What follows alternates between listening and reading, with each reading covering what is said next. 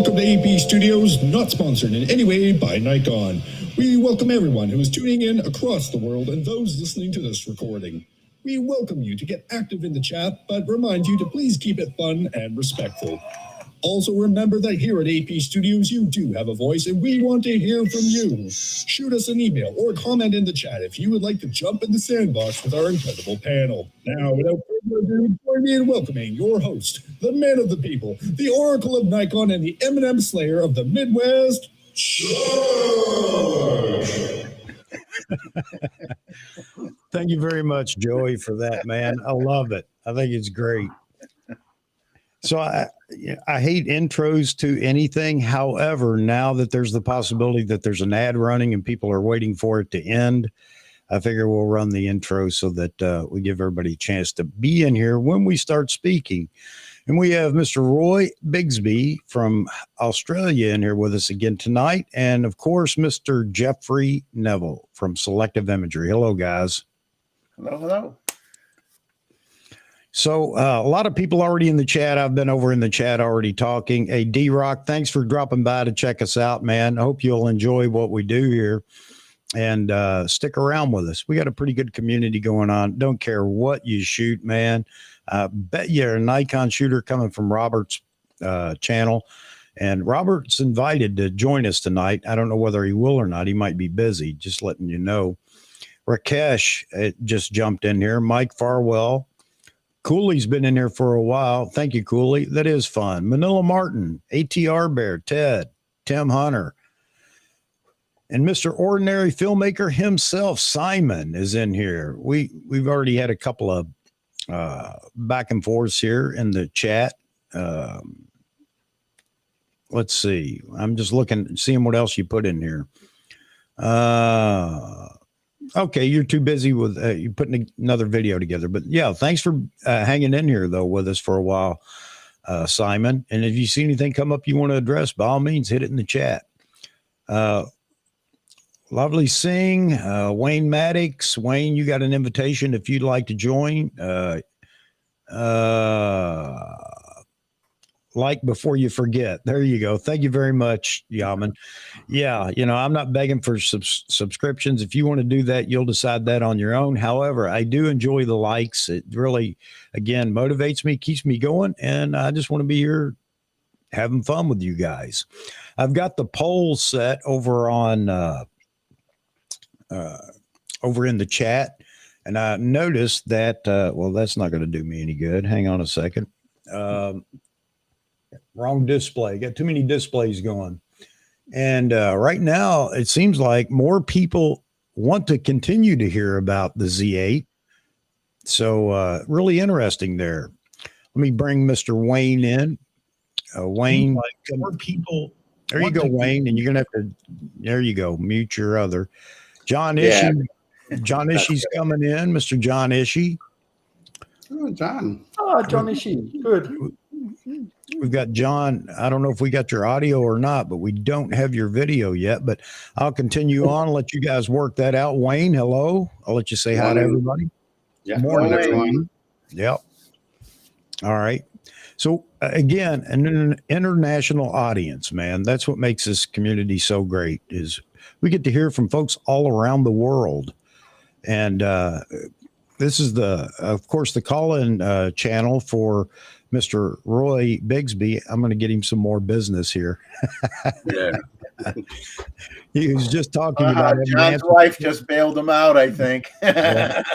Can you see me now? Yeah, we got you, buddy. You look good. Lost another.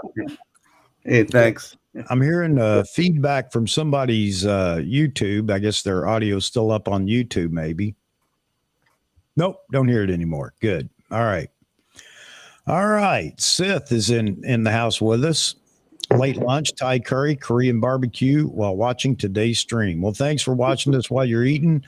And the Korean barbecue, I definitely go for, but I'm not a curry person. Had a big discussion with Frames TM the other day about curry. He would go. Yeah. Well, what's funny is he's not a curry fan himself, believe that or not. Are you kidding me? That's what he said. Yeah. Edward Philip Maria Nafsgar. I don't know if I said that right, but I know you're in here quite often, Edward. I appreciate you being in. Yeah, the M&Ms are here. I even bought a new bag, even though this one's full. For I don't want to run out. I never want to run out in the middle of a show. Oh man, Long Rider. I can see Long Rider now. This is a wonderful day in the neighborhood. I can see Long Rider, and I want everybody to know that Long Rider did drop a super chat in here earlier, and I want to recognize you for that. Thank you so much, Long Rider. All that stuff really goes a long way. This channel does not pay for itself. I pay for it. I'm not asking you all to pay for it, but everything that you donate or whatever does go back into the channel. And someday it'll pay for itself, at least for the Restream app or StreamYard. Depends on which one I'm going to go with. Restream's kind of got me mad right now. But anyway. So how come Long Rider's now showing up? What was different? What happened? I guess they tell me that at Restream, they finally answered my question. This is the first question they've answered for me. He sent me a chat box to chat about it on how to fix it, which was really simple. I would never have found it myself. So that doesn't mean it's not simple. That's how non-technical I am.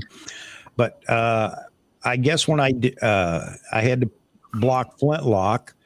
And anyway, when I did, I must have hit, I think Long Rider was in here and he was in the chat, had a comment right above Long Rider, and I hit him. And I noticed Flintlock didn't go away, and then I went and blocked him. So anyway, that's how it happened, I guess. At least that's what they tell me. I don't remember doing it, but it doesn't matter.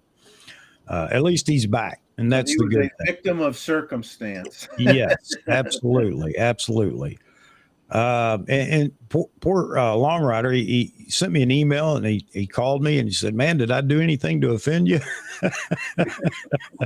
No, brother, you didn't do anything wrong. That was my fault. Sorry about that.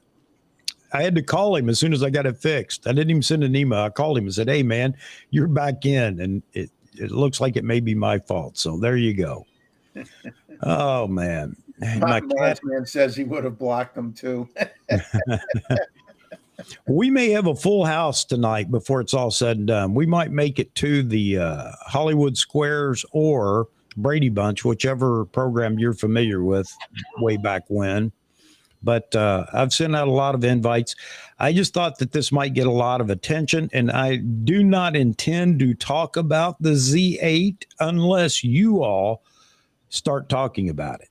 Okay. I just threw it out there because I think there's a lot of animosity on YouTube right now about folks that are talking about the Z8, to the point that now all the people that don't want to hear about it anyway, because they're happy with the camera they have, great, good for you, saying that the Z8 is a myth that doesn't exist. And, Nikon may not release a camera until the end of the year or whatever. This is crazy talk in my book. But anyway, I want to talk about what you guys want to talk about, and that's why the thumbnail is the way it is. But I'm enjoying looking at what's going on over there in the poll. It's really interesting that there are quite a few people that want to talk about the Z8. Everybody welcome Mr. Daryl. Daryl, how are you tonight? Daryl. Hey, guys. I'm waiting for somebody to say circle gets the square. Yeah. Oh, look, a new camera. I wore this shirt just for you guys based on That's great. That's great, man. I like it. I find it interesting how people can get so upset about the camera and what people are talking about it. Yes, a lot of speculations are going on when people see rumors coming out. We know something is coming. But to get really angry about it, that just doesn't make any sense, to the point where they're attacking people online. Cameras are boring. Lenses are more fun. Lighting's even more fun. Sorry, he's driving me crazy. Mama's away in Raleigh right now, so now I'm his chief number one entertainer. All right, you happy now? Now go away. Yeah, somebody crawled out from under my desk as soon as the show comes on, and then That's right. my volley time, So the next 3 hours, my arm's going to be going like this. Yeah. All right, man. Joe Stroud's listening tonight. He could be on the show, but he's editing and said I'll just listen in. So, welcome, Joe. All right, Mozman's in here with us now. Albert Jimenez has been in here for a while. Let's see what Albert has to say. Albert says, should be allowed to speak their minds on whatever topic they choose. If anything is being said that bothers you, just turn a blind eye. Well, you know what? You're absolutely right, Albert. And I could do that too. But I mean, honestly, it doesn't bother me to talk about it or hear about it. Although I am getting a little fed up with, well, you know who, Nikon. But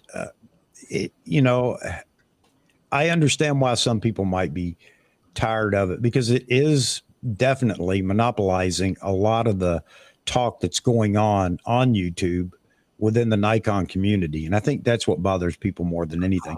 But what are you going to talk about? What are we going to talk about? Well, can I give my 2 cents worth on your subject matter? Please do. Well, I think it's just ridiculous. Most of these people can't take a picture if their life depended on it anyway. So what difference does it make? Yeah. Right. Getting upset at a camera company. Oh, when is it coming? I mean, you can't satisfy everybody. Everyone was making the same noise for the 85 1.2. So it shows up and now everyone's happy. And now they're complaining about the next item. But John, if people want it, I don't get it. Is it ridiculous if people want it for whatever reason they want it? Is that ridiculous? That's fine. That's fine. So just wait, just like Christmas, you got to wait for Christmas, right? Well, we have to wait. Yes. Just wait. The interesting thing is they want it, but they don't know what it is. So what? So what? It'll show up, and it is what it is, man. Hey, what are you going to do? Call Tokyo and tell them what I want? I'm basing my want on what I think it is, and there's nothing wrong with that either. There's nothing wrong with that, but once it shows up and it becomes something that the folks didn't want, what are you going to do? Not get it. Right? It is what it is. What are you going to do?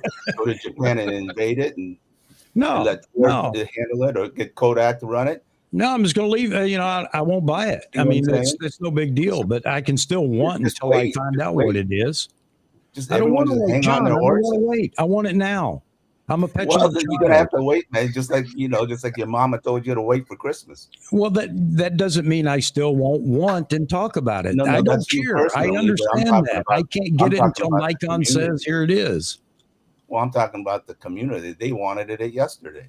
We'll just hang on. Yeah. Right. But see, here's something you won't agree on. You won't agree with this, and if you do, it'll surprise me. Nikon only has one camera in the lineup right now. What do you mean? They only have one camera in the lineup, the Z9. Depends on what you need it for. There's a bunch of cameras. John, your mic is you're too far from your mic. You can barely hear you. Well, I think the thing is a lot of people and a lot of other YouTubers have commented that even those that did DP review basically said Nikon's the wait and see company now. They said really the only camera they even brought up when they just had an interview with someone was at a Z9, and that was like 2 minutes worth of talking, and everything else was basically about all the other brands, including Panasonic. Yeah, but every manufacturer like wait and see. It depends on what the market late to the party, and that depends on what the market wants. You just said it, and the market says they want this camera. Well, they'll get it. They just got to hang on. Then you see my point, Jug? They'll get what they want. Just hang on. No, we don't want to hang. John, we've been hanging on for 2 years. What are you going to do? No, we can't. Anything we think or say won't change anything. Exactly. I mean, that's a definite. Exactly. But I understand the frustrations of people because a lot of D850 users didn't want to. Wait. Are you guys saying there's nothing we say will influence Nikon at all? Nothing. Well, not the 6 of us. No, not us. Well, we're not only 6. I mean, looking at the poll, there are quite a few other people that feel the same way. Okay, well then, what do you got? 200 people looking at us? Well, I don't know, but I mean, do you think Nikon keeps track of what's going on in social media? No, they're not looking at it. Yeah, they are. I think they're looking. I don't know if they're doing anything about it. They're going to move at their own pace. I spend time with these people. I spend time with them. I work with these guys. Tell us when it's coming, then. You just got to hang on, man. Twist your arm a little, John. Come on. Just twist that arm a little more. Twist that arm behind the back a little more. Come on. Tell us now. I mean, now that you brought up the subject and we got something to talk about, right? So let's talk, But, after using Nikon for the last 45 years and working with Nikon themselves in different parts of the world. This won't influence me, John, but go ahead.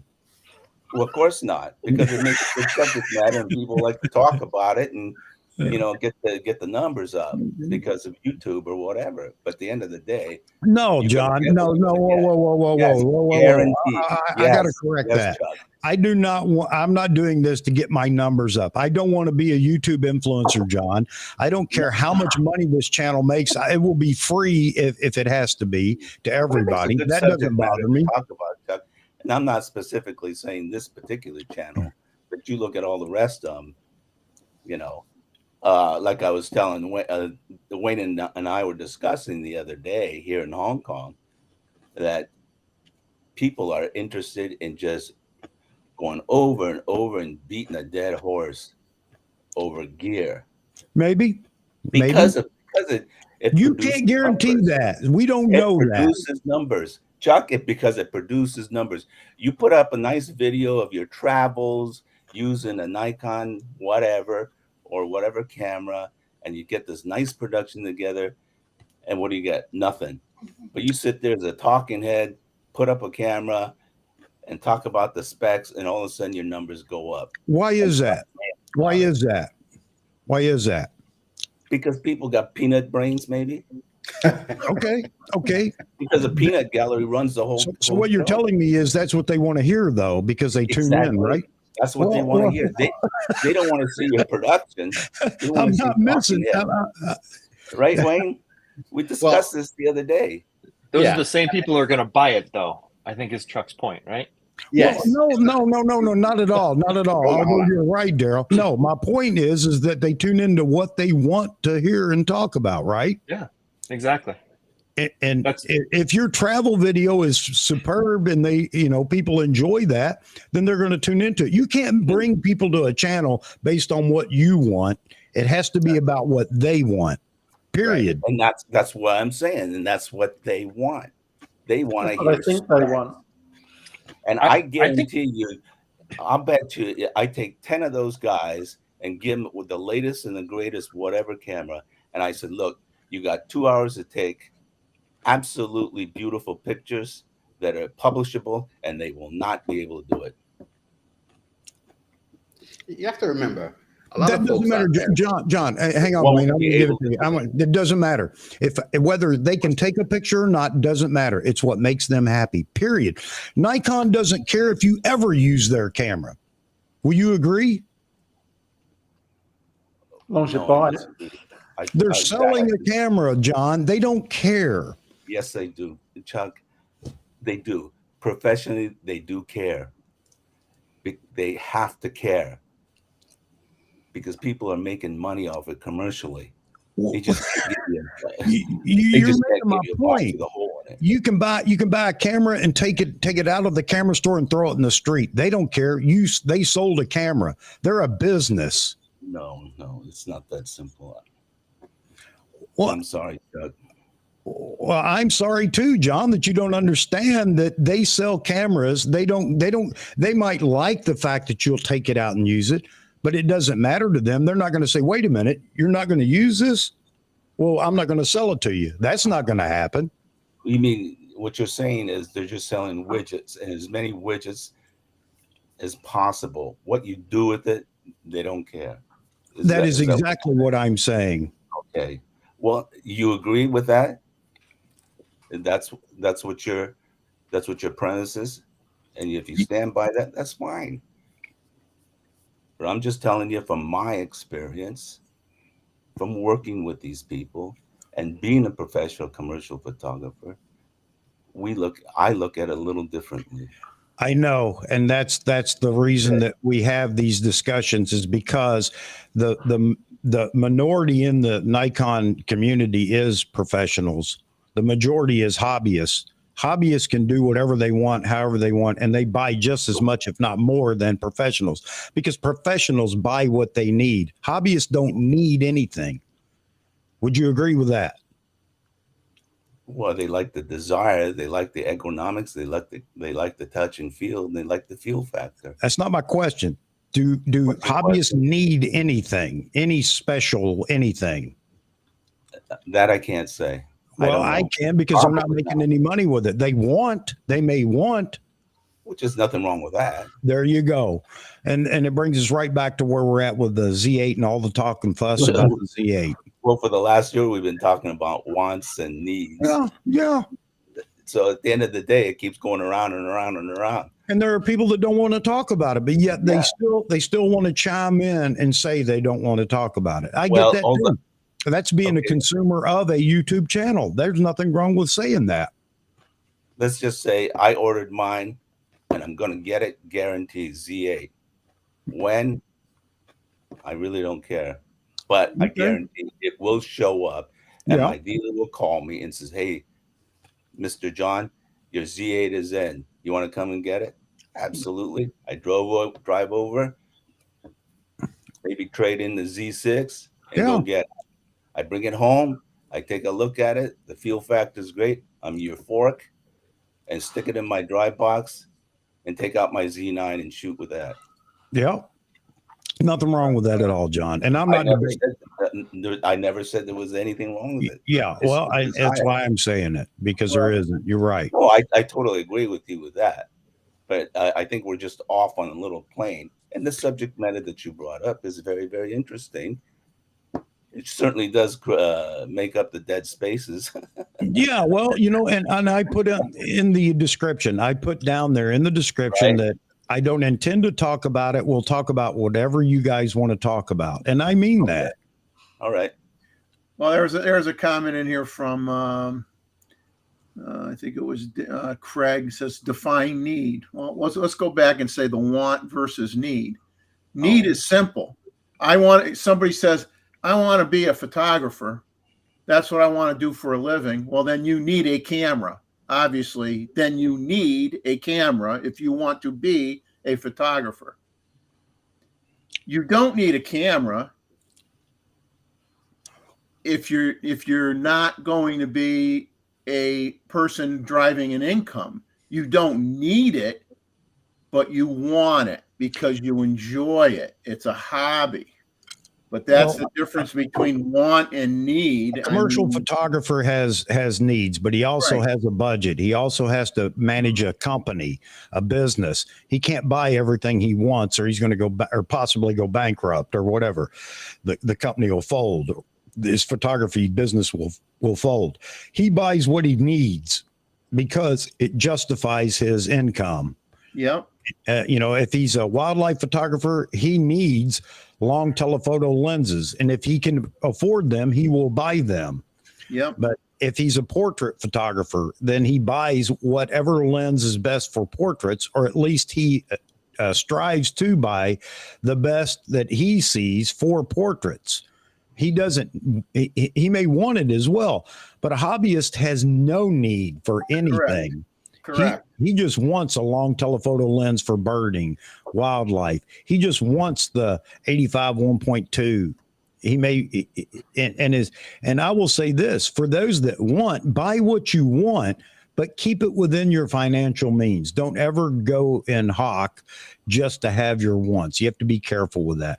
Most of us that buy these things right now are look at the age in this chat or in the panel right now. We're at a point in life where we can buy some of our wants that we couldn't before. So there are a lot of people that can't afford to buy all these different things, and I understand that too. But It's really interesting, though. We're on this subject, man. I expected real quick tonight it'd be like, yeah, we're tired of hearing about it. Let's move on. Which I'm open to whatever everybody wants to talk about. But this is a hot subject. And why is it a hot subject? Wait a minute. Let me get this real quick. I'll get this out there, and then I'm going to shut up and quit being the defender. Because I love you guys, and no matter what we talk about here, that's not going to change how I feel about everybody. You guys are great. The reason we're having this discussion is because, and well, I'll get some heat for this too, but Nikon is behind, and everybody's going to say, no, they're not. They've got cameras out there. Nikon's doing their best to liquidate everything they have right now, which is a pretty good indicator that something's about to happen. And they are behind. They are. Every camera maker out there. And you know what? If you're a Nikon fanboy out there, by the way, and you can't believe anything's ever better than Nikon, there are cameras at different levels that are there are cameras at different levels out there right now that beat Nikon all to pieces. You may not want to hear that, but you know what? It's true. And that's fact. And that's Nikon is behind. And I think there are a lot of people in the Nikon camp. That's why the Nikon camp is split right now. A lot of people are feeling the same way I am for whatever reason, whether they need or want, they feel the same way. And there are some needs out there because people didn't jump on the Z9, but they are pros and they are shooting and they would like to have some of that AF capability. I'm sorry. That's just the way it is. So anyway, I'll shut up for a minute. Hey, Chuck, one other item. Have you heard of Big Head Taco? He sent me an email. I haven't heard of him before. Okay, he has a YouTube channel and he's done very, very well. And I want him to join in because he can contribute a lot. He's got so much years of experience. Okay. And he's out of Vancouver, Canada, and he's just an amazing guy. And he gets picked up by Fuji and a lot of brands to talk about and review their products, similar to like Bobby. And a friend of mine, and he's I learned so much about him and on how to use and monetize like IG, how to brand it, and YouTube. And then he gets invited by Leica to Germany and to all these things. And he's a very interesting fella. So I told him, he's watching now. So I said, if hey, you'd like to join now, you have the link, John. Send him the link. Yeah. Okay. Mr. Mooch, David, I hope you feel better. Sorry to see you leave tonight. Dave is taking off, Chuck. He's not feeling too good. Okay, yeah. Again, I'm so far behind on comments. Just skip to the end, Chuck. Yeah, I usually do that. Here you go, Yaman, and there's so many people that feel this way. There are some fanboys that choke saying this because they don't want to say it, but they feel the same way. The silence from Nikon has just been unbelievable. Yeah. I mean, Nikon gave us a development announcement for the Z9. We had rumors that were running around. We knew pretty much what the Z9 was going to be, and all of a sudden everything's closed. So one of two things is happening. Everybody out there that denies the Z8 or any other camera is absolutely right. Nikon's so far away from it, we shouldn't even be talking about Nikon. Or they have just absolutely bulletproof their NDAs, and they're trying to be very secretive. And I'm hoping that that's the case, because if Nikon is that far behind that we're looking at 9 months down the road or something for another body, I don't think it's going to bode well for them. I don't have to prove it. I just feel that way, and time itself will prove whether that's true or not. And those that say Nikon isn't losing people, you're just in denial. Nikon is losing people. How many, I don't know, but do you want to lose anybody? So, Yeah, the silence is horrific. And I think that the announcement will be underwhelming now because of all this infighting going on in the Nikon camp. And that's sad. And if Nikon comes out with a teaser plan, nobody wants that. I don't think anybody wants that. And that's going to be another poll I'm going to put up here halfway through the stream. And we'll talk about the results of the first poll. All right. That said, Cooley Priestley, this is great. I'm happy with Nikon medieval stuff. And I'm happy for those that are happy. Those that are happy and still vocal and complaining, I'm not happy with them. I mean, come on. If you're happy with what you got, just enjoy. Be happy. We don't have what we want. W-A-N-T, want. Call us petulant children, but it seems like there's a lot of us out here now. There you go. Well, I don't think there's no way, in my opinion, I'll quantify it by saying in my opinion, there's no way it's going to be like, oh, you don't see a camera until November, because number one, their fiscal year started in April. Their new fiscal year financial year started in April. And they got to get something out relatively soon because they need to bring in the dollars. And the cameras they have out now, I'm not going to say they're junk. They're not junk, but they're not competitive with the latest and greatest from some of the other brands. And the thing is, you got to come out with some new juice, as they say, bump up your sales, keep your numbers good for the year. And the longer it takes you to do that, the worse your financials are going to be come the end of the year. And they can't afford to have the financials go down. So I don't think where anybody's going to be. I would never ever even hint that, oh, we're not going to see anything until like late fall or something. That would be like marketing and financial suicide for them to do something like that. I can't believe that would happen. I'll be right back. I agree. We know that something is coming. Is it 1 something, 2 something, 5 something? Nobody really knows what it is. I think in the meantime, John and I walking down the street of Hong Kong shooting pictures of the Z6, and I was showing them how to try the stability on the Z6. These are the areas, the autofocus, the IBIS that a lot of these younger generation want to go to Sony and these other cameras. We can say as old photographers, as we're taking photos, when we want to get out and shoot stuff, we can put it in manual and we can shoot if we need to. If it's birds, you're going to need good autofocus. But we can use our gear. We understand it. We know how to use it. We know how to make it work. But a lot of people out there want this new AI stuff that kind of does most of the things for them. And that's what they look forward to. So when people, are saying Nikon isn't doing this, myself, I went to Sony because of video stuff. And if you guys are checking No, you didn't. Well, for the Nikon Z6 II, the video side of it was giving me problems. Yes, it was. The autofocus is causing problems. And I had to re-record a lot. And I'm just getting to the explanation of that is, if you look from November when I got this the FX30 until now, I've put out almost double the amount of video I did all of last year, because I have something that I can record on. It doesn't, cause me have to keep re-recording it. And I was talking to John last time. My re-recording is usually I'm telling a story for travel stuff. I have a lot of travel stuff that I haven't even edited yet because I don't like how the story flows. But sitting here with the tech stuff, it gets the job done. I can see things. Boom. The autofocus is good. Now, when we're on the top of Victoria Peak shooting, I can put it in manual mode and I can shoot some stuff and do what I want to do. So it's not that the photo side is bad. I think today, a lot of younger folks want the video stuff, and the camera doesn't have good video and good autofocus and those features. That is what's holding Nikon back. The guys who can afford the Z9 and have tested it, the content creators, they're buying it in droves, 1, 2, 3, 4, because they know it can do the work. It's as good as all the other guys out there.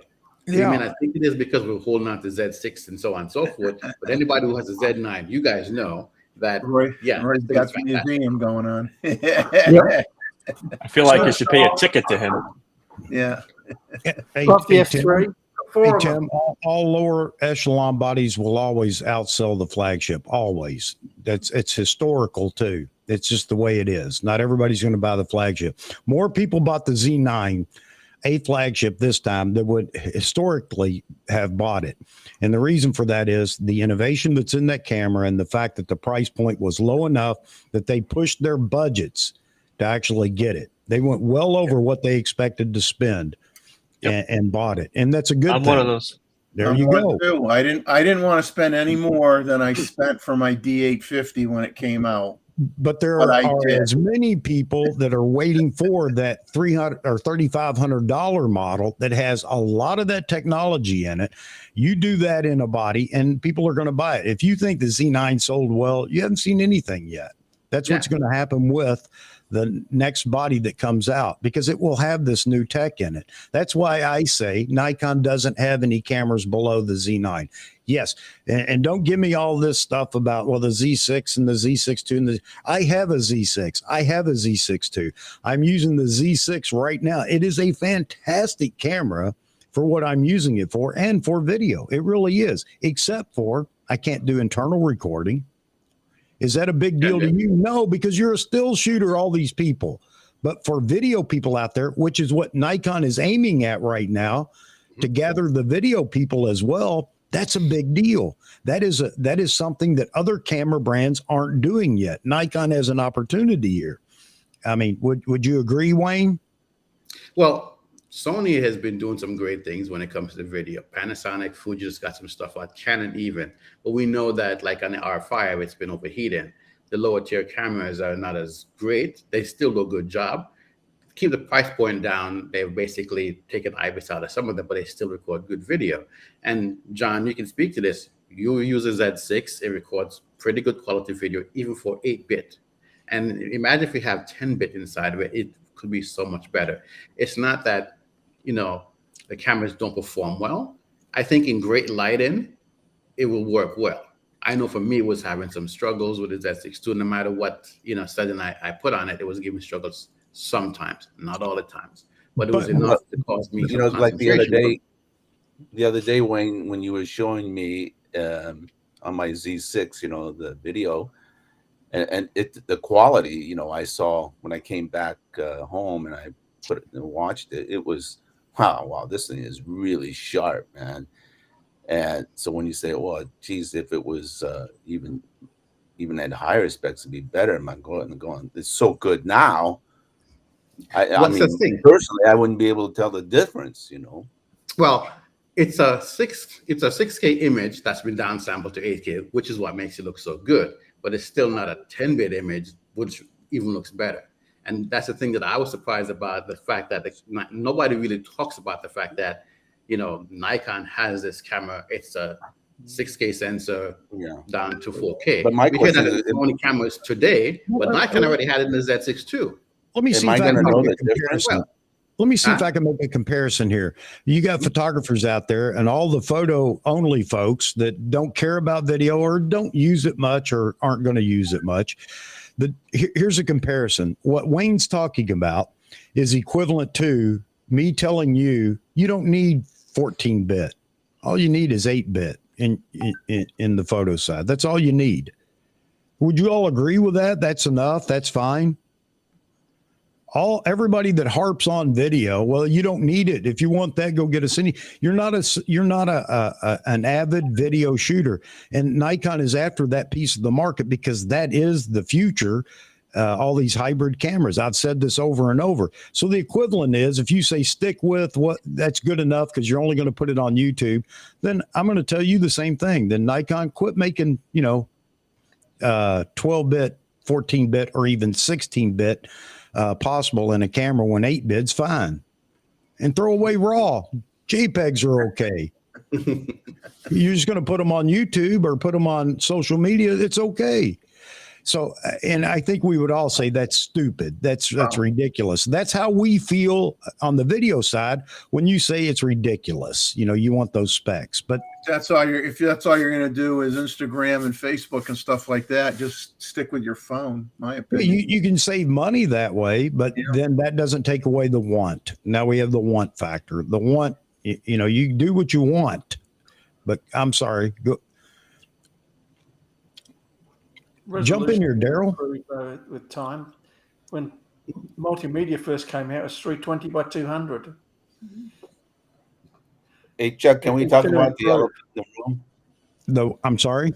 Can we talk about the elephant in the room? Hey, don't call me an elephant, John. I think Roy has everything but an elephant. Yeah. All right.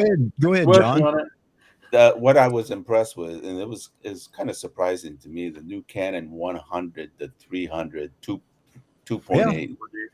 I thought this is seriously top dog. Yep. I said, this is, oh my God. That's why I keep saying I don't want to pick on any of the brands anymore, John, because there's so much good stuff in every brand out there. No, I'm not picking on it, but I'm just saying. You're not. I'm just saying that's why I say I don't want to pick on brands anymore, because there's so much good stuff out there. I know you're not. You're actually talking about what you think of that lens and that Canon brought it out. Because 300 is just such a sweet spot, you know. Mm-hmm. And if you can pull back to 100 at 2.8, I mean, we're talking, this is some serious horsepower. Yeah. That's a 15 grand for that lens? Or 9 grand? And for $10,000, it's a bargain. Yep. It is a bargain. That thing is just so sweet. Hey, Hank, you're absolutely right. You just made our point. Thank you. Only thing is, it will cost less. I don't think he meant it that way, but he makes our point. That's exactly what we want to see. You know, the Z9 can't do anything better than the Z8. You're thinking that people can only have one camera. You're thinking that everybody that needs any or wants any of those features in the Z9 will buy a Z9. That's not the case. And it's not just because of money, too. People want a smaller body. I'm not saying that a tiny body, but they don't want the big vertical grip body. That is evident from a lot of people. No matter how good that Z9 is, they're not going to get it because they don't want the bigger body. So you're making the point, man. You're exactly right. That's why those features in a smaller body are going to do fantastic on the market, in the Nikon market. And there may be people that like it too. It just depends on what Nikon does. And Nikon is not out to match the R5. For those of you that think that and keep saying that, you're wrong. You're absolutely wrong. That would be a bad marketing decision for Nikon to just match what's on the market right now. It has to exceed what's on the market right now, because it has to live through a whole other cycle that they're going to improve on. All right. It definitely has to surpass whatever is out here now, not compete with it. Everything that's coming is going to surpass it, and Nikon knows that. And I keep saying, I think they're going to have stock available. This is probably why they're pushing things out later and later, just so they can have that when this thing comes out and it blows our mind. You know, people are going to say, wow, you know, now you have people jumping ship.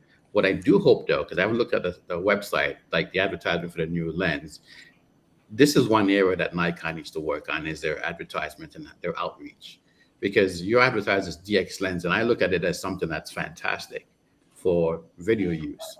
But Nikon's website on YouTube, they have like a 35-second video about it, and they don't talk much about it. You look at Sony stuff and Canon when they release, there's so much information about what's going on the website.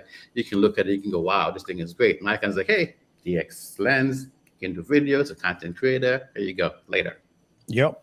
Great comment here by Big Head Taco. You know, the camera's a walking billboard for others to see. Absolutely. What are you shooting? Now you got a chance to pitch. Yeah. There you go. When you talk about the Z8's got to be better than the R5, that's true. But by the same token, the R1's got to be better than the Z9 too. Yes, and every brand does the same thing. Every brand has to leapfrog the competition, and it's a good thing. There's a gap.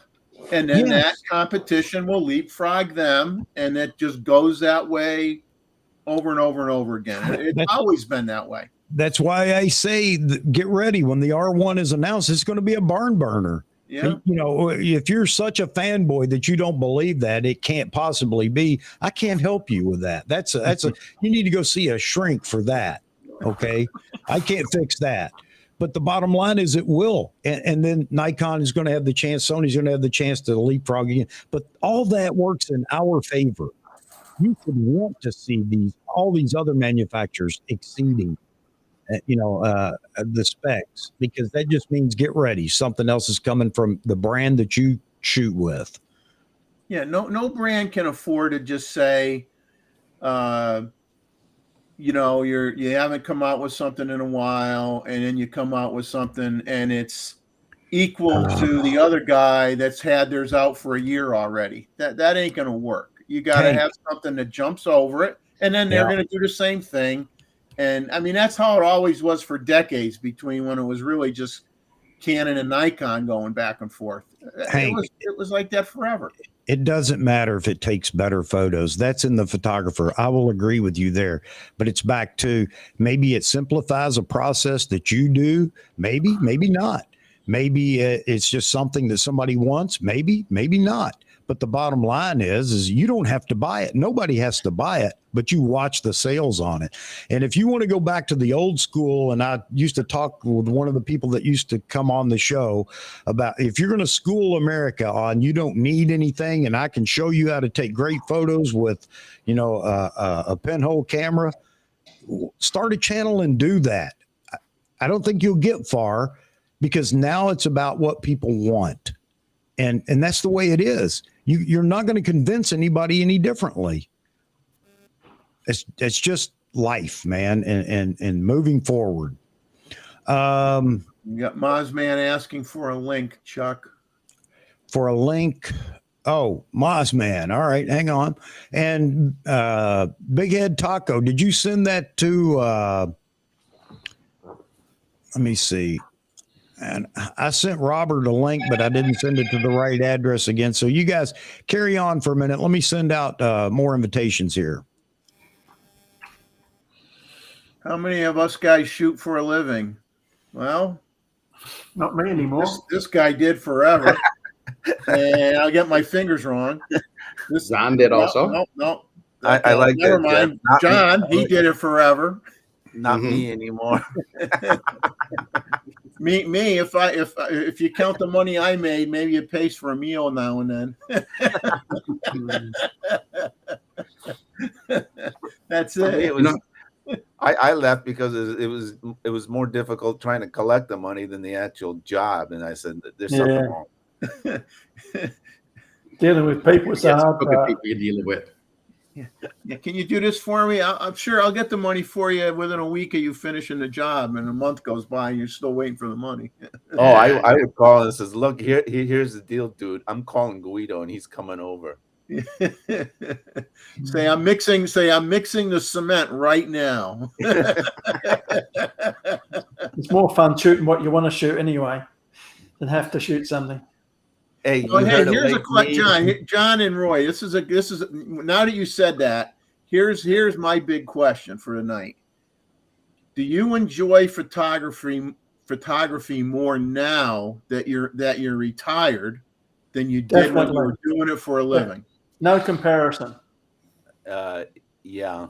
You don't have the pressure. Well, is it because of the lack of pressure, or is it because now you could take pictures of other things that you really couldn't do when you were locked into the job? On my side, Jeff, I got to say this, because I was a photojournalist. I did really like the action. I mean, it was a high. When you go into a scene where everyone's beating up on each other and riots and stuff, I mean, the action is happening, and it's an adrenaline rush, and you're trying to get that picture for that front cover.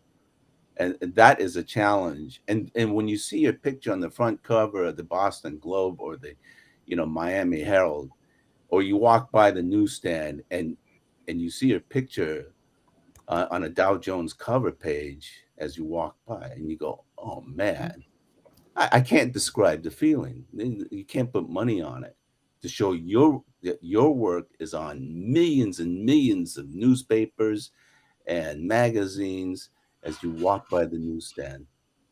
When was it when you thought, when in your career was it when the light bulb went off, or what event was it like when the light bulb went off and you said, I've made it? Oh, when I saw my pictures in the Washington Post and CNN, and I says, hey, this is not the local paper. I finally got into the big league. When the Washington Post and the Boston Globe and the Miami Herald picks up your pictures and puts it, and the photo editor, who's like a god himself, and selects it for his piece, then you know I've done it. I've climbed Mount Everest. This is it.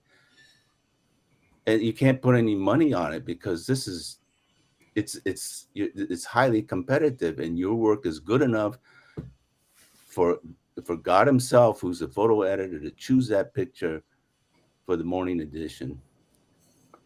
It's a great feeling. And of course, once you hit that point, then fear must kick in a little bit, because then you feel like, well, I don't want to go the other way. I got to keep downhill from there, right? Well, it's like car racing. You're only as good as your last race, right? Yeah, right. Once you win the race, you're a hero. 20 minutes later, and all of a sudden, you got to think about the next one. Yeah. But as far as news is concerned, it's constant. It's just one story after another, by the hour, by the day, and it just goes on and on and on. You don't run out of material. Let's put it that way. Well, no, because life is continuous. Disasters happen, wars happen, just one thing after another. Now, I don't want to get sent to an assignment and sent to some VIP who's going to be cutting the ribbon for a new street or something. No, but getting called up to say, "Hey, man, there's some serious action happening. You got to go." Or like my 9/11 was a tsunami. That tsunami in 2004 was the biggest natural disaster in the world at the time. So to be the only guy there, I just happened to be there. It was just pure luck that I was vacationing there, and be able to. And the name of the game is to be able to scoop everybody else. I mean, that's like it's like doing the NBA basketball, and you're the only guy on the team because you're the only guy shooting the hoops because nobody else could show up. That was great. Zero, Hank. I haven't printed a photo, and I can't tell you how long. I always like to print about 20 by 30 inches. I print every print bigger than that. Every print I do is bigger than an 8x10. Me too, Jeffrey. Nearly all mine are too. If they're worth printing, they're worth printing big.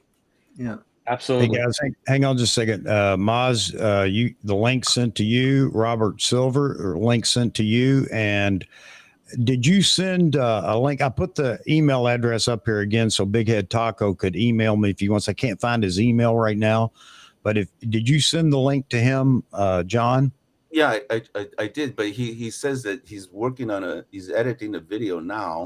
Oh, okay, and his wife, he told his wife that he's working, and he says if he gets on, then I understand. Enough said. I understand. I get it. All right. So a lot of people seem to think that I'm way too ranty tonight or too aggressive, and I'll back it off. If you guys are serious, I'll back it off. I saw that. That was funny. Yeah. Here's one that's from the chat. John Ishii, if you already have plenty of camera bodies and lenses, computers, lighting, you have everything you almost need for just starting out, what would be your advice? What would be your first move? My advice for what? For what? He didn't say what it's for. This is from Jason Michaels Photography. I'm assuming it's if he has all the gear that he thinks he would need, and he wants to take the next step, is what I'm assuming, into making a career out of photography. I mean, what would you recommend? How does he go about it? It depends on, if he's what's he want to do, like studio commercial work, or he didn't really say. He didn't say. Jason Michaels, you want to put a chat in here? Clarify your question. Clarify your statement a little bit more detail. You need the context. If he's going to do like editorial work, what you want to do is challenge yourself by not using a whole bunch of crazy lenses. What you do is you take one camera, whatever it is, and a 50 millimeter lens, and that's it. if you can shoot compelling pictures and get your story out using a 50 millimeter lens, that's where it's at. That's how you train yourself. If you start using wide angles, 16-35s and stuff, you can take it anything and make it look cool. You see what I'm saying? But if you just practice with a 50, you know, it's like playing an acoustic guitar. If you're good with an acoustic guitar, then you're fine. But once you start putting all the amps and all this other boxes and stuff, then you're gonna sound like somebody else. But to be able to practice with a 50, like a 1.8, now that's what I always taught my students.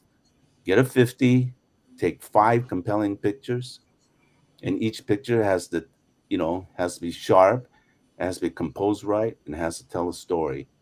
And all you need is 5. Let's see those 5 and keep practicing. Well, there was a reason why most camera manufacturers sold their bodies with a 50.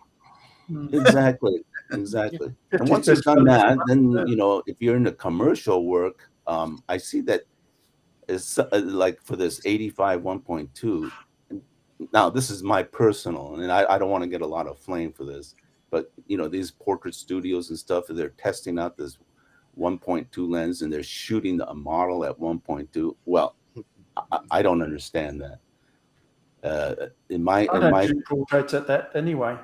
In my experience, you get tired. I mean, you shoot a hair commercial or a cosmetic commercial, and you're shooting at 1.2.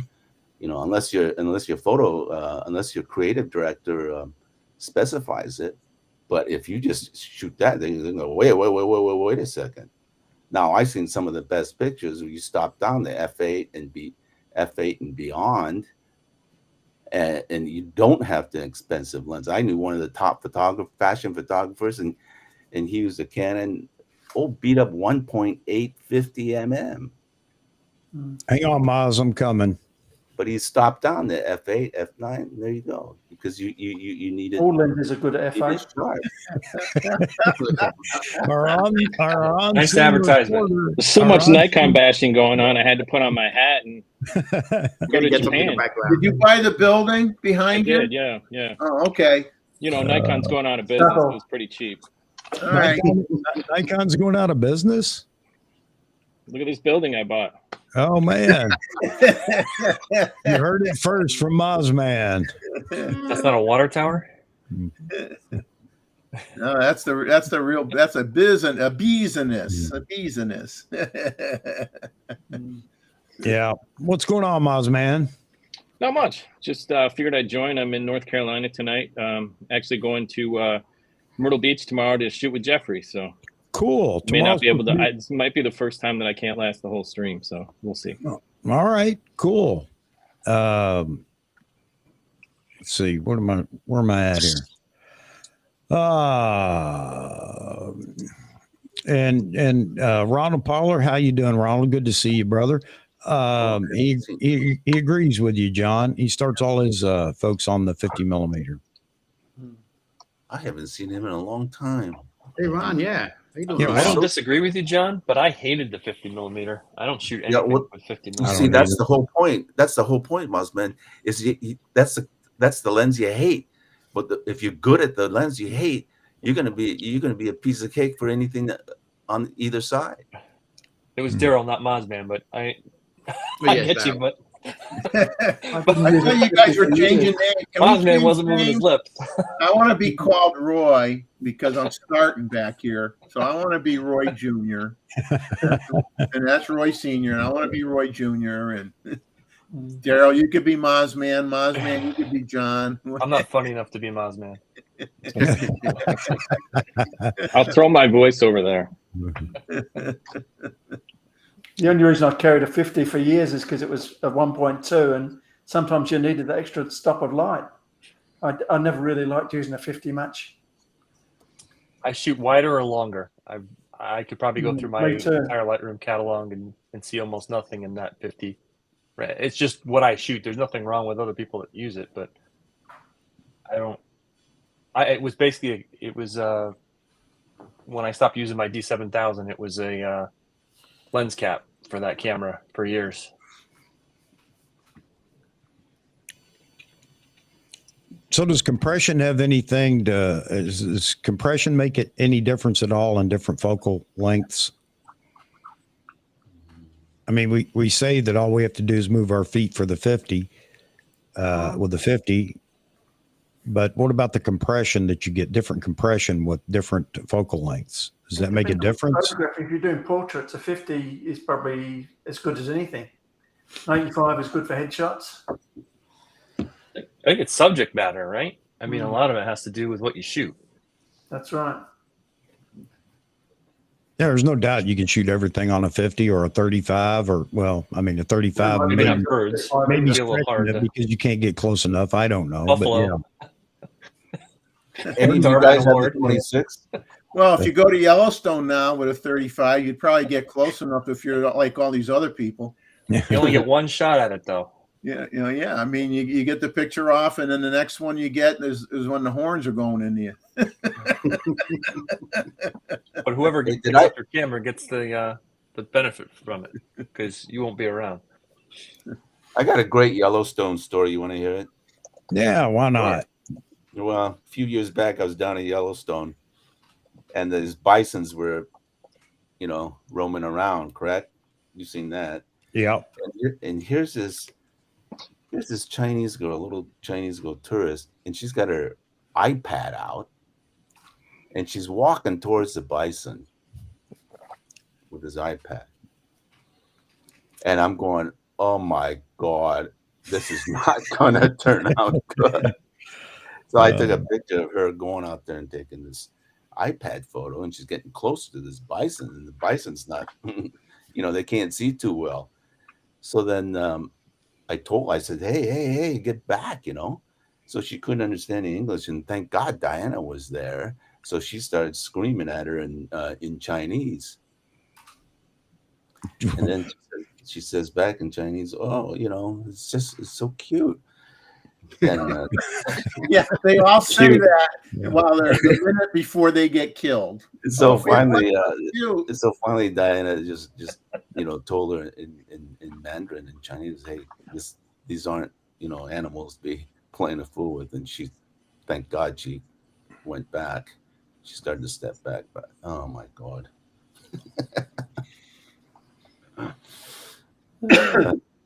Yeah, well, there are a lot of people out there that do that constantly. You think they'd see a video on YouTube showing somebody getting mauled by a bison or something and realize this is probably not a good idea. No, it's not a cow. Everybody looks at YouTube right there. Yeah, bisons are not a cow, and they'll flip your car over in a heartbeat. Yeah. Yeah, I just saw a story about one. They said a bison ripped open a car like a can opener. Oh, easy. Recently at Yellowstone. They weigh as much as. If it wasn't a smart car, that person wouldn't be around. That's for sure. You don't have enough sheet metal on that. Hey guys, Mr. Robert Silver's joining us. Robert Silver, we just recently found his channel and have enjoyed being over there. Robert, welcome to the crew. Hello. I just saw him. I just saw Robert last night. Hey everybody, how's it going? Hey Robert, great to see you. Hey, I love your video the other night. In fact, I commented. I was last night. Excellent. You were using the 85, I think. Can you hear us? Yeah, I am just fixing the audio real quick. All righty. And because I hear some feedback, so I think I might have to use my headphones. Might have to turn off the YouTube feed if you have that going too. There we go. All right. You good to go now, Robert? Yes, sir. Good to see you in here, man. And, I'm glad you jumped over here with us. Robert's got his YouTube channel, Robert Silver Photography. For those of you that haven't seen anything that he does, by all means, go over and check him out. I saw it last night, and I thought it was great. You did it on the 85 1.2, wasn't it, Robert? Robert, is Yes. your headset's working now? Okay, good. Yes. For some reason, oh wait, now it's working good. Yeah, All right, John man. was just commenting how he was watching you last night when you were shooting with an 85 1.2. Thank you. Yeah, that lens was fantastic. Yeah, it was great video. In fact, I commented and was very impressed. Very Thank nice you. video, Robert. Great model. Thank you very much.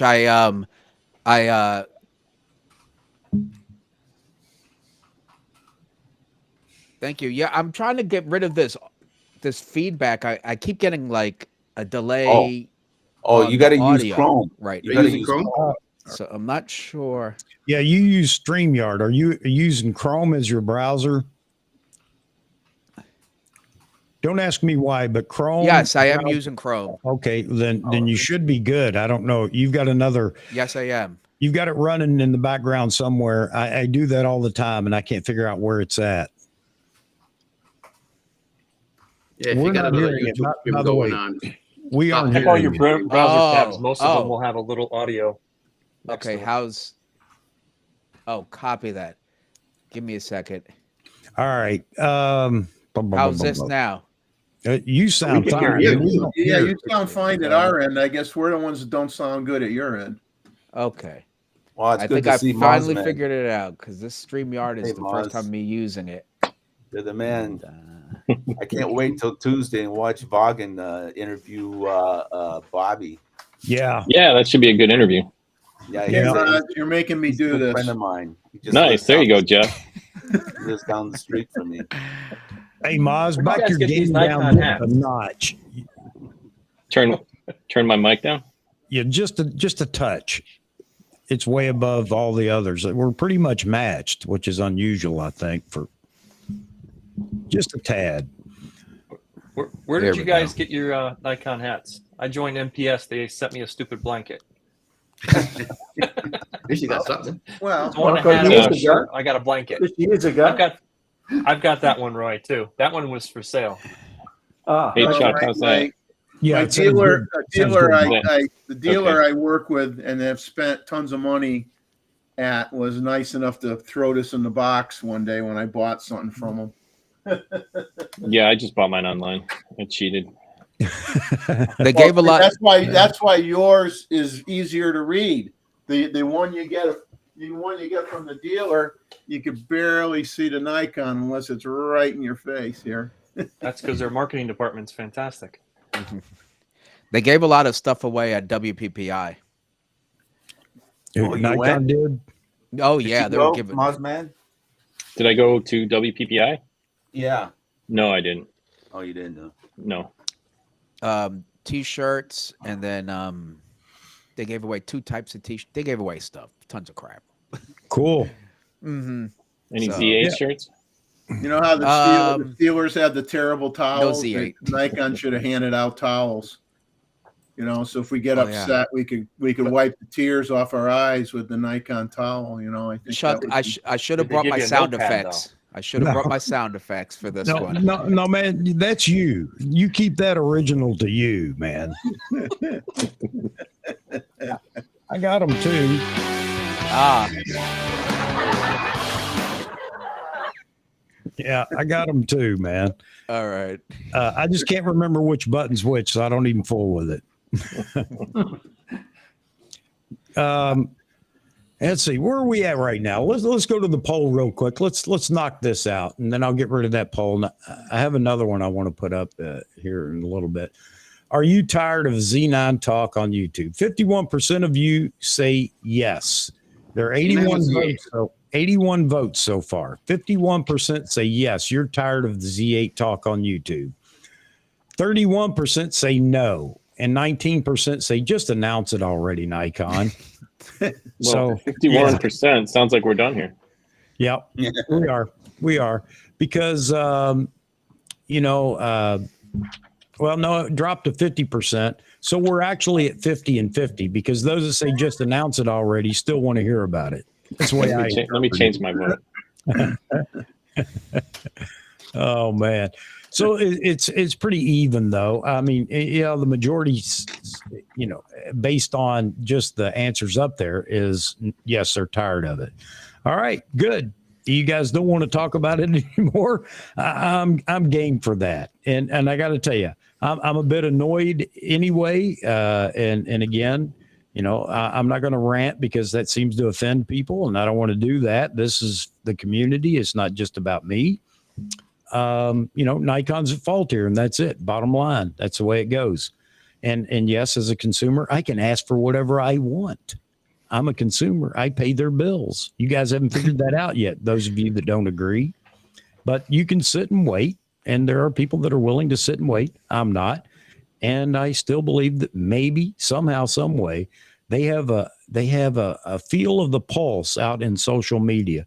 What company wouldn't have? Answer me that. So anyway, but we'll tone it down and we'll leave it be.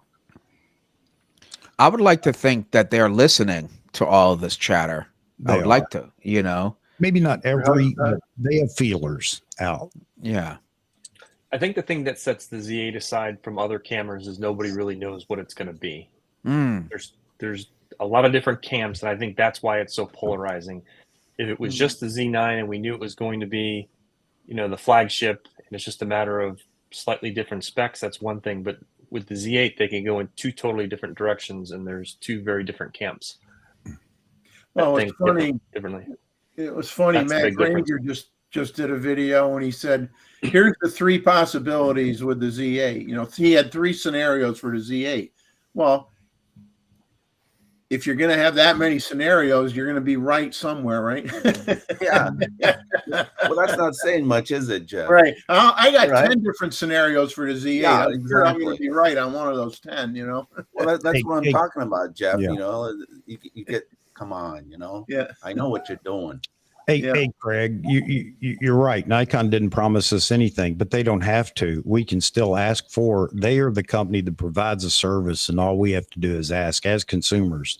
And I go back to that. If you think you as a consumer don't have a right to ask for or complain about, man, you've just given up your rights, period. Of course we can complain. Of course we can ask for what we want. Doesn't mean they're going to give it to us. I'm not saying that. But don't ever tell me that I can't ask for something. I'm a buyer. I don't have to buy their product.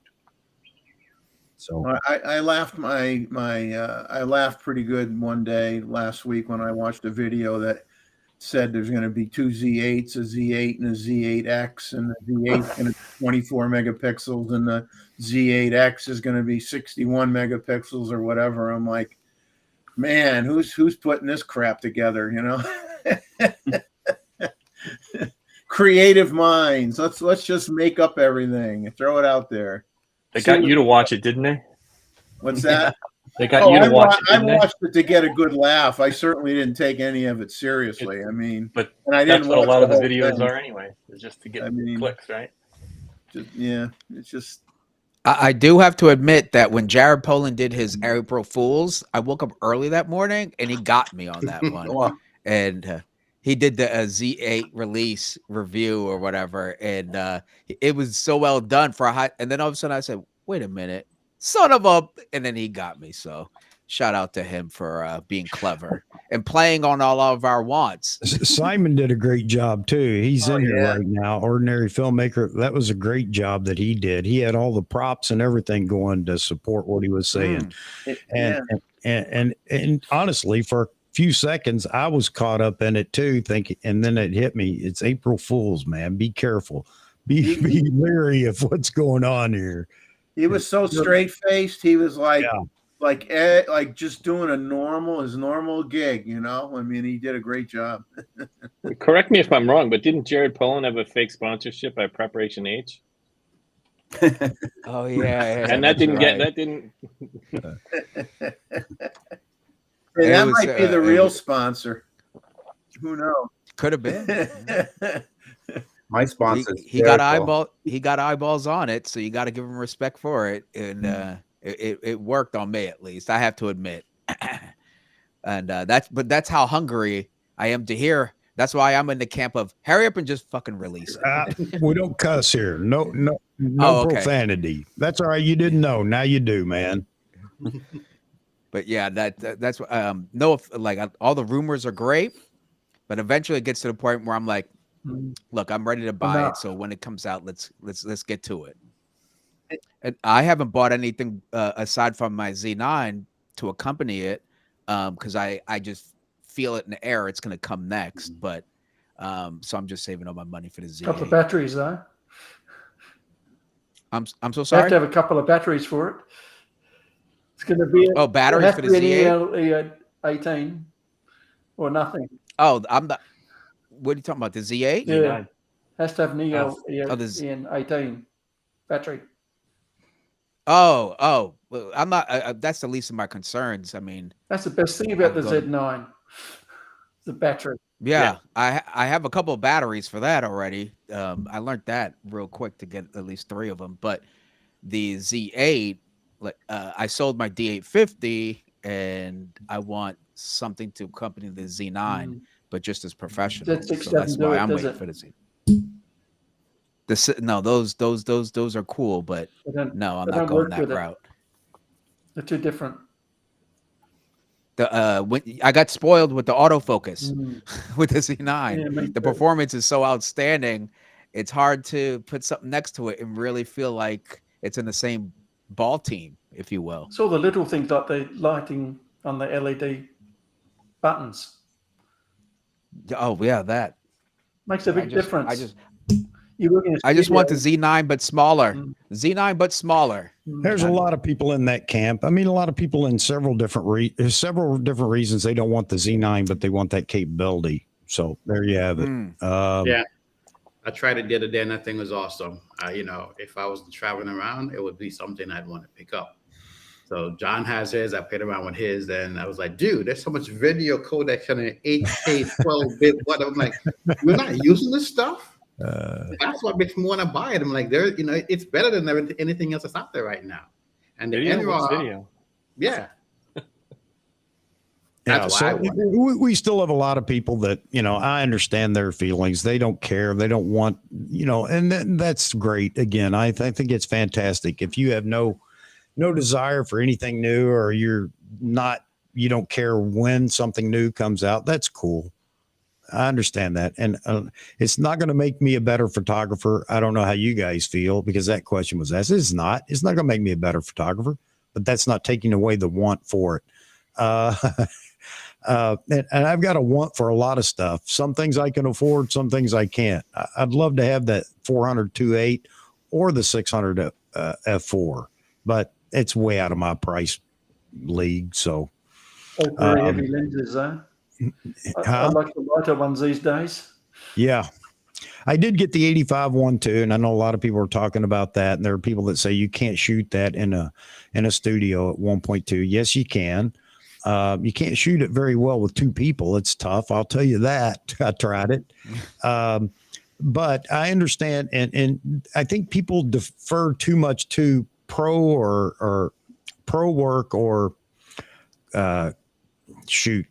corporate photography or whatever, or even product photography and things like that. Yeah, I'll agree with you 100% there. But there you can do very nice portraits and at 1.2, and I didn't need 1.2. I wanted it. I could have bought the 1.8. So I just want to clarify that too, because a lot of people don't understand how depth of field works either. Depth of field doesn't remain the same at 2 feet as it is from 30 feet. Your depth of field grows. So understand that, folks. You can still shoot at 1.2 for a lot of things. And you can you don't need to, though. It's mainly on an outdoor lens. Right. You shoot outdoors, you want to blur the background more than you do in the studio. Yeah. Yep. But I had a good time doing that with a backdrop, because I could shoot in black and white, and it just gave it that smoky, molten look behind the subjects. And I like that. But anyway, go ahead, John. On that subject matter, I was talking to a friend of mine who's he's a distributor for Sony, and I was asking, well, why is these really super wide glass so popular in video productions and film production. He says, well, one of the biggest reasons is that if you look on Netflix or a lot of the movies today, when they do close-up shots, the background is all blown out of focus, and then it looks nice. Lots of bokeh, especially night scenes where all the lights become cat eyes or whatever. He says one of the biggest reasons is because of location. So when you shoot like that, nobody knows the location and where you're at. So it saves the production company money. You could be in London. The scene's supposed to be in London, but it could be anywhere as long as the background is all blown out. So it saves them a lot of money. I go, But the wider the lens, the harder it is to blow out the background. That makes sense. Yeah, in the old days, they kind of did that just so that they don't have to pick up any person, have to pay them as extras in the film. Yeah. So So shallow depth of field doesn't apply to everything you do. I understand that 100%, but that's what I like to play with. So that's me. I don't know how everybody else feels. That's why I waited for the 1.2. But again, but it's an indulgence more than a practical thing. Well, everything is for me, Roy, because I'm not making any money with it. It's all an indulgence. It's an expensive hobby. Like most portraits, that was 5.6. Unless I'm outside and I need to kill the background, then you need the fast glass. Well, that was one of the things I enjoyed about the lens. When I tested it, I purposely did a natural light photo shoot in my studio, and it was to test out the shallow depth of field, but in a high ISO condition, and it performed marvelously. And not to just self-promote, but I guess I will. If you check out my review, I actually have the link to some of the photos that I took there, and you could check them out for yourself. But I purposely wanted to shoot a lot of it in shallow depth of field from 1.2 to 2.0 to see how it really performs in challenging situations. Would it hit the eye, etc.? Yeah, just lovely images. I bought it to shoot at 1.2. Period. But go ahead, Roy, because I know Terry. It's got some lovely images it produces. The 85-1.2 has got something about it like the old lenses of old times. Yeah. It's not like the 50. The 50's a different beast altogether. Both chunky chappies, but the 50 looks sharper and different. But the 85 is more of an arty type lens. Has a certain look to it. Kevin's comment. I was going to buy the 100 to 302.8 with Bitcoin until I realized I only have Chuck E. Cheese coins. Hey, Kevin, we know you're not old enough for this, but maybe you could get them with your grandmother's old S&H green stamps. And you won't know what I'm talking about. Yeah. Unfortunately, Jeff. Oh my God. Kevin is a fan. I wonder how many books that would take. Yeah, no kidding. S&H green stamps. Jeffy always killing me, man. That's beyond me. Don't even know that one. Jeff. When we talk in general about new stuff coming out in cameras or video specs, and whether it's 6K, 4K oversampled 6K or 8K or whatever, in terms of, you need to have a lot of different models in a lineup because, and it's not always just because of price. If you're a professional, it's like, the old saying is know your audience. Who's your customer? What level do you, what do you have to provide for output to satisfy your customer? Is your customer happy with 4K? And that's what they want. They want 4K. Then, okay, that's one that can move you a certain direction. If your customer says I want everything in 8K, then you got to kind of shift and go that way. So if you're a pro, a lot of what you buy is going to depend on who your customer base is and what your customer wants. Exactly. Can I answer this question someone just asked? But your D50 have at her, buddy. Yes, yeah. Matthew Card. There we go. Thank you, sir. The reason why has nothing to do with the performance, color, results I've gotten. I've made a lot of money with that D850. It's the best DSLR ever made, hands down. And I do also work for Lumix, so I just want to put that out there. So with that said, I sold the D850 because once I used to have the Z6 and the D850. I obviously saw the advantages using the Z6 as well as Lumix cameras and the mirrorless technology. I saw where the future is. Then I jumped ship, sold the 850. Excuse me. I sold the Z6 and I put it toward the Z9.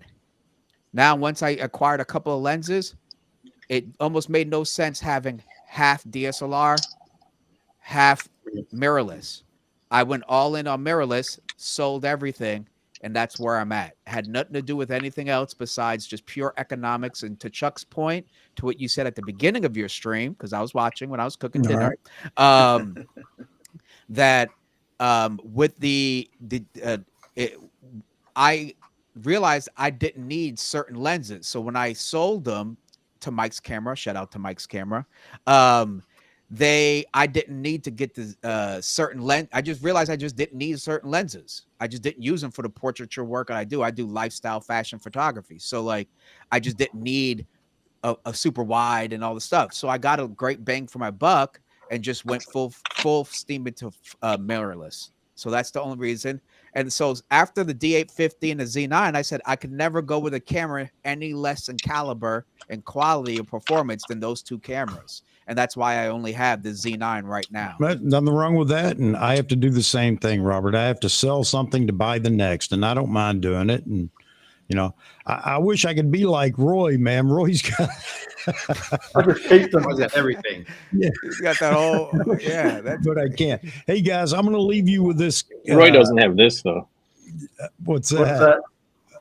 I'm almost see it. That's the Z8. Z8. Oh, there you go. There you go. All right. Yeah, there you go. Hang on. Put it up there That again. deserves a sound effect. Let me go back here. Let me throw you up here for a minute. Hang on a minute. Hang on a minute. Hang on a minute. Everybody The gets lens is too long. There you go. Yeah, the V1. Yeah, that's it. And that Z8's even a version 3, so he must, you know, he got the newer model. I've had it for a while. Yeah. Yeah. I couldn't say anything though. Hey guys. When's your guys. When's your review video Hey, dropping? wait a minute, Robert. Hang on just a second. Hey guys, I got to let this cat. I'm going to put him down in the basement. He's driving me crazy here, and I'm going to run to the little boys' room, knock that out, get that out of the way. It is that time in the stream.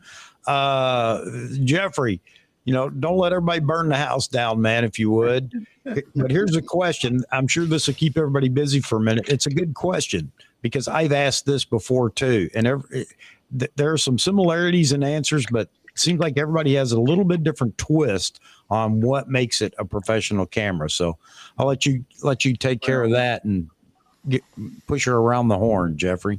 Yeah, well, that question is one that can have about 50 different answers. Because if you say what makes a professional photographer, that could be any camera. Any camera that works for that person is fine. He could be a professional photographer and shoot a 1950s camera. He could be I know people out there making money that are doing shooting pictures and where they're putting the silver halide on the glass and shooting 1900 cameras from the 1900s. Professional camera or professional photographer? Well, that's the thing. Two different things. That's right. It's how do you want to look at this question? You know, because who decides what camera is considered professional other than the marketing department for the camera companies, right? I think other professionals. Well, I just said, you know darn well, you can have many professional photographers might be 2 or 3 generations back on what gear they use. Correct, but they would still say, "Hey, the D3100 is not a professional camera, despite Bingo. the fact that I could create a great photo." Right. So what? I think What there. I think. I I think guess there that's would. the question. Is then what is the specification bar Well, that defines a professional camera? In my criteria, I have specific. Of course, I have a specific list that constitutes a professional camera. Number one, it's got to be versatile. Number two, it's got to be extremely durable. And number three, it's got to be extremely fast. And it has to be confident and inspiring. And it has to get you. It has to get you the picture. And failure is not an option. Durability is a big overheating part of that, is not an option. Yeah. Failure is not an option because your career depends on that one frame. If you don't come back with that one frame, you are SOL. Yeah, it has to be very good weather resistance and and that's beyond. So that's my 40 years of using Nikon in extreme conditions for the work I've done, and I've traveled all through the world in some extreme conditions. It pays off. It works. Mongolia -25, riots in Malaysia. It comes through. Cops and riot patrols throwing tear gas at you. I tell you what, a D3100 is not going to handle, somebody throwing CS gas at you. That's exactly what I'm saying. Yeah. So D4 is not a problem, and so that's my now as far as commercial work. So in many ways, I mean, what you're describing basically is what any camera brand would define as their flagship cameras. Well, not necessarily. I mean, of all the ones I've seen today, I think the Z9 is the only one that I would confidently take to. If somebody says, "Hey, you're off to Ukraine today," no, what are you going to take? Well, of course, I take a couple of Z9s, or even an old D or an old D4, D4X or something like that, because I know it'll work. Now, as far as commercial photography, that's a whole different, then I would ask for something more. Give me something like a Fuji, GFX 100S or a Hasselblad or Capture One or or Phase One or one of those guys for commercial work. So yeah, there are standards, and you pay the big money for it. Things like Z9 turn on very quickly as well, which makes a difference. Also, can the camera give you a consistent amount of high quality results? And like a Z9, I got it because I shoot runway, and I literally got it for that, quite honestly. And sometimes weddings, but really it's the runways. And when the subject's coming toward me, can I know that it's reliable enough to get me consistent amount of images to pull from for my client? So when the subject's walking toward me, and usually that's when the toughest part of autofocus, like when they're walking directly towards you. And that's why dropping the money to get the Z9 wasn't even a question. The D850 was good, but it's nowhere near compared to like the Z9 good, and that to me is why, as you said earlier, it's a flagship and it's worth its money in gold. But you're right to this gentleman's point. I need to save money. I can't see the names because things popped up, but you're right. There are people making great money with other cameras, but to what you just said, if I'm going to Afghanistan, I'm not pulling it out a D60, a 5600. Like, you must be out of your mind, So, but if given the right time, if I'm shooting a great tulip in a botanical garden, it might be just fine, So, for most users, any camera will do a good job these days. You better spend money on lighting. Well, like Robert in the old days, when I shot runway shots, before mirrorless, D500 was Oh, what I would take. It's something like that. As yeah, far as that's a good one. I you love know, it. as far as cameras below the D series, but runway shots, those girls are they're actually running almost. They're coming fast, right? And there's one after another, and you got to track that first one depending on your Totally. client. And then when they come right up to you and they make that U-turn, I mean, it's boom, it's gone. They're gone. 100%. That was why I got the D500, but I sold that to get the Z6. And I'll be quite honest, people, I regretted it. That D500 is magnificent. To this day, I'm still in. Yeah, it's a magnificent camera. I got one over here if you want it. If you want to buy it. Brother, I'm waiting for the Z8 so you can stop making these videos. Me too. Me too. Me too. There you go. So me and you, I'm ready. I got the money ready. Let's do this. Hey, so, anyway, Eric asked because this happens all the time on my stream because it runs forever, and I've taken a lot of adjective for that. People that say it's too long, I don't understand that because you're not locked in. Once you tune in, you can always, take a break or whatever. Oh. But anyway, Eric brought up a good point. He said, can we go around the horn again and introduce everybody? Because we do have some folks that have just filtered in the last, hour that weren't here in the beginning. We'll start with you, Maz. You want to introduce yourself? Sure. I'm Maz. I'm not a professional photographer, but I've been shooting since I was a kid. Grew up in a family of photographers, so I always had a camera in my hand. I do shoot some stuff once in a while for money, usually product photography. And I'm in marketing, so sometimes I have clients that just need something shot. So once in a while, but it's not my profession. And I'm not going to try. And by the way, Mozman should go on Jeopardy. There isn't a question he can't answer, I swear. It's every time I ask him something. Just don't submit any. With photography and outside of photography, more so outside of photography because I'm an illiterate when it comes to technology. And just the other day, I had to say, Maz, how do I get my Wi-Fi password back? I don't know what it is. So then he helped me with that. All right. Roy. I've been in cameras since the 70s, NPS since 78.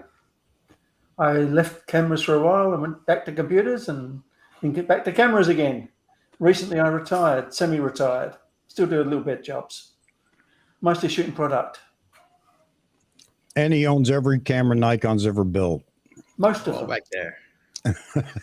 And most of the lenses, too, by the way. I like the lenses better. I think he's got more in a warehouse that he doesn't want to tell us about. There you go. All right, Jeffrey, you're up. Well, I didn't hear the question. I was gone. So who are you? Yeah, we're going around the horn again, introducing ourselves. We got a lot of folks that have just come in. Oh, okay. Well, I'm this big bald-headed guy, and I have a channel called Selective Imagery. I've been shooting. Well, I had a camera in my hand when I was about 7 or 8, and originally. Well, I'm a generalist. I mean, I used to do a lot of landscape. I would go to car races and do pictures of at the racetracks. Got roped into doing a handful of weddings for friends. But I always liked, landscapes, seascapes, old barns, old cars, that kind of stuff. And then eventually, and once I got through the crises of raising 2 children, and retired and moved down to Myrtle Beach area. Last 5 years, I've been heavily invested in nature and primarily bird photography. So that's that and a little bit of macro and close-up photography here and there. But I try to keep my toes dipped in the water and just about everything. But I swing back and forth. My genre may change depending on where my location, where I live at the time, and what is available for me to shoot. I don't mind shooting pretty much anything. All right. Hey, the other thing I want you to do is just tell everybody where you're from. Let's go back, Maz. Where are you at? Originally New York. Right now I'm in North Carolina visiting my dad, but I reside in California now. All right. Mr. Roy Bigsby. I'm in Melbourne, Australia. Jeffrey. Originally Connecticut, where Chuck is now. The northern boy is now in the South, living in Myrtle Beach. All right. All right, Wayne, you got the floor. Well, gentlemen, ladies in the chat, I started in photography before I hit my teenage years, just playing with cameras and shooting on that, and everyone kind of liked that. So later on, I started shooting weddings for family and doing odd stuff here and there. I'm mainly a tech person. I've worked in the tech field for the past 25 years. Now retired, traveling around Southeast Asia. Most of my stuff that you're going to see right now is YouTube videos. I currently shoot Sony because I had, I talked about my Nikon issue, but Nikon's a camera that I love. I do a photo website for my old stuff back in the day when I shot events and so on and so forth.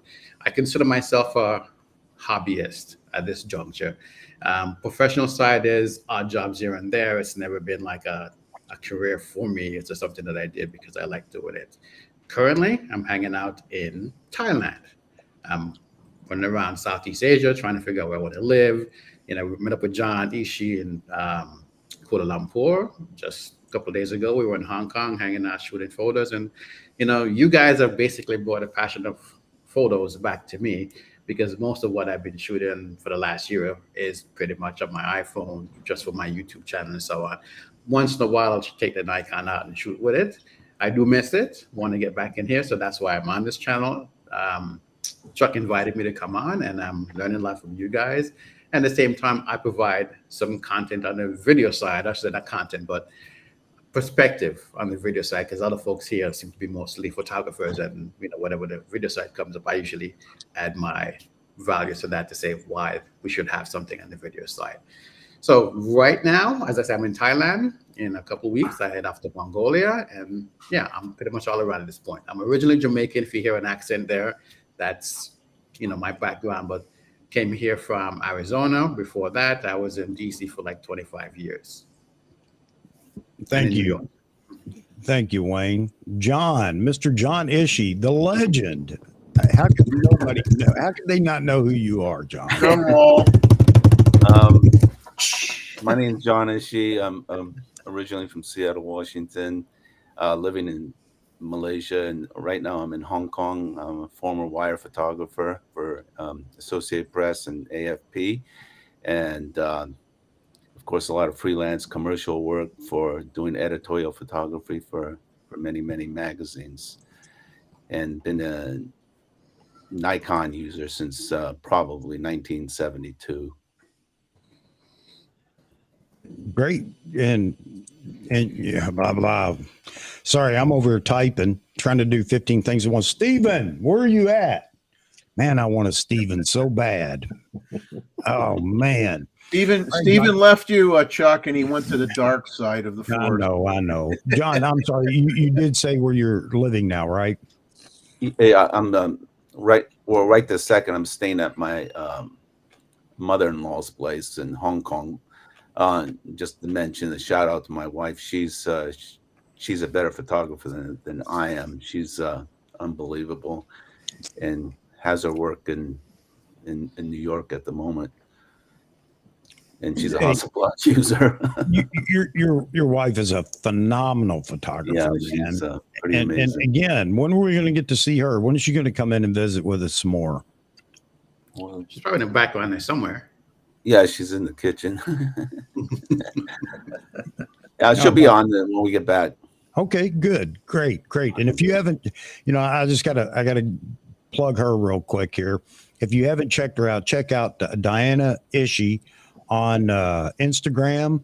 I mean, that's the easiest place to go and see what she's done recently, and she has some fantastic photos. As a matter of fact, she has a little prominence with her recent. John, you want to tell us?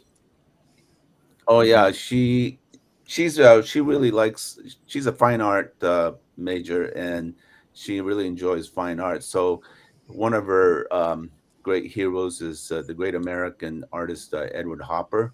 I'm sure you're familiar with him, in the 1920s and 30s, and she wants to emulate his style through photography, and she she was able to do that, and the Edward Hopper Museum in New York contacted her and wants to display and show her images. So that was a big deal for her. Yeah, that is phenomenal. Yeah, That's great. Absolutely. All right, Daryl, you're up. His mic's not working because he needs money to get a new mic. They got the mute. I was just saying, how do you go after that? I mean, it's like, No, I know. I mean, I just gonna shut my thing off and sell my camera. No, I've always been into photography, but when my daughter was born 14 years ago, I got seriously into it. Joined a local camera club here. I'm in Connecticut, not that far from Chuck. And ever since then, I've been what I would consider myself a serious hobbyist.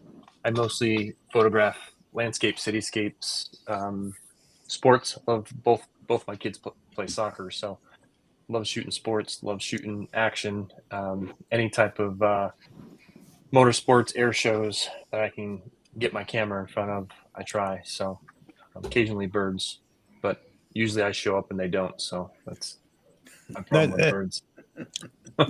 That's great, Daryl. And just so you guys know out there in the audience, most of you that have been around for a bit understand I'm always inviting anybody to come on here. It's not just for me or people I want. It's a matter of anybody that would like to join the panel, you're more than welcome to. And the more the better. The reason for that is it's all the diversity that we find and all the people that come on this show. And everybody has a voice, and you can come on here and talk to the audience, talk to the panel, talk to me, whatever. It doesn't matter. You're welcome to join. This is not an exclusive club like so many other places. That was what this channel was developed for, you. So Daryl, jumped in and decided he would give it a try. I understand it's not for everybody, but thank you, Daryl, for joining us as well. All right, I'm Chuck. I'm your host. I'm the guy that does all the ranting, and love it or hate it, that's who I am. The one thing about me is the fact that you're going to get the true me. If I say it, I believe it. I'm not just saying it for likes. I'm not saying it for whatever. I believe it, and I hope that people appreciate that, because I am who I am, and I can't be anybody else, and I'm not going to try to be. So I'm in Connecticut now. I'm a displaced displaced Southerner. Yeah. You got converted, buddy. You've been converted. Yeah. So much so that I can't wait to get out of here. And my wife is a New Yorker. My lovely bride, who I cherish. And we've been up here for a while with her in Yankee Land, and I think she's ready to go down south too. A lot of it has to do with weather, and as we age, we'd like better weather. I don't want to shovel my roof anymore, that I didn't know you actually had to do. But anyway, that's me. I'm not a pro photographer by any stretch of the imagination. Don't propose to be one. I'm not even a good photographer, but I enjoy photography. I enjoy talking about it. I didn't have anybody to talk to. That's why I started the channel, and here we are. All right. That said, let me pass it on to Mr. Robert Silver, who I just recently met. Go ahead, Robert. Hi, everyone. I'm Robert Silver. I have a YouTube channel. Feel free to check it out. Robert Silver Photography. But I do lifestyle fashion photography here in the Bay Area. My studio is in Berkeley, California. I just opened it in October of last year. And I've been shooting for about 13 years, but went professional and just quit everything about 11 years ago. And I haven't forgiven myself since. And but outside of that, I shoot a lot with Nikon, and then Panasonic. I do all my video work with Lumix cameras. So everything I use video is through Lumix. And I like, otherwise outside of that, I just like to create and connect. So meeting Chuck was awesome, and Vahography and everybody. It's been a real cool experience. So I'm hoping to meet all of you and connect with all of you as well. Well, Robert, welcome to our community, and I appreciate you welcoming us into yours. It's great. And the more diversity that there is, when I say diversity, I mean styles, genres, even cameras and brands. I know that sticks in some people's craw, but the fact is that I don't believe that there's a bad camera out there. I love shooting my Nikon, but I think everybody else has fantastic products as well. All right, man. Thank you very much. And go check out his website, Robert Silver Photography, or not his website. You can check that out too, but his YouTube channel. All right. All right. And by the way, Chuck, Yes, real sir. quick, I just want to let everybody know I go live Thursday evenings, and we talked about this, Chuck, Yep. right? Thursday evening, 6:00, same kind of platform. And we have this week we're going to talk about me and my buddy. We did the natural light photography in the studio, and he's a Fuji fanboy, and I shot with his E9. So we're going to talk some smack. So feel free to jump in. We're going to show pictures, and tune in 6 p.m. on Thursdays every That Thursday. sounds great, Anyway, man. sorry. We're going to have a live stream every day of the week soon, and I look forward to it because since basically I'm retired and this is what I do, and I make so Nobody's much gonna be able to money on shoot. YouTube. I make so much money on YouTube. $5.29 on AdSense so far. Whoa! So how long is this? Hey, Robert, how long is your stream go for? Well, quite honestly, Maz was there last show. I aimed for 2 hours, but with the help of Chuck and Vahagan, it went for a good 4 hours.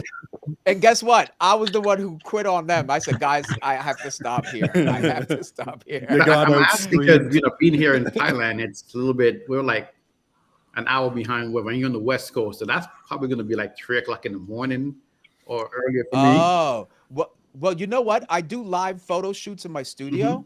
So my subject doesn't know it, but I'm going to go live Saturday morning. It'll be a men's fashion photo shoot. So if you want to tune in, I do go live, and that'll be like 10 a.m. Pacific time. I'm not sure what that is for you. But you know what? Next year we're coming to Thailand. We're going to go to Bangkok, me and my assistant. Okay. So I want to do some photo shoots. Chuck, we got to definitely work something out where we all can talk about that. And yeah, I'm going to make that happen. Anyway, I'm sorry, guys. Sounds great. All right. And next up is Joe Man's Land. Welcome to AP Studios, not sponsored in any way by Nikon. I kept it. So Joe Man's Land is the person that made that intro. He was just kidding around, Nice. but I kept it, and I'm playing it now. So, hey, Joe, take it away. He's the youngest guy in the squares here. He brings our average age down by a couple of years because he's the only one. He's Bobby Brady. Yeah, do what I can, right? But yeah, nice to see everyone. Yeah, my name's Joe. My channel is called Joe Man's Land. Knucklehead up here in Canada. Sun's just going down for the night, so just hanging out. I work full time in marketing. That's kind of my whole deal. I work for an energy company, so doing a lot of social media, social ads, photo shoots, all that good stuff, and all the business in between, of course, which isn't the stuff that's necessarily the funnest, but it's part of it. And yeah, my channel's basically Nikon rants mixed with a whole bunch of weird stuff. So drone flying, lots of DJI talk as well. And yeah, there's a whole Korea playlist I just dropped. So if you guys are like, man, I want to know what Korea was like 3 years ago, I've got some dated footage I'm just releasing over the next couple weeks. I'm just re-editing. So if y'all want to check that out, always welcome. No live streams yet, but we'll see. I see it like you said, Robert. Like whenever I come on with Chuck, like he's just going. I'm like, man, I could maybe go for like 20 minutes, and then I'm gonna run out of stuff to talk about because I'm not that interesting. Like I only have so much information to share, and it's very limited. Joe, you being on is the only reason right now why Chuck is not sponsored by Geritol. Yeah. You keep that average down low enough that they don't approach me. Hey, thanks everybody for the intros again, and I just want to point out that look at what an international audience that we have, or community that we have.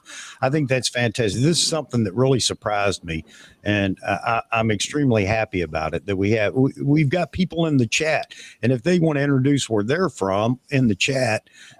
It may amaze you. We've got folks from South Africa, from the African continent, you name it, UAE, I mean, the list goes on and on. I think that's wonderful. That's one of the things that makes this community so great. And the other thing is, in the chat, there's always sidebars going on in the chat, which I absolutely love. There are conversations going on over there oblivious to what we're talking about.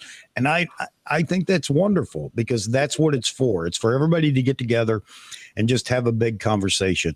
I try to get to all the comments, which is impossible. I mean, I think you guys understand that too. But I invite the panel, if you see a comment and you want to respond to it, no matter where we are in the conversation, by all means do, because it's the folks in the chat that are the most important, not all of us sitting up here on the big screen. Okay. So that said, I hope that answered the question, Eric. I hope that got you caught up with who we are and where we are and what's going on. And now let's resume. Where are we at? Chuck, can we look at your second poll? It's really bothering me. Yeah, I've got the poll up right now. Hang on a second. Let me just give the stats of where we're at right now. And I can't pull it up on Restream, by the way. Sorry about that, but I'm watching it on YouTube over here on another monitor. Do you want Nikon to run a teaser campaign for the next announcement? You notice I didn't say Z8. I don't want to infuriate everybody, but the next announcement. The trigger word. Right now, we're at 60% saying yes and 39% saying no. That's 56 votes so far. Go ahead, Maz. You wanted to address it? Yeah, I just don't know. I mean, we've waited enough. Why drag it out with a teaser campaign? Brother, I don't know. Hallelujah. I agree. Well, I said yes only because to not drag it out any longer. Because if they don't have a teaser campaign, usually the teaser campaigns is to kind of bridge the gap. The prerequisite. At least to get something out there Get is what you're something out saying. there. I That's would the agree only with reason. that I don't want it to wait. I understand the logic, but yeah. But I'm with you, Maz. I don't think we need that now. I think we've had a teaser campaign for the last year. That's true. Yeah. I might be responsible for some of that too. I understand. Hey, Chuck, one thing I think I should apologize for. I usually come for Pentax on your live cast, but they just released a new camera. I mean, it's a monochrome black and white camera of a camera that came out about 12 years ago, but they did come out with a new camera. So Pentax, kudos. There was no teaser. No one expected it at all. They based it off. You're right. No one did expect it. No one wanted it. Apparently, they did a survey like 3 years ago, and like 8 people probably voted. Yeah, black and white. Yeah. What's the camera you wanted 10 years ago? Yeah, exactly. No problem. We'll re-release it. We got the capacity. Joe, I'm glad you brought that up, because it's a good price. That monochrome is a game changer.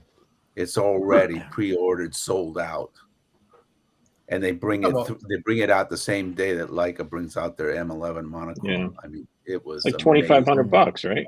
Oh, this thing's gonna kill. This camera will kill, and they already sold out within. Well, minutes. how many were they going to make though, John? When you say already sold out, they're only making 100, then that's easy, right? The funding came from a GoFundMe page. GoFundMe, Indiegogo, Kickstarter program. This camera is a game changer. I mean, hey, Matthew, that's awesome. John, did you order one? John, did you order one? No, it just came out too fast, and with that M11 monochrome at what, 10 grand, some crazy price like that, and then here comes Pentax, and that K series is indestructible. It's built like a tank, for like 2 grand, basically does the same thing. Yeah, I mean, it's a no-brainer, man. No, it's reasonable for sure. It's not good they were able to get in the competition there. What a checkmate! I love it.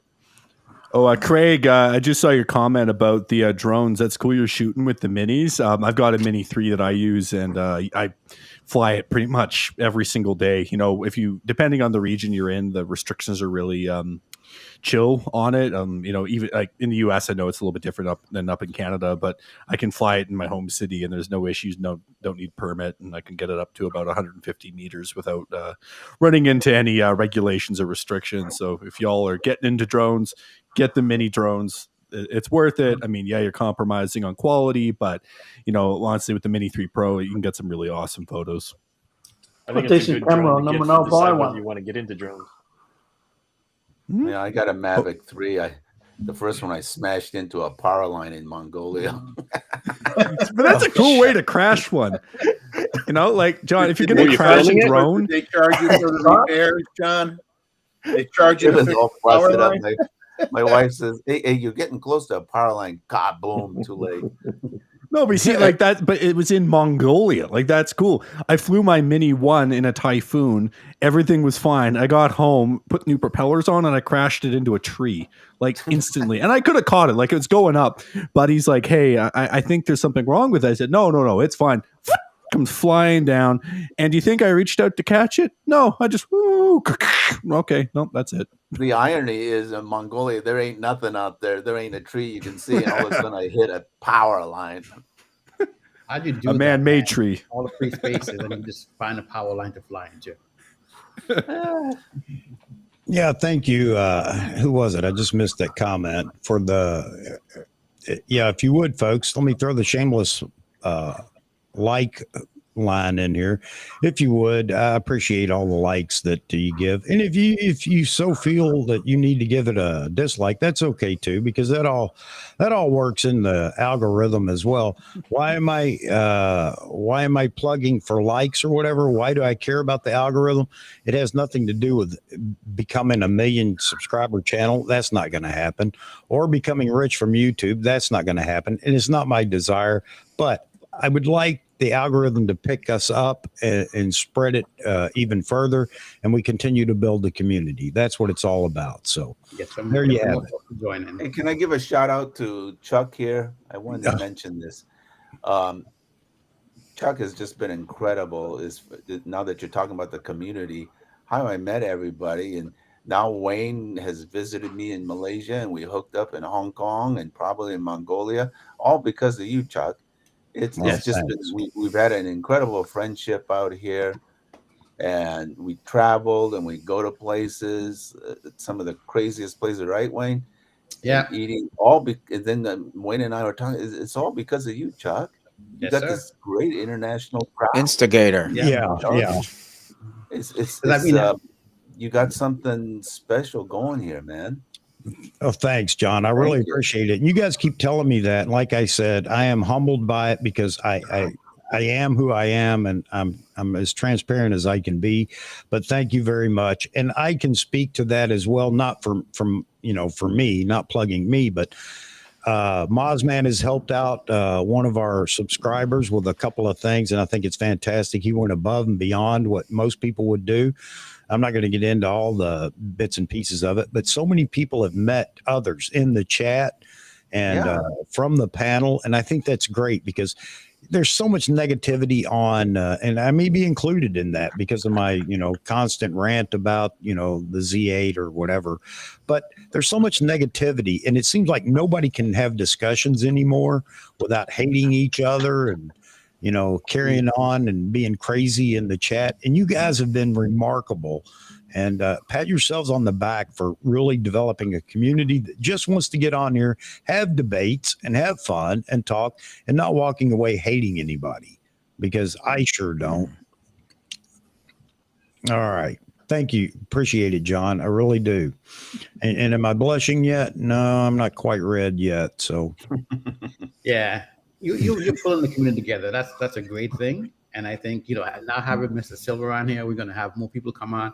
As you reach out, because I never saw your channel before, you sent me an email and asked me to come on and check it out. I'm like, wow, okay. So we went from having maybe 3 to 4 people on here, and lately it's now we have a full screen. I think we got up to 10 people at one point on the screen. So it's growing for sure. Yeah, and again, I appreciate that. Somebody said something the other day. This wasn't on the stream or anything. They said something about, well, you'll be at 100,000 subscribers soon, which I don't expect and don't believe. And I said, well, the thing about that is it worries me, because it takes the personal feeling out of what we have right now. That I do worry about, folks. I really do.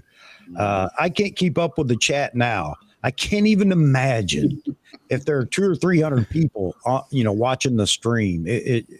I don't even know what I'll do. We'll have to play that. You're like a Fortnite streamer. I do want to respond to Cooley about the new Psychonic light meter. I did check that out. It's like $650. So at first I told him in my stream, hey, I'm gonna check it out. I thought it was like $350 or something. Okay, maybe $300. I'll wing it. But for $650, I may have to see if someone could send me that to test. but you could fire off the Godox lights, which would be very advantageous. Yeah, it's got the Godox chip in it, or module in it. Yeah. Yep. Actually, on the topic of getting gear, I actually was trying to hit up some different lens manufacturers and stuff to be like, will you ever provide me with a sample unit? My channel's tiny, but please, sir, may I have another? So I hit up, I think it was Meke, and they got back to me and they just said, hey, your channel's too small. So rather than taking that with a grain of salt, I emailed Hasselblad.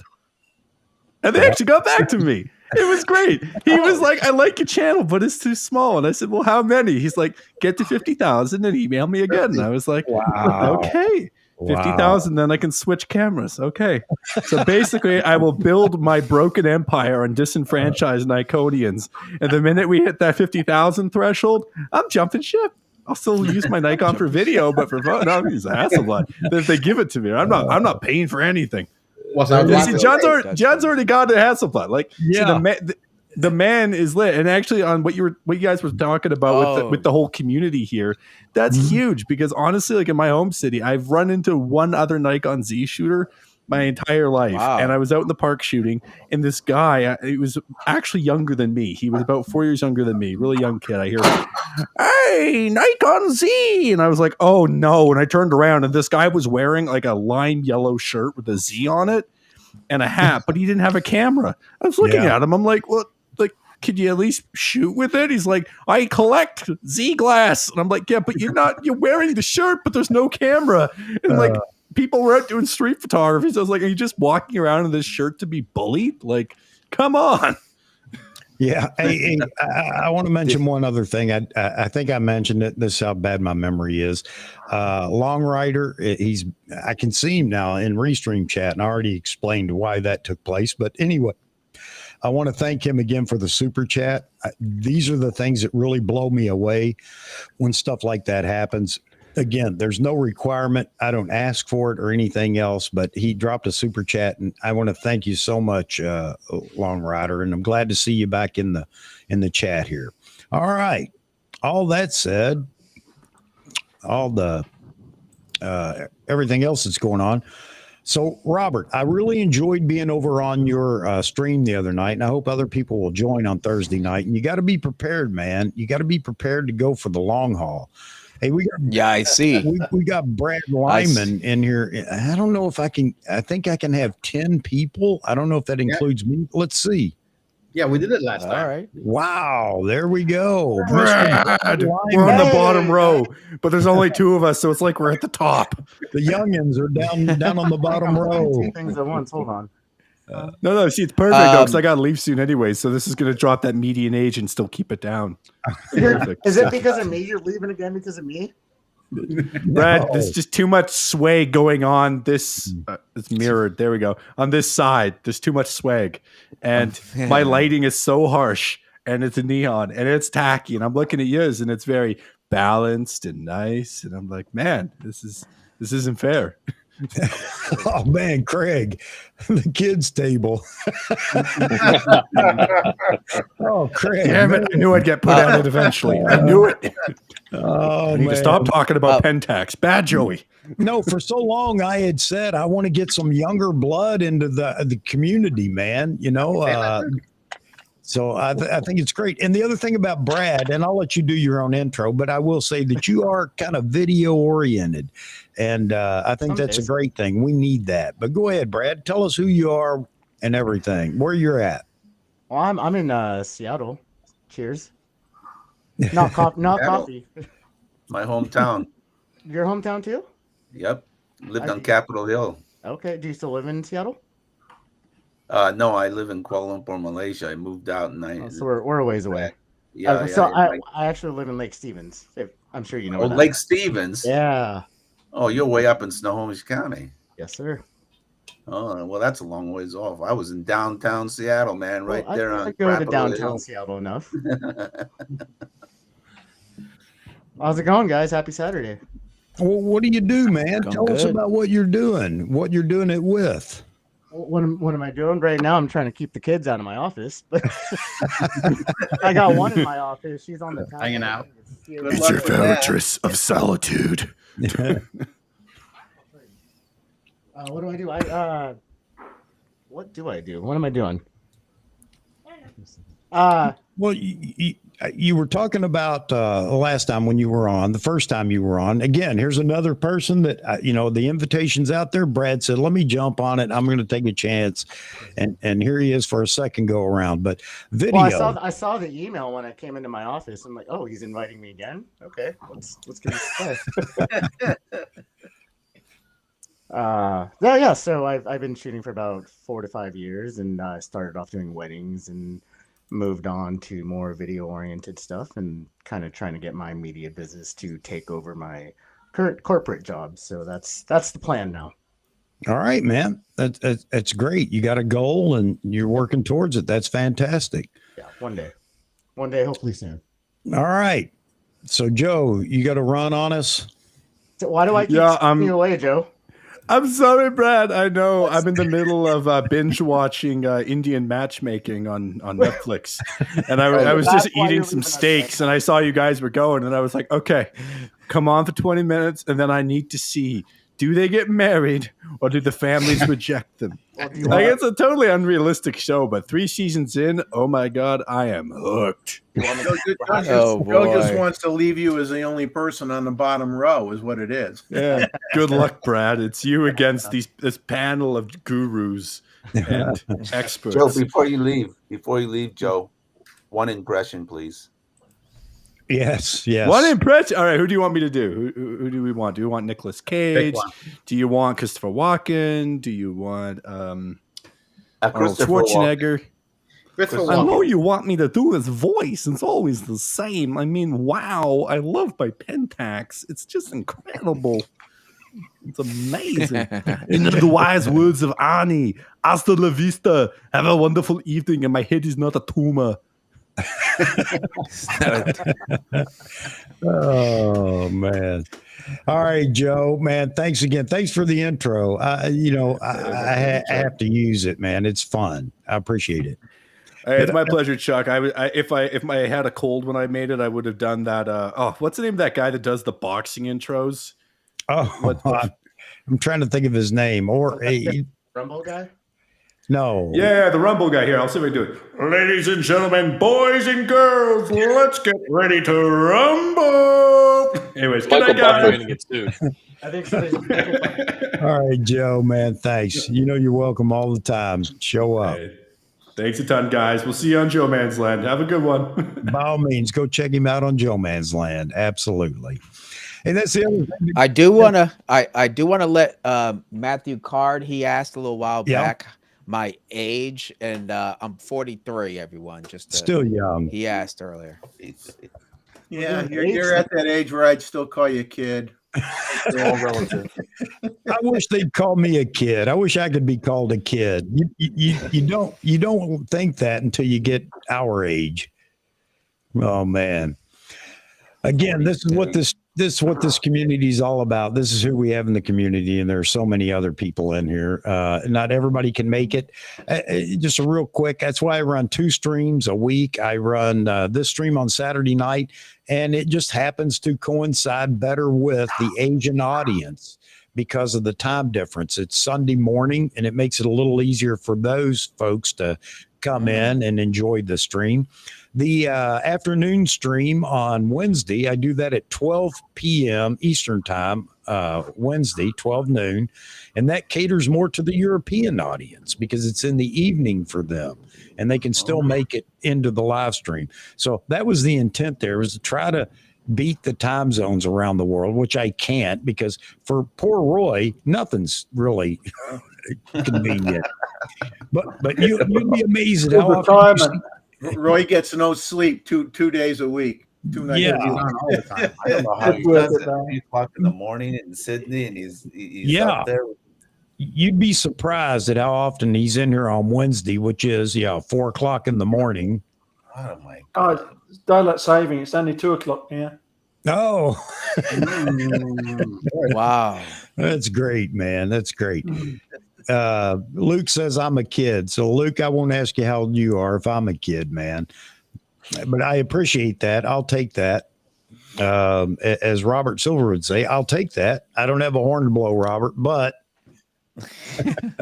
I love your channel, man. I love what you do, and you keep that to yourself. That's you. That's who you Thank are.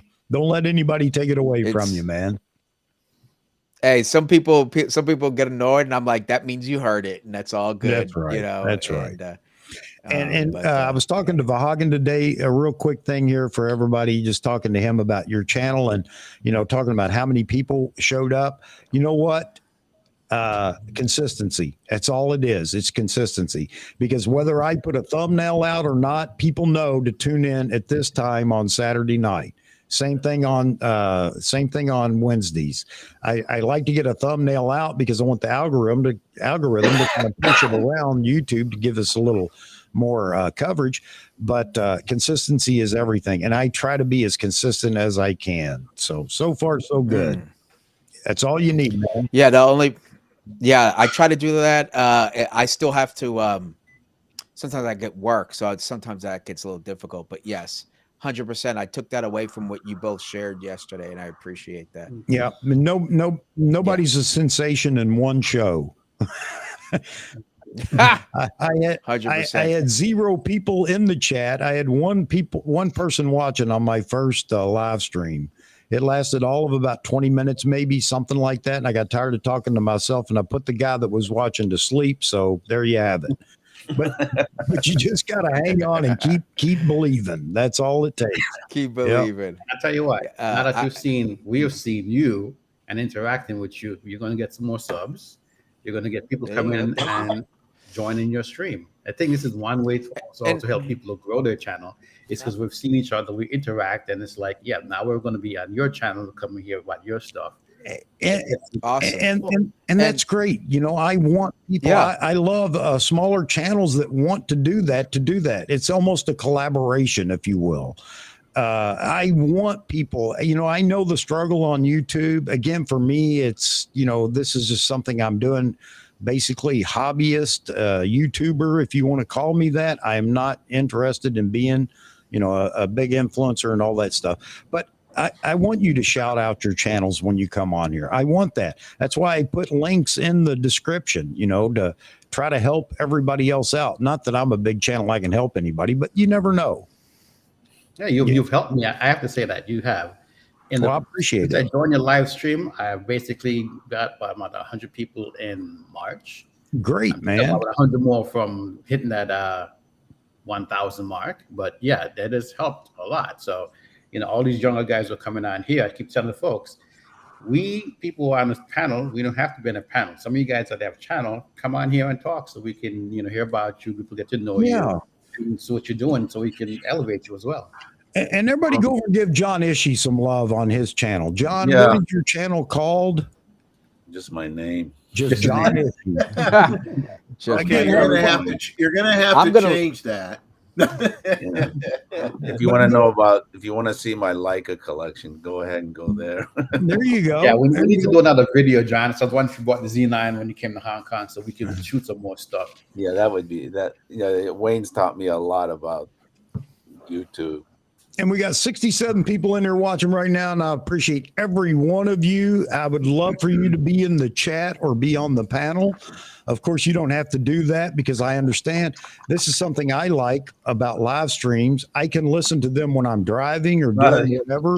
I think it's great. And so those of you that are just watching, that's fine. But if you'd like to become a participant in the community, I appreciate it.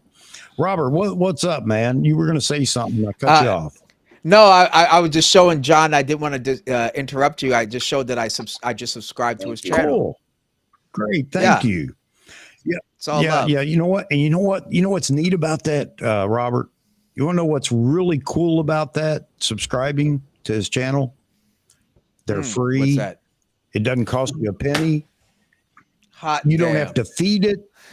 You don't have to water it. You don't have to walk it. Hot dog. Let me tell you. And you know what? They're unlimited. They're unlimited. That's the key. Oh, so boy. for those that are holding off on subscribing somewhere, you don't have to worry about it. It doesn't cost you a penny. And it shows some love for Nothing. people that really want to produce content. And that's tough these days. Okay. Yeah. So help out a small channel, give them a sub. You don't have to feed it, water it, walk it, pay for it, even pay attention to it. I don't know how many subs I've given, and I don't even know if these people are alive anymore.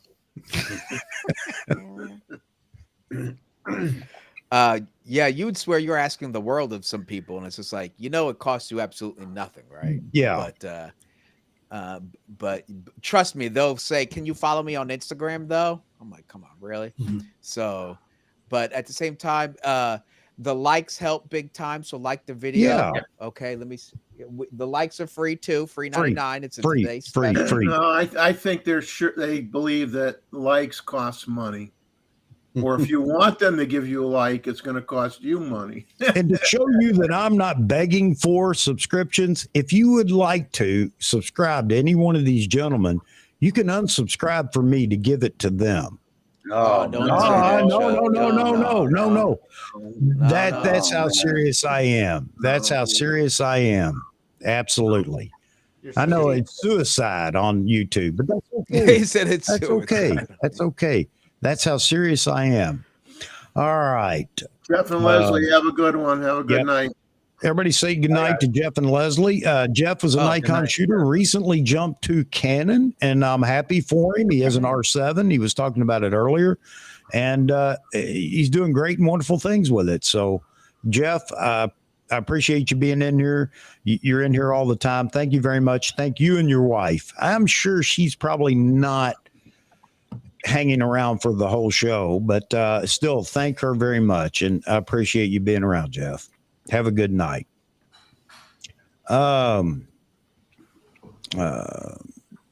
Cooley says, send me a link to get on. Let's crack a call, shall we?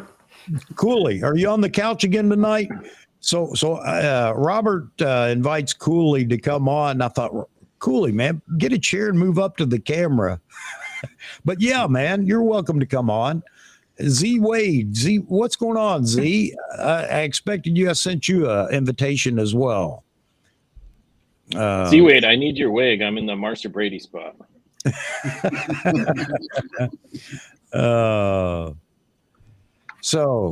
man, let me see. Yes, Edward. Hey, John, you're going to have to come up with some comedy here because you're the middle square. That was always the guy who had to come up with all the jokes. Yeah, that's why we should have put Maz Man. Yeah. It looks like I'm Robert Reed, right? Yeah. Let me see. Where's the joke, though? I think Jeff and I are from the same time zone. Yeah. Roy's supposed to be looking down at you right now like this. You look up, he looks down. Time period, not time zone. Circle Other way gets a around. square. No, Jeff and I are from the same era, right, Jeff? SNH Green Stamps, man, that brought back some memories. I couldn't stop Checking laughing. email. Gotta get those pots and pans, baby. Gotta get those pots and pans. Hey, that's when gas was 28 cents a gallon. Cooley, I'm looking for your email. I thought I had sent you one. I don't have one, so you'll have to send me an email so I can respond. I'll get you the link. And John Big Ed Taco has responded to me again. I guess he's still busy. And if we don't get him in here tonight, we'll definitely get him in here on the next one. And then Bobby too, Chuck. I know, but I just find it hard to go, hey, Bobby, while you're you just went to later. Okay. That's a possibility. He's hey, this guy's Dapper Dan, man. He is, I watch him all the time. I watch him all the time. He's talking about Bobby Tonelli, who's going to be on the Hoggins live stream. He's going to be live. It will be 6 p.m. Pacific time next Tuesday. So let's give him a plug. Oh, Bobby Tonelli. on there with Vahagan at 6 p.m. Pacific time, Tuesday, this coming Tuesday. Because he's a good friend of mine. I met him. I think he does a lot of MC work. You know, he's such a good guy. He's fun. He looks like Mr. GQ. You know. Oh yeah, I mean, minus the looks and the voice, which are all there, of course. Voice. The bottom line is he's full of passion and energy, and it comes out real well when he's doing. Hell of a nice guy. Always responds to you instantaneously. You give him a message. You just send him a message, and he comes right back to you. Really outstanding. All right. I'm gonna have to go over and check my email. Nope, still don't see anything yet. Before I forget, spam. Wait a minute. I'm on the wrong email. Hang on. Oops. That's why I need Steven. Steven! Hey, John. Okay. Do they still make phase 1 cameras? I mean, we saw a guy in Hong Kong on the street with them. They still make them? With a what camera? Phase 1. Oh yeah. We saw that. I think we saw that together. Yeah. Of course. Yeah, that's big money. That's huge money. Phase 1. Well, I always thought like a studio camera, so it's kind of weird to see that guy in the street. Well, yeah, it's a studio camera. I don't understand why you're going to be doing street photography with a phase 1. I'm sure you could. But Painful. That's a lot of money. Good to get mugged. I just looked up out of curiosity how many cameras Leica sells a year, and it says about 100,000 cameras a year. They're on the brink of bankruptcy in 2005. They have a market share of about 1%. They're going after the hipsters now. Yeah, but you got to remember, Jeff, that 1%, they don't breathe air. Hey guys, I'm sorry. I got a break here for just a second. I think I hear the cat screaming at the basement door. I got to let him up because I don't want him doing his business downstairs. He needs his litter box. Be right back. Okay. Matthew Card, you asked, did I start with film or digital? I started film just because I was going to film school to be a film director at San Francisco Academy of Art. And that's where they put a film camera in my hand, a 35 millimeter Canon camera. And then ever since, I never looked back. I never shot film ever again. Don't want to, don't like to, don't ever want to ever again. I'm full-fledged digital all the way. Uh-oh, Jeffrey. So just Uh-oh. Oh, shoot. Here we go. He's going to bring out one of the old wonders. You shouldn't have said that, Robert. I'm glad I'm sitting, so. Roy's going to come back with 12 of them. Uh-oh. Let's see. The Hasselblad or Pentax? We're going to get closer here. Yeah. Here we go. Let's Oh, see. beautiful. Rolleiflex. What a beautiful. Yeah, take a picture of my face, Rolleiflex. not shooting film. I was showing you the camera. No, it looks beautiful. Rolleiflex. It'd be. Got an old Raleigh. I have a nice space on my shelf for that, but it won't be in my hand. I do have this, but the my ex-father-in-law gave it to me. Ex-father-in-law. Yeah. We're still close, by the way, which is the irony. But anyway, and it's in mint condition, but I have it on my shelf for YouTube, so it looks nice. That's about it. But no, I don't do the film. I don't see it. I'm sure people enjoy it, but the efficiency, it's digital. Yeah, Digital's all the way. Yeah. Uh-oh, Jeffrey. It's a click thing. It's something just to get an escape once in a while and slow down and do something that makes you slow down. You know what? That's Jeff, to your point. That is the exact thing I've even told beginner photographers. I said, that was the blessing. It slows down the process. You think more. You don't shoot and spray. You learn all these valuable lessons. But for me, what I do is bring one prime lens and shoot an entire photo shoot and see what I could do with it. Like, that's how I could slow down the process a little bit now with digital, like maybe a 50 or just a 35, or you know what I mean? But you're right. To your point, there is that.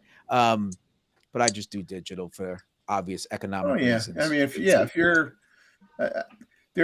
I ran into one guy. We had one time where we had a baby owl that was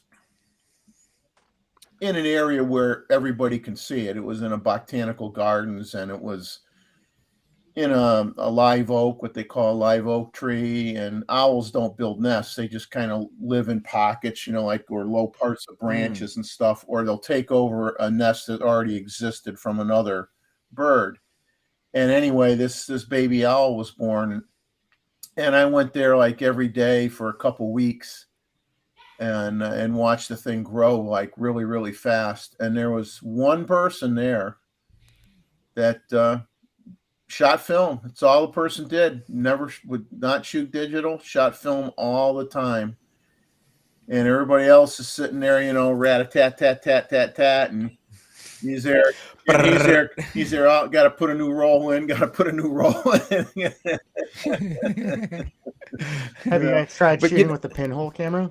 No.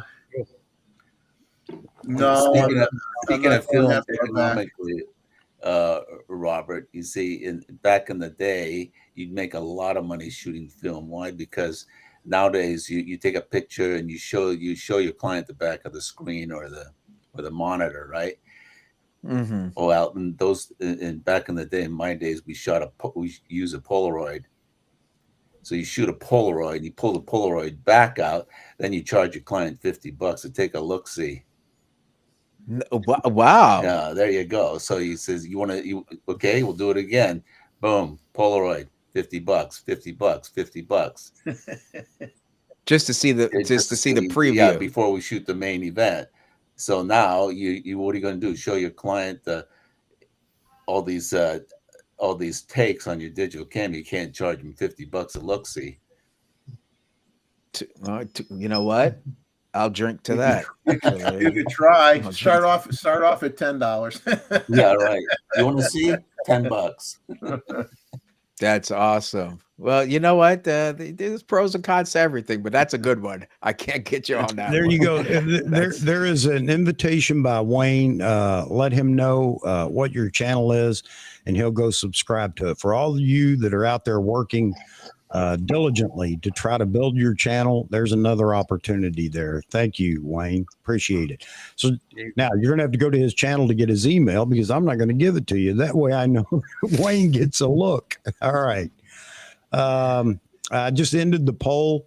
It looks like 60% say they want to see the trailer series and the teaser series, and 39% say no. I don't know where the other 1% went, but anyway, that's where we're at. They're the ones that say don't care. I think No comment. 60 point something and 39 point something, I'm sure, is what it amounts to. And I don't care to see it either, but again, we'll get what we get. But I would hope Nikon would just say, here it is, let's get on with the show. I'm going to do one more poll before this closes, but it's going to be just for fun. So anyway, all right. I just hope when they do the Z8 that they actually have freaking inventory, please. Yeah. Oh, I think they have to. Looking at the 85, it looks like they may do. Yeah, and that's what we hope with the delay. Is that's what it's all about, is building inventory. That'd be worth waiting for. Yeah. I think they know. They think they make enough, but they're Never do. They're very bad at estimating, I think. Well, this is going to help us to understand what's actually happening. I mean, whether it's just the fact that they are a lower production company, which a lot of people keep bringing up, they don't have the money that Canon and Sony have, blah, blah, blah. I don't know how much truth there is in it, but anyway, we'll find out here. And somebody had asked earlier, in the sake of losing a bunch of people over another Z8 comment, I'm going to go out on a limb and say I think we find out in the next couple of weeks. Speculation will be over. We're going to hear something. So anyway, there's my prediction. Yeah. Well, let's throw. Oh, sorry. I'm sure you guys already brought it up, but did you guys see the rumors on Nikon rumors about? Yep. Somebody seeing the. Yeah. Okay. So you guys probably already talked about that. Yeah. Nikon rumors is just desperate to report on anything right now, I think. Yeah. I think He was on a plane and something. Yeah. Yeah, Fakes on a plane. he's been on a plane for 12 hours now. Yep. And again, I kind of support Peter on, it's his channel, his site. He can do what he wants. And a lot of people may disagree with what he's done or whatever, but it goes back to, you know what, if this announcement happens in the next few weeks, the bottom line is that we were absolutely right in suspecting that Nikon had really stepped up their NDA play, and nobody's talking about it for that reason, and which will be remarkable. It really will be remarkable that they could hold this secret for so long.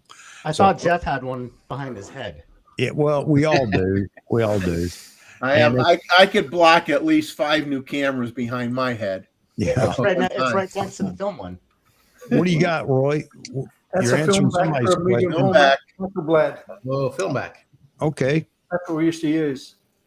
Wow. Can't get the film anymore though. I've got a fridge full of it, but once that's gone, it's gone. Hey, folks, John's got to take off. John, I hope you have a wonderful lunch. Tell your lovely wife we all said hello. We appreciate her photography and expect to see her sometime soon. Yeah. I'll have that. Yeah, we'll arrange. When you guys Thanks get a back lot, to guys. KL. It's been real. I'll see you guys in. It was fun. Nice meeting you. If you ever come back to Seattle, See you, John. Have a good one, John. If I ever come back to Seattle, I'll come Yeah, up to Lake Stevens. Lake Stevens. Yeah, I See can you, go. man. Yeah. All right. You guys got to pick Take the Close side. enough. Take care. Take care, John. All right, John. Bye, Jeffrey. Have a good one. I'm gonna bounce, Bye-bye. you guys. My wife. See you, John. See you, Wayne. Chris. Bye, So Mom. let me go Okay, take Wayne, care. Of take care. All right. If you guys are still here when I come back, I'll be back on. Thanks, Okay. Wayne. All right, All Wayne. right. All right. Good having you in here. And Cooley, Always a I haven't pleasure. seen your email yet to send you the link. I'm looking again. Wait a minute. I haven't seen it. Nope. All right, man. All right, back to the show. Again, that's what we do here, man. We run until everybody wants to leave. And well, there are some times when I just got to say, I got to go because I'm just absolutely wore out. But I have no intentions of breaking the record tonight, by the way. I want everybody to know that. So, let that record stand for forever. Yeah, that 4 hours on my channel, I was like, wow, I should have known better. It goes by so fast. And, Vahagan and I tell people when he brings somebody on, one of the things that he doesn't mention it that I do, because they'll usually say, I'd like to be on for an hour or so. And I'll let them know, hey, it's going to go by fast. You won't believe how fast it goes by. And believe it or not, you're going to wind up being here longer than that. Not because we want you to be here, but because you want to be here. And it's amazing at how that always turns out. They enjoy being part of the conversation. And I throw this out there, not that any big names are watching my channel at all, but if you want to come on and really connect with your folks, this is the way to do it. And I think that goes a long way in showing who you are to your subscribers on your channels. There you go, Craig. Get a good shot. Yeah. Let me throw this up here real quick. There it is. As you said, you got the there we go. EVF attachment on there. Yep. That's Extra, guys. There you Wow. All right. After all that money. Now, Peter's already mad at me for my last comment over there. you got to show them that 800 millimeter lens you got for that. Yeah. Okay. Craig says he took a screenshot of it, so there you go, man. People want to get a shock as how small an 800 could truly be. Hey, thank you, Luke. Appreciate that. I know they appreciate it as well. Thank you. Oh, You got a 2.7 times crop on that Nikon 1 version 3. So that lens goes over 800 millimeters that he's got in his hand. Man. Matthew wants to know which camera it is. 4.5, right? Maz starts at 4.5. Yeah. I think, right? Matthew, So I just got it. Matthew, Variable, yeah. Maz, Matthew's asking you what camera that was actually. 4.5 to 5.6. It's a Nikon One, the V3, with the it doesn't come with the EVF. It's an additional purchase, but it's also got the additional grip on it as well. See, Nikon's Nikon's first first was mirrorless. mirrorless. Yep. Not that that's a great thing, but anyway. 1 inch sensor. Nothing to brag Yeah, about, yeah. but it was there. They did beat people to the punch. I Yeah, mean, they It's a did. better camera than you think. I didn't buy it because it only had a 1 inch sensor on it. Rakesh said Peter just responded to someone that Z8 will be next week or the week after. I just saw that. Yeah. Well, Okay. I'll just keep saying what they've been saying forever. Well, Sometime soon, people. Sometime soon. Again, folks, it's not about any one source or one piece of information, but when you hear the same thing from a few different people that don't have any connection whatsoever, that's called sourcing, and that's called putting the pieces together. That's why I say, and I'm not going to say anything else about what I, have heard from who or where, or whatever. But I think that now I can confidently say, get ready in the next 2 weeks. We're going to see something. Randall, I have you in here, but let me get Z Wade in here real quick. Z, you're in. Hang on a second. Randall Brander's in here as well with his webcam utility that is audio only at this point, Randall, but that's fine as well. Z, introduce yourself for those that are in here and haven't seen you yet. Yes, my name is just call me Randy. I have check. Can you guys, sorry. Check. Now go ahead, Randy. Yeah, Wade's doing good. Hey, Wade, you're checked. but anyway, I haven't been on for 2 years yet. I've done over 560 videos. I'm into all type of gadgets. I vlog just about every day. I do different cameras with different settings. So I own just about all the Nikon mirrorless cameras. The Z5 was my first full frame. Then I got the Z50, the ZFC. In fact, I bought 3 of them. Gave one to Peter Gregg. I gave one, then I bought me another one. So I have 2 ZFCs, a Z30. Let's see. Then I got me a Z6 II and a Z7 II, which I love. Then on the Sony side, I started with the mirrorless with the A6100. And then I got the, I would say the ZV1, but I gave that to Peter Gregg. And then I got... Hey, Randall, am I on your mailing list? You could if you want to. I mean, I just sent him a Viltrox 85 millimeter, which I thought was an excellent lens. It's a full frame, and some people complained about it. I thought it was excellent. For $400 cheaper than the f1.8 85 millimeter, it's well worth it. So. Okay. What I liked about it is it didn't have the switch with the autofocus or manual focus, but it did have the ring. So once you hit the ring, it manual focuses until you hit the shutter button or another button. Then it goes back to autofocus. That's the nice thing about the Z lenses is you can do that. Yeah, I like it. Yep. Well, Randall, where are you at? I am at Selma, which is northeast of San Antonio, Texas. Okay. All right. Just everybody likes to know where everybody's from. So just thought I'd ask. Hey, man. Wow. You got quite a collection of cameras there. Are you competing with Roy in the mirrorless? No, I'm not up to his standards, but I did get me the R7 and the R10.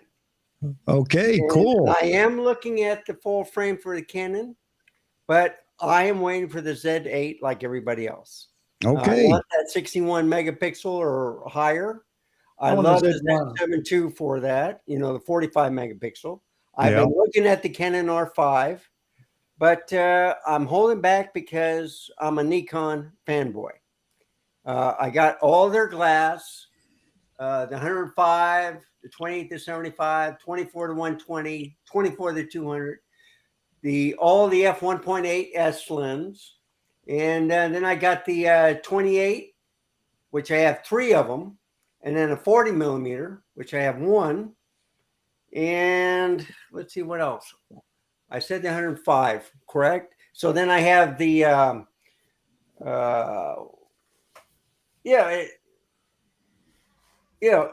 I think Nikon is doing the right thing. They don't want to supersede. Am I still there? Did we lose Yeah, you? we hear you. We got you. I can hear him. Yeah, okay. Yep. So I think Nikon is doing it the right way. I don't know. We're ready. All right. Randall, if you can hear me, we lost your audio, so we'll get back to you there as soon as you come back. Z, tell us who you are, where you are, and what you do. What's up, everybody? I'm Z Wade, the Z Wade, and No Z Wade. audio. No audio from me. Chuck, I think it's just No you. audio. Yeah, I can hear. It's you, Chuck, because we can hear them. Yeah, Is I it can just literally me? hear everybody. I could hear Randall. I can hear everybody. Oh, Okay, now I hear you. Okay, Hey, Randall. Zach, where were you last night? Okay. Hang on a second, Randall. Hang on a second. We'll come back to you. Go So ahead, Z. let's go ahead and let Randall finish because Maz has a question for me, and I don't want to go off on a tangent. All right, Randall. Let's go, man. Okay. Somebody has YouTube open because I can hear it in the background. The big echo. Yeah.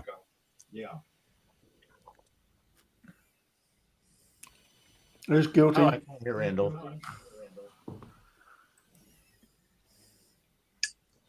Yep, I hear YouTube going in the background. Now, is it me? Could it be me? Let me go see.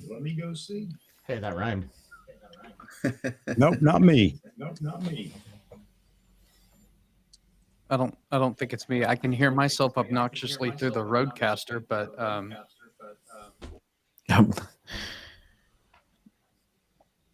check. I fixed that earlier. Check. Yeah, I can still hear an echo. All right, we're gonna have to one by one mute and see who's the problem. I got head. Me? Nope. Check. Not me. I know that. I don't know. I don't want to point I've been on mute almost the whole entire night. Yeah, I don't want to point a finger, but it started with you, Z. It started with me? Yeah. Oh, it's good now. Yep. I can still hear an echo. Yeah, I can still hear an echo as well. Hey, Randall, you don't have YouTube channel open do you? Randall, do you have a YouTube channel open or the restream only? I think he's checking. He's got as many monitors as I do. Lost audio. That's why I need a Steven. Hang on a second. Keep talking, somebody. All right, 1, 2, 3, 4. Yep. All right. Testing. Yep. Echo. 1, 2. 1, 2. Yep. I don't know. Anybody have a singing I'm gonna voice? mute Go my ahead mic now. if it stops. You guys keep going. All right, 1, 2, 3, 4. Don't hear it now. Don't hear it now. Nope. Check. Don't. Okay, now I can hear. Can't hear you, Zach. I don't hear it. Is there any echo left? No it's echo. gone I now. hear you, but I don't hear an echo. All I did was like mute my mic and come back, so I guess it wasn't mine. Okay. Who knows? All right, Randall, you're up. No audio. Can you hear me? Yeah. Yes, Yep. and Okay, got it. Yeah, I turned it off just in case it was me on the echo. So can you see me right now? I put Yeah. on the video. Okay. Yeah, it's been a while since I've been on a restream, but I like it. I use Camlink. I mean, not Camlink, but Ecamm. And it helps me put up a lot of videos. So like this is my overhead shot of the RX100. So I did about a series of 20 videos within the past 3 or 4 days about this camera. It's the first version. 4K is okay, but it overheats after 3 or 4 minutes. So I leave it on 1080p and it works fine. When the battery starts dying out, that's the only problem with it. But the storage, the video quality is excellent. And it's a great camera to put in a pocket. It's not heavy. It's a good vlogger. I've used it with steady shot on and with off. And I think it's a lot better than most of the vlogging cameras that are out there now. And it doesn't weigh a ton either.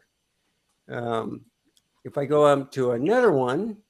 Randall, which camera was that? That was the RX100 Mark V. Thank you. So now this is a studio display. I just updated the firmware.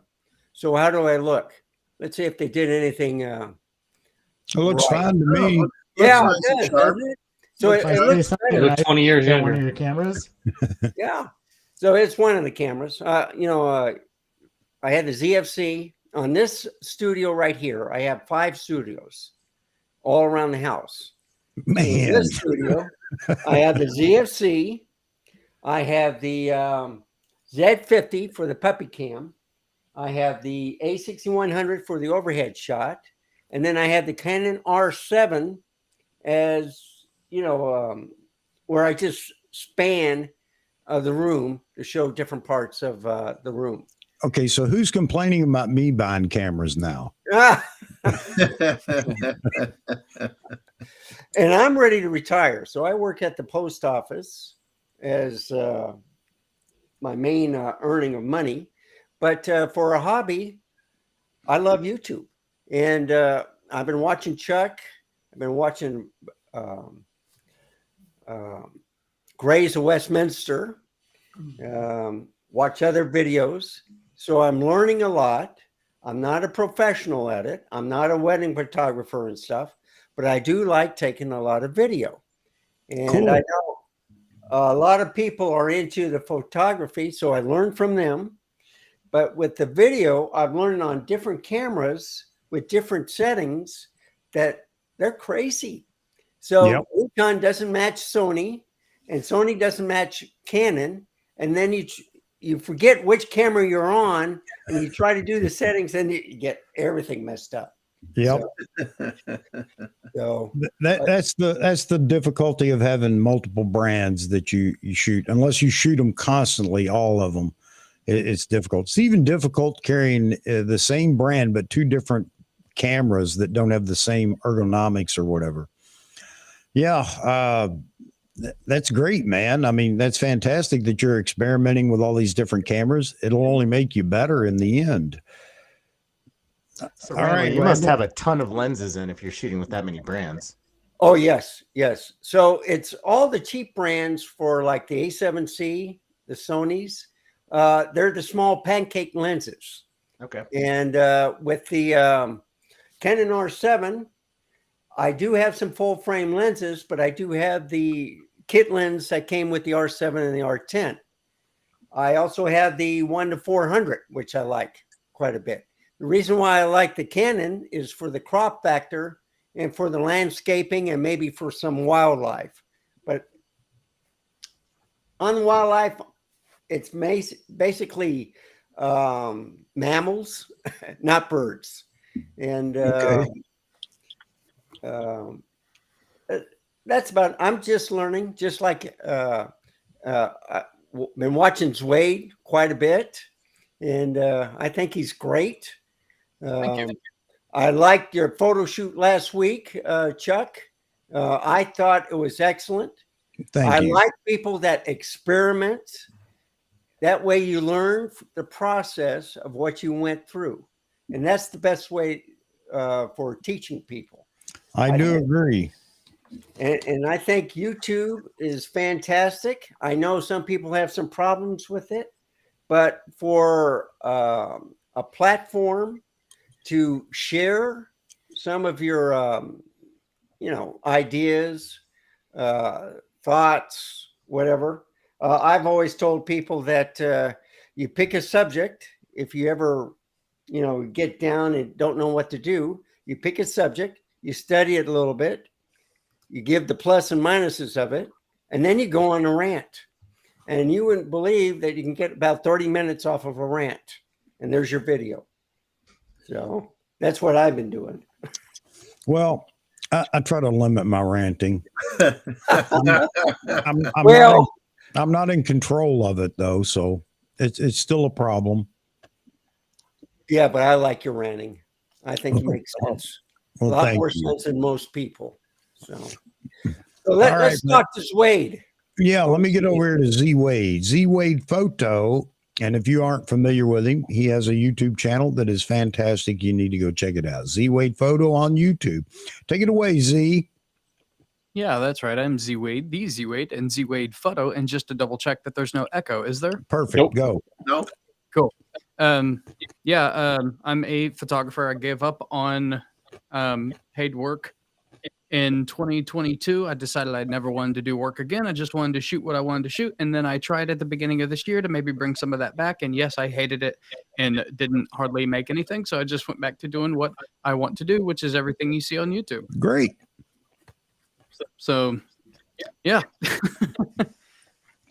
Just, been super busy. I've been doing a ton of shooting. I am pretty confident that there isn't a human being in existence that has put more images through the 8512 yet, because I've literally been sneaking in.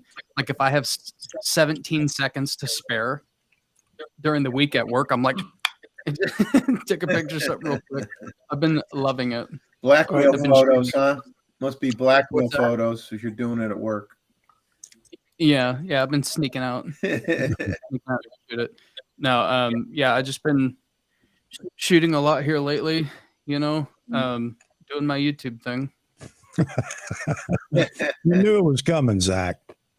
I know. What happened to the YouTube thing last night? I took it out back behind the barn and shot it. A bunch of us were waiting for you to go live. Never happened. I missed it too. I was jonesing for a live stream to watch. No, I took it out back and shot it. I told myself, actually had this talk with Vahagan the other day or yesterday. The whole idea for my live stream was to do something different.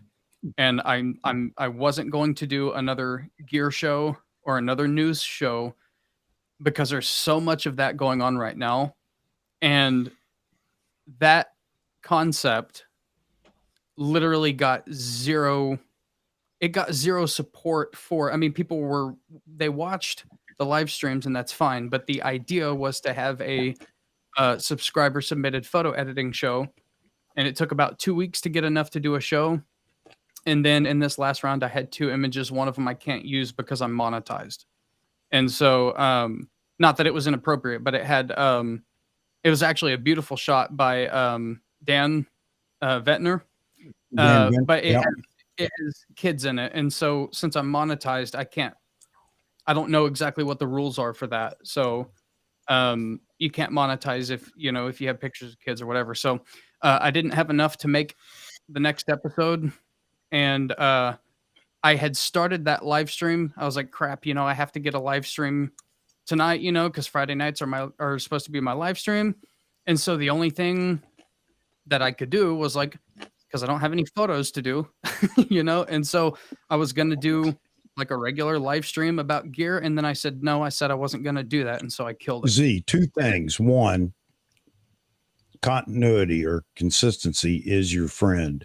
You're not going to get 55 people sending photos in on the first 1 or 2 or even 3 streams.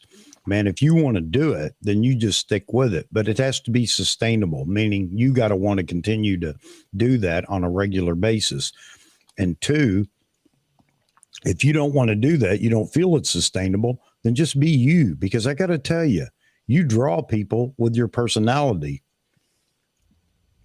I appreciate you saying that. You do. And don't worry about what everybody else is doing. You do whatever they're doing. If you want to, your way. Yeah, for me, like doing it in the premiere is what was going to work. And that first episode that I made literally took about 4 days. And so it wasn't going to be sustainable like that. And I just can't jump between the premieres and the lives and the premiere and the live based on whether it can work or not. And yeah, the consistency is important, but you know, I have this idea of what I wanted it to be, and it can't be that right now. And so I just killed it. Well, man, get away from the algorithm watching. Just do what you want to do. I know that's easy to say or whatever, but that's the bottom line. I wouldn't say it if you didn't have a personality that people like, but you do. I appreciate when you're that. being yourself, you're fantastic, and you're not yourself tonight. Yeah, I'm a little I'm a little dry tonight. I'm exhausted from shooting, and I'm exhausted from you know, having to I put a lot of work into that whole idea, and it's just not the right time. And it's driving you crazy. Let it go, man, because you need to just be you. Well, it's not like I'm not like losing sleep over it, but you know, it's like whenever you get like a brand new car, you know, like when you get a brand new car and you get rid of your hoopty, and then you remember all the fond memories you had in that hoopty, you know, in that piece of crap, you know, and you kind of miss it a little bit. So I was excited about doing it. It's just I don't think it's the right time right now. It was kind of dead upon launch, right? And so I knew it was going to be a struggle from the very beginning. And there's just other stuff that I can put my time into, you know. So. Well, that's fine, man. That's fine. Oh well, hey, let me pause for a minute, Z. Robert's got to take off. Robert, you quitter. Ha! No, I have to get up at 5. Short timer. He's only. I have to work for Lumix, and I got to drive like an hour and a half tomorrow morning. So. All right, man. Yeah. So, but I do want to say thank you for having me. I hope this is the first of many. And me too. On my lives now, I'm gonna have you and Vahagan's link and stuff because you know the way our hours work. It complements, you know, all of our shows. So I'm going to keep having that in the script. For everyone, Thursday night, 6 p.m., come to my channel. We do the same kind of platform, open-based. We're going to talk smack. Again, it's going to be Fuji versus Nikon. My assistant shoots Fuji. So we're going to do some good smack talking. And I thank you all for having me. This was amazing. And I wish I could stay up later, but I want to be a responsible adult. So no, you gotta do that. You know, you got to do what you got to do. And I tell people all the time when they apologize because they can't be part of whatever. The bottom line is this: life comes first. You know. Copy that. Yes, sir. And thank you, everybody. Have a good one. And last question, Chuck, should I just keep this link for? Or is it a new link every time? It's new each stream. So it'll just, I just copy, I have to make the stream, set it up for the show, and then I'll email the stream out or the stream link out. I usually do it a couple hours before the show. And by the way, for everybody that's in here and everybody that wants to come in here, I understand folks that come in the middle of the show, that's one thing. But those that know they're going to come in for the show, unless you know absolutely certain everything's working, your video, your audio, and everything else, come in early. I always have the link live for the green room, not live on air, but live in the green room. So you can come on, test your audio, test your video, and then just mute your mic and go about your business doing whatever else you got to do. I would really appreciate that. The last thing we want to do is start the stream with troubleshooting. I used to do that all the time, but I had to do it for myself. But so, yeah, absolutely. If you want to come and you have the link and you want to show up for the beginning of the show, just show up a few minutes early. Give us a chance to make sure everything's working. So, but anyway, thank you, Robert. Thank you for letting me be a part of your show, your channel. I enjoyed it very much. And that's the whole reason why I said, man, you're welcome to mine anytime. Thank you, And sir. again, that goes for everybody out there. So let's not, think that it's just. Bye, everybody. Take care, Robert. Take care, Robert. Nice meeting you. Let me see here. I'm dropping off too. It's getting late here. All right. It is. Yes, it is, Daryl. And this is the thing. I can't ever get out of here. I mean, we still have 62 people watching, and I do appreciate that. And I want to keep it going. I can sleep in a little in the morning. So there you have it. But thanks, Daryl, for being in here as always, brother. Love the shirt, man. Love the shirt. Now you got to get a different shirt for the next time. Oh, I got plenty of them. So, all right. Talk to you guys. See you, Daryl. Take care. Hey, Joe Stroud, to answer your question, I'm not watching anything. Watching things is reserved for people that don't overload themselves with stuff to do. So I've actually got a boudoir session that I shot today. Hang on a minute. I'm sorry. I'm just letting somebody. There's somebody in the green room I'm going to bring in here, and I don't want him to think I've ignored him. All right, here we go. Jit Picks himself. How you doing, Sanjit? No audio. I'm doing very well, Chuck. How are you doing? Doing well. Tell us where you're at and who you are so that everybody knows. Happy Earth Day, everybody. I'm Sanjit, calling all the way in from Malaysia. I'm a nature, wildlife, and conservation photographer.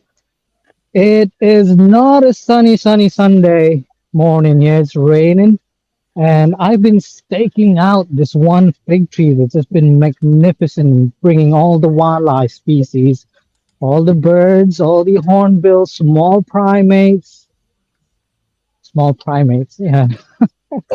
Lots of primates, small mammals.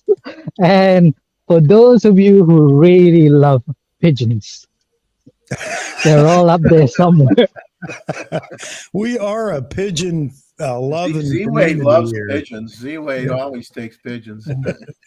Everything is. Hey, so you guys know, here you go. Here's a guy that's in the middle of the jungle. He's got his phone. At least he has service, and he can come on live and talk to us. And I always appreciate you being in here, Sanjit. And just so you know, he's a conservationist, as he said, but he's studying or documenting hornbills. So take it away, Sanjit. Well, that's about it, man. I just wanted to wish everyone a happy Earth Day. I've been in here for about a week. This year has just been massive. I've been on the road for far too long, but I know to tune in to the show almost every week. And whenever I have reception, I head back to the city tomorrow. And the only time that I'm back in the city is just to unpack, back up all the photos, all the videos, and it's all data that's going to be providing a kid somewhere, perhaps with his master's or PhD thesis. Wow! And the only time I get to go home is when I need to do laundry, and I get back to Kuala Lumpur City on Monday evening, which is pretty much about 24 hours from now. I've got a flight out here, and 48 hours at home, just in time to do laundry and get back out there again. And that time I'll be traveling to the East Coast to document some flying foxes. I'd like to see some of those photos. Yeah. Oh yeah. If the tide is all right, we can get onto the island. It's been very choppy on the East Coast, and the past couple of times that we tried to get on a boat and just try to go across, it was not too good. And it's not only compromising ourselves, but all the cameras that we dearly love. Yeah. What are you shooting with right now? I got frustrated. I'm so frustrated with my 7.2. Its animal detection does not detect any wildlife, and I figured it only detects animals such as cats and dogs. So I managed to borrow a Z9. So I got it on my 600 f4, which is tucked somewhere very safe because it was chucking. Yeah, it was raining like crazy. Everything is wet. I am fortunate to be in the dry zone. Well, great, man. Man, I love hearing from you. Again, this is just part of the community, folks. I mean, this is just fantastic. Who would have thunk? I wouldn't have. A hillbilly from Kentucky living in Connecticut would start a live stream and have people from all over the world doing all kinds of different things. I mean, it's phenomenal. So I'm just trying to pull this over. If I don't fall off the cliff, wish me luck. So, don't do that. So this is a Ficus dubia, and it's a relatively large fruit. If I can find one on the floor, it's a very good, well-sized ficus, and it's strange to see little pigeons trying to swallow these. It's comical. So at times, when you're riding the heat, you see moments like that, and they're just trying to swallow it with their tiny little beaks, and they swallow it whole. And the beautiful thing is there's about millions and millions of these seeds. This one is a ripe one. The not so ripe one will be brighter red in color, and all the wildlife goes for the ripe one. I guess it just rains so heavy, so a lot of ripe fruits fall down. Inside these seeds, there are millions and millions of other tiny seeds. So, a lot of wildlife, especially birds, when they take the seeds away from the host tree, they are helping us to extend the range of the forest, and they are replanting the forest for us. And it's one thing that I realized after so many years being a wildlife photographer. So many great people, so many gurus out there. As we start losing the forest, if it is the problem of the wildlife, but if it's their problem today, tomorrow is going to be our problem. Yeah. We all love the rain, we love the sunshine, we need our fresh water and fresh air. But documenting little moments like this when a tree is full and big, and watching all sorts of wildlife species come together in harmony, sharing one big buffet, it's amazing. It is, man. It is. It's amazing that you dedicate so much time to doing this.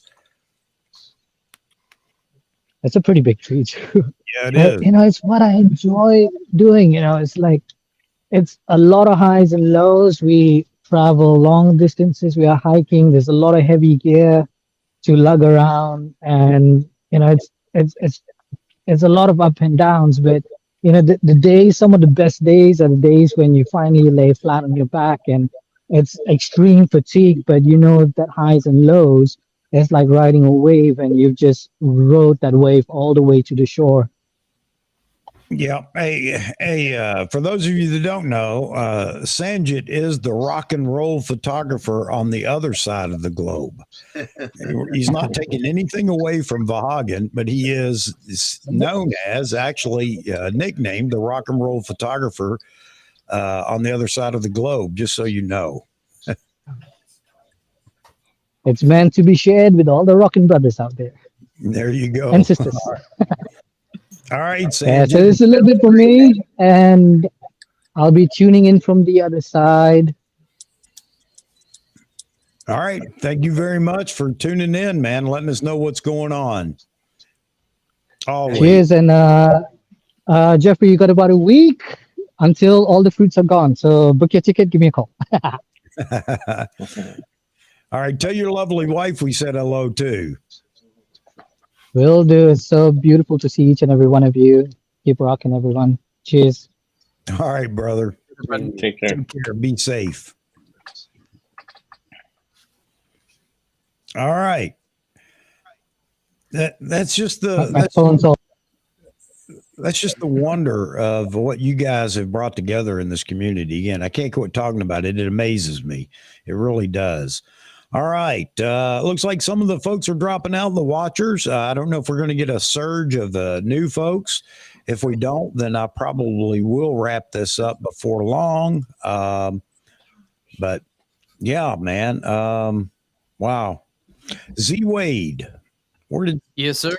So Z, man, everybody's telling you no matter what you do, and I second this, third it, fourth it, whatever it is, whatever you do, brother, we're going to be behind you and dealing with it because we enjoy your content. I mean, I missed you last night. That's all I can say is I missed you last night. Well, my other content isn't changing. I still have a heavy focus of being in the field with my new videographer. I've got I've got stuff on that I haven't even put together yet. So I've got all the regular content and the talking head stuff, the new style where more jokes, more entertaining, more visually appealing. None of that is changing, right? So I'm just trying to make sure that I maximize all of the types of content that I have access to. So shorts are, I don't even know what shorts are doing anymore. But Yeah. I kind of pulled some energy away from shorts to kind of try like the live stream kind of thing too. And I just don't, because it's a solo operation, I have to sacrifice something to do it. So, I think for me, the most enjoyment comes out of editing the other kind of stuff that I've been doing forever that everybody's used to, and I think this was a cool idea. It's just not, I can't put it together right now. I just don't have the time to put it together. Otherwise I have to, in order for me to do it without like submissions and to build that consistency, it's like I have to take my own photos every week. And I also noticed, by the way, and I should have known this was going to happen because every time I've tried to do like a lighting video, it flops. Every time I try to do like any other kind of education, it flops. And so me and Vahagan actually talked about that too. Because he asked me, he's like, do you think the photo editing idea is going to do good? I said, no, I actually don't, because nobody cares. And so like, if you look at the attention that people gave to that video after the news, it pretty much dropped down to like a few people, and it was probably the people whose photos I was editing. So for the most part, people on my channel, at least, the algorithm shows them the gear and the photography, not the stuff that seems kind of educational. So, I'm not upset about it at all. And as soon as I figure out a different idea to do, I'll still do a Friday live stream. I've just got to figure out something that doesn't require editing, something I can truly do live. Because too many things can go wrong doing, with the kind of work that I do. God forbid that I click on the wrong folder or something live, and then my channel's getting shut down. I got it, man. I got it. I got you. But I did miss you last night. Mozman too. We were talking about where's Z? Where's Z? It's just frustrating when you when you put a lot of effort into something, whether it be a longer video or trying something different, and you put your heart and soul in it, and things don't click like you want. You can't help but let it does get in your head. It does bother you. I mean, sometimes I'll spend an enormous amount of time putting together a video and going through hundreds of photographs and video clips and trying to put something together, and nobody watches it, and I'm like, what am I doing? Right. On a side note though, like I do have to say this, like regardless of that live stream idea not working, and kind of being like doomed from the beginning, as far as everything else goes, the videos that I'm putting out basically they're running at a much higher octane than anything else ever. And because of you guys, everybody in this panel over here, like you guys are like seriously like cranking my channel. Like my channel is like it's growing at like 130%, right? Cool. And so like you guys are just like so awesome for like tuning into the other content, which is why like I'm not really that upset about, like I'm not losing sleep over the live stream because the other stuff is still doing good, Great, man. doing great actually. So it's fun. Well, great. You know, I just didn't want to hop on last night because like I was already a little sour, I guess. And I was like, dude, I'm not gonna hop on a live stream and like force my way through. What's up, everybody? I'm Z Wade, Z Wade, and Z Wade Photo, and then talk about something I don't care about, which is like, you know, upcoming stuff that I don't have anything. I want to talk about the Z8 whenever I have something to go off of, but we actually have no idea what the megapixels are. It's all speculation, and so I was, you know, I don't really know what to talk about that hasn't been covered. So, are you sour because you're just not getting enough submissions? I was sour because it was the whole idea. Like I didn't.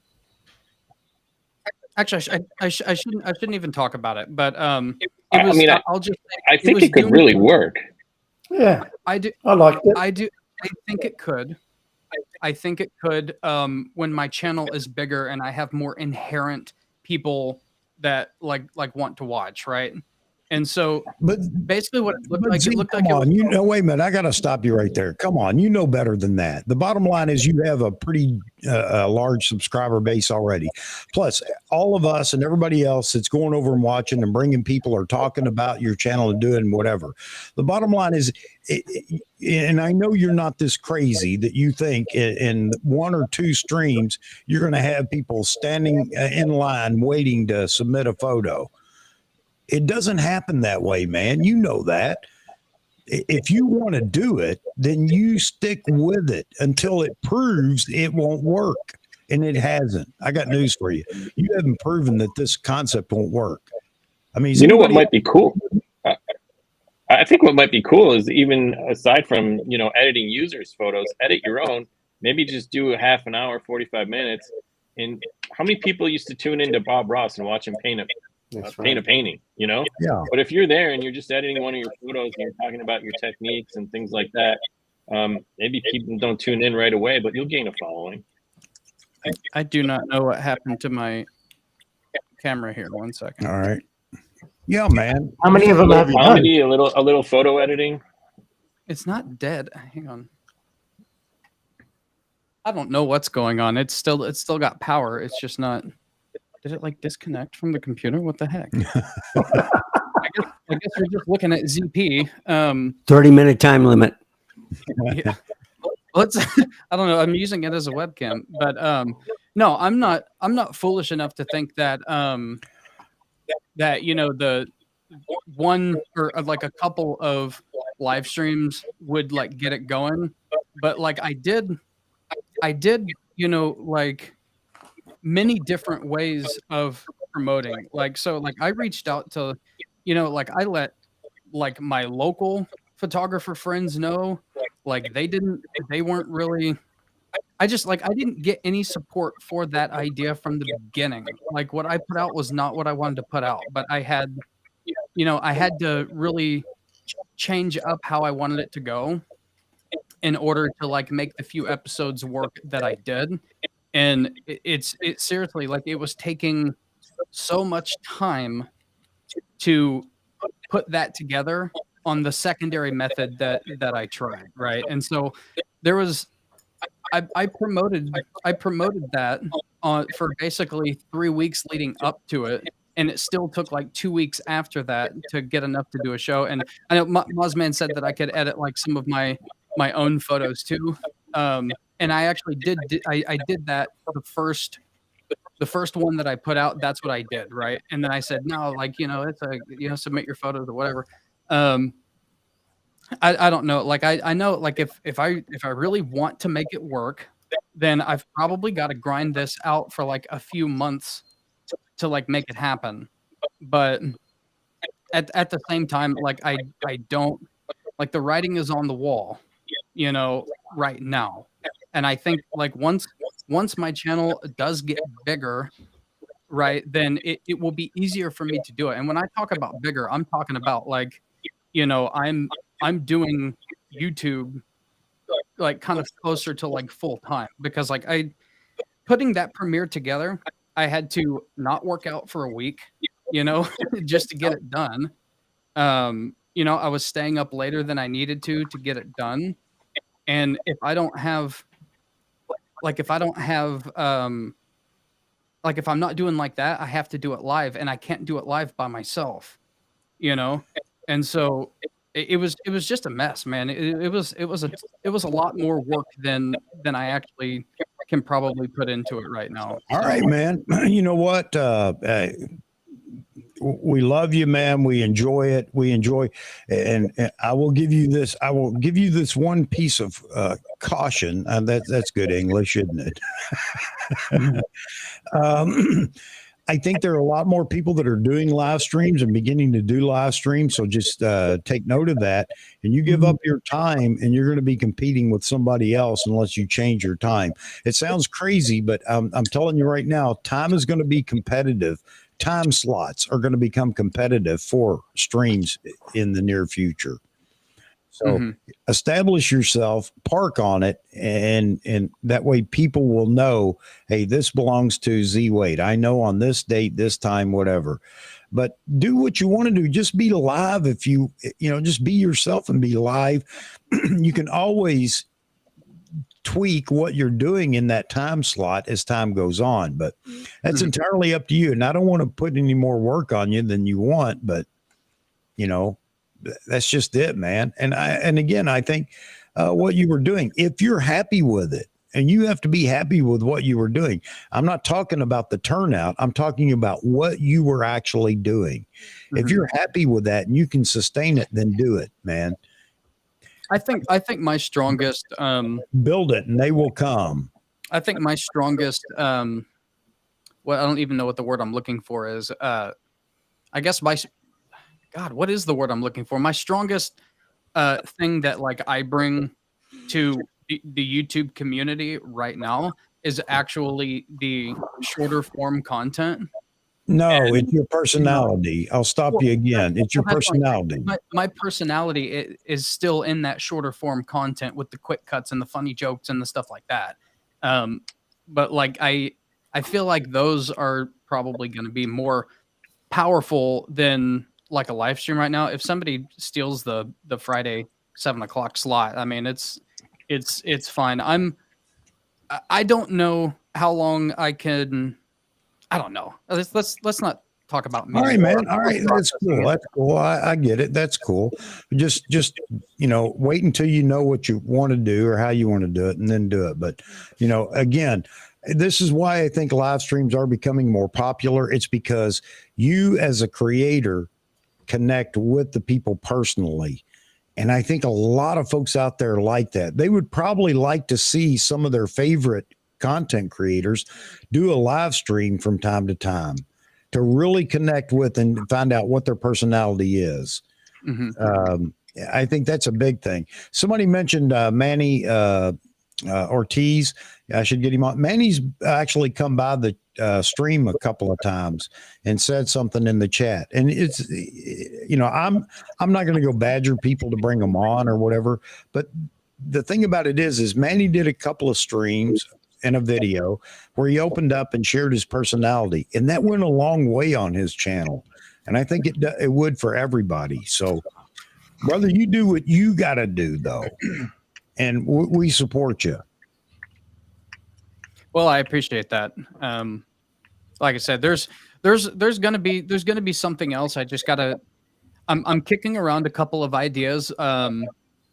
Again, I have this really strong drive to like help people out, right? So to like be there, ask questions, and instead of like asking my opinion on like an upcoming camera, tell me or ask me to explain what shutter speed is in dumb format. Like, I'm talking like I would like to do that. And so I've kicked around the idea of like ask a photographer kind of thing, right? Since and incorporate some editing in there every once in a while, kind of thing. Just kind of a AZ beginning stage, but at the same time, that's not really my community. I don't have a lot of like real beginners. Hey, AZ, you just make that your topic for your live stream tonight, and there'll be plenty of people that'll be asking you questions. See, I'll just say this: I only have 210 subscribers. I haven't been on for 2 years yet.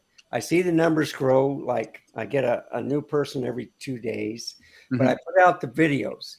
I don't care if I get subscribers, likes, comments. I always answer them if they have a question, but I do what I want to do. I don't care what anybody critiques me on or anything. I have my own opinions. And if you like what you're doing, it will show the way you present your format, and you're doing great. Whatever I see from you, you're doing a fantastic job. I appreciate that. And so, and to that point, like my favorite content to make is basically like being out in the field. So like the live streams to me right now, they're kind of like a time filler to get me kind of, it's like Chuck was saying earlier, it's a great way to like connect to like directly to your audience, because I do answer and read every single comment. And so I connect in that way. But that's probably what I should be doing. I should just be like, come in and hang out and let's just BS, because that's really what I wanted it to be anyway, like a little more personal kind of show. But honestly, like if I could only pick one thing to do, I'd just be out in the field doing the dumb stuff, like, answering questions nobody was asking. Like tomorrow is the 50 millimeter f1.2 versus the 24-70, both of them at f2.8. Who cares? Nobody asked me, but like I'm just doing it because it was fun, Well, you can't sustain anything you don't enjoy. Just keep that in mind. Facts. Yeah. So I don't know. We'll see what happens. And at the end of the day, like, I mean, I'll be the first one. Like if I don't enjoy presenting a live stream, like I'll be the first one to be out, because that's, I'll be like, dude, I just don't even like this. I've never run my YouTube channel except in my early days, whenever I noticed that gear is what was growing. And then I got way too heavy into gear and I was like, dude, I hate this. And I basically cut my growth in half by going back to just shooting photography. But I was like, F it, man. Like, this is what I I want to shoot photos and stuff like that. I don't want to talk gear. And so okay, I have no problem like cutting the crust off the poop sandwich, All right, man. All right. Just letting you know that I think everybody that watches your content will say the same thing. Whatever you're going to do, we're still going to support you. I mean, everybody's going to be behind you. I appreciate it. Yeah. And I know you guys will be. So you got a new subscriber from me. Hey, I appreciate that, man. Yeah, you bet. All right, brother. Somebody asked a question for you, Robert. It was finishing something you were saying, and it's Matthew Card. He's probably mad at me now because it took so long to get down here. What was it, Matthew? You'll drop it in the chat again before I can find it, I'm sure. Yeah, he wanted me to finish talking about why Nikon was doing the right thing at this There time. you go. There you go. I was trying to reply to him on the chat. I can only do it on the private chat. So is there a way where I can communicate on the regular chat? You have to have YouTube open but muted and follow the chat there. Sorry about that. Okay. Well, anyway, just to finish that, is that I think Nikon is only putting out certain cameras, so it won't get rid of the other cameras, like the Z9. The Z7 II is still a great camera. The Z6 II is still a great camera. So why come out with the Z6 III or Z7 II? If the Z8 replaces both of those with the new technology and the part of the Z9 processor, that's excellent. Different. But I want to see do more lens for the DX part and also for the FX part. Yeah, they're filling it out. So different cameras at different price points is the big issue here. That's it. One camera at let's say it's $3,800 a Z8, or if it's a Z8, is not going to support everybody in the food chain. So you're going to have the same or a lot of the same features that trickle down into the lower more budget cameras. But yeah, before we continue, hold that thought, Robert. Jeff's got to get out of here, so I want to give him a chance to say goodbye. Maz, are you going too, or are you going Yeah, to hang I'm going to. Yeah, no, I got to go. Because you guys are linking up in the morning early. So, yeah. Hey, go ahead, Jeff. Yeah. Thanks, everybody, for coming on again and asking questions, and appreciate it. And Chuck, thanks for having me again, as always. And to everybody on the panel, nice to either see you again or see you for the first time. And Maz and I hopefully are going to find at least one bird tomorrow to take a picture of. There you go. If we don't find one bird, we're going to crack eggs and have breakfast, and that's going to be okay. I expect a selective imagery video that has both of you in it. We'll be shooting my Z8 tomorrow. Yeah. That kind of sounds like you're not shooting photography at all. Maz could do a Z8 video. My Z8, Z-Wade. That's going to be part of the teaser, isn't it? Absolutely. We're going all in. All Can't get the gators. Get the gators. Yes, that we could definitely get is gators. That won't be a problem. All right. Cool. Take care, guys. You all take care. Thanks both of you being in here. Thank you. See you tomorrow, Maz. All right. See you, Jeff. Yeah. Chuck, I have to mention this because like Tim Hunter said, we need Nikon to announce a 135 millimeter Z to perk Z-Wade up. I just want everybody to know that me appearing different and sluggish has nothing to do with me being in a bad mood over this live stream. I've literally shot like 1900 photos in the last like 15 hours, and I am waxed. And okay. I can tell you that one of these photo shoots was 3 different dresses. All 3 of them were highly reflective, and so I have been inserting fake color on skin on every single photo and changing this reflective neon into actual skin tones. And so my eyes, even though they feel about this big, I can tell that they're actually, my pupils are just almost gone. Yeah. And they're dry, and I'm exhausted. I can understand that. And there are nights, I was telling Vahagan this this afternoon, and we were talking about some stuff. And I said, there are days that I'm just not with it when I get into the live streams. I feel bad about it, but I'm not going to miss the live stream because so many people, show up or expect to be able to get together, not with me, but with everybody else that, may be in the chat or whatever. So I understand that. There are days that I'm beat too, man. Yeah. I got you, brother. It's a tough edit, man. And see, it's my fault too, because I didn't take my flash. I was like, no, I'll just do natural light. If you have a flash, you don't have to worry about You dressing. always take lighting. So I didn't have that. All right, brother. Cheers to you too, man. Thanks for dropping by always. Say hi to your beautiful wife, and we'll see you on the next go around. You're welcome anytime. All right. Sanjit from the jungles. All right. Hey, before we go on, I want to, for everybody that's in the panel, I don't know what's happened, if anything's happened, but I just want to do one check because the echo is back. But if everybody will go to the little gear icon at the bottom, click it, go to audio and click on audio and tell me if you're not following me. And you'll see 2 buttons you can click down at the bottom, echo cancellation and noise suppression, and make sure both of those are clicked and maybe our echo go away. It could have changed. Something could have happened. Somebody, went out and came back, and let's see if that gets rid of our echo. We're going to blame it on Wayne.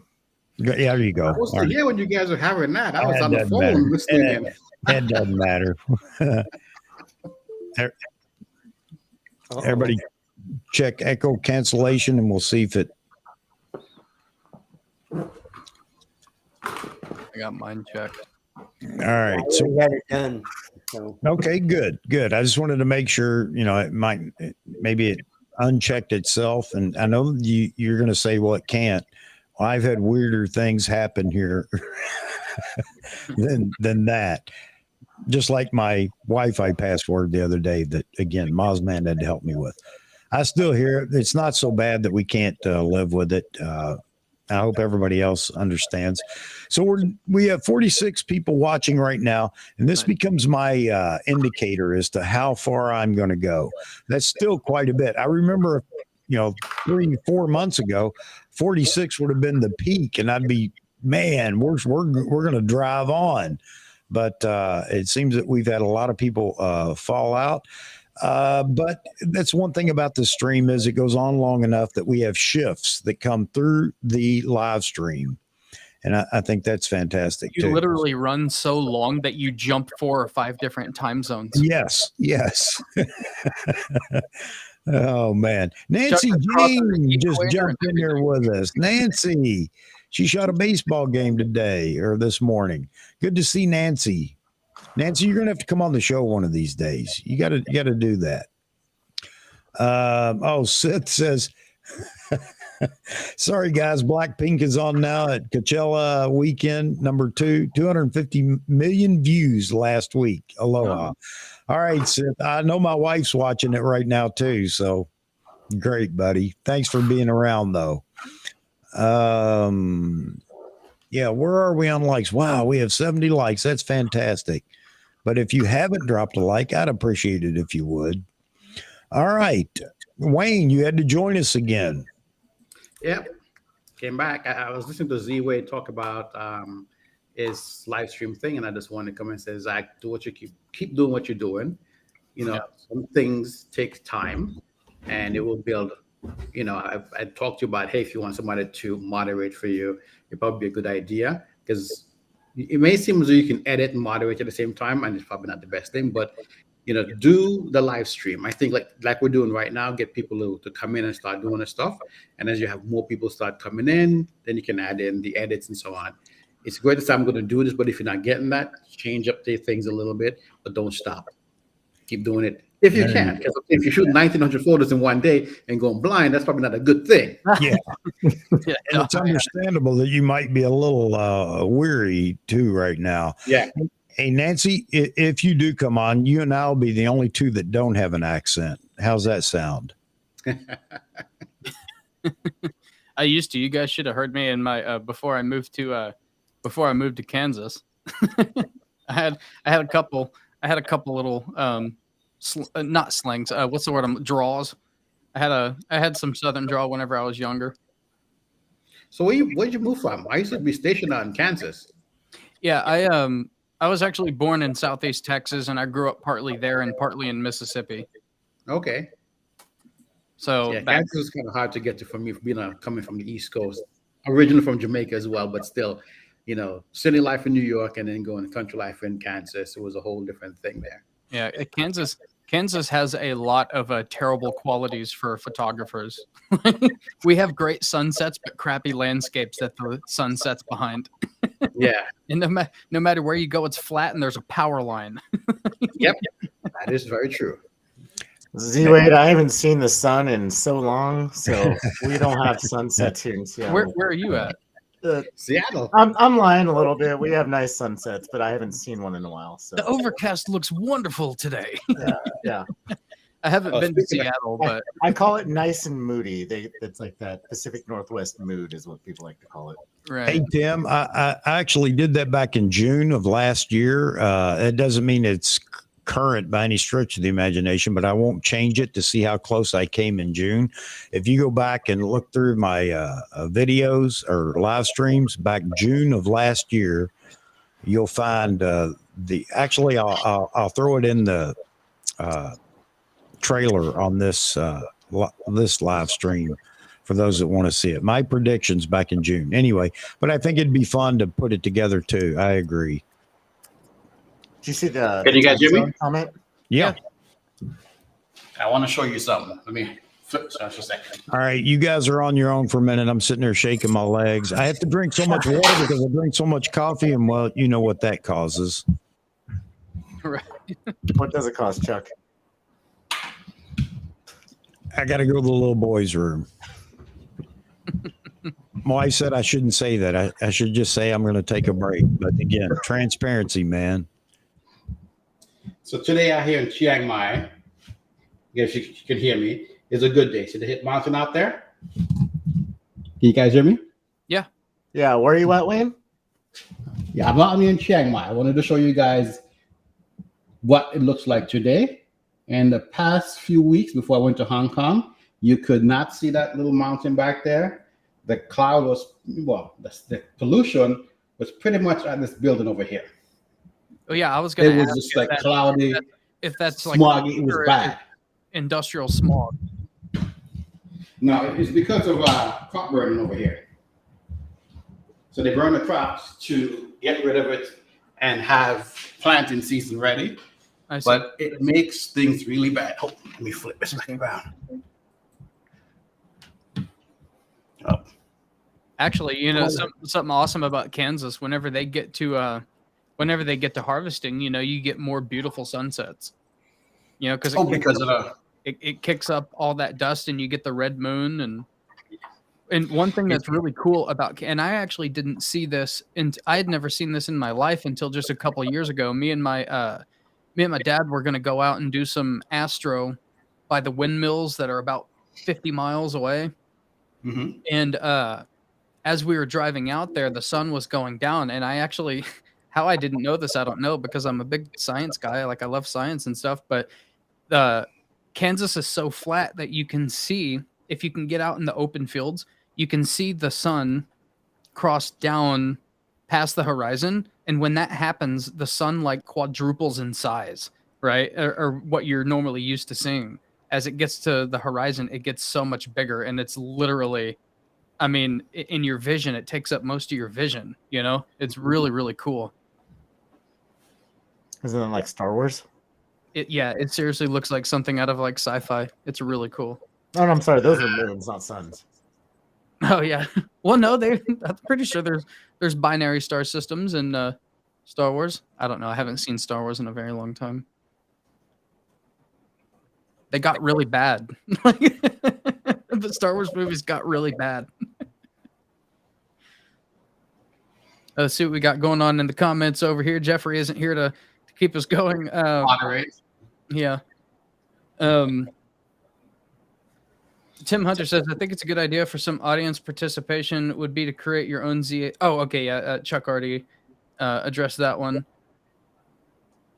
Let's see if there's any questions coming in. Nancy says the crop fires in Mexico were contributed to the tornado outbreak in 2011. Really? That's kind of wild. I didn't even know that burning could cause.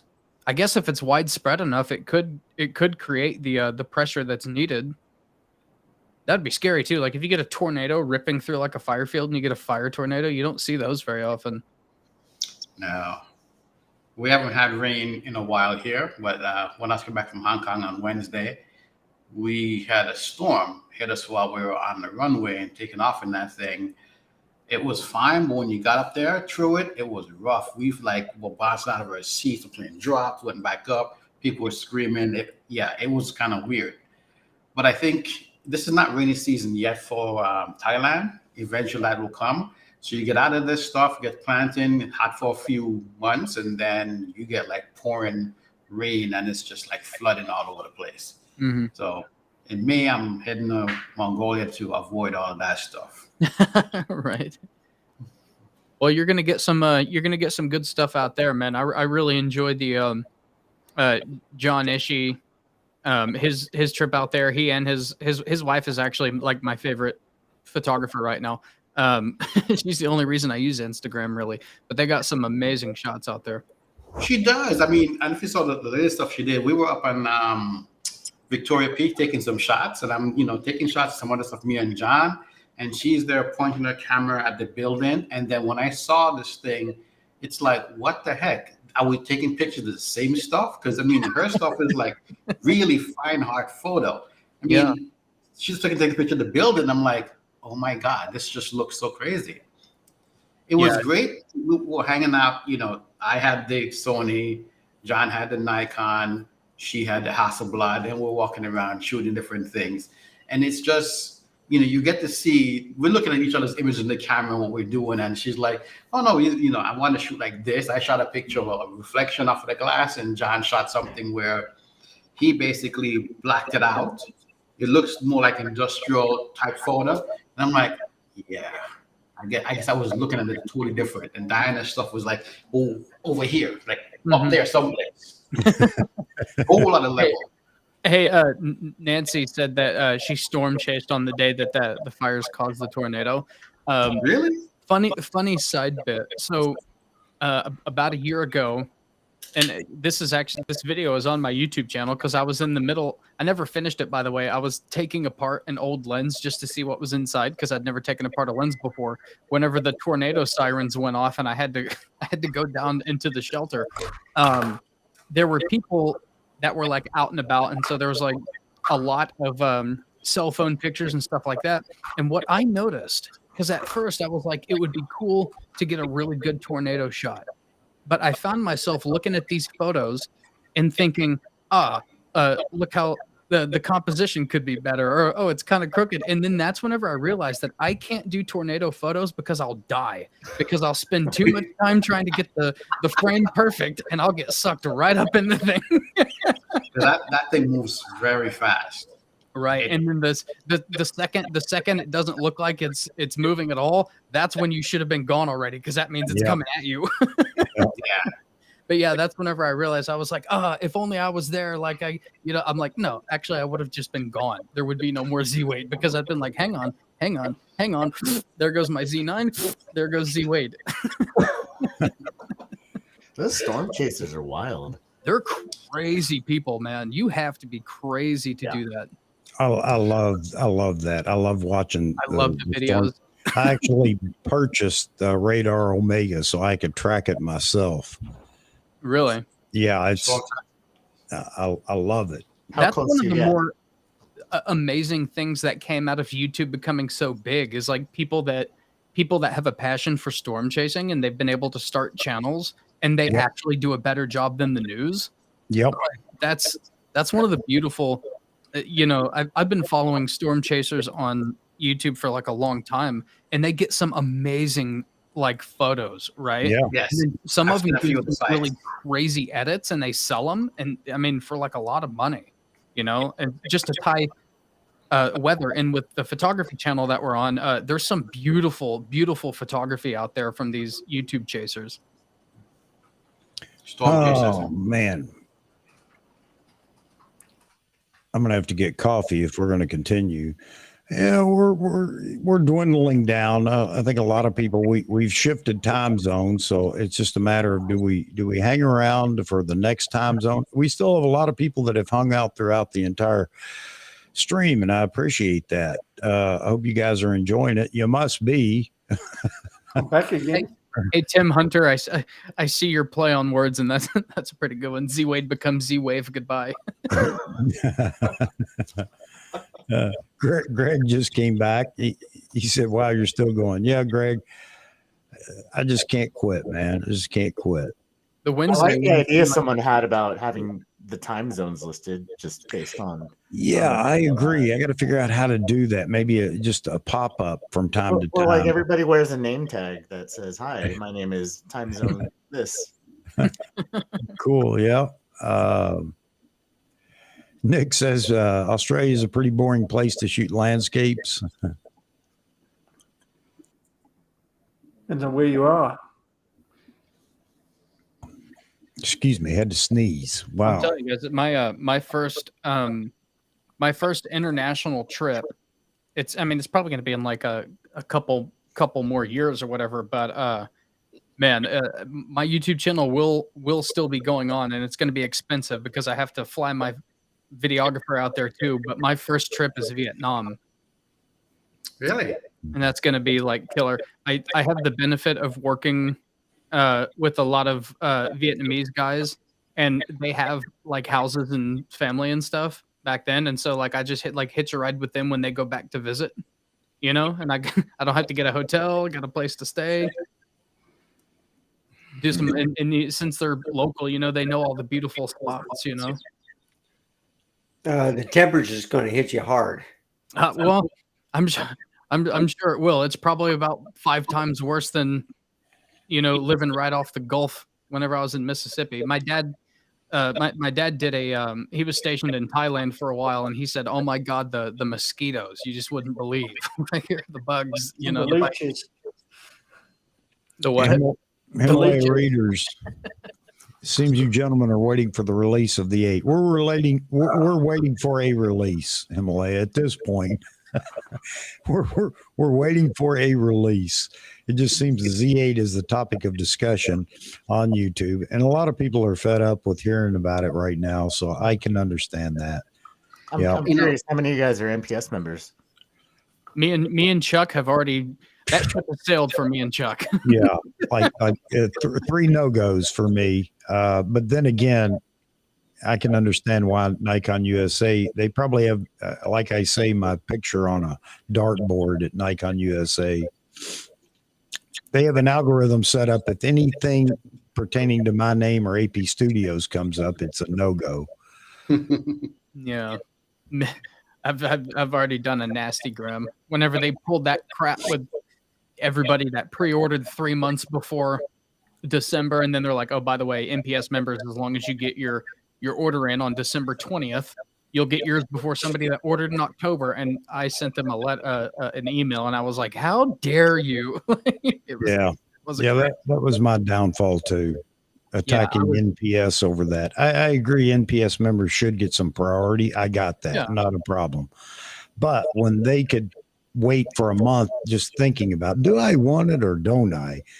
And if they waited until the end of January, which was the cutoff date, and said, well, I think I do, then they just bump people out of their order of getting the Z9. I don't think that was right. But anyway, and actually there's a whole stream on that as well.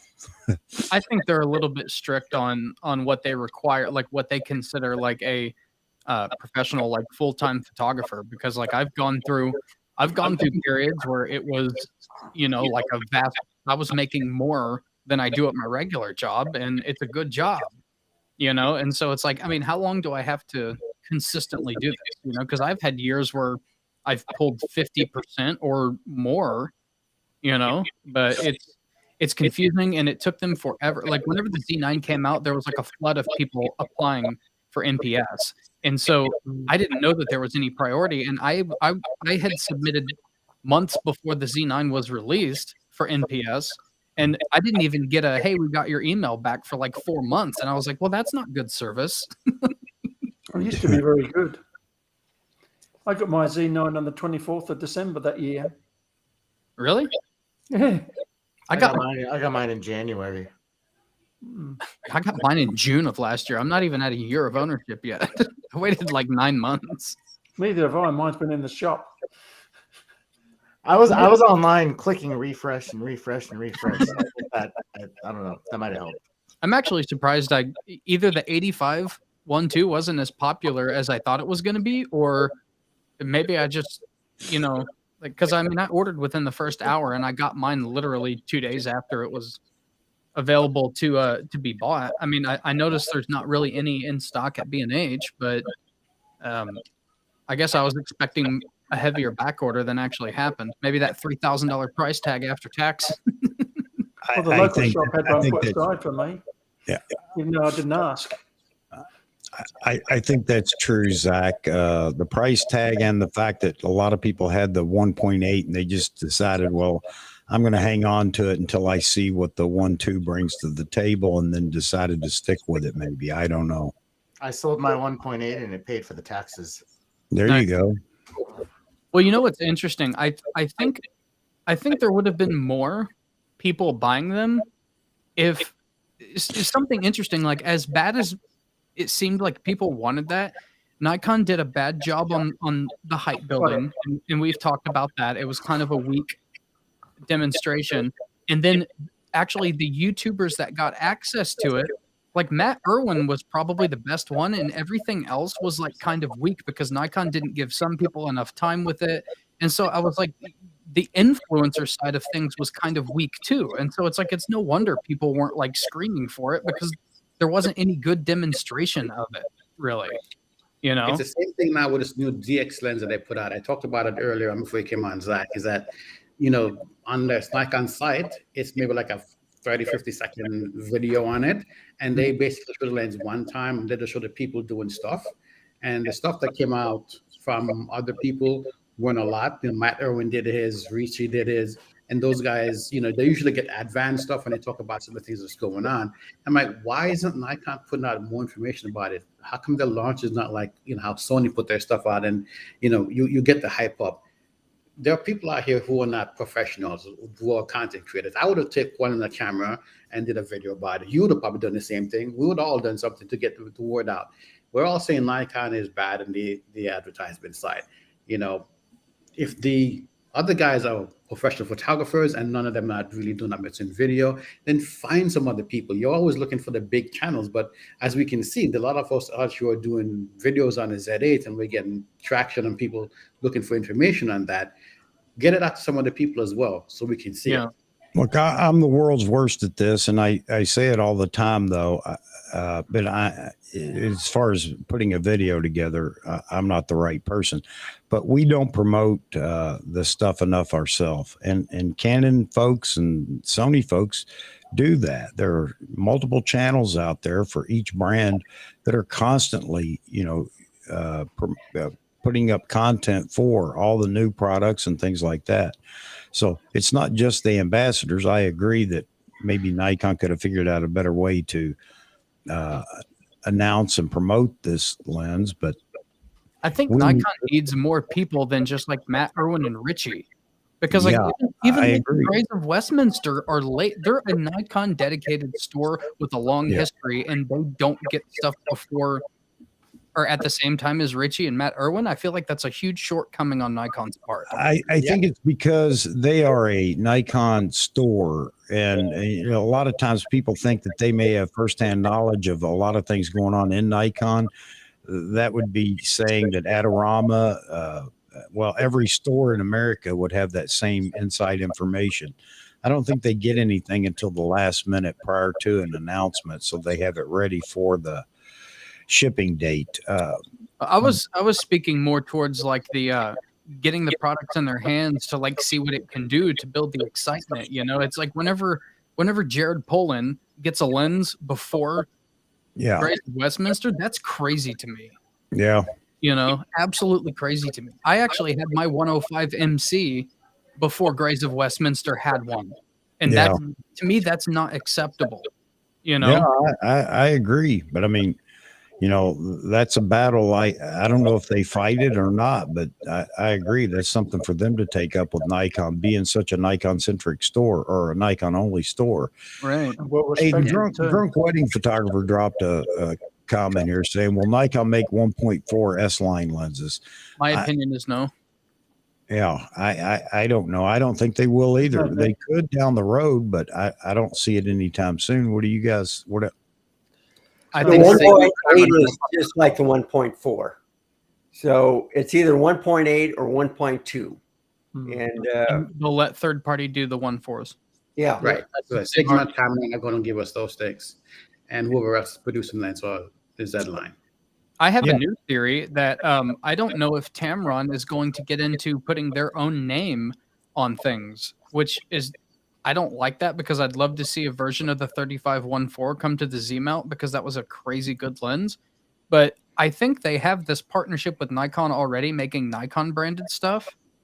And I hope it doesn't happen, but I kind of feel like that's what it's looking like. I think Sigma's just gonna is gonna run their products through the Z mount and Tamron's just gonna hopefully not, but I think they're probably going to just keep doing this branded Nikon stuff. I don't know. And a lot of people, we go back to third-party lenses, which I don't necessarily use, but I think it's wonderful that there are third-party lenses out there because a lot of people do buy third-party just for the cost savings, and I understand that.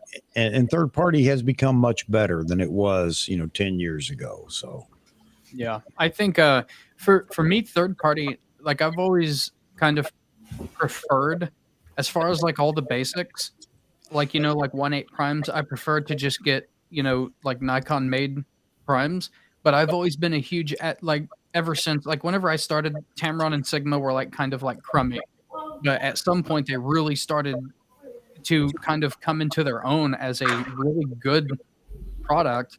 And in those cases, I've always been a fan of the third party gems. Like the Tamron 3514 was like a gem, and the Yeah. Takeda 100 millimeter macro, that wasn't just some third party offshoot to save money. They were truly awesome lenses that actually beat Nikon in a lot of regards, And so I've always been a fan of the kind of hidden gems that just so happen to be a little cheaper too, But you can't write off that. You get a really good product for less money, and that's perfect for some people, and that's why we need it so bad in the Z-mount system. Yeah. Hey, Luke, I think you're right. I think that's the reason people want 1.4 is maybe it's a little bit of cost savings. Because there's no reason to have 1.4 except for it might be a bit cheaper than the 1.2s, more expensive than 1.8s. So I don't know. Isn't as critical as it used to be though with the mirrorless and that. Yeah. Those 1.8s are sharp. Yep. Yeah, I don't know that a 1.4 would make much difference. How do you fit that in? Let's just say 85, the 85 1.8, and the 85 1.2. Half a stock's not worth worrying about. Yeah, other than cost savings, maybe that's the only thing that I could see. And in the middle ground here for video side, 1.4 is a bit lighter than the 1.2. And I think sometimes as photographers, we kind of forget that the video side exists, and these lenses actually will work better for people on the video side as well. So it's going to be a bit smaller, slightly lighter. It doesn't have to have big glass like the 1.2 does, but it still gives really good image quality for folks who want to, shoot videos and you want something that's fast and can operate very well. Yeah. Well, you make a good point. It's again, it's one of those things. What's the priority? And we've talked about this ad nauseum on here as far as gear goes and Nikon. How does Nikon prioritize what they're going to do next? And everybody wants a ZF full frame photo only camera. And I'm not going to say Nikon shouldn't do it. They get to decide whether they should or shouldn't. But the only thing I talk about is what's the timing on that? What do they need most? And that's what Nikon needs to concentrate on. What's most important right now? I also agree with Matthew. Those two lenses were awesome for the F mount. Yeah. Which one? The Tamron G2 lenses, because I had the Trinity, the G1 Trinity, and then I remember upgrading to the G2, and it was just night and day, in my opinion. Yeah. Especially the 70 to 200, I compared that directly to the Nikon, and I thought the Tamron G2 was actually a little better. I saw a lot of reviews that said that. The 15 to 30 was amazing in and of itself, but Nikon's always made really awesome wide angle zooms. They're just always pretty good. And the Tamron was right there, but it was $1,000 less. Yep. And it was right there with it, D fans, haven't seen you before, but welcome in here. Appreciate the comment. He says, I hope the Z8 is a hybrid camera. It will be. I think everything's going to be hybrid from this point on. If Z8 is a 61 megapixel sensor, then I hope its dynamic range can be the same as the D850. And bird's eye autofocus is also very good. Otherwise, I will not choose a Z8. Yeah, I think whatever it is that is announced next, I do believe it's a Z8, by the way. But I think you're going to be happy with what it offers. I really do. Nikon's definitely had time to put that together, and they know what they're up against for the next 3 to 4 years with this camera. It has to stand the test of that amount of time. So they can't shortchange anything on it. So I think you'd be happy with it. It's just a matter of seeing it, what it is, what specs it brings to the table. I think everybody's going to be pretty amazed at that camera. I really do. Mm-hmm. But you know what's so funny though is that as much as we talk Z8, no one's talking much about Z6 III, Z7 III. Kind of because Nikon rumors basically said that someone says it's not going to come out until later on, maybe June or something. But here we are practically pushing June before the Z8 comes out. So what's going to happen? Is that other camera going to be the Z6 III? We don't really know. But some sites are saying there's going to be a ZX, Z8X, and a Z8. I saw that video. I don't know how I feel about it. I actually like the idea. I think that's a cool idea. I just don't think there's no history of Nikon doing that really. Right, but the same goes for Fuji and Panasonic. They've never done that before. Their releases, the XH2 and was it 2H and 2HS, and the Lumix S5 II and 2X. So this is, these guys are kind of like behind the curveball, so to speak, and Nikon is there, so they could do something similar. You keep your photo fans happy, you keep your video fans happy. Video is going to be in both of them for sure, but you're going to have the high codec stuff inside the X line or whatever that is. Nikon's made that clear too. They're in the video market now, no doubt about that. So you don't have to worry about it. Everybody keeps worrying about it. Don't worry about it. That's going to happen. Nikon knows where the money is in camera buddies right now. They look at the competitors. That would be the biggest flop in the world if any camera brand puts out something that doesn't have at least, like par for the course video features, like 4K. It's just going to be a gigantic flop. Like there's people out there, like I see it all the time, and I'm even one of them. Like I would buy a camera with no video if it was cheaper, but it had awesome stills. But I know that wouldn't sell, so nobody's going to make it. It would be ridiculed on YouTube, even though the people that want it aren't going to use it, but they just want everything in there. Yeah. Well, so where do you guys think the Z8 fits in the lineup if we're still keeping the 6 and the 7 around, with the 7 being such a high megapixel camera already?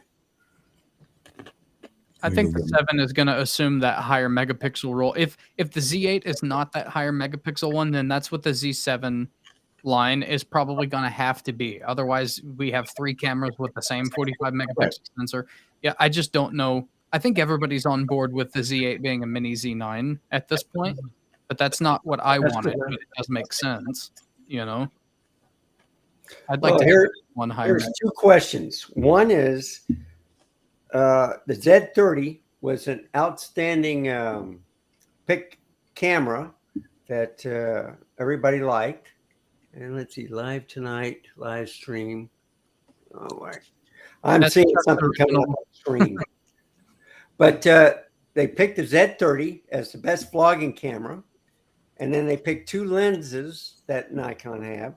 But what would you think if, let's say, Nikon came out with a Z1 to compete with the R1? Yeah, I agree. Yes, please. What R1? Yeah, good point. No problem. Who put this list together anyway? I did. We know. Let me see. Just a little sidebar of like the R1. I think personally, I think the Z9 is the reason that Canon says the R3 is not their flagship. I think it was supposed to be their flagship, and they're like, oh no, that's definitely not our flagship. It's a great camera. I've watched every review in the world on it, but Canon used to be behind the ball until they came out with the R5, and I remember everybody was screaming about that. And then they had the overheating issues. They finally got that fixed 2 years afterwards. So the only thing I see good for Nikon is the updates, the firmware updates. They have been treating the Z9 with a lot of respect as far as the firmware goes. Now you can ask the same thing about the Sony A1 or even the A7S III. They don't get any updates. And I think they update the camera instead. Yeah, I think you're going to get new cameras. The A7S III is a few years old, and I think the 4 is going to come out at some point. The A1, I think, could use some updates, but it's also on that cusp where it needs to be replaced. So if they're going to do something, I think they're going to do the firmware update after they put out the new stuff on it. Because, I have the A7R5, and I'm now saying, why is this new ZVE1 have better active stabilization than my camera? Why does it have the AI autofocus? For a camera it's not quite half the price, but you'd think that it shouldn't have it, but those functionalities, but it does. And I understand why people get frustrated by that. Like I go back and say, look at the Z6 II and the Z7 II. There are a lot of things that they could get to kind of bring them closer to like the Z30, and one of the video I did the other day talked about how this DX lens that they put out, that they have this vibration reduction on that. It's more for content creator, but then the firmware to allow it to work with those buttons on the back, it's according to Matt Irwin, it's beta firmware. So here the lens is coming out. Not only DX users are going to buy this lens because you can work on the Z6, 7, and also the Z9. So if you want something like the Z6, 7 without really good IBIS, from utilizing Sony's camera with the optically stabilized lens, it's so darn good. The IBIS in the Z6 and Z7 could use that lens and make it a bit better. Or if Nikon could come out with a newer lens with vibration reduction and the content creation line, that would really help them out. But I think they're holding back on doing that until after they release something, which kind of sucks, but that's where we are. Yeah. Hey, Matthew Card, I'm not saying that the Z7 was the high megapixel line. I'm saying that if the Z8 is 45 megapixels and the Z9 is 45 megapixels and the old Z7s, if the Z7 III is going to be 45 megapixel, it's like, why have the 3? I'm saying that they could make the Z7 line basically the higher megapixel version in perpetuity. Whenever 45 megapixels becomes the new 24, if it ever does, then the 60 would grow, or the Z7 II would grow with that, right? Until in the future, someday when 100 megapixels, God forbid, becomes what 60 is today. I'm saying it would be a good move for Nikon to turn the Z7 line into the higher megapixel one. And let me add one more thing. I agree with you, Matthew. Information that I was looking at, that people talk about diffraction above 45 megapixels on the Nikon side. They're working on coatings or things for their lenses. It's in the patent information to reduce diffraction. So we can see maybe a 60-something megapixel camera in the future, whatever they're going to be, some higher megapixel will come out later on once they kind of implement some lenses with these coatings that's going to be able to manage that stuff.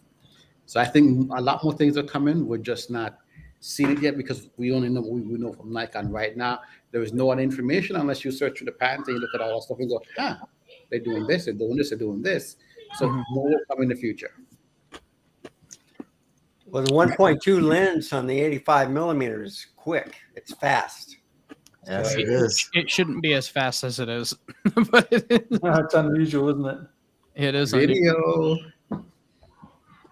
And Zach, you tried it, right? You tested it for video use and it works very well, tracking and moving back and forth with stuff. For the not in video, I just I gave the 85-1.2 a little bit of a. I wanted to see if it could keep up with like animal eye tracking with the dog in the backyard, and it did. It kept up. I mean, perfectly.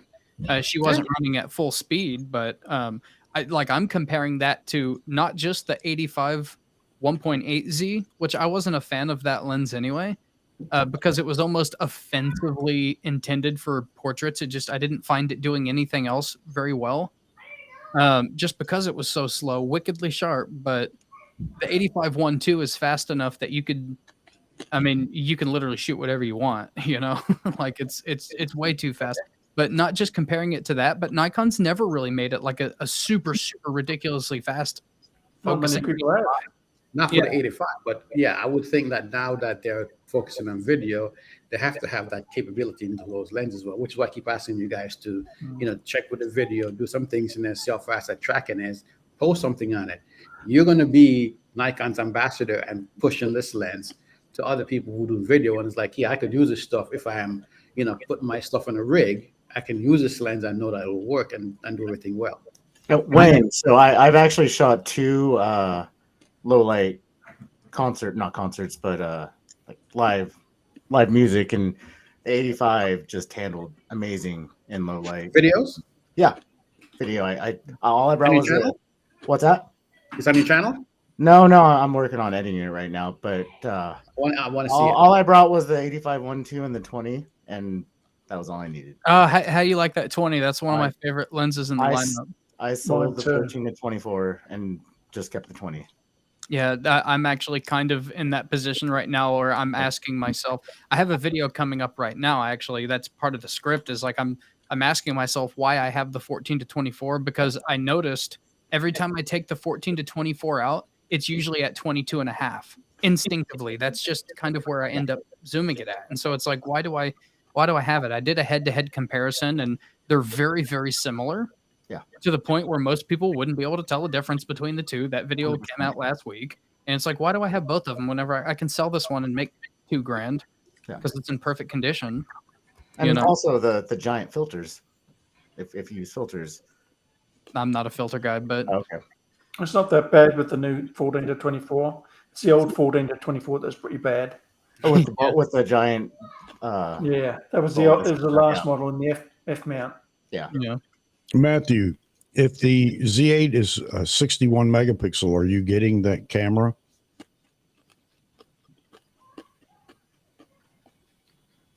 I am with you on that. Initially, Matthew, I wanted the. I would still be happy if the Z8 was 61 megapixels. That's what I assumed it was going to be early on. But as far as like for my YouTube channel, it kind of would be nice to have a baby Z9 to do side by side comparisons. Yeah. Because I My enjoy thing making about those videos. And the Z8 Has to work like the Z9. Actually, have a stack sensor. Hey, Matthew, if the Z7 III is 61 megapixels and the Z8 is 45, will you get the Z7 III or the Z8? Z8.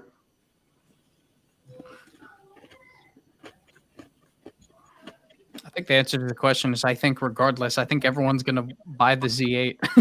Not me, not me, brother. If it's you don't want 61 megapixels at all. I don't want 61 megapixels, but that's not the biggest part of it. It's going to come with a sensor that won't be as fast, and I don't want that.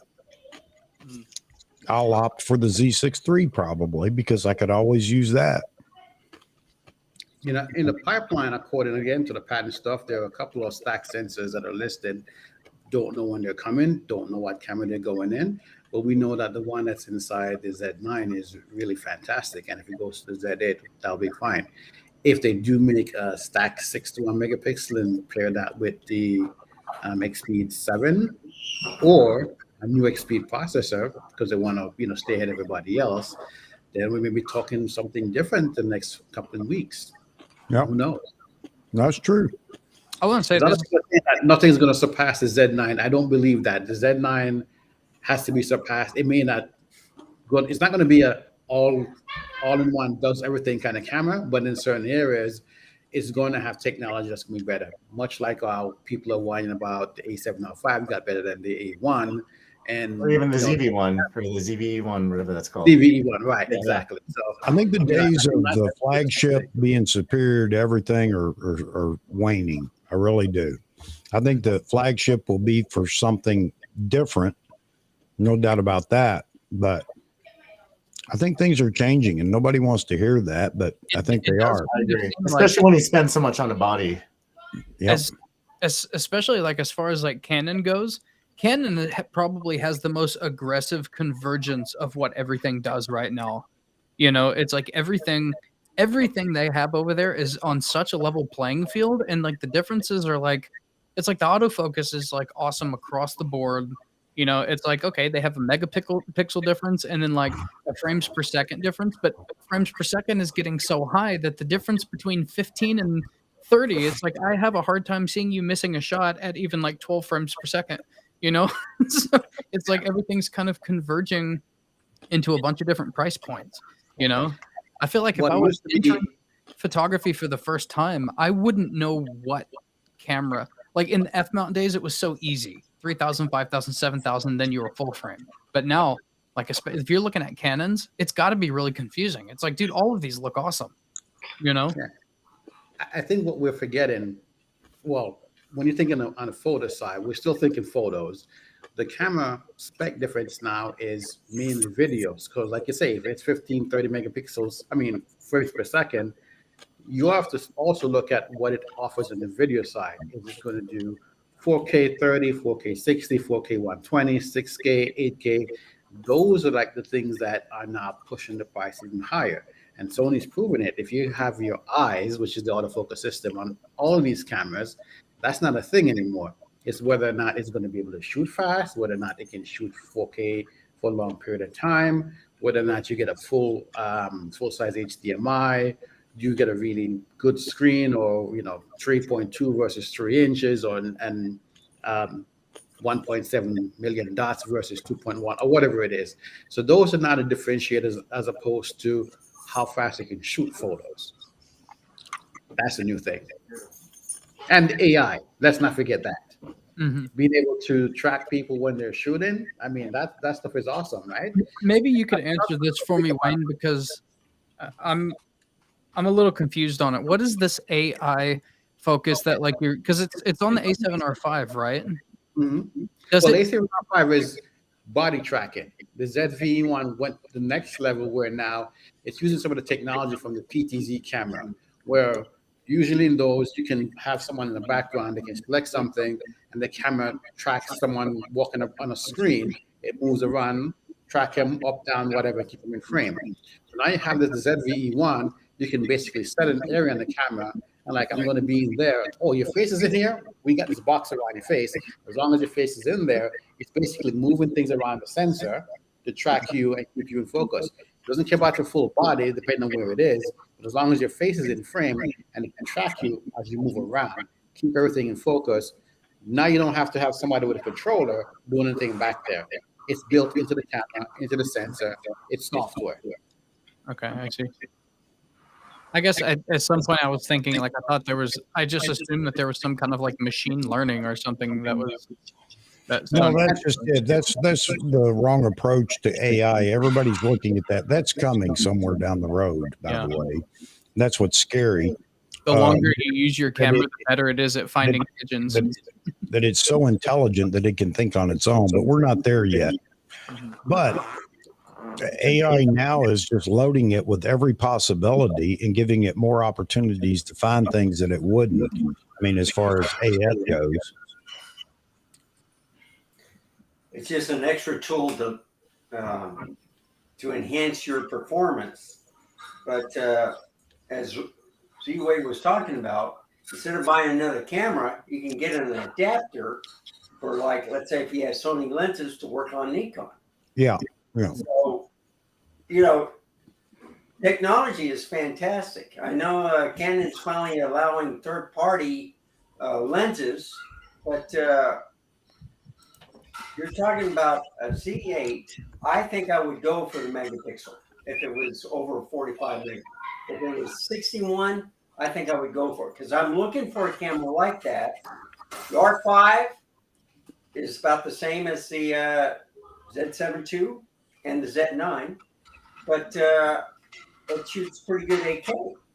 So does the Z8. I mean the Z9. But you think they're going to win the lawsuit with 60 frames per second for the 8K? Yeah. I think it's already won, but yeah. Well, the court case is until 2024. So that's, I think, whatever is going on, they're probably going to end up making some kind of deal for licensing or something, or maybe, based on my kind of saying what I've read, they may throw out that's the worst case scenario. Huh? What That's exactly worst case scenario. are they alleged to have stolen? Well, according to what Nikon is saying, what Gregg says is that anything that's compressed in camera, that's our technology. We license that. Oh, that's bull crap. Well, yeah. Right, raw. Let's remember that, because you have Atomos and Blackmagic that's done their own thing for external raw. Then you have Tico Raw that came up with their thing that Nikon basically licensed or bought. I forget what one it is, that they can do it inside the camera.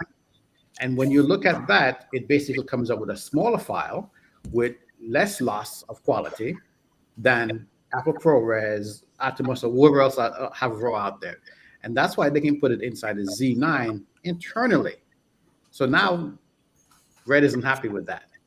But Nikon is saying that you guys talked about this thing and You didn't, you got a patent on this thing before you actually had the thing ready. You had like a proof of concept, but you didn't actually have the product Well, ready. no. Actually, one of their biggest points is the fact that Red actually demonstrated it before they had their patent. Right. And that's the big mistake that they made. The other is that we're still going back to you can't patent a thought. Well, it's almost like they're going after Nikon as if internal raw recording is some kind of like utility patent. They did. I seriously thought that Nikon stole like the red Kodak or something and like ripped it off. No, not at all. Just the idea of doing it. Oh, they're going to throw this one out, and Nikon's going to be like, give us 500. Red has won every suit against them so far, or people just gave up. Sony tried, Canon tried, or not Canon, Sony tried. But the bottom line is that there are a lot of things that are going on. Nikon didn't just go, hey, let's just take a chance. So people that think that, I mean, come on, do you really believe that? It's like, we'll try to sneak it or we'll just take a chance. Nikon was pretty confident to even do it. I mean, wouldn't we agree? I don't even know why they would have to give it a second thought. Like, how can you patent internal recording on a completely different system? That's different Kodak too. That shouldn't have happened in the first place. And it's like that's like me saying nobody else, going after somebody named Zach and be like, my name is Zach, therefore I'll see you in court. This is kind of there is kind of a precedent for this, and it was defeated by Henry Ford, by the way, the coach manufacturer for stagecoaches and carriages, had patented the whole four-wheel carriage idea, and for quite a while, believe it or not, he forced automakers to pay him for use of the carriage, the automobile, the carriage. And Henry Ford said, I'm not paying it. I don't care. And it went to court. And bottom line is, I'm simplifying the heck out of this, but bottom line is he went to court and he won, because it was an idea, a concept or whatever. And it was extended to something new that didn't exist when that patent was made. I think Nikon's pretty confident. I really do. And worst case scenario is they'll wind up paying some sort of whatever. So they are still in the middle of the lawsuit right now? Huh? Are they still in the middle of the lawsuit right now? Oh, it's going to drag on for a long time. This kind of lawsuit doesn't happen overnight. Yeah. I can't wait to make a video talking about, like, if Nikon wins this one because nobody else has been successful against Red, I'm definitely making a video laying out how awesome it is that Nikon can't do marketing for crap, but they can lawyer the crap out of a lawsuit. Yeah, that'd be funny. Yeah, and Sony's behind this too. Sony's rooting for Nikon. I bet they are. Because they want to do it. Yeah, all camera manufacturers are, so that we get rid of this stupid whatever patent that should never have existed. So anyway, all of the Japanese companies are all rooting for each other against the American Red. That's a ridiculous lawsuit. I now that I know exactly I literally thought Nikon stole something proprietary, and they didn't. Like, Matthew says Nikon can do the pixel shift like Canon and do that for high mag. No, that's not how pixel shift works, Matthew. It's not an all-time thing. It's just per image.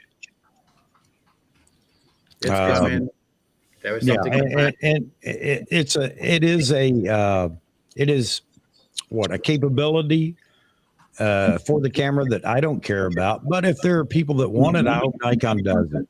But I really don't care for it. And Canon's having a little issue with theirs right now. By the way, company that won against Red? Not that I know of, no. I think there was one. That's why Nikon went ahead and did it. No, so I think they are going to. No. No, if somebody won it, it'd be over with. Nikon wouldn't have to do anything. They're, like I said, Sony challenged them, and I can't remember who else. Somebody else has challenged. There have been a few that have challenged them. But now the other thing is that, as I understand, and this is talking to somebody, or not talking to, listening to somebody talk about this whole case, There is one place in California where this is filed by Red, and and I don't want to say this the wrong way, but it's kind of a good old boy thing with Red, and it's been supported there because that's where they go to challenge the patent, is where it was established, and I don't know. So again, I don't think Nikon, said, man, you know what, we might not have the ability to do this, but let's just take a chance. Corporation doesn't do that, considering the cost after the fact.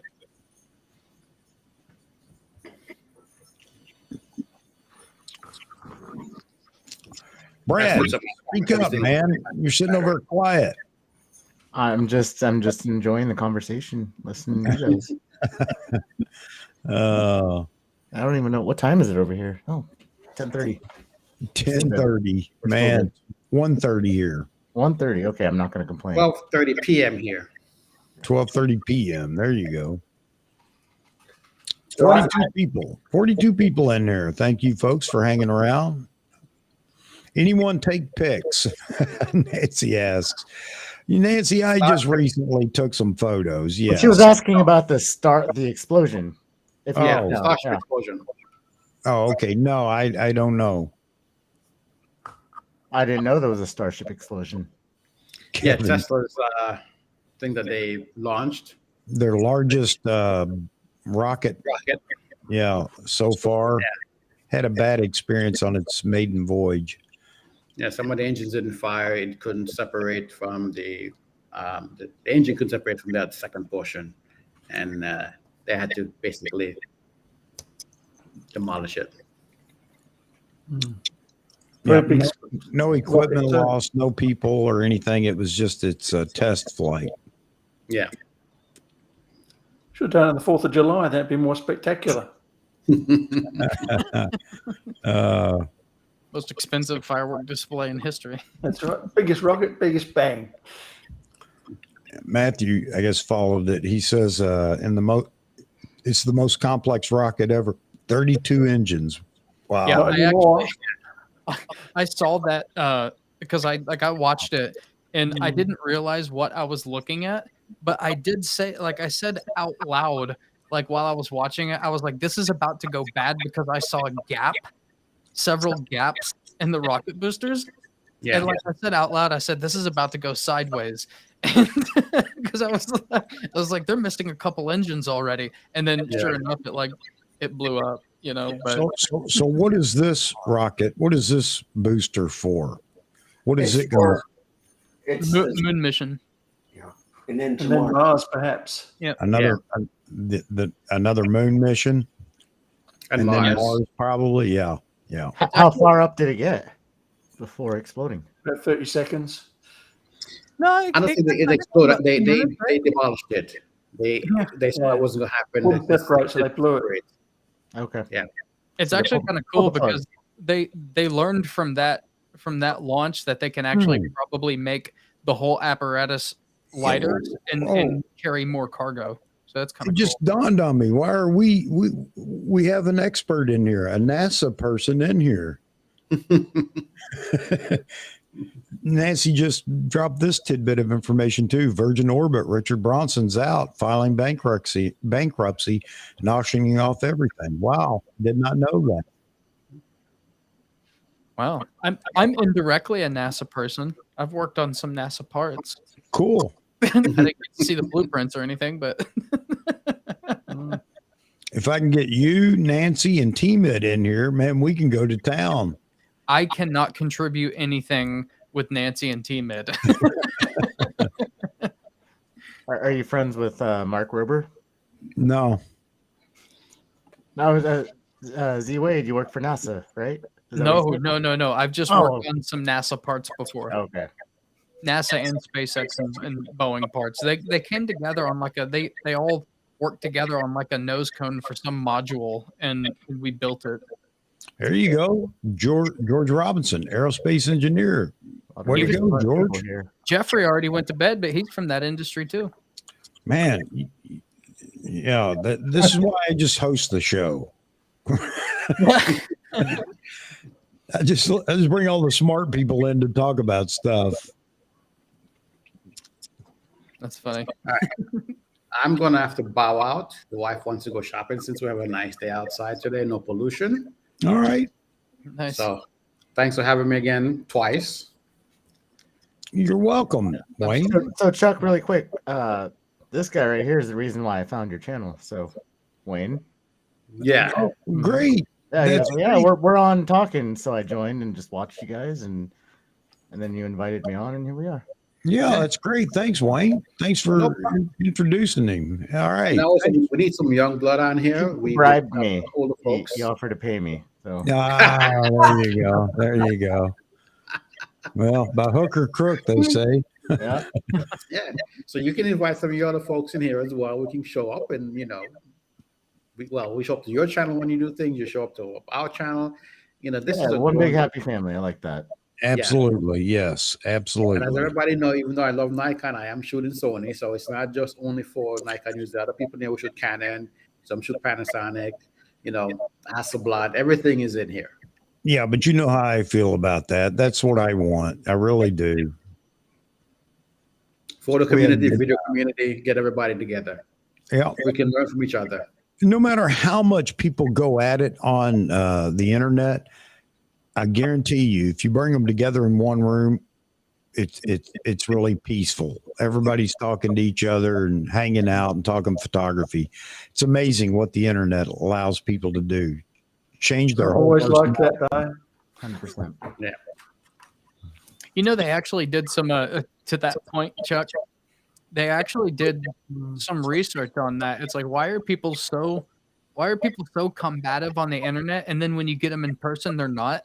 And what they narrowed it down to is natural instinct, that people don't even realize it. But if you have the same conversation in person that you do online, you run the risk of physical attack, and humans can understand that they can't be that confrontational because there's risks involved. Yeah. That was the makes actual result. It's like, that's in the back of your mind. It's like, Yeah. if I call this guy a hack because he shoots Sony, he may haul off and smack me. Consequences. Well, I've got a video coming out from our little hangout in Hong Kong. That's the first one. There's a few more I'm going to put in there of us shooting. So, look for that one. It's more like a travel vlog with some camera stuff in it, because I've gotten away from the travel stuff for a while. And people are saying, hey, when you're going to do so much travel videos. So I'm trying to incorporate both things together, because I'm enjoying doing more the tech stuff and the camera stuff. And, I started saying, hey, this is about me traveling around Southeast Asia to find a place to retire to. Shot some videos on that one, and then tech. Go straight back to the tech and cameras. Cool. All right. So thanks again. Let me run. We'll talk in the next one. Enjoy shopping. All right, Wayne. Good to see you, buddy. And thank your wife again for allowing you to play with us. Yeah, she went but downstairs and waited. I'll see you guys. Buddy. All right. Talk to you later, Wayne. Later, buddy. Later. Bye-bye. Oh, man. Yeah.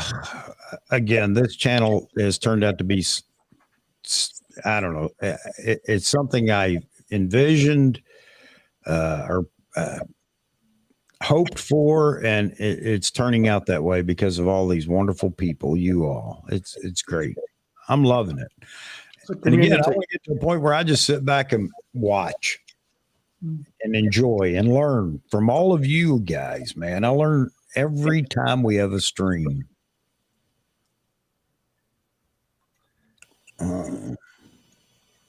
So, Zwade, have you put the 85 millimeter f1.2 yet for like a streaming? Have I what now? Put the 85 millimeter f1.2. Have I? Yeah, like right now. Have you put it on and streamed with it? Oh no, I don't have enough space in my small little area. It would basically be Put it outside the window. Yeah, like this right now. So Yeah. I have the 1.8 right now. I'd have to send it down the hallway. Here's my lens right here. Yeah. So you can see. I don't even have to I'm stretch all the my way arm over all the here. way out. 85 Actually, I millimeter. can touch the camera if I stretch my arm all the way out. So yeah, it's that close. The 20 millimeter is about this far away. Yeah. But yeah, Matthew, I didn't see that earlier. That's why I asked the question earlier when I said, where do you guys think the Z8 will fall in line in the lineup is because I honestly thought the Z8 would replace the Z7 being the higher megapixel camera. So that's kind of where I fall in line with that. Yeah, I don't know what I went through a period of trying to figure out what Nikon was doing, and it started off with like the numerical system for the cameras. I was like, huh? And then I tried to figure that out and I couldn't. And then like the Z8 and the Z7 and what's going to happen with the Z7. And I finally just said, it's like nobody knows anything. And so it's like, why am I putting any energy into trying to figure it out? Because it's so confusing. And also my biggest thing is price point too. Like if you think about where all those cameras were priced, where would you put a Z8? With the Z9 being priced fairly low compared to below 4,000, Yeah. between 35 and $4,000 is where I put it. Oh, what was the Z7 then? I can't remember. 32? Yep. Okay, so pretty close. Yeah. So I I mean, think, what Nikon does is the going to be Z8 rude to Canon again, and instead of doing the $3,800, I think they'll probably come That's down the a little part. bit. CZ and the people will argue with me constantly, but they always forget that fact too. They conveniently ignore the fact that we got a flagship camera Yeah. for $5,500 when everybody predicted that camera was going to be $7,000 to $8,000. Or even That set 6,500 a would have been precedent. That set a precedent. So one of two things is going to happen. Everything below it's going to be more reasonable than we expect, or drum roll, please. There is another flagship camera coming somewhere down the road. Z1. Yeah, the Z1. Yeah. I have to say this, Roy. I was thinking about the Z1 earlier, or here lately, really, and I've been thinking that's going to start getting, because like Nikon was adamant when the Z6 II and 7 II came out. They were actually like, it's not the Mark II, it's not the Z6 Mark II, it's the Z6 II.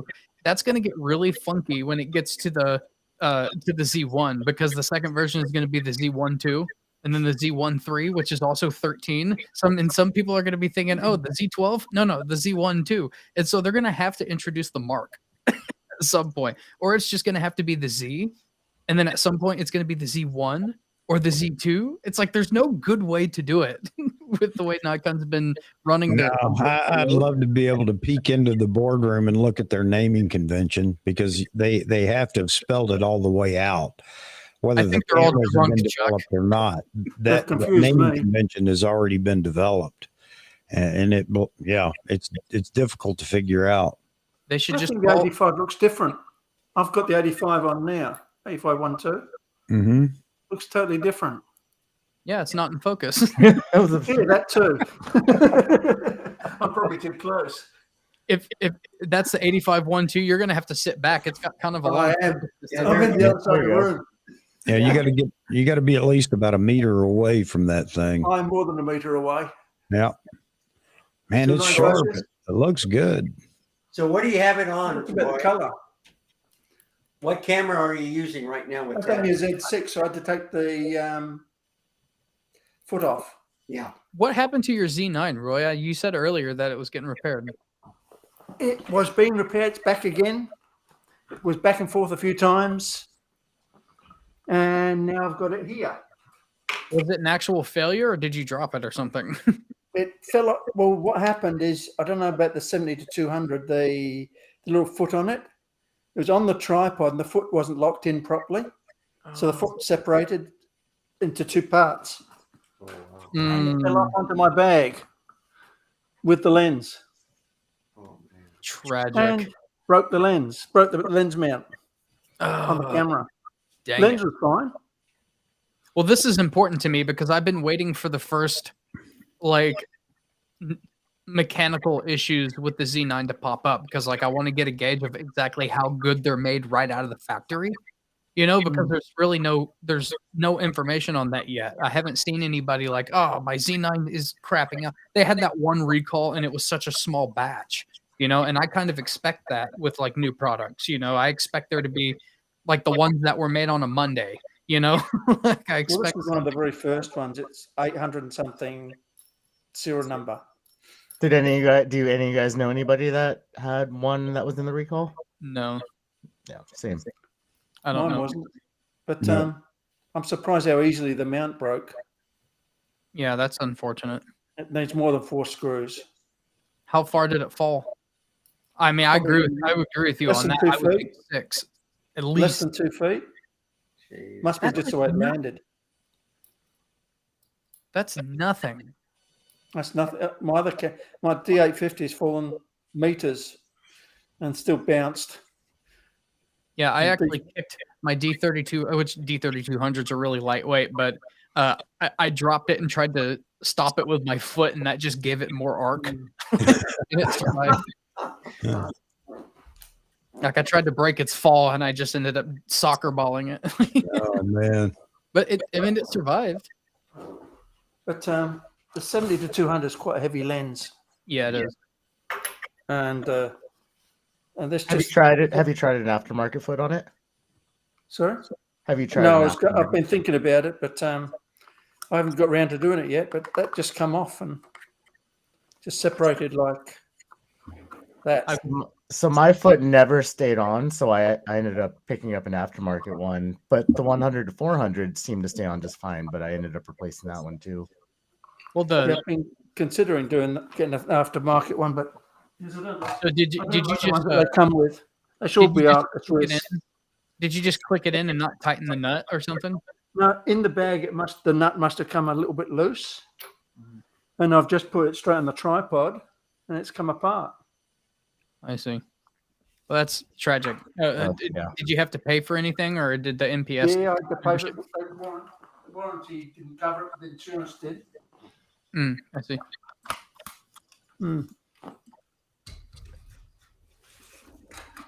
Haven't got a foot on it now, but it falls. Have to take the foot off to fit the fat lens on. Yeah, Luke, that's exactly what happened, Luke. But I mean, Roy does make a really good point that 4 screws on is not enough. On a almost $6,000 camera, they probably could have put a couple more in there, and it would have been like 1 or 2 bolts makes a huge difference. And I've learned this from working in manufacturing. It's like, like if you're putting down a fixture, the difference between 6 bolts and 8 bolts is actually a huge difference in clamping power. Yes, especially not just clamping power, but also spreads the torque, not the torque, but any possible separation. It's a snowshoe concept, right? Yeah. It's like, how in the world do these tennis rackets on my feet work? It's like, well, it like disperses weight. That's basically how all these like hoverboards and stuff work. It's just weight dispersion, or torque dispersion.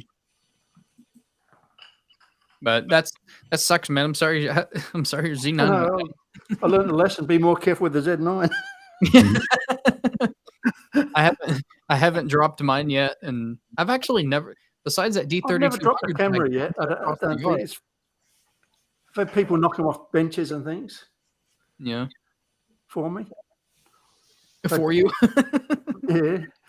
You leave your camera on the bench and someone drags it off the bench and tripod's been blown over and light stands going over cliffs with lighting on them and umbrellas. Oh man, I had my my 80. What is my Godox? You guys might know better than me if you watch my videos, but my Godox flash. We went to this place called Century 2, which is like a gigantic event center in Wichita, and we were doing an outdoor photo shoot with they had like a Comic-Con going on inside, so people were just coming out.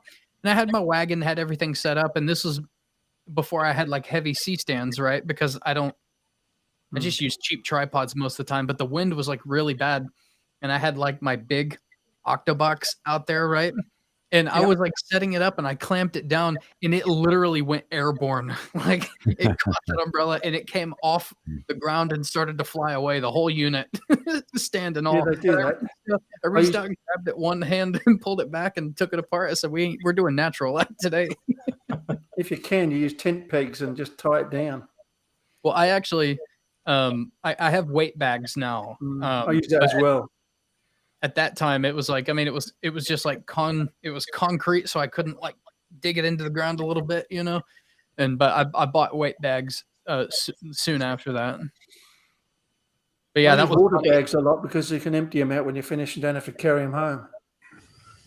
Yeah, that's a good idea. Of course, my luck, it would bust in my truck. You could also stay hydrated. Yeah, that's good. I'm the only one that ever has water at photo shoots anyway. I started bringing a case of water for everybody because they're like, oh, let's wrap it up because we're all dying of thirst out here. In Kansas in the summer. It's like, you should know better. That's a good idea, Z. It is. Yeah, I always my backpack has like two. One of them is supposed to be like a slot for like a tripod to sit in because it like has the strap, but I just stick 2 bottles of water in it. We're down to 36 people in here watching the stream. If we get down to 30, that's it. And and even with that, what time did you guys start? 6 Oh, okay. I see the timer. Okay, never mind. Almost 5 hours ago. Wow. Oh, that ain't nothing, man. This stream has gone on. The record's like 6 hours, right? Almost 7. Oof. Almost 7. It was 6 hours and 50 something minutes, I think. And see, Brad, Chuck is actually on the East Coast too. So like, it's morning. Yeah. Well, we appreciate you, Chuck. Well, I appreciate that, and I appreciate those that are in here. Well, you're kind of like that late night radio host that you just have that vibe and that voice. So Chuck does have hands down the audio quality that I've like ever heard on any level of like. I don't know how you got it so dialed in. Like, I don't know what mine sounds like. It sounds thin because I'm getting my voice through here, but Chuck really got his dialed in. I don't know. I can't hear it. So do you not go back? Oh, you don't go back and rewatch the streams? I no. would. No. And I've had some people suggest you need to go back and put timestamps in. I said, are you kidding me? Another 5 hours? Yeah. And it's so all over the place too. You would literally have like 900 chapters of like Z Wade photo talks about this, or Roy Bigsby talks about kookaburras or whatever. Yeah. Leave my kookaburras alone. Hey, I like kookaburras. Hey guys, Nancy's gonna have to take off. They have alligator statues coming tomorrow. Statues, real alligators. Yeah, 100 pounds each. Wow. Hey Nancy, thank you for joining us tonight. I appreciate it. Again, you're gonna have to come on the show one of these live streams. And don't worry about your southern drawl. Like I said, you and I'll be the only two that don't have an accent. I'll make one up. I'm just nasally, so. No, you sound fine. I appreciate that, Chuck, Mr. Radio Voice. I don't see that, man. I hate. You don't see it, but I hear it. I hate hearing my voice. I really do. Your My lovely wife would voice. tell me all the time, "Oh, your voice is okay." Well, I don't know. I don't like hearing mine either. Like everybody tells me, like when you talk like in person, like they say I just have like a normal voice, but what I hear is, "What's up, everybody? I'm Z-Wade. Hello." Like that's what I hear. And then you're watching at double speed. What's that? You're watching it at double speed, are you? No, that's just I hear myself in double speed. It seems like. This is why you invest in a Rodecaster Pro and a nice microphone. Yeah, and you just crank what is it called? The fat bottom. You just crank it all the way, so you sound like The sexy. big bottom. Yeah. I sound like a morning news host. Welcome to the Z Wade Photo Show. That's what I want to hear, but instead I just hear that. Tim, I like that. I like that, Tim. Roy enjoys when I jump on, so he has someone without an accent. There you Yeah, go. that could be on next time. Tim has to be on too. Tim's I've got to be here come on. Saturday. Well, everybody's got to take a chance and come on the show. I really enjoy having all the. I mean, again, where on YouTube are you going to find a channel that says, "Hey, come on, be a part of the live stream"? Everybody's so afraid to give up their space or whatever. Shoot, man. I'll tell you what, Chuck, man, you really took me out of my comfort zone, so I appreciate that. Sometimes Well, I need cool. that. Yeah, sometimes. Brad, Yeah. this is the first time we've met. Are you on the video side of things or the photography side of things? I started with video, and now I've more moved on to the video side, and that's where I'm trying to go right now. And your camera system is are you Z9, Z6 II? Z9 and Z6. Nice. Original Z6. Right on. It's still chugging along. Hey guys, VN Labs is taking off. Hey, thanks for coming. Thanks for hanging in here. I really appreciate everybody that comes, but thank you so much. And think about it. Think about jumping on here with us. Don't worry about what you sound like, look like, or anything else. Just jump in. You're not going to sound like Chuck. Well, I wish you had been saying that. I don't know that I sound that good. Hey, look who jumped in here for a minute. T-Mid. All the way from Paris. Morning in Paris. Wow. T-Mid, we could have used you a minute ago. We were talking to NASA folks, and knowing you're a NASA engineer, man, you could have joined that conversation, which I'm completely stupid about. That's why I needed you, brother. T-Mid isn't engineering anything except awesome vacations. Yeah. What weren't you just in like Argentina too recently? Okay, Tim. All right, cool.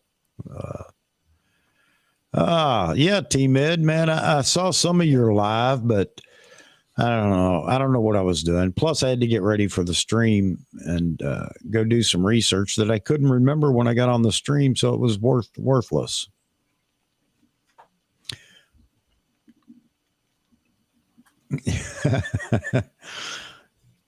Yeah, man, it would have. It would have.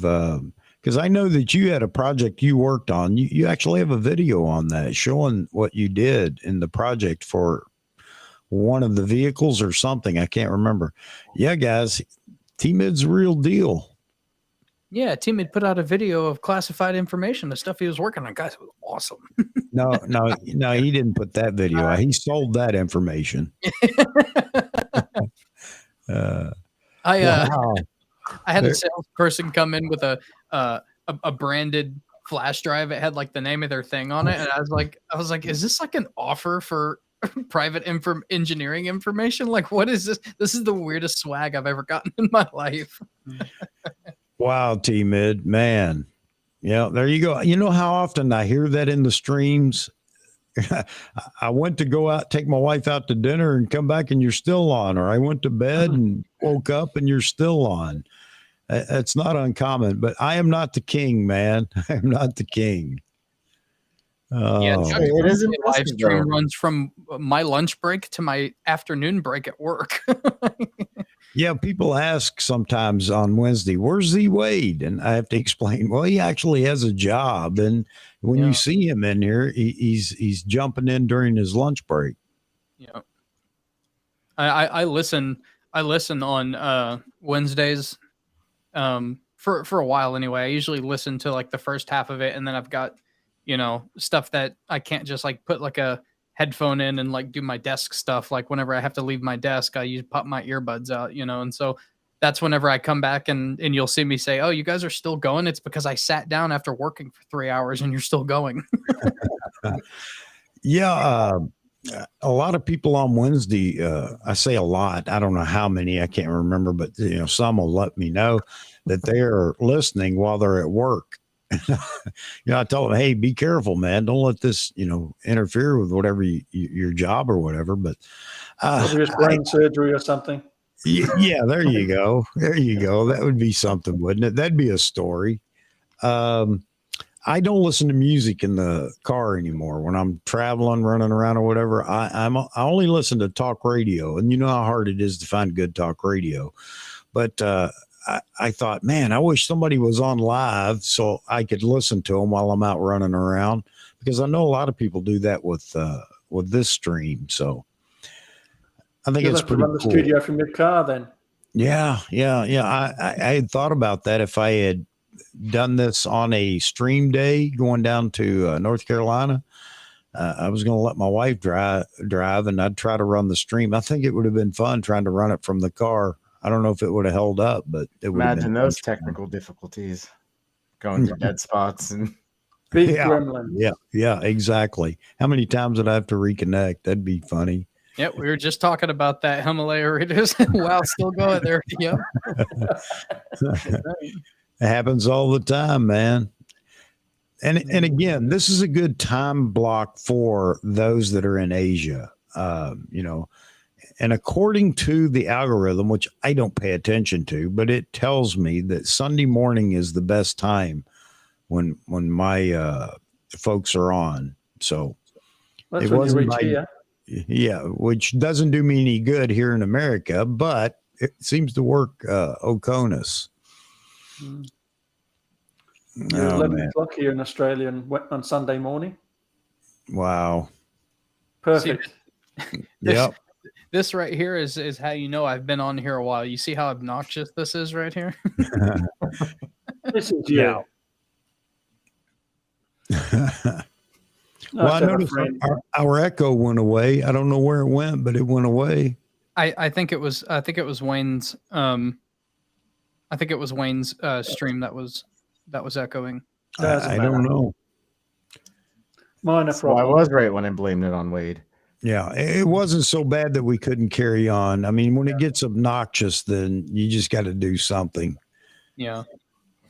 Once it reaches a certain point where, like, it was actually kind of suppressed tonight. You know, it was just kind of almost like background noise. But yeah, you know, there's been times where it's been like, hey, hey, hey, hey, hey, hey. Yeah. That's just like Randall, you've been quiet. Well, I'm looking at my analytics like you have, and I only have 210. But I do watch quite a few contents. You mentioned earlier that why Grace Westminster didn't have information or hands-on of lenses. They've gotten some because Ricky is with the Nikon school. Yeah. So they have to keep quiet on certain items, you know. Right. Well, Ricky's to himself. He works for Nikon too, not just a Nikon store. Right. So yeah, I if they have any information, Becky and Con, they hide it very well. They do a very good job of keeping it quiet, but I don't think that they do. I really don't. Maybe once in a while they get a hint of something or whatever. Yeah. I mean, we wouldn't know about it if they did. My main issue with Nikon right there is like I said, like I had my Nikkor Z MC 105 before Grays of Westminster have it. Like I actually submitted. They had a live stream and they said, yeah, we haven't had one yet. As soon as we get one, we'll make a video. If anybody has one, we'd love to see some images. And so I sent them a video that I made. I didn't hear anything back on it, but I just thought it was ridiculous that like a Nikon store that is hosting I think Europe was having supply troubles because everything goes through the Netherlands. Right. They Brexit also. Stuart. Good morning, Stuart. We were just talking about this. Yeah, we're still going to no, sir. We are not going to try to break the record. Well, what is the record? 6 hours and like 50 something minutes, I believe. You got to beat Peter Gregg. He did like 7 hours and 30 minutes. Oh, and man. He had a stream, and he forgot to turn off the cameras and came back 24 hours, and it was still going. Chuck ran the risk of that one night because the power went out and the stream kept going. we took over. Down. Yeah. You want to talk about like insanity. Mr. Beast, I think it took him 48 hours of live streaming because he decided he was going to count to 1 million. And his life, it took him like 48 hours and it was all live. I'm like, dude, I wouldn't be able to stay awake. No, not at all. I would probably get to about 500, get bored and say, this was a dumb idea. See you guys later. Yeah. If I knew I'd be as rich as him, I'd make it work. Yeah, that's a good point. Knowing what I know now, I'd figure out a way. Just YouTube ads. Yeah, Tim, that could happen. That could happen. Whenever something's announced, we might make it a record stream. You won't say that something, will you? Coward. Yeah, well, I'm trying to be nice because Political people are is it? tired of Z8. I mean, I'm all in on Z8. I'm all in on it, but trying to be nice. Yeah. We need something because this Z6II has been giving me problems lately. What's wrong with it? Well, it's like during video, I have it set to like eye tracking, but it still likes to jump to the microphone, even though there's nothing on this that looks like an eye. And also, like I just noticed I had my hands out and it focused on my hands, even though eye tracking is on. And what's really crazy is the Z5 is not doing that with its latest firmware. The eye tracking in video is actually way better. And also it'll have like a really long startup time sometimes. Like it just like won't click over. And so like I turn it off and turn it back on and it'll kick over. And I've never dropped this thing. It probably only has 20,000 images shot on it. And it shouldn't really be acting goofy, but it kind of is. People get mad when I say Nikon's a one camera lineup. And I'm doing that to poke Nikon and let them know. But there are a lot of people that do agree with me on this. And the separation between the Z6 II and the Z7 II and the Z9 is pretty remarkable. It's so huge. And nobody wants to acknowledge it. And it's not just autofocus. It's so many other things. And these are things that will be passed on down the line to the lower tier cameras. But if you're a videographer, then you're only looking at the possible video updates for in the Z8. If you're a still shooter, that's all you're looking at is all the possible still shooting capabilities that are in the Z9. But you got to put it all together because that's the way Nikon looks at it. They don't just look at one side; they look at the camera as a whole and how it's going to appeal to all parties. And all parties, they know that all parties want something different, be it video or stills. And there are some that want both. I do, which is why I said I just want a 10-pin plug and some LED buttons. There you go. And as we talked before, Roy, there is the rumor that it'll be a larger body. And I hope so. I do believe that it will, because there's a lot of talk out there about, the size of the bodies for mirrorless. While it was a big thing early on, I think now that everybody's in the game, that some people are asking for something a little bit larger than the super small body. And the fact that with the video capabilities and things like that, Nikon understands they need more room for heat dissipation. And so does Canon, so does Sony, and I think you're going to see a change in Sony, not completely, but I think Sony's going to adapt some of that as well, down the road. Speaking of video, that's actually I really only have two gigantic complaints with the Z6 II, and I'm sure it's the exact same on the Z7 II, which I don't have anymore. One of them is the video features.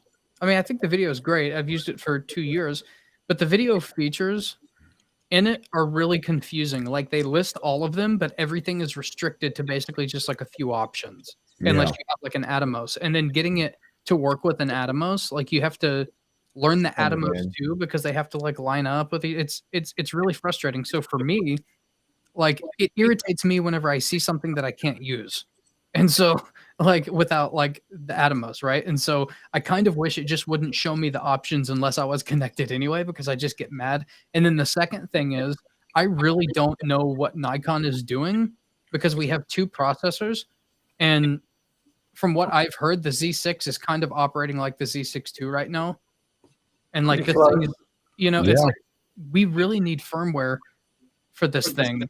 And I understand the idea of not wanting to, people say that, oh, like when they come out with a new camera, then we'll get it. That is so stupid when people are complaining about your product. Give us something. There's some things like I basically feel like it's a dead processor, because there's no extra.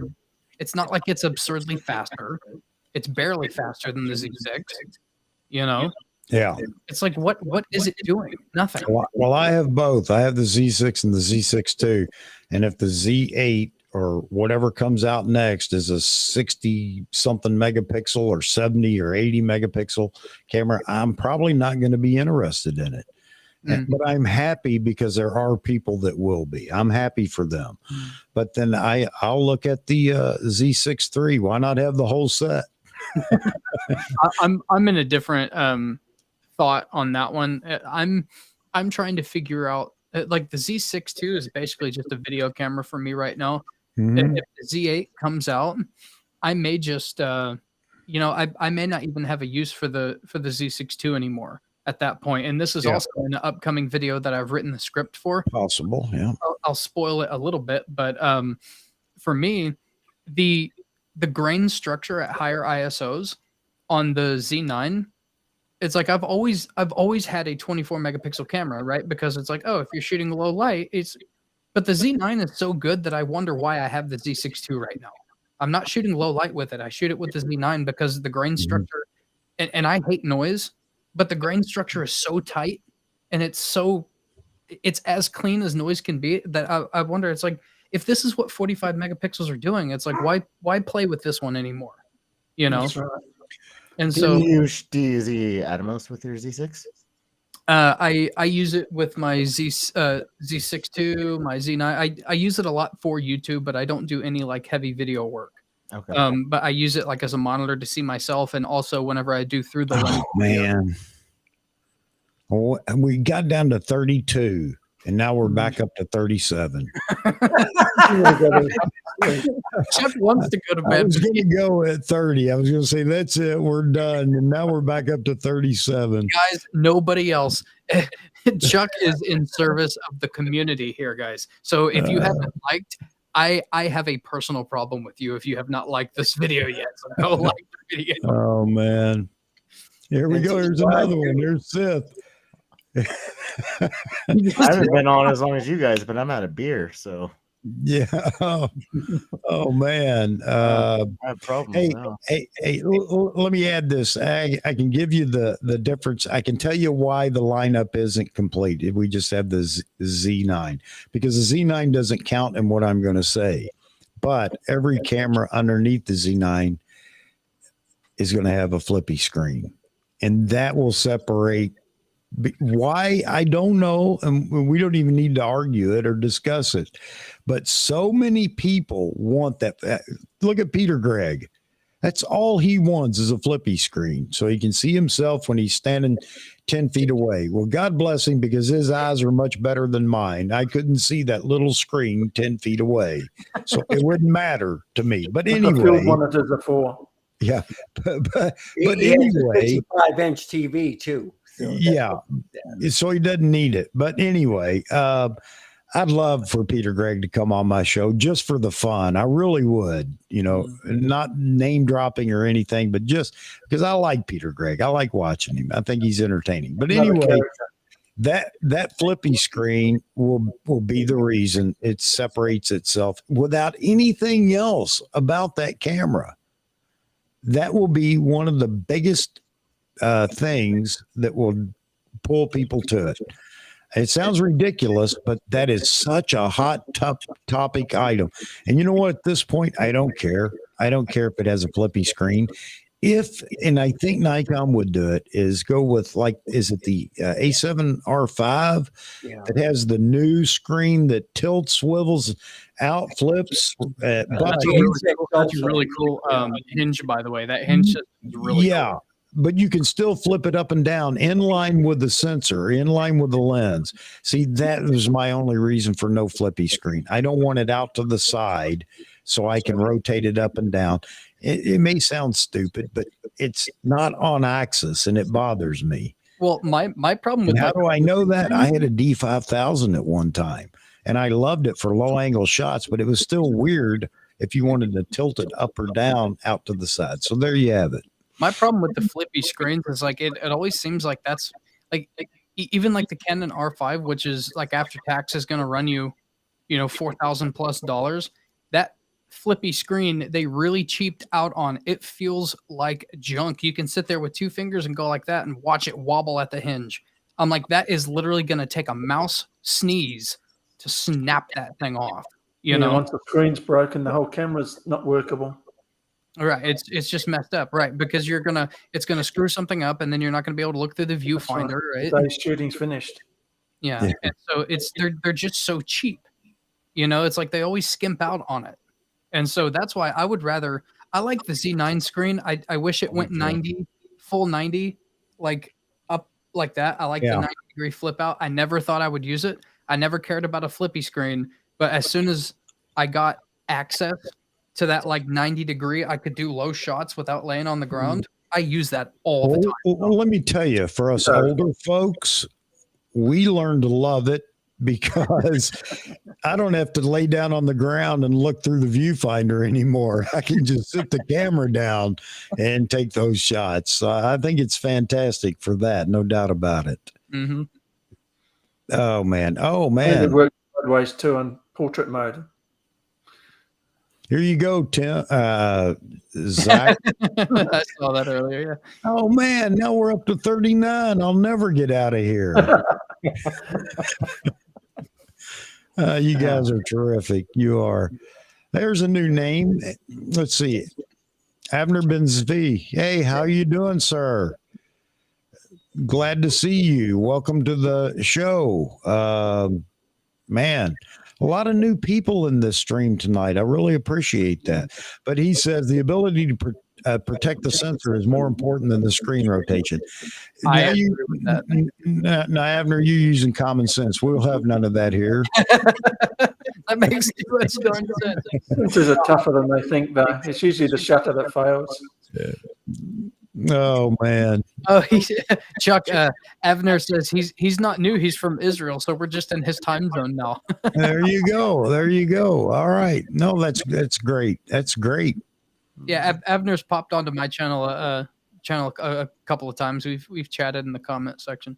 Okay. I didn't recognize the name over here, but again, thank you for being in there. I guess that's the fact, as we just entered that time zone, a convenient time zone there. All right. Oh man. Check out this little bit of arrogance. This is earlier my first photo of the day at this photo shoot. It's going to be hard to see me taking a picture of myself in a mirror. Hang on. Oh man. There's like 17 mirrors in this room that I shot in earlier today. And yes, I did do some cool stuff with them. I just can't put it on YouTube because it was a boudoir shoot, but love mirrors. I mean, I can do boudoir on my channel, but this wasn't for YouTube. This is just for the model, you know? So it was a cool shoot, man. It was tough. I left my trigger for my flash at home, so I had to use the modeling light at really high ISOs. It was tough today. Really tough. Oh man. All right. So if I'm going to hang in there for a bit, now it looks like I am 39 people. I think you all called somebody and said, "Hey, jump on real quick," and then go back to bed if you want. Just about to bail. Yeah, just turn your phone on and jump in this live stream, and then you can go back to sleep. Just leave the phone going. Yeah, I know how you all are. I got you. Yeah, all right. Me and Brett are probably going to hop off too, because this is about the 4th time this has happened, which means she wants smoked ham in bed. Oh, okay. Well, I'm going to run the little boys' room once again because I've drank 2 bottles of water plus all my coffee. I have to hydrate because I drink coffee. I know it doesn't make any sense. Yeah, but it's great for you. Yeah, it does. Brad, you getting ready to take it We'll off? talk before you go, man. I just wanted to say good night and thanks for having me on. You're more than welcome, Brad. Thanks for coming on, man. Yeah, Thanks it was for nice being. meeting all you guys, and I hope to be on again. Yeah, but don't say that like you're never coming again. I mean, turned him off. Good knowing you guys. You guys traumatized me. I'll never be back on. I'm gonna hop off too to take care of the dog. Everybody, I appreciate. All right, Zach. Hey, bringing me in tonight, and thanks for jumping in here with us. And that's exactly what I'm talking about. Zach, you being you is what everybody comes to see. It doesn't matter what you talk about, man. You're just fun to be around. Make him tell a joke before he leaves. All right, tell a joke. Me? Yeah. Oh gosh, I am not allowed to tell any of the jokes I know on Chuck's live stream. There you go. Well, that might be good enough. Hey, Sith, while we have everybody in here, man, I want to thank you. Thank you very much, man, for the super chat. That is fantastic.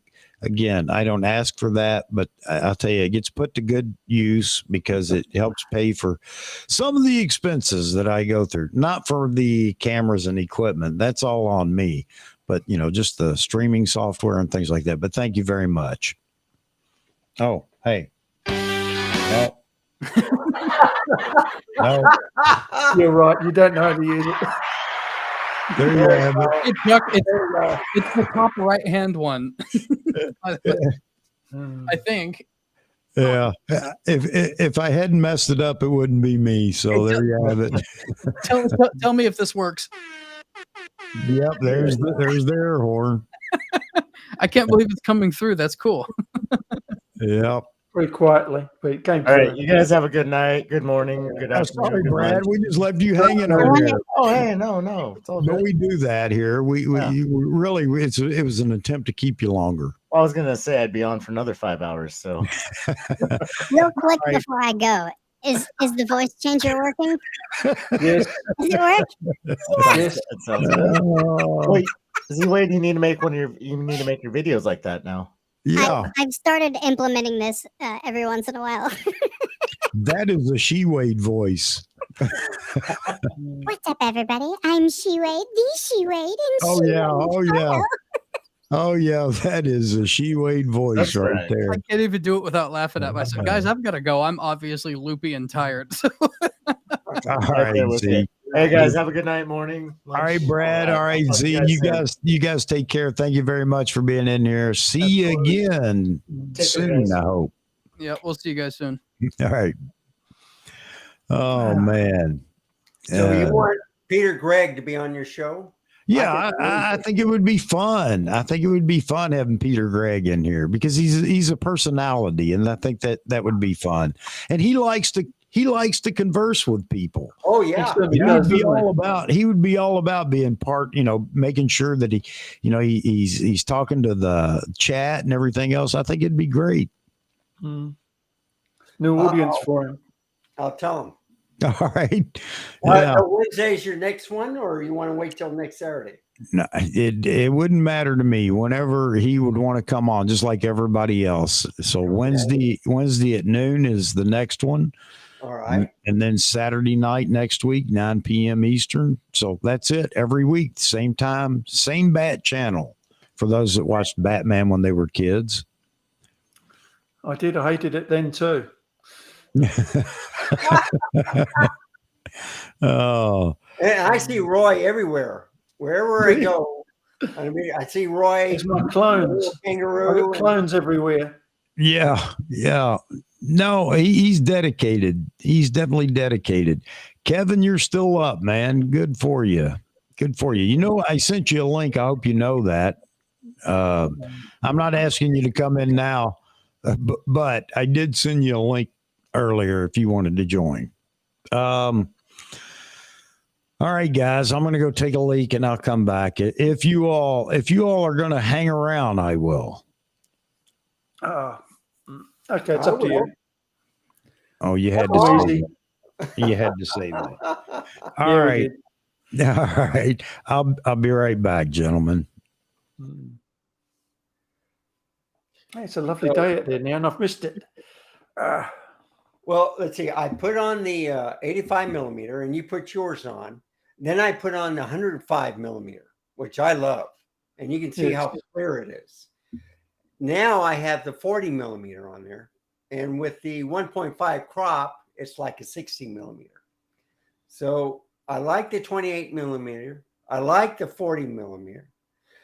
I'm not sure about the 26 millimeter pancake because I hear it makes a noise when it's focusing. I don't like the price of it. I don't think it's worth that much for a 26. and it's almost like a 28. So, so what's the point? Yeah, I know. I like the 24 better anyway. Well, now the 24 is pretty. Let's see, I got it right here.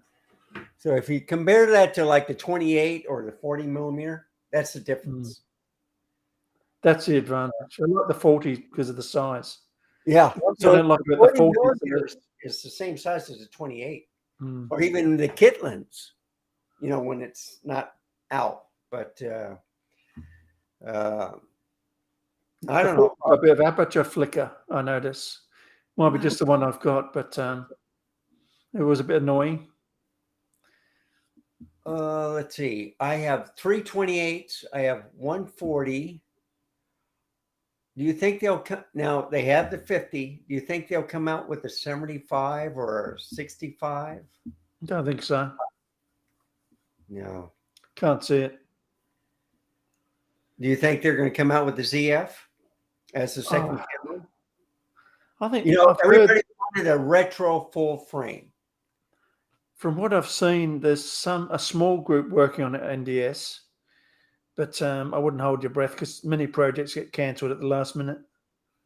It's very hard to get any information out of Nikon these days. Well, they're like Sony. They keep quiet until it comes out, and then Didn't used to be like that. I used to get a lot of info. Yeah. I remember when they used to pick up your camera and service it and service your lenses all for nothing and drop them back to you. And well, I've never had a problem with Nikon. I've had problems with Sony. I had Sony don't repair their own cameras.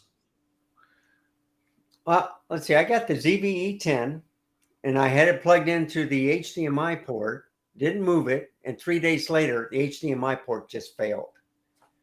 And so now I just use it as a vlogging camera. But I've used the Z30. I've had problems with that of overheating if you have it in 4K. But if you have it on 1080p, it's a champ. So I don't know. I bought this A7 when it first came out because Nikon didn't have anything. But it had intermittent faults all the time I had it, and then it just died. Oh, wow. Just out of warranty. So it wasn't very impressive. Just didn't feel like a well-made camera. Well, I like the camera itself. That kind of reminds me of Canon and Sony. They just keep putting out camera after camera, so you don't know the quality. But it was brought up. It used to be really well made once. They're not anymore. Well, you know, the SLRs were pretty good. Yeah. Did you ever have like a D3 or D5 or? I still have both of them. Oh, wow. Which one do you like? D4 and the D2 and the D1. Yeah. So do you like that better than a D850? I like the D850 because of what it can do. It's more versatile. Right. But the Z9's very powerful and very capable, but it's less exciting. Some people like to have a smaller body than the Z9. They love the features of it. I was hoping the Z8 would be just a little bit like the size of the Z7 or Z6 II, but now they're saying maybe a little bit bigger, and I can understand that. But yeah, you need bigger for bigger buttons. Yeah. I think the D850 is the perfect size. Yeah. So do you like all your on one hand? Like, let's say the Z50 had everything on the right hand. I did, yes. I like the button layout on the D850 and D5 much better than the Z9. Yeah. It just worked more smoothly for me because you use your thumb for those buttons. Did they? I don't like using menus. Did they have a network connection with those cameras? Yeah, it's got Ethernet on the Z9. Well, that I do, but what about on the 850 or the Z? No, I don't think it's got Ethernet, but the D series cameras did. They had an Ethernet port, which I liked. Okay. You have to USB connect the D850 and D500. Well, someone brought up the subject of independent covers for each adapter, like a cover for the network, a cover for the microphone in, microphone out. You haven't Just seen a studio, have you? Yeah. A studio camera, you pull them all off and just leave them off. Well, yeah, but doors and all, they're just in the way. Yeah, but if it's outside, no, not outside, but in the studio, you don't have the covers on because they're just more hassle than they're worth. But I think that's the reason you don't have separate covers, is because outside you may be using a headphone jack or maybe a mic jack too, or whatever. And I can see where they're asking about that or for that, but I think it's better weather sealed if it's one big cover. So I don't know. I'm sure Nikon has looked at that. They seem to work fairly well, the Nikon covers there. So there's the Ethernet port if you can actually see it at all. Yeah. Oh yeah. Okay. I like Ethernet. Fast and reliable. Man, Sith's inviting us to the beautiful Big Island. Man. I thought that was Australia.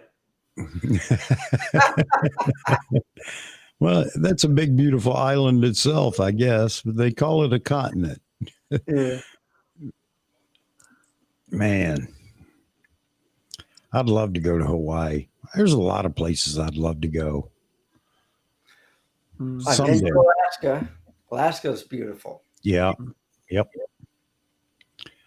Very cold. Summertime- You have to use a plane to get there. Everywhere needs a plane. Yeah. Traveling by plane these days is a nightmare. I took a plane to my mom's when she had a stroke, and I kept going into the wrong line. You know, you don't belong in this line. You're not registered. Blah blah blah. So I went in this line. No, you don't belong here. They finally went into the last line. I got in there, took everything out, and then they still strip searched me because I made a mistake that I forgot to take out my wallet. Next time, you know, take your wallet out. And I says, give me a break. I haven't been on a plane for 30 years. So, Yeah, I don't like flying anymore either. It's just such a pain. I can't get through the metal detectors. I've got too much metal in me. Oh man. Well, we're down I to don't 30. like my little sachets of this stuff, little silicon sachets. So I keep confiscating them. We're down to 32, gentlemen. Maybe Okay, I'll escape here that's it. before long. You know, 10 or 12 months ago, if I had 34 people at peak, I would have been absolutely ecstatic. You're more popular now. And typically after about 2 hours, it had dwindled down to about 14 or 15.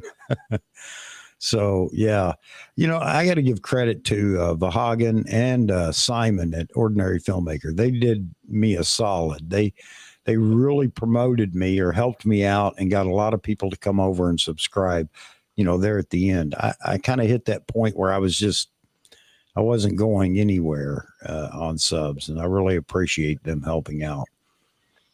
yeah, you're doing much better than Peter Gregg does because, you had how many tonight at the most? I think we've had about 70 something. Yeah, at right. peak. So he's only getting like 16 or up to 20. So you're doing good. I think the problem with Peter Gregg is he doesn't evolve. He's still the same show he's always been. Yeah. It's a good show, but it doesn't evolve. Right. I love his intro. I love that intro. Well, I like the outro too. Yep. I like Peter, man. And, you know, again, that's just it. Everybody's not everybody's cup of tea. And I understand that. You know, for the longest time, Randall, I don't know how long you've been following the channel. For the longest time, I'd have people telling me I need to be a teacher, you know, have some instructional information and yada, yada, yada. And I just, it was kind of frustrating there for a bit. And I just stuck to my guns, and I hoped everybody would understand what this channel was. It's just a big hangout, big get together and a chat and community. whatever. Yeah, a community to just chat and whatever and have a good time. Wow, Ray Powell. Good morning. How you doing? I love this from Berwick upon Tweed. I have to say it every time I see him. I love that. I want to live somewhere where I can say something like that. I live at Berwick upon Tweed. Just name your house that. Yeah. I live at Brookfield upon Long Meadow. Are you still planning to leave Connecticut and go to Tennessee or? Absolutely, yes, sir. And we kind of have stalled right now. I still have things that I'm debating if I'm going to even fool with it. You know, it's one of those, do you upgrade this? Do you upgrade that? And people are saying, you know, you should. I'm ready for a as is. Here it is. You want it, you'll take it. That's right. I think our location is prime. We're in a prime area. It's convenient to New York City as well. I mean, you know, when I say convenient, it's an hour away, but it's up here. People don't mind those commutes. So anyway, Fuel prices might change that. Yeah. But so many people are working from home anyway. So this would be convenient for somebody that could work from home and only have to go into the office or headquarters or whatever periodically. But either way, I'm ready to go as is and just get on with it. They won't get me out of this house with a crowbar. Yeah. I need to stay. Well, I told my wife, wherever we go next, you can just bury me in the backyard. I'm not moving again. Moving is such fun. Yeah. And being military and everything else. And when I was a kid, it seemed like we moved every year or something like that. So yeah, I'm done with that. I'm ready to be done with the moving thing. And then I can actually set everything up the way I want, collect all the junk I want. Don't have to worry about having to clean all that out again. I'll leave that to the kids. They'll be complaining about all the junk. Why did Dad keep all this stuff? Mine have already started that. Oh no, we're back up to 37. I'll tell you this. For those that are just joining, I said an hour and a half ago when we hit 30, that's it. I'm gonna pull the plug. That's why they came back. I don't know why. I don't know why I chose 30. But or the eater woke up and he says, "You're still going on?" Wow. Yeah. Oh man, but some good folks in here. You guys are great, as I always say. It's so true. Oi. No problems tonight for me to solve. I need more problems. Well, my mom just passed away, and the one thing I learned is somebody's treasures is another person's junk. And my camera just died. So let me turn it back on. Nope. I'll have to do it this way. Do the Apple Studio. Yep. So that camera is real good on the no, wrong one. Let me do it again. There it is. So I'll go on this one. So there you go. The ZFC is an excellent camera. And it went on for about 3 hours? Yeah. And I got a dummy battery in it. Yeah. So, I'm surprised. Yeah. And with the Nikon, all you have to do is hit the shutter speed and it usually wakes back up. Yeah. So, but every now and then. Well, I've got I'm using the Z6 right now, and you see how long it's been running. It was running an hour before the stream started. And I just have the screen on infinite or whatever the setting is, and a dummy battery that's on mains power. So yeah, if there's a counter in this camera, I mean, the number of hours on this camera for streaming is ridiculous by now. So, well, yeah, because I have over 40,000 hours, I think, or around 40,000 hours. And all of it has been with this camera. So that's pretty amazing. Yeah, I've got the same camera, Z6, running this. Yeah. It's been running for 5 hours odd. So Peter Gregg bought himself an R6 and he loved it, but he's doing a new type of show where he talks mellow at night, help people go to sleep. And the thing is, the R6 could not do very well in the dark. So I sent him the Viltrox 85 millimeter. He put that on the Z6 and he loves it. And then he found out about the midtones. Mm-hmm. And, you know, because he has a lot of acne and stuff on his face, but it's all hidden. So that R6 is a fantastic, I mean, not the R6, the Z6 is still a great camera. Yeah. Yeah. Very underrated. It got bagged at the beginning, but it's a really good camera. Yeah. And you can get a good price on it now. What, $1,600? Yeah, for a full frame. And what a lot of people don't talk about is, all right, get the refurbished one. So you get the one out of the factory, but if you get a refurbished one, someone has fixed everything, and it's almost like brand new. So Yes. it's less the price, but it'll last longer. And it's fairly well built to start with anyway. Yeah. So, but I love Nikon. The reason why I went with them is I thought the prices were reasonable, and I liked the way it handled in my hand. And I liked the way the button layouts were. Yeah. Well, Tim. Yeah. I don't want to say disappointed, but irritated. Yeah. I think we better let Chuck go to bed. You folks are great. I'll tell you, this is fantastic. I shouldn't complain at all. It might be a little hard to get out of bed in the morning, but that's okay too. That's fine.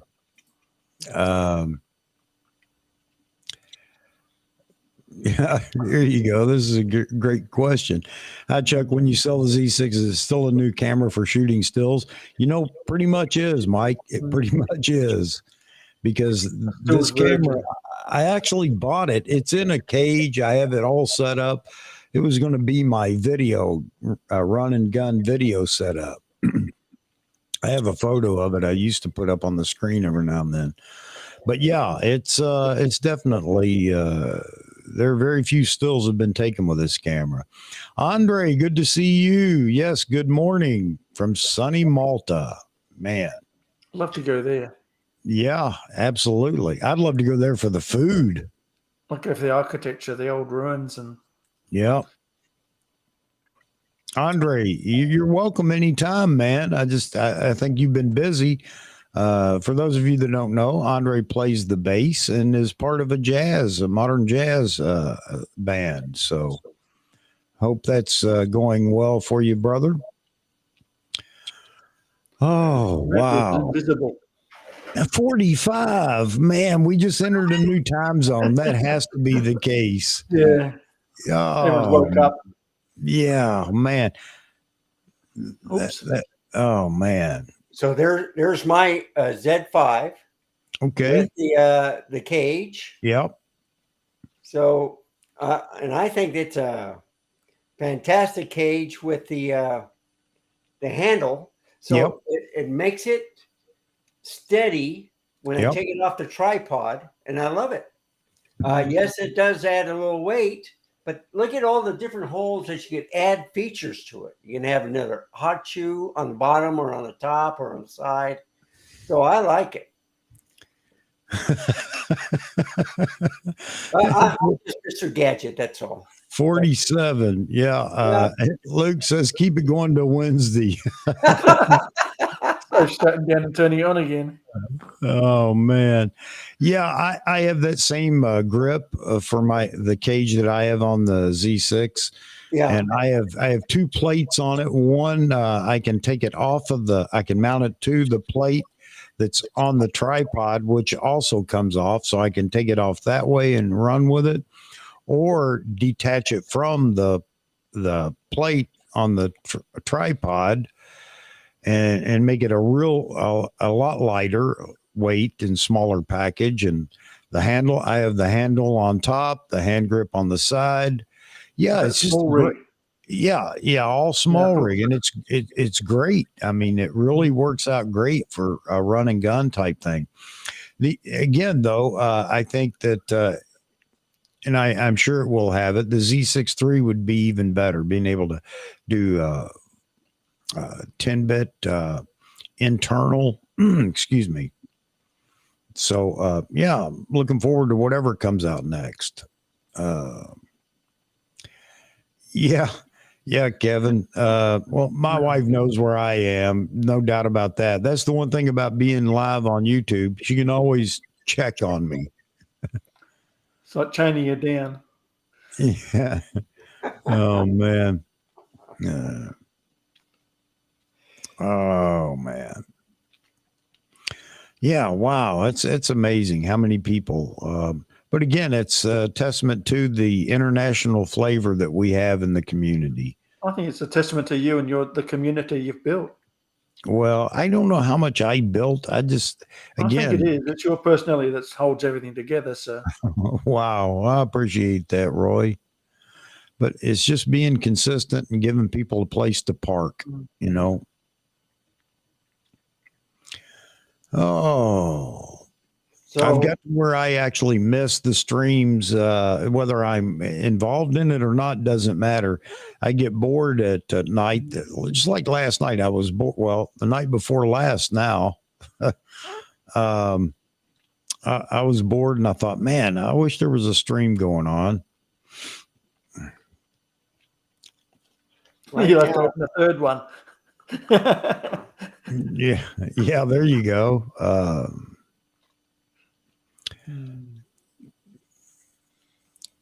It's at 8 o'clock your time, Eastern? 9 o'clock Eastern. 9 o'clock, okay. Mm-hmm. No, thank you. 5 o'clock in the afternoon here. Thank all you folks that want to be a part of it. But yeah, I hope everybody feels like they get a voice here. I can't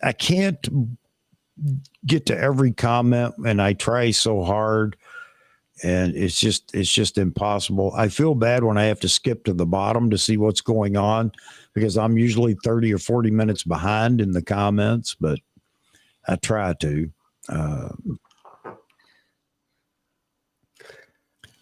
So I sent a text to Peter, and he'll answer back, and he'll get in touch with you. That'd be good. Yeah, that'd be great. I think everybody'd enjoy Peter being in here. Yeah, he might even sing you a song. There you go. Anybody's birthday coming up? I'm sorry? Anybody's birthday coming up? Not mine.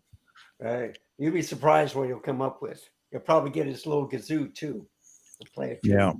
Well, thank you, Tim. I appreciate that. But yeah, you know, we can all say we did something, but the bottom line is, without everybody to support it, I think that's where the credit needs to go for those that support it. And you folks have been wonderful. I know I rant and go off sometimes, but again, like I said, if I say it, folks, I mean it. I'm 52. It's You left it too late to shut down. That's what's happening. Well, everybody's gone to bed except for you. Yeah. Here coming to you. Is it? Yeah. Hey, he's the only one live. Let's yeah, here in the U.S., no doubt about that. Well, I think he's foreign too. So you'd be surprised. Well, Australia. I don't even know what I was saying now. I looked up and saw that, and it's like, wow. Oh man, yeah. I like to rant, but again, like I said, if you hear me say it, that's who I am, and that's what I do. You know, should get John Ishii back on. He's on the subway. Yeah, John, I'm still here, brother. I'm still here. This has been great tonight. It really has. If you have to be able to hear how tired I am in my voice, man. But yeah, but man, this has been a lot of fun. It really has. This was a good night. I really enjoyed the stream tonight. There's some nights I feel like I let everybody down. It's just kind of dragging or whatever. But tonight's been really active. And again, that goes back to all you folks. Well, and for those, Morgan's on the chat too. oh man, and frames. What time did I? Time to start. It started almost 6 hours ago. Frames, 5 hours and 52 minutes ago is when it started.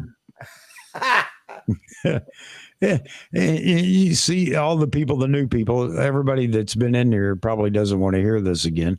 But yeah, wow. I said 2 hours ago now when I hit 30 folks that are watching, that's it. I'm going to pull the plug, and now it's going up again. Oh, man. I shouldn't complain, should I? In Vahagan, rock and roll, brother. Rock and roll.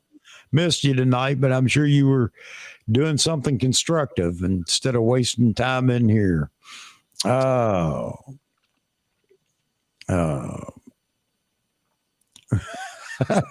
What's wrong with Chucker? What's wrong with Nikon? Yeah, I'm too tired to even rant now, Frames. But you can go back to the beginning. There were some good rants, not just me, but all of us in the beginning. Back over 50, absolutely. It's 7:52 a.m. in Berwick upon Tweed. Breakfast time. I want another cup of coffee so bad I can't stand it, but do I dare? You'll never get to sleep. Well, Wish you hadn't said that. Yeah, it's not the caffeine that bothers me, believe it or not, Randall. It's the having to get up and go to the bathroom a dozen times. Consequences. Or you could wear the NASA diaper. So yeah, there you go. I thought about that. I'm gonna have to get Depends to do these live streams so I don't have to get up so much. Luke says I'm not going anywhere. Vaughan just got back from a last minute gig. Okay, brother. That's what you got to do, man. You got to pay the rent. Tim says I came out swinging. Yeah, again, that's just me, man, and I'm passionate when we get into some of these conversations. Nikon could do so much better, couldn't they? Yes, leave it at that. Oh man, yeah, and Vahagan coming in here and Frames coming in here, that doesn't help me because they bring people, they draw people for whatever reason. Oh man. Frame says, I never thought I'd be awake to catch your Saturday night show. It is right now 2:55 a.m. Frames, 2:55 a.m. Oh, time for the Wednesday one. Yeah, exactly. Man, I wish I'd have taken a nap today. This would have been even more fun. Mike Norton, he's got your number, Frames. Frames always comes in at the end. Oh, man. Roy and Randall, hello from Vahagan. Oh, man.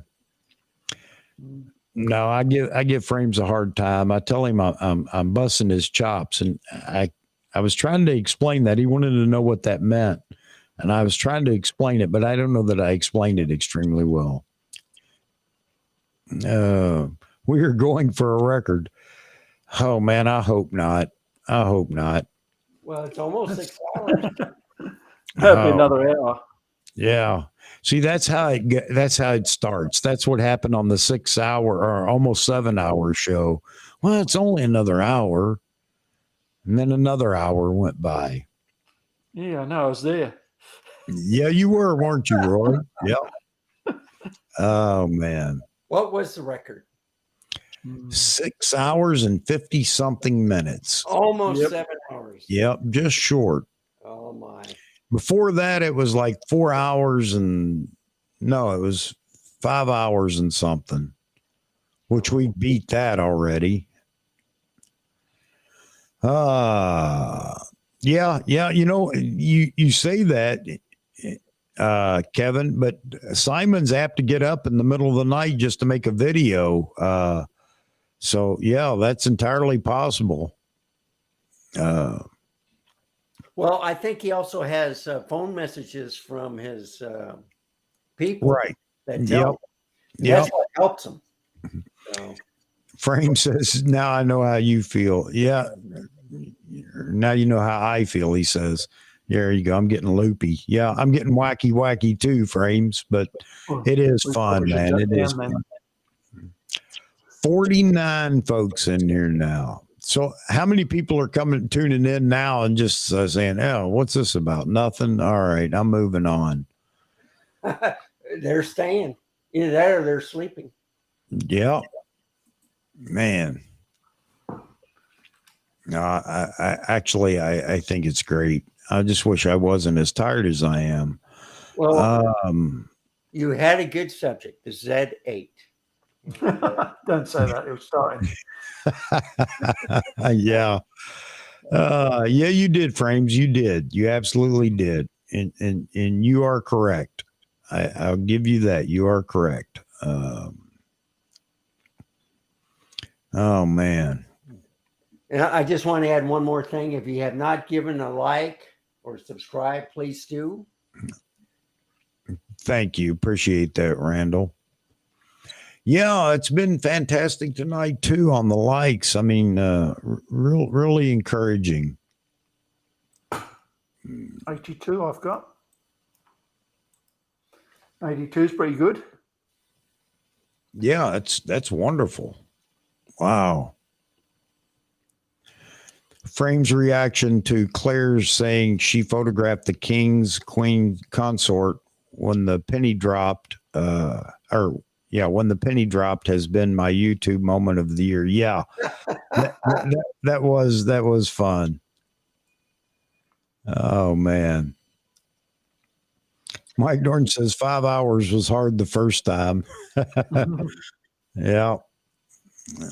Can't believe now the show's talking about the record and we're not even talking about cameras anymore. Somebody go wake up She Wade. Well, all right. Here's the question then. What is the one thing that you took a picture of or filmed that you always remember the rest of your life? Like, was it a famous person? Was it an animal? Was it a family member? Yeah. Yeah, for me, I can't even think right now what it would be. It was on an old Kodak film camera, pocket. I forget what model it was. And my wife was feeding the deer like this. and that was the shot that I always remember. That and also looking on the edge of Grand Canyon, looking down, saying, Randy, get away from the edge. You're going to fall.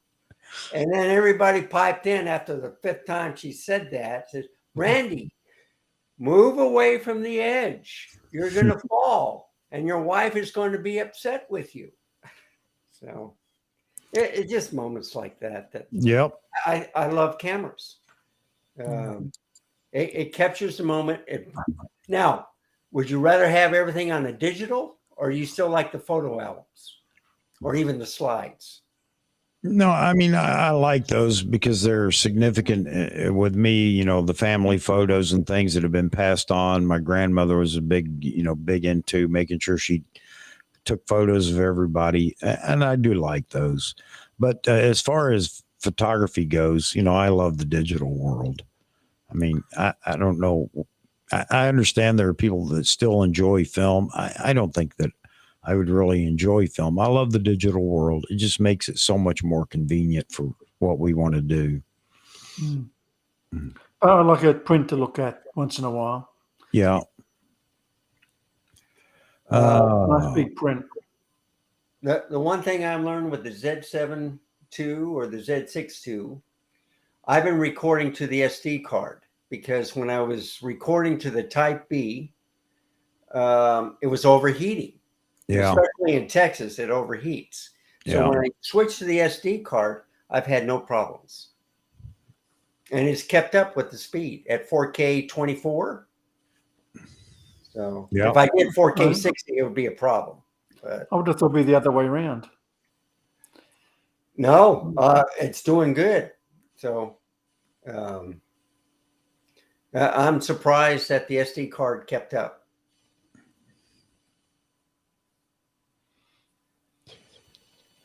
Yeah, Sith is talking about all the sales that are going on. There's some big sales going on in different regions too that are a little bit different. Nikon's liquidating a lot of things. A lot of that going on. Lenses here, and now they're doing a cash back on bodies. Yep. It's a sign they might be up to something. Mm-hmm.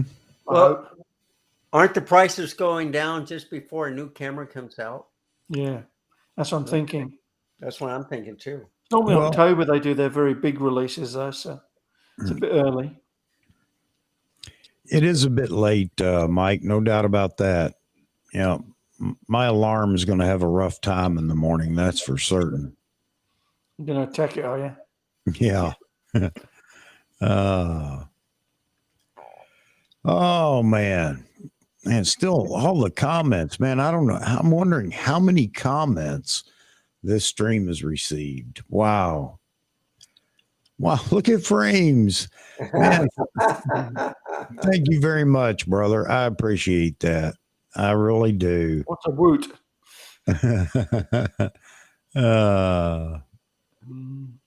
Dances goofily under the word woot.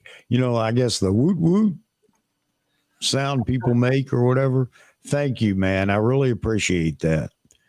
There you go. That's fantastic. I mean, that's how great this community is. You guys are the best.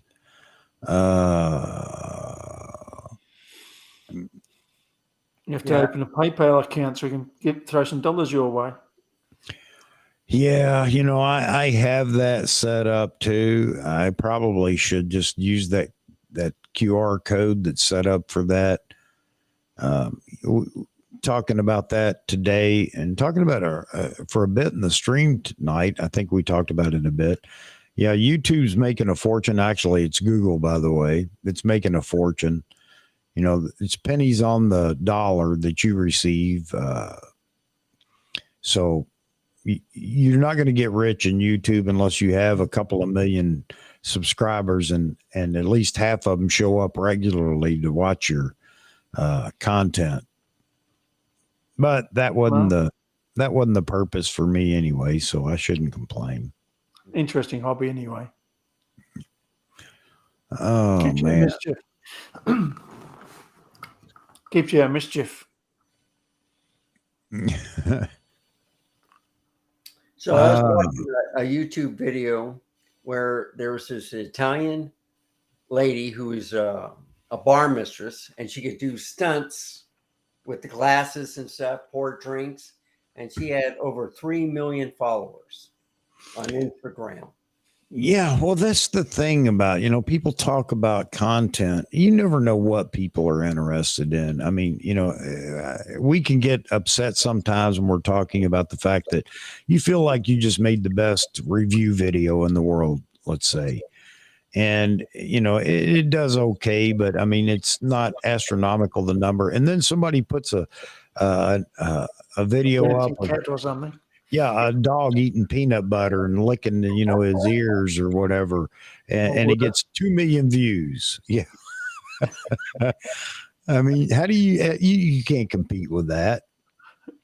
It's pointless though. Whereas this is more of a value show. It's got depth to it. Yep. Thank you, Frames. Again, thank you, man. Oh. Yeah, Frames, it'd have been interesting for you tonight on the show. We had a very, very spirited discussion or discourse, as Barron would say.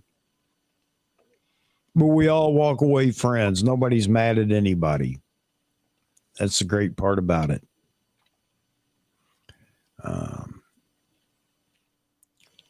Let's see.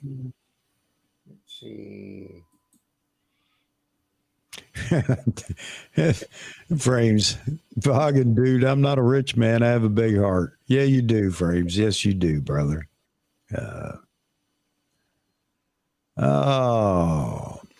Yeah, I hate that you guys missed it tonight. I really do, because I think it was just a great time. Everybody had a good time.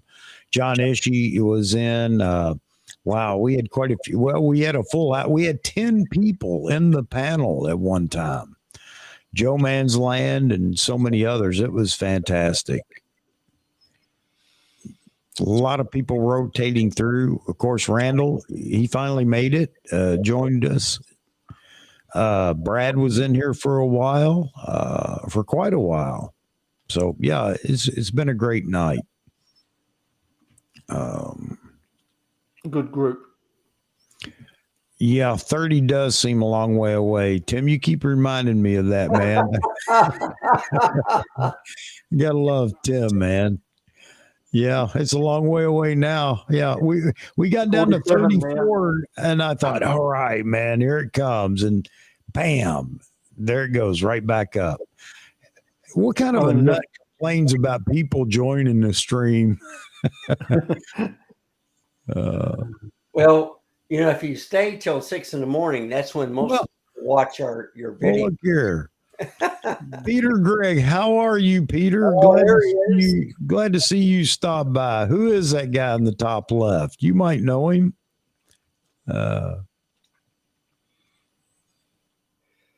That's great, Peter. Yeah, I just mentioned to him that I said I'd love to have Peter on the stream one of these days.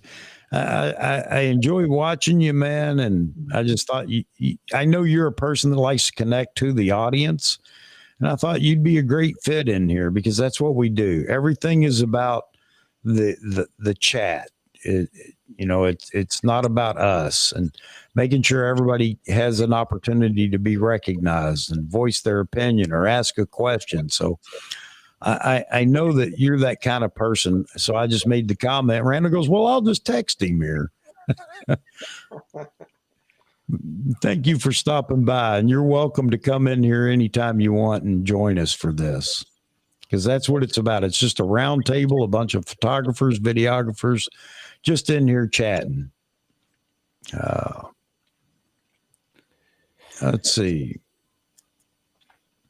Oh, Ray says he usually spends Sunday watching the repeat. Well, you got it live now, Ray. Whoops. Oh, man. 48 people still. That's fantastic. You're joking.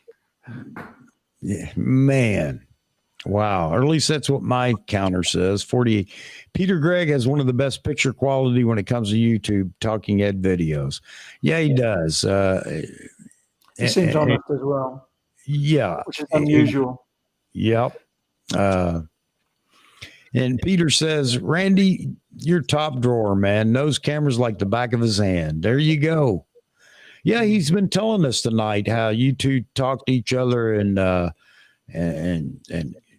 kind of talk about the cameras, the lenses, and everything. And he said he might have loaned you one or two. I think that's great. That's what a community is, too, by the way.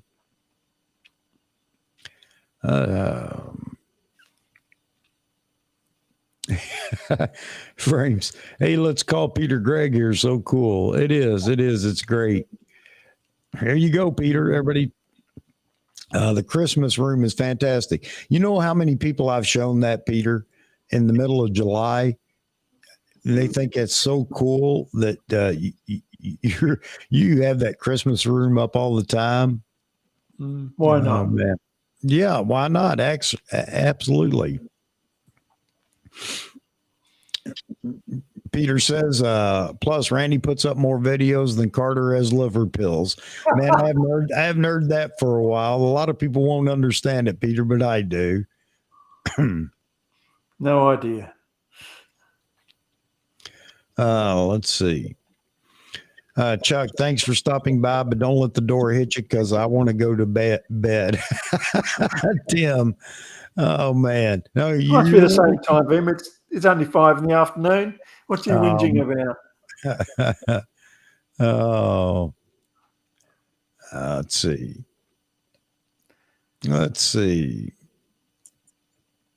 Frames. Oh, wait a minute. Frame says, what? Peter Gregg is here? Oh my gosh. I'm a huge fan, Mr. Gregg. You talk to, let's see, your talk is so soothing. Excuse me. I just put you in and go to bed. Love you. Yeah. Again, like I said, Peter, I thought it was great. I love your intro too. I think that's fantastic. It's so much fun to listen to. But yeah, I like watching your show, Peter. I really do.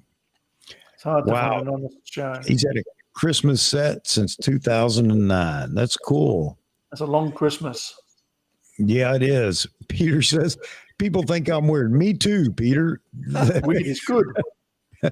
Weird is good. Absolutely. Vaughan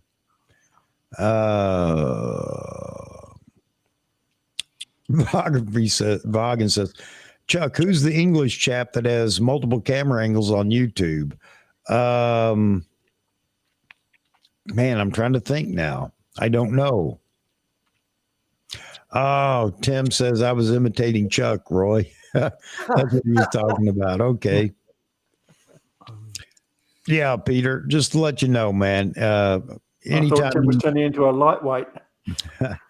anytime you would like to come on, love to have you. Again, the only thing I do here is that it's not about any one of us in the panel. It's all about the folks that are in the chat, and I just try to connect with them and let them voice their opinion on whatever subject it happens to be or whatever. So, and Peter says, thank you, gentlemen, for all the very nice compliments. You guys are very kind folks. They're fantastic folks there. Thank you so much. Picks up a guy's spirits. Yes, it does. I'm humbled every time I do a stream, Peter. This community is fantastic. By the way, we're a multi-brand community, maybe a little Nikon centric on my side here because I shoot Nikon, but still everybody in here shoots a lot of all the different brands. I can threaten Chuck. Yeah, we're up to 50. All right, that's it. Going the wrong way. Yeah, it's going the wrong way, but that's okay. Frames, I think I sent you have a link. Vaughan, you have a link if you guys would like to join. And what the heck, Peter? You must be a night owl. If you'd like to join, we'll just continue this for a while. I'm more than happy to send you the link as well. And Luke says you're a great bloke, Peter, and I agree with that. Let's see. Tim Hunter says, I have now changed how I rate phone batteries. If it can last a Chuck live stream, then it's a good battery. It's good battery life. Yeah. That's Greg Wilson would say that all the time. He'd say he still has 20% battery life, so I couldn't leave the stream. Oh. Kevin Nordstrom says, let's go. I'm making breakfast. Man, I wish I had somebody here to do that for Steven. Oh, still no Steven. Oh, yeah. So you can threaten by offering to join. Okay. Yeah. What the heck, though? If you want to join, or again, anybody else, I say this all the time. Anybody wants to join, what the heck? Let's go. Yeah. It's not break the record yet.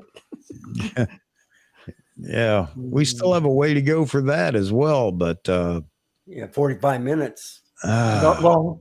Yeah, I guess it isn't long, is it? Man. Wow. You guys are phenomenal. I mean, it's just fantastic. Oh, and I remember we talked about that tonight. I remember my first stream, nobody in the chat. One person watching I don't even know who it was, but he did send me an email the next day to tell me I put him to sleep. That's nice of him. Yes, it was. Peter says, sorry guys, I'm in bed with my jammies. Wow. Randy sent me a text message and dinged the phone in my head. LOL. All right, Peter. Well, thanks for joining the chat for a few minutes. Appreciate it. I'm sure everybody else appreciates as well. Let's see.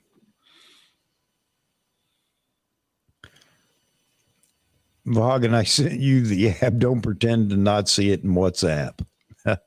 Oh. Vaughan says to Peter, I saw Peter's video on Matt's passing was very touching. I'll never forget that video and Matt's work. Yep. Well, Peter, let them call you weird. They think I'm a bit weird too, so that doesn't matter. Fits in well here, doesn't it? Yes. All right. Oh, we're down to 49. Going the right way for you anyway. Man, do I struggle to hang on, or no, if you're tired, go to bed. Oh, if I'll go all night, but Chuck looks a bit worse for wear. Oh man. Poor Chuck. Tim says 53. I see 49 on my screen.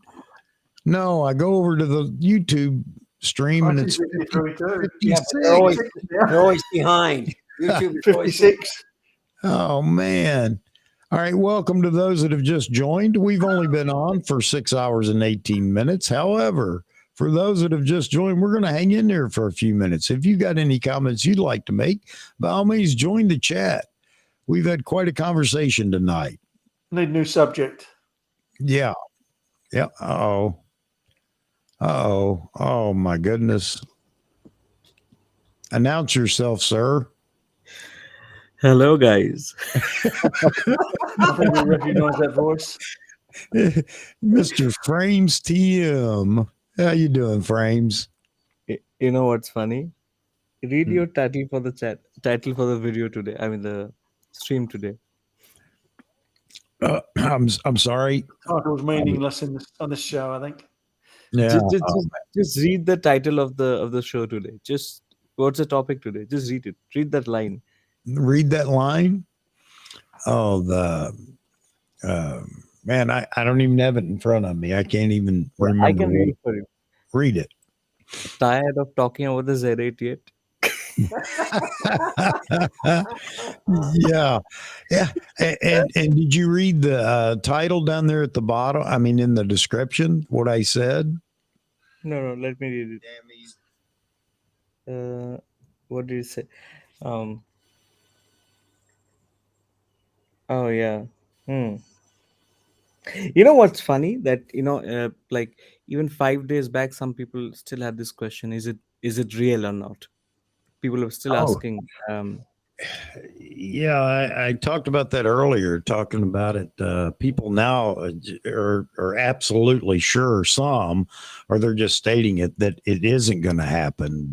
It's not the Z8 and just taking whatever. so long. Yeah, I think it's just people are fed up with it. And again, is it us or is it Nikon? Nikon could fix this real easy. Yeah, they could fix this real easy. Hey Roy and hey Randall, both of you are looking surprisingly good middle of the night. Well, it's afternoon here. I'm quite happy. Yeah. I've only been up a few hours. Where are you? Are you in the UK? I'm in Australia, in Melbourne, Australia. Okay. And I'm in by San Antonio, Texas. Have we covered all 7 continents tonight by chance? I'm just trying to think. And Thailand. Yeah. Anybody from Japan or Korea? What about Europe? Yeah, there are a lot of people. Oh yeah, right now, Ray's in here. Okay. And I don't know who else. But yeah, I don't know how many continents we covered tonight. Wow. That's as international as it gets, though. Yeah.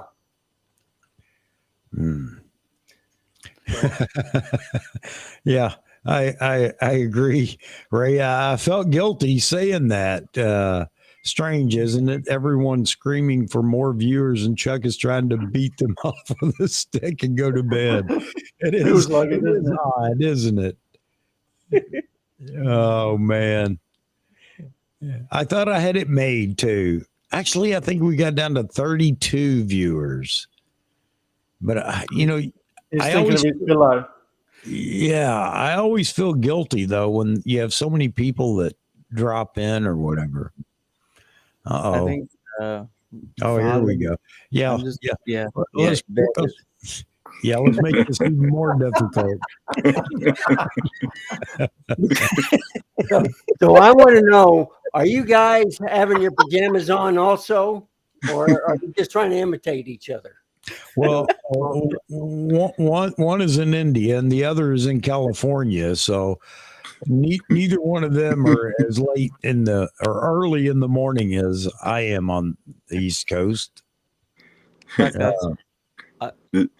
I have attended shows till three in the morning, so you can't complain.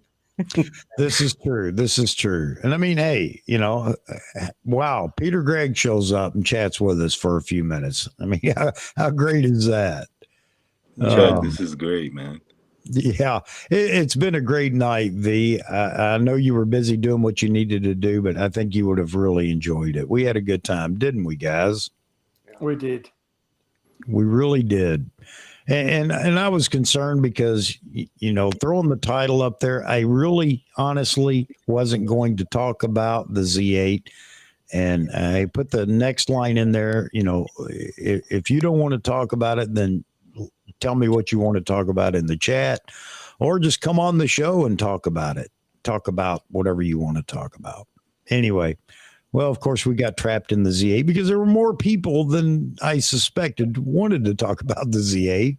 We did a poll where the majority didn't want to hear about the Z8 anymore on YouTube, but it was almost half and half, the amount of people that do want to hear about it and half that, half of the people don't want to hear about it. And if I remember, we had maybe 80 votes on that. So I wouldn't say that's a fair slice, considering we have 7 billion people, in the world, but still, it was interesting. I expected it to be even more tilted towards, I'm tired of hearing about it. I'm tired of it. Dude, if people wake up when they logged off and you're still on, they won't believe it. Yeah, we've already been down. Believe it or not, we've been going long enough now that we've had people that have already come back and said, "You're still on?" Oh man, yeah. John was on. We had a great time. Wayne was here, and you're right. Robert was here. Robert had a good time. We had a great time with him. He had to get up early, so he had to go. Maz was on with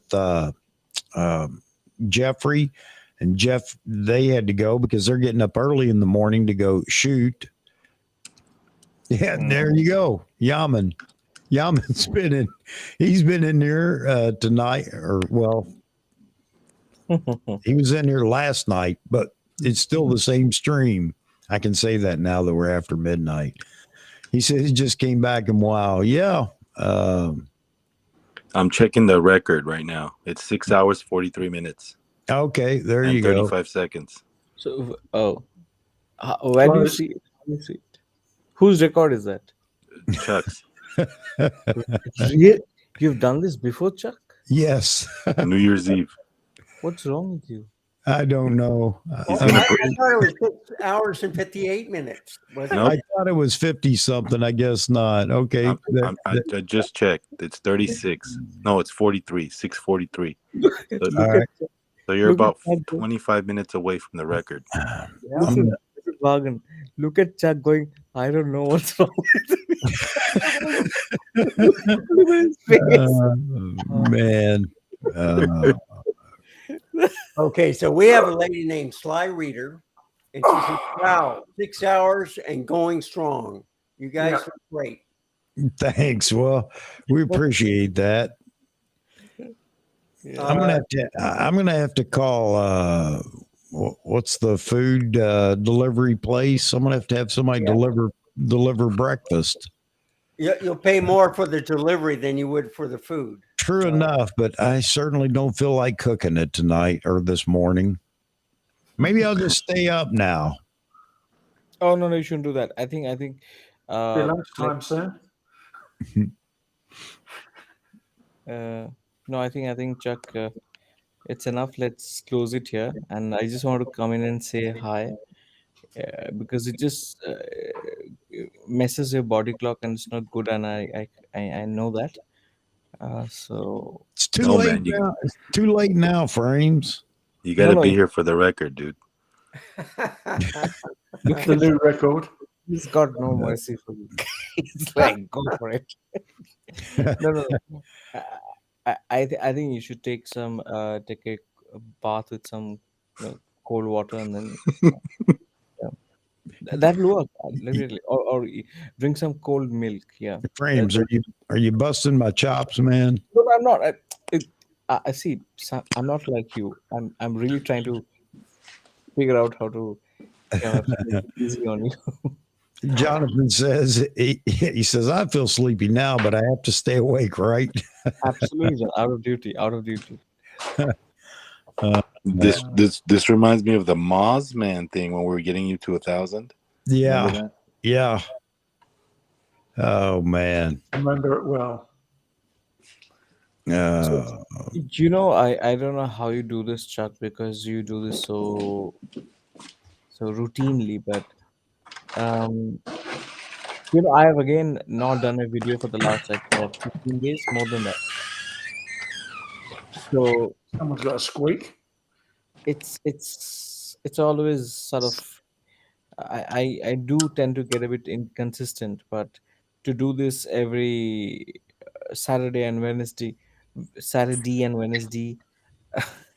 yeah, in such long times. Yeah. But we got somebody else joining. You got to be kidding me. There's Kevin Nordstrom. All right. No one wanted to go. Oh man, it's better than New Year's. Oh man, yeah. Tim Hunter says Vaughan's going to scream "Muzz Man" at the record breaking. Yeah. Yeah. Again, like I said, it's funny because for the first month that I was doing this, if I had 3 people and one of them was in the chat, I was like, yes. And the craziness is here tonight, I'm thinking, man, if I could just whittle this down to 30 people, I can go to bed. How stupid am I? Wow. Now it's too late, Chuck. Now you got to beat the record, man. Yeah, Alan Barnes. There you go. Yeah, Alan. We didn't just start. We've been on since last night. That's how crazy this is. Oh man. What I want to know is Frames' take on the new comments on Nikon rumors. Which ones? Has he been over there lately, Frames? I think he's fell asleep. Oh, he's checking now. That's so true, Tim. And like I was saying earlier in the stream, Vaughan and I will tell people, his guests, they'll say they have an hour, and we tell them, well, it's going to go by pretty quick, and before you know it, you'll be in here for 2 hours. And then when you let them know that they've been in there for 2 hours and they haven't even thought about the time, it's pretty amazing. But that's how engaged people become in these live streams. Hey, I have a very important thing to talk about.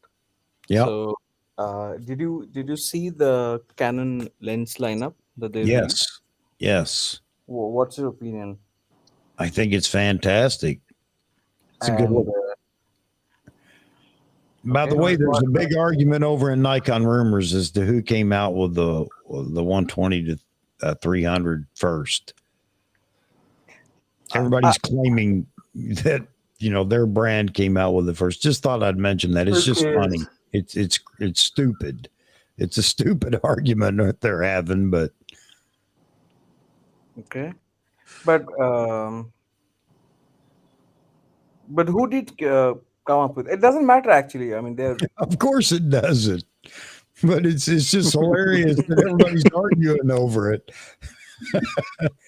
Oh. You're 10 minutes away, Chuck. All right. We're going to make it. You got to go No, 7. I got to go 7. Okay. You're going to have a new guest come in on your panel, by the way. Oh, for me? Yeah. That's a good question, Randall. You're a new guest. No, I'm talking about check your email. Oh, yeah, I'll have to do that. But I'll tell you what I'm really excited about in the Canon front is that they're going to launch a 12 mil 1.8. That's really amazing. a 12 mil 1.3. No, I did not see 1.8. that. Yeah. Yeah. 12 mil 1.8. And they're going to do a 500 f4. Okay. And I think the whole catch is that it's going to be much smaller and lighter than the 600 f4 from both Nikon and Sony. I think that's the game they're playing. And this is for the what is it? The RF mount? Yes. Yeah. Okay. Okay. Yeah, yeah. This is one time I could say I think you'll enjoy it, Yaman. We had a great conversation in the first 3 hours for certain, but we've had a good time throughout. But it's definitely worth going back and checking that out. We had a good time. T-Mid even joined us for a few minutes from Paris. Oh man. Oh.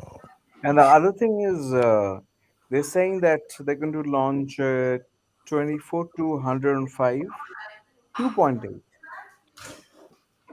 Wow. That's Man.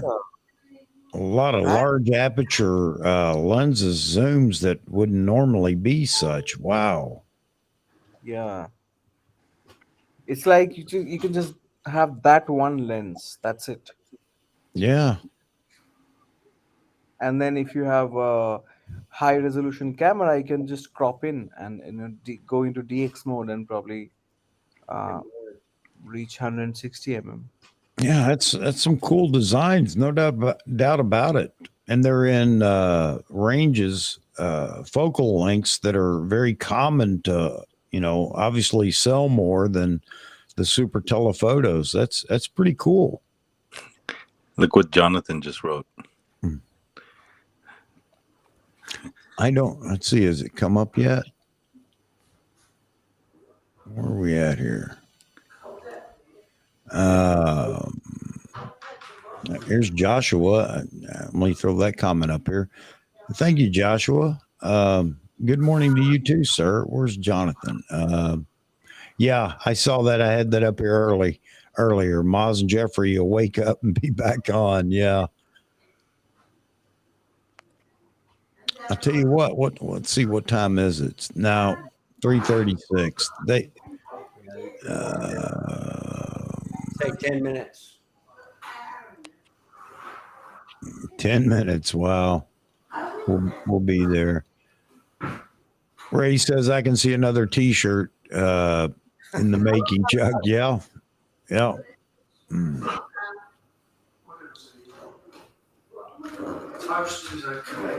Oh, Yaman's in the chat. What's up, Yaman? What's up, Tim? Yeah, quite a few people. I mean, obviously, we're Alan still Barnes. Yeah. Ray Powell. 49 people. That's amazing. This is going to be a record for comments, too. I'll tell you that right now. Definitely will be. Hey, Frames. Yeah. If you want to start a live stream show, you better take a slot. Everyone's doing it now. Yeah, well, you'll get all the support, trust me. All right. Like, do you have to pay for this thing now? No, man, it's free. Well, you can use it free up to 780p. That's fine. Yeah, and 6 guests. If you want more guests, then and to stream at 1080p, or I said 780, 720, but at 1080 you have to pay for the one of the subscriptions that they have. Let's see, we got Mondays open, we got Sundays open.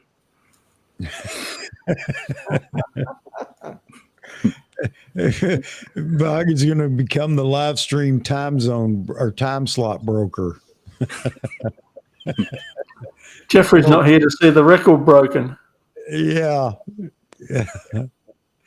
Oh man. But you know what's scary? To see that it can go on forever is scary. Oh man. And the sad part is I'm sitting here again. Man, it's been a long stream. I'm about to wet my pants here, man. Are you guys out of M&M? Are you out of M&Ms? Yeah, no. I bought M&Ms today. Actually, I got 2 giant bags. You guys have been going for so long. You must be prepared. Oh man, yeah, Andy, we've been going for a while. And I, Andy, and those that have just joined, let me explain what's happened here. Almost 3 hours ago now, almost, I said when we hit 30 people watching, that's it. I'm going to pull the plug. And the minute I said that, it started going up. And what are we up to now? 51 people watching. Still going up. It's going to break the record from the beginning, when we started in the beginning. I mean, and then the other part, the ironic part about this is that who complains about people joining your stream? Hey, I'm just reaching out to you guys in the chat and everyone. I think if Chuck today breaks the record, I would say, chip in with something. And just buy the super chats today. Today is the day. Don't wait for tomorrow. Today is the day. Yeah, and I you know what, I've been trying to do the super chat thing for a while, Chuck, but whenever I use super chat, it doesn't let me finish the transaction. So I don't know what's wrong. So I used the super sticker today. Yeah. Yeah. So Well, again, Frames, thank you very much for the super chat. I do appreciate it. And like I tell everybody, there's super sticker. Yeah. I tell everybody that it goes back into the channel, and I truly mean it. That's exactly where it goes. Yeah, it can go into your stomach as well in the form of M&M. Is fine. Yeah, I absolutely reject those Z8 photos, as does he. We don't have any photos at all of the camera, but 2 weeks from now, there'll be no more speculation, Andy. Oh, man. And if you really want to enjoy some of that banter that went on, go back to the beginning after we end, if it ever ends here. Go back to the beginning, and the first really 2 hours, solid hours, was all about that. That wasn't the intent. It's just what everybody wanted to talk about. And it was a very spirited but good conversation about, is everybody tired of the Z8 talk on YouTube? But of course, that transitioned into more talk about the Z8. Gregory says one of these days it's going to be a 24-hour service. Yeah. Oh, man. You're 2 minutes away. All right. Great. I'm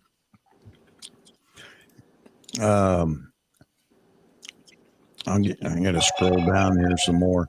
How many M&M packs have you finished, Chuck? Did we also break a record there? No, actually we didn't, because this is the giant a 2-pound bag, 2.5-pound bag. And even for me, who has a healthy appetite for peanut M&Ms, it would be difficult to get through that bag in one sitting. However, we're not finished yet, I guess.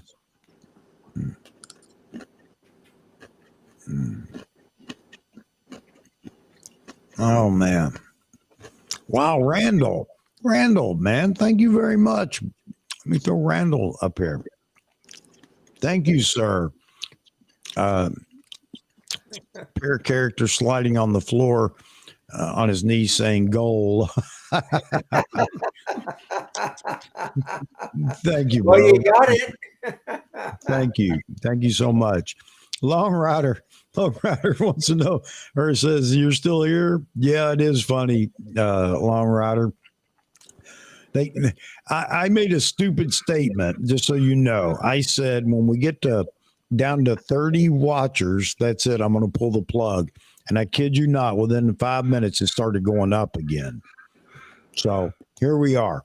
I shouldn't complain because, people want to join. People want to be part of it.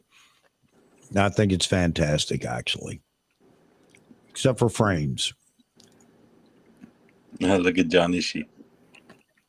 Or Hey, Diana. What did you say about me? I just went for a bit. Busting your chops. You're bitching about me. What? Huh? I said, I don't even know what I said. I'm so punch drunk now. You should Diana, drink how are some you? water. Drink some water. See, you can't just cross the mark and just be there for one more second. You have to be there for at least 10 minutes. So that is a meaningful record-breaking exercise. No, you're right. You're right.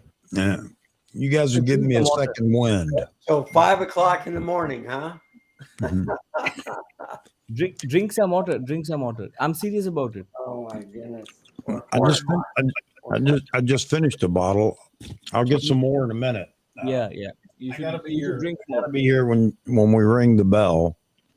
Because I'm worried about you because you're not used to doing this, right? No, I am used to doing it. That's the problem. Yeah. You are. Oh, you just hit the record, brother. All right, cool. Is it? Oh yeah. I've been watching the watch. So this is the time, guys. Please. What's that? Oh wow, fantastic! That was underwhelming. Clap. Now, guys, I think you should just shower Chuck with a lot of love now. This is the time, and thanks to everyone who has contributed a little bit. I want to see Chuck get rich today. Wow, Like, look at everybody. If there is ever a day to do this, it's today. Man, you're really good at this, Frames. Man, Randall. I mean it. There's a reason. I'm like, seriously. Like, Tim, so much- thank you, man. Thank you so much. Man, the mic drop. That's cool. Roy, what are you doing, man? You guys are. I'm a joiner. You guys are great. Yaman, you already. I just want everyone to just keep pouring in love in the way that's in international currency, and I want to make it worthwhile for Chuck, and that's why I sort of I'm just pitching for it again and again. I think it makes a lot of sense. And Chuck, all I want to say is that keep going, and very important for you to also understand today is one thing I'll talk about today is health at your age. I think you're an inspiration for me because look, I'm 37. Okay, so when I look at you, I wonder, can I keep going like you when I'm your age? No, serious. It's a serious matter. I'll tell you one very interesting thing. A friend of mine was detected with 99% heart block. See, he had to do angioplasty. He's 37. So it's a real issue for guys in this generation. And to look at you, to do this, to follow a passion, and to stay so healthy, it's great to see that. That's one part of the conversation, is to see that to not lose that zeal even when you're gray hair. So that's as inspiring to me, personally speaking. That is why I think it's not only to celebrate today's record-breaking moment, but to also celebrate you Thank and you. Randall and Roy. All of you are, great. So happy to see you. Thank you, All right. Frames. Thank you, Frames. Thank you so much, buddy. Thank you. Sorry, I'm over here. Hey, Diana's in the chat, Chuck. Wow. We had asked John earlier to make sure that we can get her back in here for one of the shows. Her photography is just outstanding. Make sure I did this right. Yeah. Yep. Frames is a class act, man. Hey, Frames, I love you, man. Yep. I do too. That's the reason I bust your chops, man. I wouldn't do that if I. Yeah. So I all the while I was thinking, you mean bust my balls, and I confused the story in my head. I said something really funny about Vagan the other day. It was a funny moment. Oh man. Hey, me and Chuck were talking today about the Jared Polin video. And how if we had him on today, how I would go to town on him. I was just happy to be there. At that time, I was green on YouTube. Yeah, but you know what? I have realized that Jared Polin is much better than the Tony and Chelsea Nordstrom guys. Much better. After, like, if you, I really feel that Jared wants the best for Nikon. He keeps just busting the, that expression. He keeps doing that to Nikon essentially, but you have to notice that in the background, he hasn't changed that bright big yellow Nikon logo. He hasn't. He could just he shoots Canon for the last 2 years, but he still got that on. One of my favorite comments for the night is Roy broke a record today. Roy broke a record too today. He said 16 words. He's probably going to get something to say. I'd like to contribute, not to add to the base. Oh. And he only showed 6 cameras today. Yeah, about that. Yeah, I don't know. I couldn't keep track. He showed cameras, lenses, and a digital back for a Hasselblad. Well, no, it's a Polaroid back. Okay. Hey, Roy, what's where did you get this T-shirt? Nikon sent it to me many years ago. Oh, wow! That's some sort of promotion they were doing. Okay. Hey, ladies and gentlemen, hang on just a second. Oh my God! Oh my God! Wow, this is history right here. Thank you for joining happy us to in be the here, middle of the night. Can't hear you, Peter. Yet. How are you doing? Wow, I'm in the presence of at the Christmas room, man. This is unbelievable. This is awesome. I see me up there. How did I get up there? Here you are. Welcome to the Christmas room. Oh, thank you.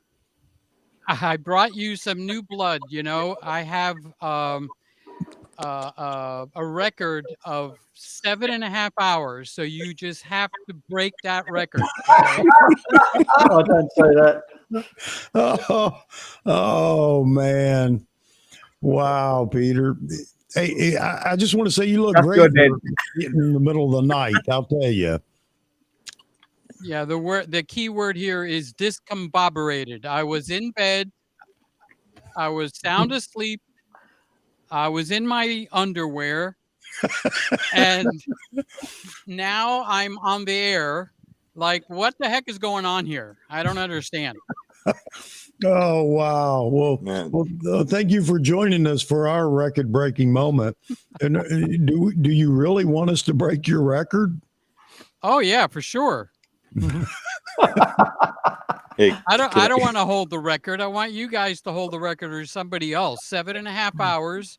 is my record. Randy can tell you. Okay. Mhm. And Randy woke me up. I'm laying in my bed. It's Saturday night.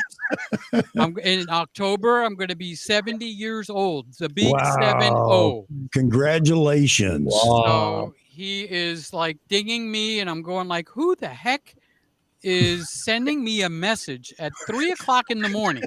What the heck is going on here? This is like, Randy says, oh, we want you to come join the live stream. Well, boxers or briefs, it's none of your business, actually. Okay. So, but neither one is appealing. So I had to go put some clothes on.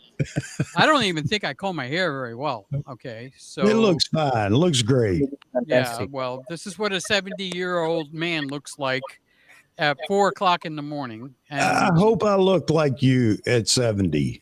no, you don't want to look like me at 70. Jeez. Listen, I'm going to consider myself lucky if I have so much hair at 70. No, there's a lot of it. It's on the shower floor. When I take a shower, there's a lot of hair down there. Okay. Plenty of hair. Plenty to go for everybody. Oh, So, man. I'm just impressed that you're on so long, and I don't know all of you. Apparently, some of you have heard of me, and thank you very much. You're very kind. I even have to remember which camera to look at. I'm looking at myself up on the screen there. Okay, so It doesn't matter, Peter. I'm amazed that you would get out of bed to come do this. This is fantastic. No, don't be amazed. Randy shoved me out of bed. Okay, so It's called payback. For all the yeah, time really. you call me. I've called him in the middle of the night many a time. So I guess he can call me. I guess I should sit up and look a little more presentable. Sorry, gentlemen. So what do we got going on here that's interesting? I want to bring new blood to your 6.5-hour show. Yeah, well, the thing about it is my channel is really just about, it's a big hangout for photographers, for everybody to get together and talk about certain things. I try to pick a topic, but I do 104 of these a year, Peter, and none of them are under 3 hours. Wow.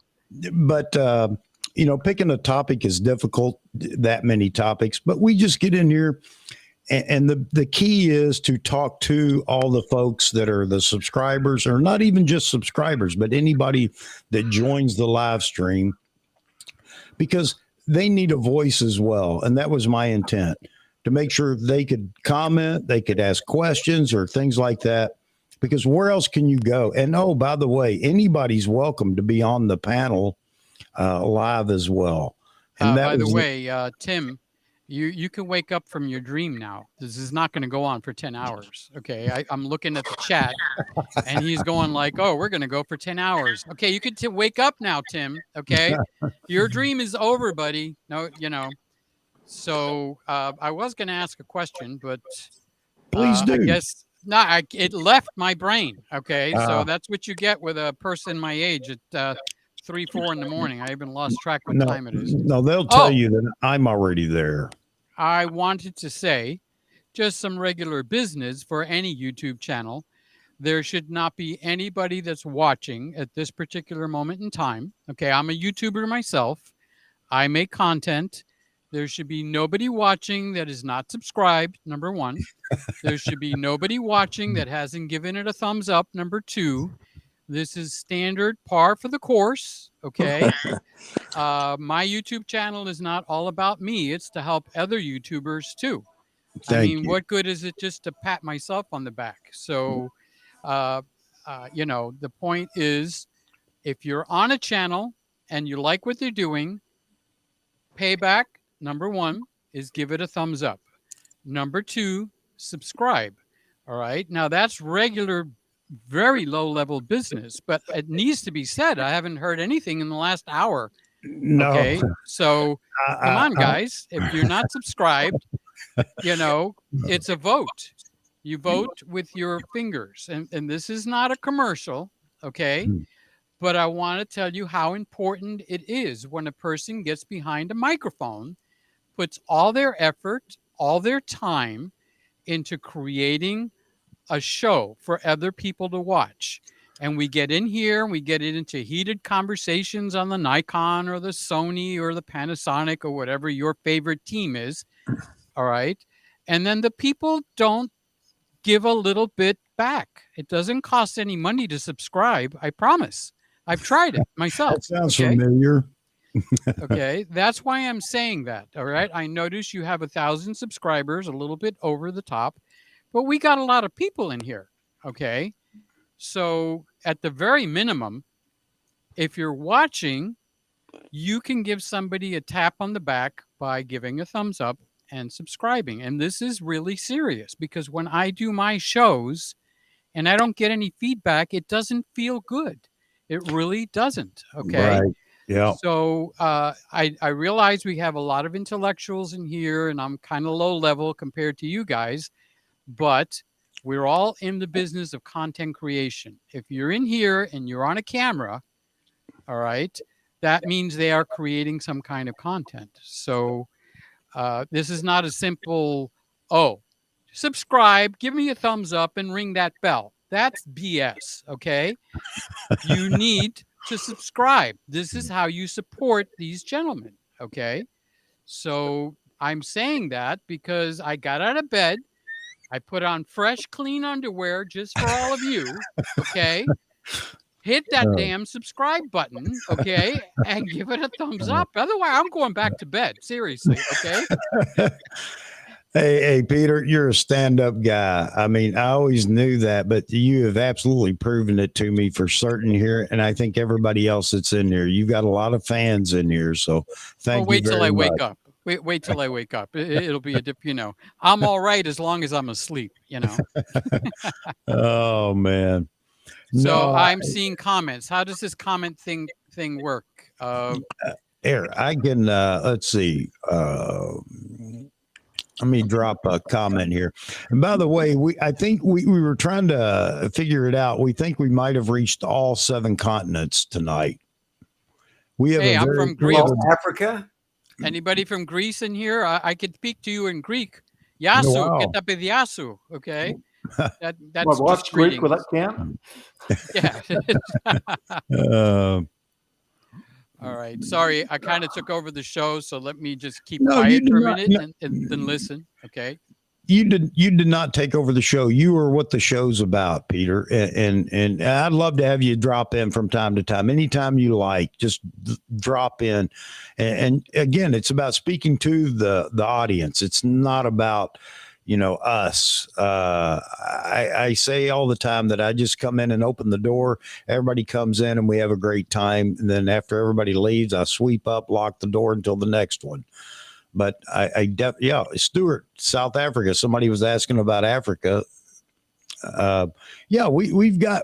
It's amazing at the international flavor that we have in this community. It's just fantastic, and we can all talk, be passionate about something, discuss it, and then walk away friends still. And I think that's the great thing. And again, it's all because of the folks that are in this community. So you guys have a couple of minutes with Peter before he says, that's it, I'm out of here. Anybody want to say something to Peter before he goes? I'm not running you off, Peter. I feel like, okay, goodbye, Peter. Don't hit the door. Don't let the door hit you on the way out. Okay. It reminds me of that Johnny Carson show with Steve Martin. He says, okay, good night, everybody. And then he bows his head and I don't really want to leave. Okay. And everybody cracks up laughing. So no, I can sit here for a few minutes. What am I have nothing I don't have a date. I don't have any appointments at 3:30, 4 o'clock. Oh, it's 4:01 here in Miami. Okay. So trust me, they're, it's 4:01. I don't know what time you guys are watching. Well, I'm in the Eastern time zone too. So where are you anyway? Connecticut. Okay. I'm in a country called Miami, Florida. So just so you know. Melbourne, we have half of Cuba over here. Okay. They came to visit, but they never went home. Hey, Stuart from South Africa says, pleased to meet you, Peter. Nice to meet you, Stuart. All the way from South Africa. I've got a lot of respect for you guys over there. You go through a lot of crap on that continent, and I'm with you. And I'm behind your camera efforts over there. You got a beautiful continent to be shooting pictures on. I mean, you've got animals that are just awesome. It's a photographer's dream in Africa. Yeah. People go on excursions from here to come to Africa. So that is a wonderful thing.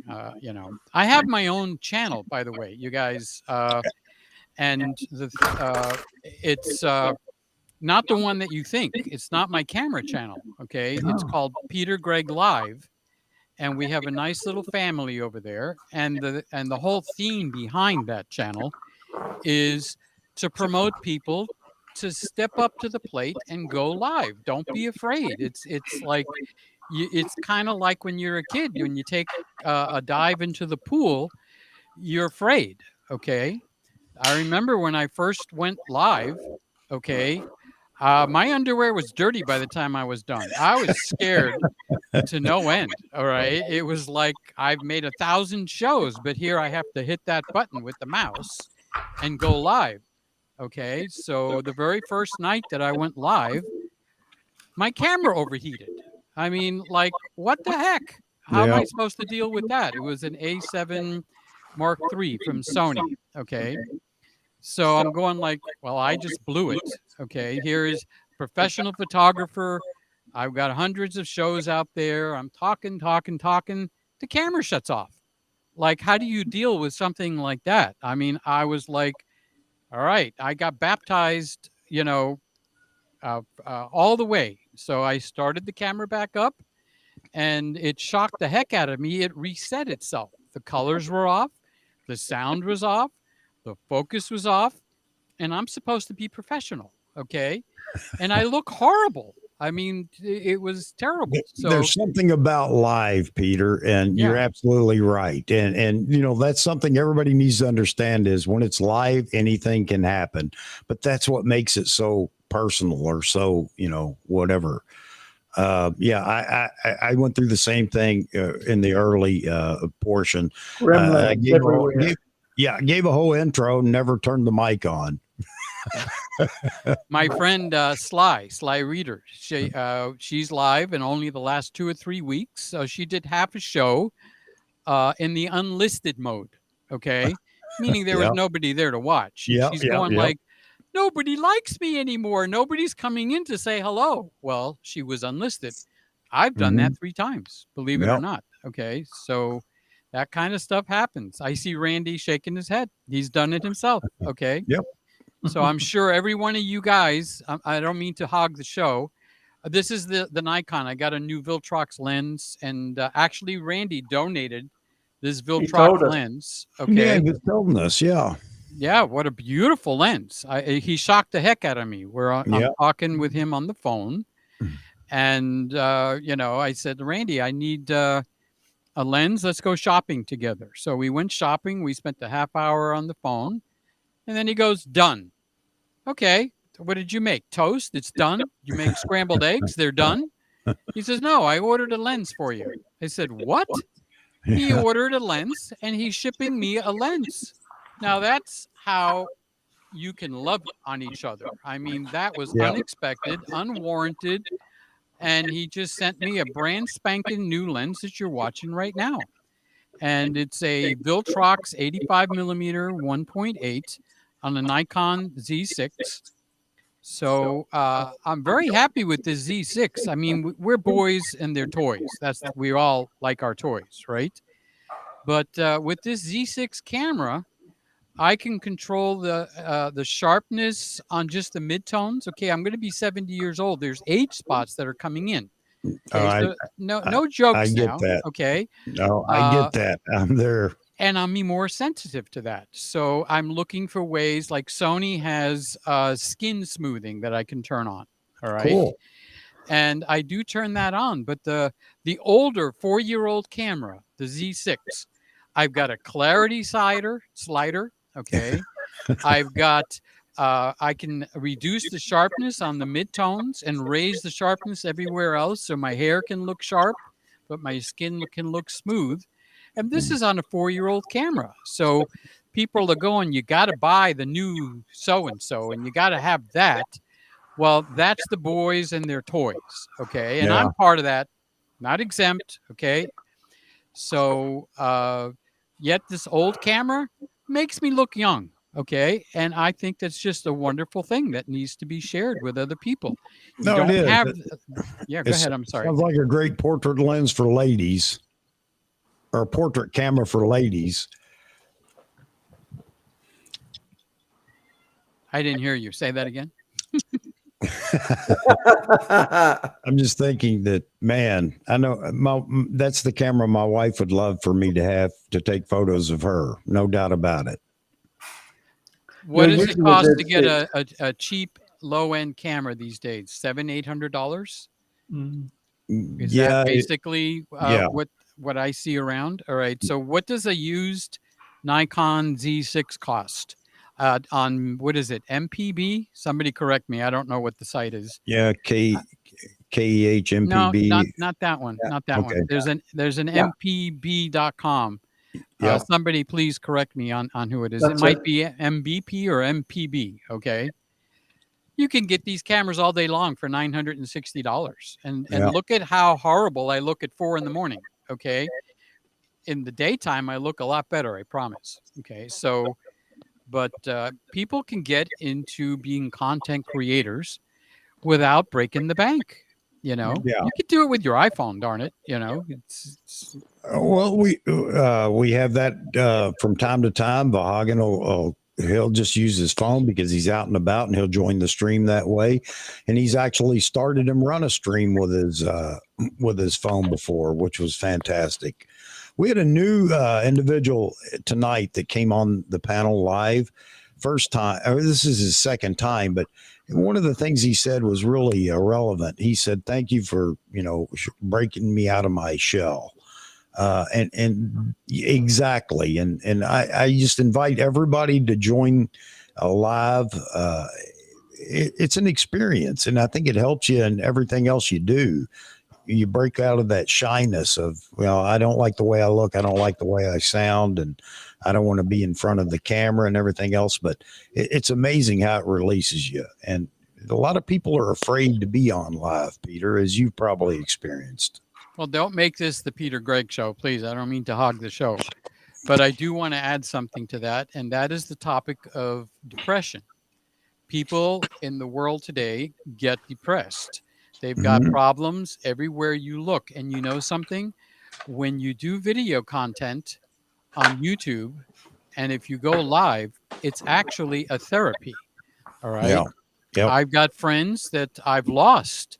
Okay. And don't think the cameras are just for fun. If you're in a rut and you're depressed, okay, hit the live button. That will give you a shot of adrenaline like you've never had before in your life. You're right. Okay? You're right. So I'm not joking. I'm not trying to make fill content here. You might have 3 people watch your video, and that's it. And you might walk away, and you might feel like, well, nobody's watching me. It's like, why am I doing this? You're doing it for yourself. Get your face up there, and then do it again next week, and then do it again. Look at what you guys are doing here. Yeah. You've got so much cooperation and people coming in here. I lost track. I don't know how many people were watching now. Okay. But people like to see other people. We like to commiserate with each other. Okay. Yep. Tell me a sad story and I'll tell you my sad story. All right. Mm-hmm. So you can use this as a therapy. And this is a very important point. You have a good time. We're up at, what time is it? 4 o'clock in the morning. 4:11 is here. 4:11. And we're having a good time together. And nobody is any better than the next guy. Although I'd Right. like to hear some of you other guys start participating. You're making me a little self-conscious here. Okay. Come on, guys. Help me We're out just here. enjoying the show. Hello. Just enjoying the show. Hey, Peter. Yeah, I have a question, Greg. Hi. Go. Hey, Peter. Um, Hi. I have a small channel too. I don't have my camera on today, but it's an honor to have you talking to you. been watching you for a long time now, Mm. and just thought I'd, say hi, and you're an inspiration to many on YouTube. So, All right, what's thank your you. name to start with? Vahagan. Mahagan. Vahagan. I'm gonna pick on you, Mahagan. Okay. Vahagan. Where's your camera, dude? Are you afraid to put your camera on? Okay. No.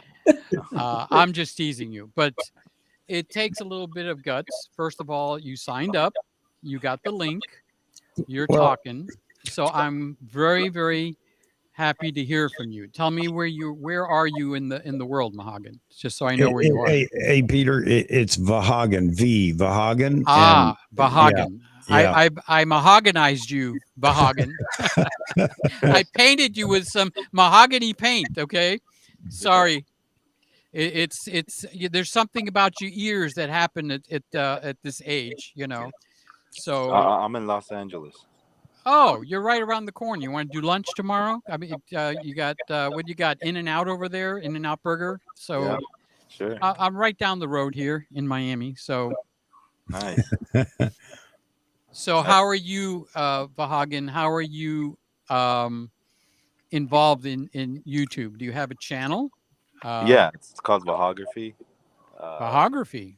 Yeah, I started 2.5 years ago.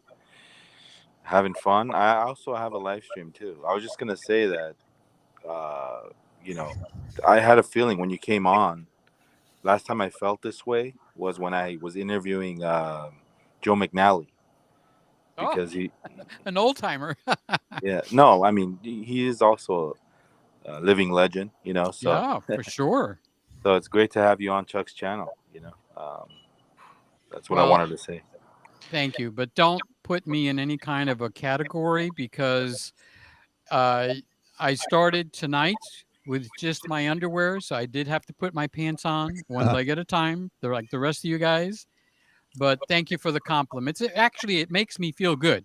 Okay. Well, good, Peter, and it should. You've been harping on me, so I'm going to harp on you. You should feel Go good, for and it. I love you being humble, and I hear from these guys all the time. Don't be so humble or whatever, but that's just the way I am, and I understand how you are. But now you got to stand there and take it, and you are. I won't say legend, but you are a mainstay in YouTube. And everybody knows, if they know anything about you, they know about the Christmas room, for one, which is so fascinating to so many people. And I don't know how many people I've brought to your channel just to look at it. I'm talking people that aren't even on YouTube just to see the Christmas room. So, hey, I can dish it out just like you. and I love your intro, and I love everything that you do over there. And I'm not going to keep buttering you up. You're welcome to come back here anytime you want. And I want to get Frames in here. Frames TM. He's got a channel on YouTube. Both he and Vaughan are much larger than me, and they both helped me out. And Frames, you had a comment or a question you wanted to ask Peter, right? Yeah, so sorry, I don't have a camera on, but yeah, so but my channel name is Frames TM, but Frames is a photography reference. T is my wife's name, Tripti, and M is me, Manak. So, uh, yeah, it's not trademark. It's TMS. It's us. So, yeah. So, Greg. One question is, my wife has a question for you. Why aren't you so regular right now? Second, and my question is, what camera are you loving lately? All right. What was your first question? Say that part again. Well, you are a little less regular nowadays. Why? So is there a reason you're a little less regular on YouTube? All right. We're kind of like in a little private show, so I can let my hair down. I got feeling burnt out.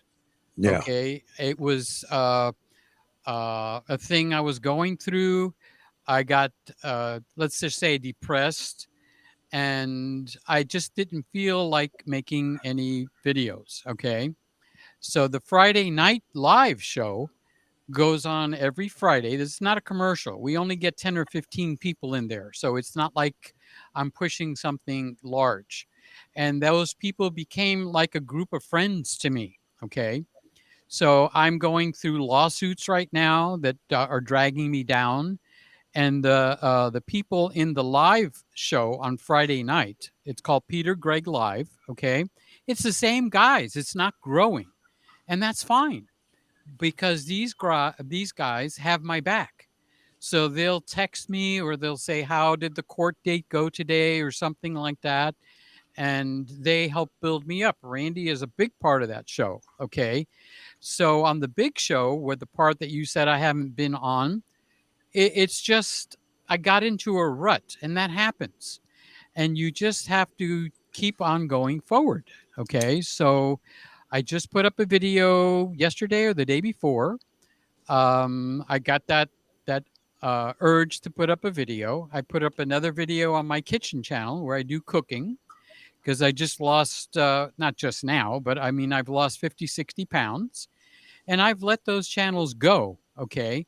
So don't think I'm different from everybody that's watching. We all get into ruts. And that's why I said when you make a video, it lifts you up, even if nobody else watches it. You get yourself out there. It's almost a form of socializing, believe it or not, like going to a party, but nobody else comes. But you do feel better when you get a video out there. So that's the answer to your first question. Okay. Why haven't I been very active? I got depressed. Okay. So I stopped making videos, but I continued with the live shows. Okay. So what was your second question? I'm sorry. I By the way, yeah, I saw that you were looking much better. By the way, I mean, physical to look at, you're looking healthier. Yeah, not only here but in also on the videos. So Thank you. yeah. It's And the second question was, yeah. Sorry, go on. I was going to say I went to the doctor. We have what we call physicals. Okay. And he said if you don't cut back on your sugar, you're going to have to take insulin. So at 70 years old, I don't want to be taking insulin. So I had to lower my sugar intake. And in the process, the big bonus was I lost weight. Yeah. So that's what I've been doing. I've lowered my sugar and I'm losing weight and I feel better too. So I didn't mean to interrupt you. What was your other question? Oh, that's great to hear. In fact, we're also trying something very similar, trying to um, like do 16 hours fasting twice a week, and then eat within a period of like 4 hours, and like have the first like breakfast at around 4 p.m. in the afternoon, evening, I'm doing the and same then thing. I eat about 4 or 5 o'clock in the yeah. afternoon. I mean, it's really, what, surprisingly, uh, I don't feel as if I'm drained of energy. Like Mhm. it does maintain a sort of. I think it's all hormones and how insulin works. It's So the key that I found out is insulin. Um, and what happens is for me, when I eat sugar, my liver puts out insulin. Okay. So there's a story that for children about the boy that cried wolf. I don't know if you guys have heard that story. Okay. So the story goes the boy wanted attention, so he cried wolf, wolf, and everybody came to help him. Okay. And he did that one too many times. And one time the wolf came and he cried wolf, wolf, and nobody came to help him. Okay. So insulin works like that. Okay. Your liver puts out insulin in my body. Okay. And what happens is after so many years, remember, I'm up in age, my cells ignore the insulin now, and it's called insulin resistance. So if I eat sugar, my body ignores it. Okay. And what happens is my body is crying wolf. So I have to reverse that. And the process that I'm using is kind of like what you're doing. You're actually eating late in the day. So that's kind of like fasting for a long number of hours.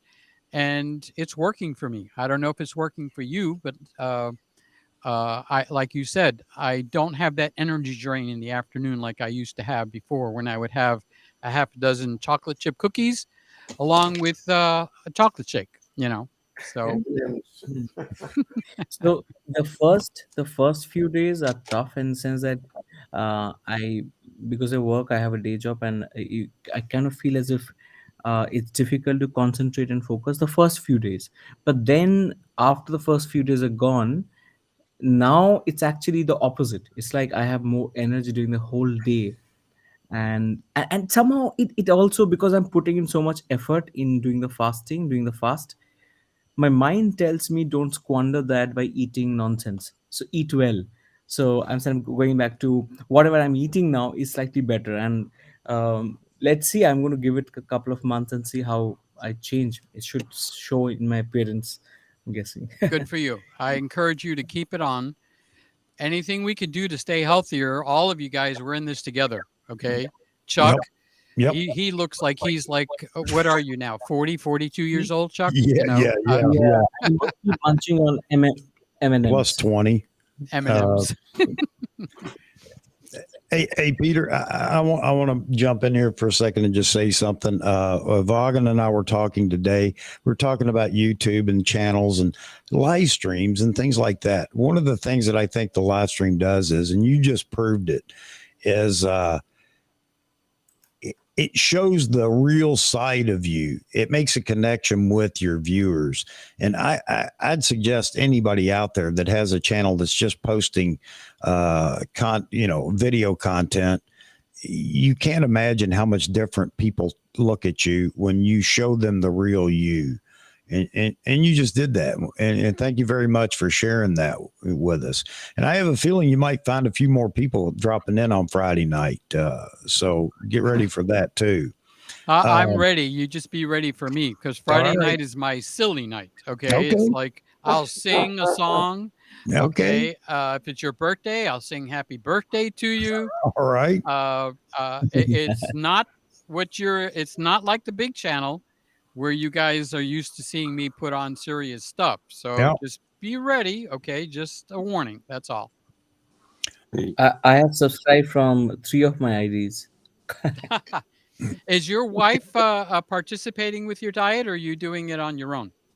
No, we're doing it together. In fact, she pushes me, so I'm finally been able to do it together. I can't do it alone because I see that I kind of I need her in it, or else I'm not doing it.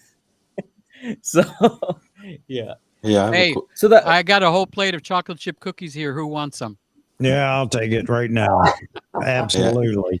Hey, Peter, can you see the comments They don't in the seem chat? to be doing. The last one I see is from Lewis that says, "Wow, Peter."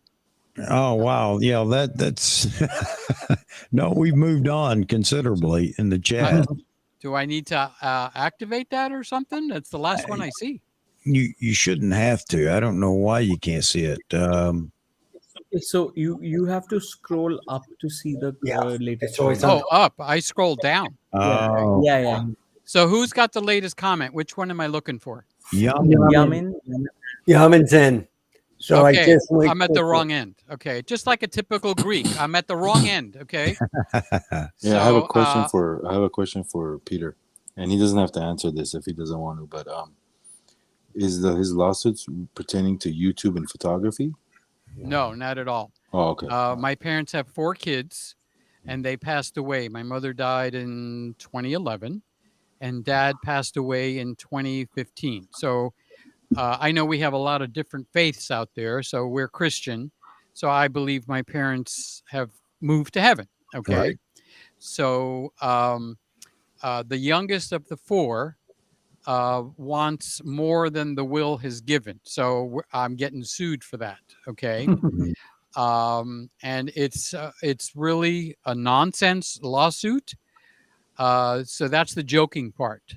The serious part is it drains you. It really does.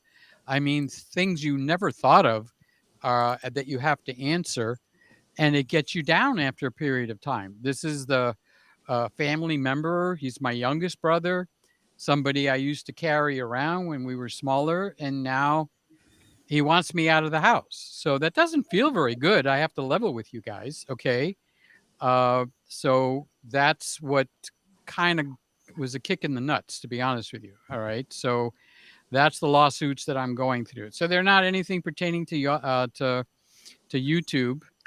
I have had a YouTube experience where we did have to call the police. Okay. I made a video many years ago where a friend of mine said, "Hey, Peter, try this." So I did, and it was awesome. So what did I do? I made a video on it and I shared it. Okay. And somebody came in and said, "You stole my idea." Okay. And he made like a manifesto, a list of demands. Wow. Okay. I want you to make another video apologizing. Okay. I want you to put my link in your description, so on and so forth. And it got to the point where every hour, okay, he was causing people to come in and make demands. Okay. So he posted, there's Facebook groups and stuff like that. Mm-hmm. So he posted that I did horrible things against him. And so it took a life on of its own. So they started threatening me, the family. They said they were going to kill my dog, so on and so forth. And then my girlfriend at that time got spooked.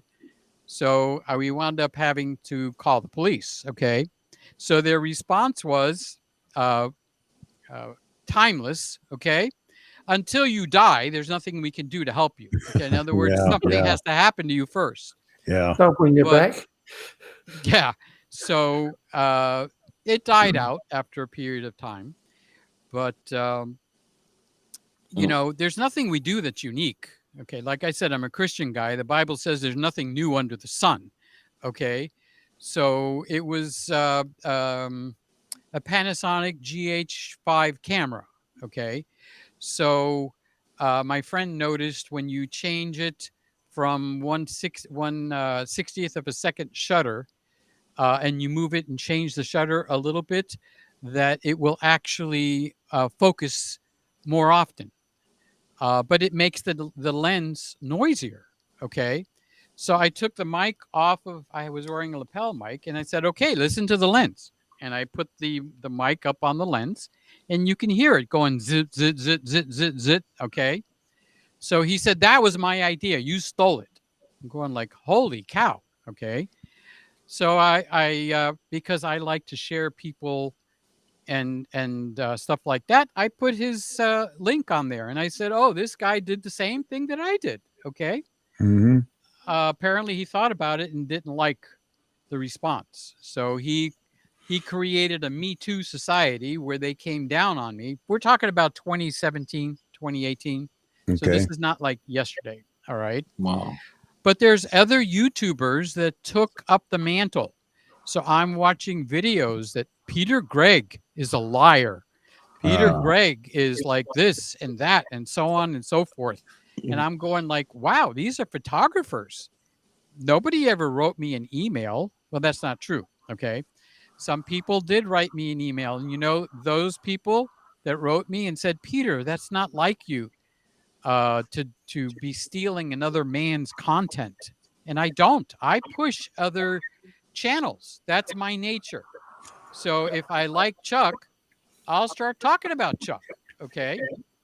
Did I interrupt you, Chuck? I see your hand. No, I'm just thinking, man, you're so close to everybody here. This is exactly what we've talked about so much. We push each other. We talk about smaller channels and do everything we can to help each other out. And anybody else that we come in contact with, because the small channels have a rough time to begin with. And yeah, why are you saying all these things, Peter? You sound like us. You need to be part of this community. You didn't know I'm actually Frank Sinatra reincarnated. And I'm not like any of you. I'm completely different. I've got limousines out front. I've got what do they call it? The Queen of England. She's got all these servants and I'm not like any of you guys. I'm very different. Yeah. Well, look, and I'm not saying it just to say it. I mean, you sound very familiar when I talk to Vahagan Frames, Roy, everybody, all of us, we do the same thing. And, again, we want to be real with the folks and transparent. That's the easiest way to do this YouTube thing, and help each other out, especially each other's channels, or those that don't have channels, encourage people to start a channel even. But wow, Chuck. Yeah. Back to my question. Sorry. I just want to quickly ask: Did you actually? Yamin asked you, Peter, if you actually sold your R6 to get a Z6. Number one, and what's your favorite camera right now? And have you ever tried Fuji? Okay, so the chronology goes a little bit like this. Okay, I was with the Panasonic cameras back in 2017, 2018. And I like them, except there's a big problem there. I'm a one-man band. I need the autofocus to autofocus, okay? And the GH cameras got this crazy familiar, I'm sorry, the Panasonic cameras have this crazy familiar feel to it, like a Canon just naturally in my hands fits very nice. So in my growing up period, it's Canon and Nikon, okay? So when Sony came along, it felt like I was running a computer instead of a camera, all right? Where the Canon is very much like a camera, film cameras, and Nikon is the same way. So somehow I evolved into a Sony A7 Mark III, I think was the one I went to. And it was like, I didn't like the camera at all, but dang, it put out a great picture. It's like, what the heck? Okay. It's like, I don't want a great picture from that camera. I want a great picture from the other camera. Okay. I want my camera to have the Canon label or the Nikon label. I don't want it to have the Sony label. So I stayed with the Sony camera for 2 years. Okay. And a friend of mine said, you need to try the Sony, the Z6. So I looked up the Sony Z6, and their focus was not very good. Okay. But he said, you need to try the firmware 3.0 update. It's completely different. Okay. So I said, okay. So I got a Z6 in here, and lo and behold, bam, it worked as good as my Sony, at least in my environment. Okay. Maybe you guys have different experiences, and I respect each of your experiences. I'm not here to be on a team, so to speak. Okay. So I stayed with Sony for almost 2 years and then switched to Nikon Z6. And then the Z6 gave way to Sony again, unfortunately. That little E10 camera, 698, it packs a wallop. Okay. Yeah. It's just like, oh my God, I can run a whole channel with one E10. Is it Yep. sexy? No, it's not sexy. Is it? What lens did you use? I'm sorry? What lens did you use with the E10? Okay, now with the Sony E10, it responds very much to the lens you put on it. If you put a crappy lens on there, it's going to give you a so-so picture. If you put a better lens on there, it's going to give you a much better picture. Okay. So I have 2 lenses, and they're both stellar. Okay. One is the Zeiss 50 millimeter 1.4, which is a little bit of money. Okay. But calm down. I got more to say. Okay. There's a Sigma DGDN 35 millimeter 1.4 lens. It makes the Sony E10 sing. And yet that lens is like what, $700-800? Randy, you might be able to help me with that. Okay, I don't know the price. Okay.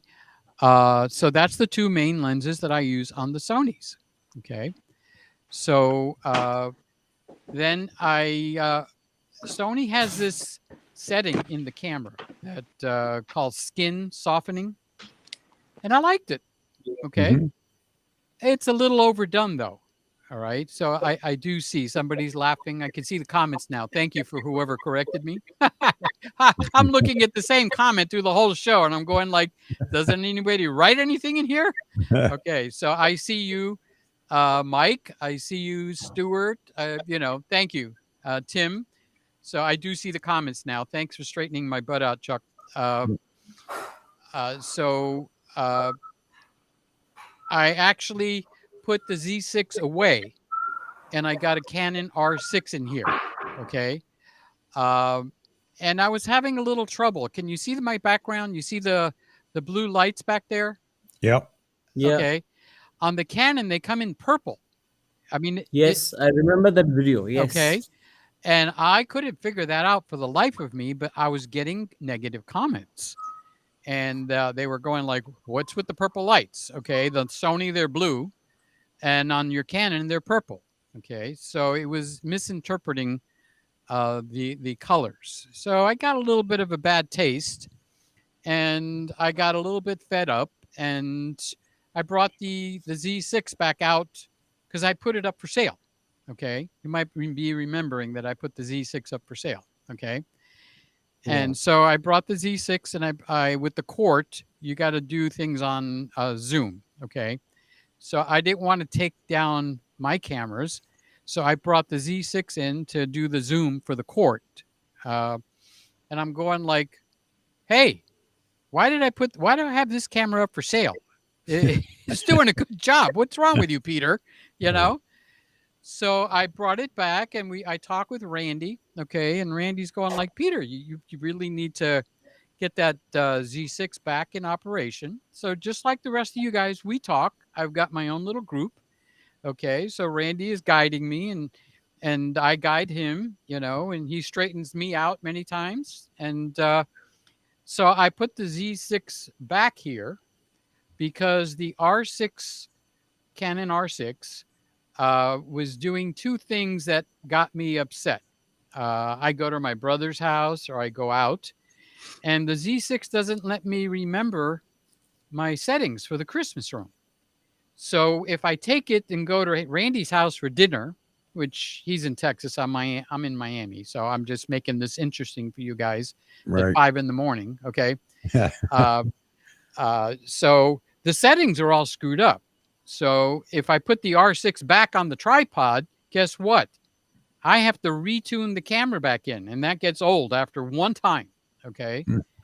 It doesn't allow you to remember the settings because it gives you a C1, a C2, and a C3, but not for video. It only allows you to put them for pictures. Okay. So, but the R5 will allow you to remember your video settings. Okay. So that was getting me upset because I kept coming back with a lousy picture, and I'm supposed to be a professional, and I look like a jerk. Okay. I mean, you're telling me you're professional and your colors suck, basically. I mean, it's like your reputation is on the line. All of you, I'm looking at your pictures. Okay. Roy and Chuck, you all look great, and I looked terrible. Okay. Quit it. You do not quit it. Well, wait a minute. I am now back on the Z6. Thank you, Randy. Okay. So the Z6 will allow me to save my settings for the Christmas room.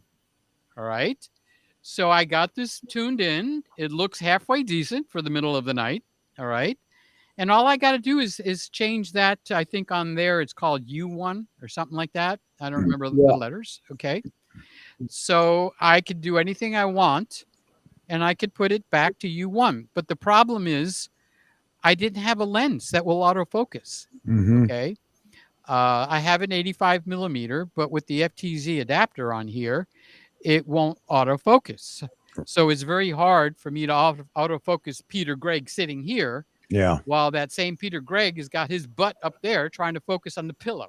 Okay. Yeah. You use a 50-1.4 for a long time. Say that again.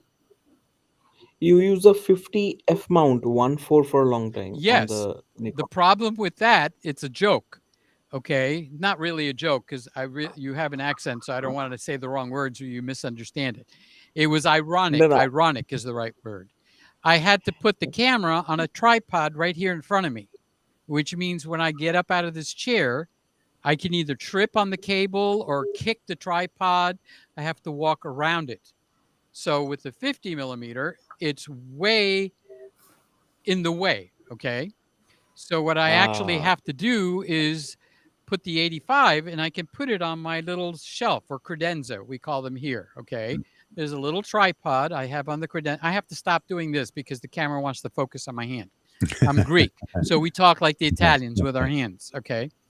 So I needed an 85. So I was talking to Randy, and I said, let's go shopping.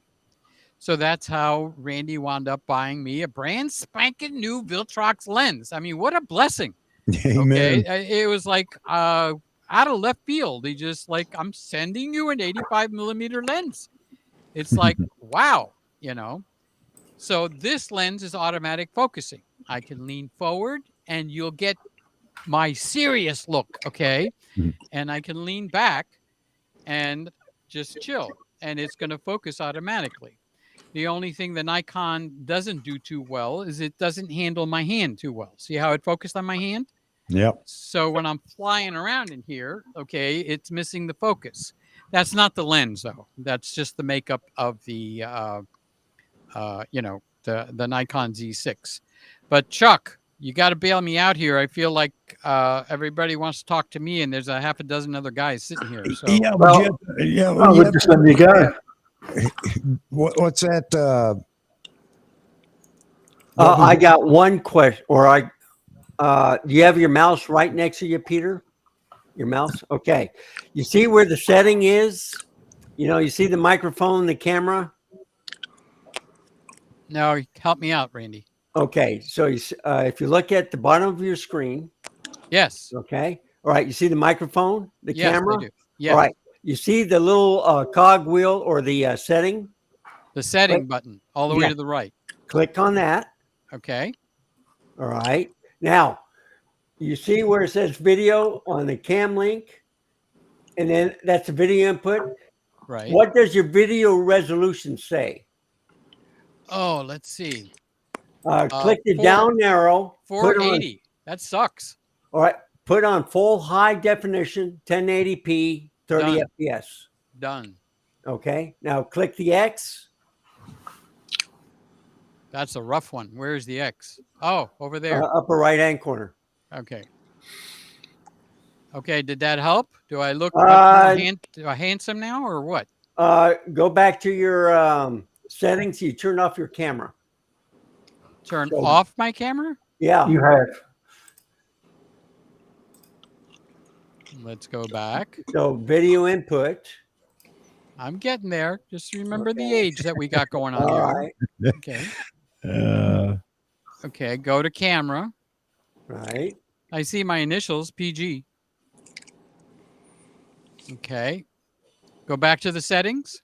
Yes. Okay. What do you want me to do now? Okay. Where does it say on video input? Black Magic. I need to switch it over to. There you go. There you go. Man, look how much now you look fantastic. Yeah, you do. Thank you.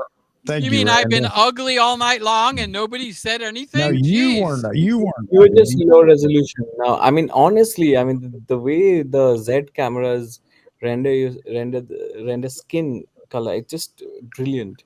No, Beautiful. I'm Wait a very minute. happy. Wait. Randy, thank you very much. Okay. Amen. Yes, thank you, Randy. And then I think your video is flipped. It's not mirrored.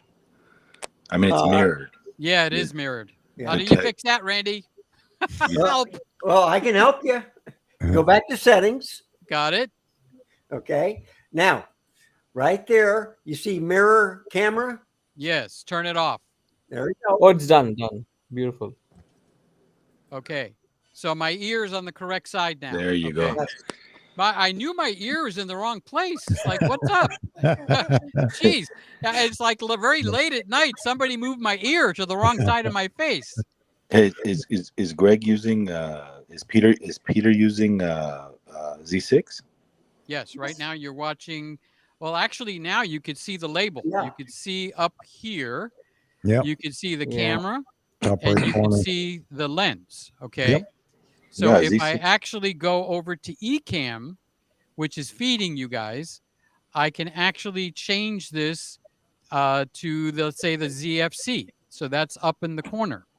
Okay. So look at the label now. You see where Yep. it's showing you the camera and the lens that's up there. Yep. Okay. Oh, that's a And That's I the can 50 I millimeter. can also change it to the Nikon. I'm sorry, Sony, for those of us that speak English. And I have this set up for me to stand up. Okay. Okay. And then I can go back to the Nikon Z6. Okay. So Ecamm allows me to make those changes, and Randy is a professional at Ecamm. So I can actually, guys, okay, this might not be interesting. I can actually make it so that the cameras will change all by themselves. So you see over here, let's turn it that way. You see that little thing there? You see Yep. the second? That's timing down the seconds. Count So down till the next move or next change. go to the next camera right Yeah. there. Okay. So this is all on the Ecamm, which is running 4 cameras in this room right now.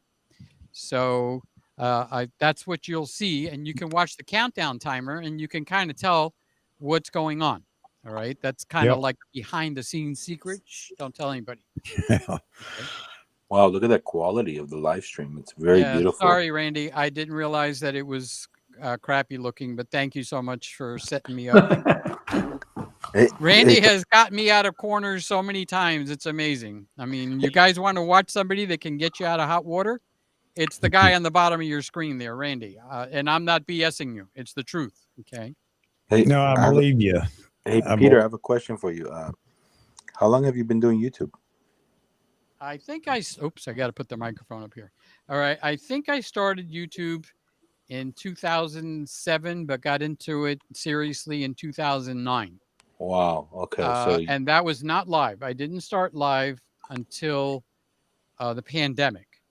So I saw this video of where they shut down the whole country of Italy. And it really touched my heart because somebody went out on the balcony and nobody was allowed to go outside in Italy. And this guy started playing his guitar. And little by little, the whole neighborhood was singing along with him. And it was very touching to me. It was an emotional moment. It's like those people, they needed a feeling of like, we're not alone.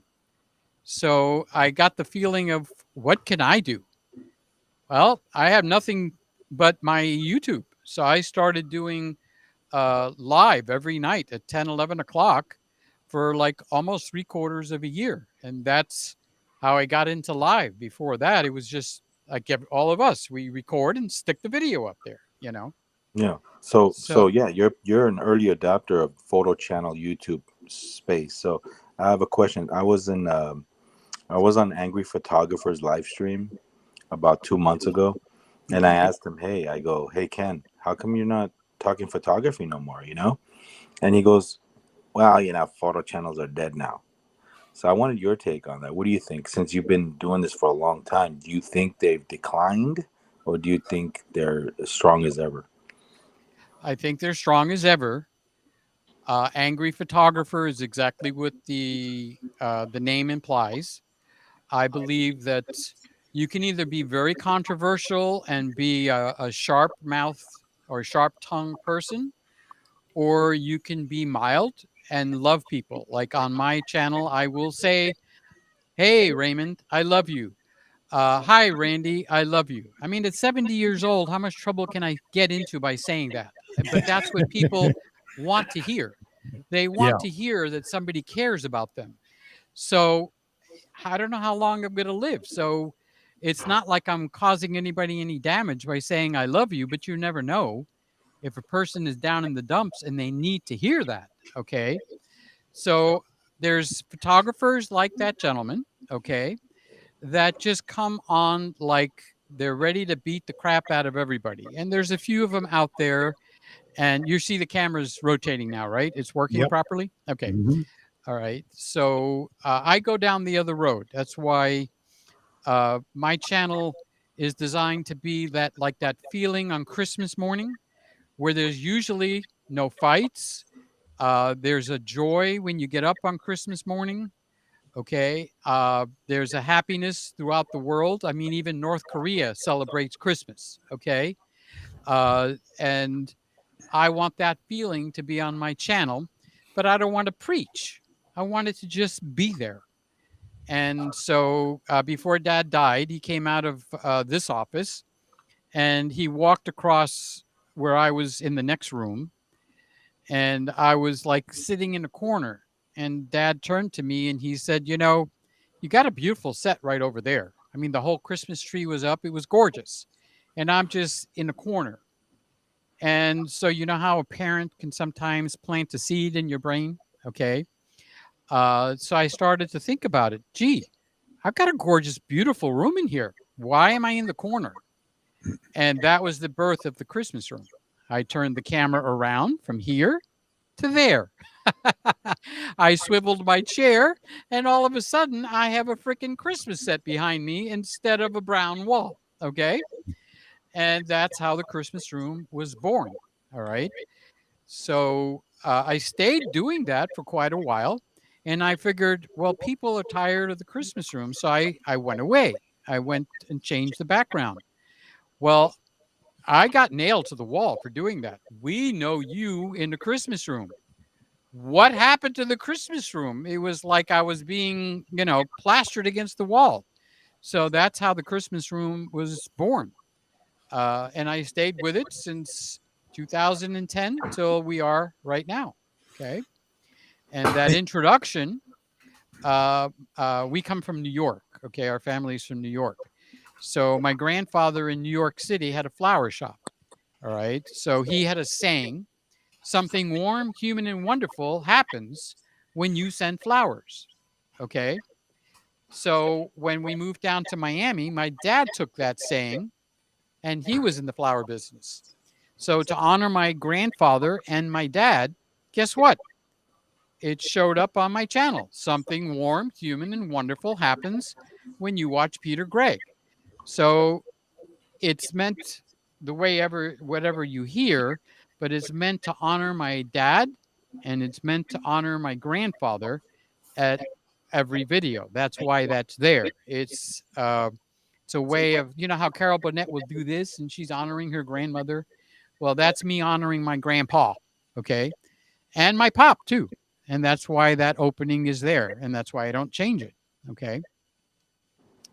So I'm sorry, I'm not reading the comments. I love what I'm hearing. Good. And we got to get other people to talk now. Now, Peter, yes, somebody was worried that we might be dragging you out here and keeping you up and or taking advantage of you. Not really taking advantage of you, but I'll tell you. You see the comment there. I love what I'm hearing. We need more people like you, Peter.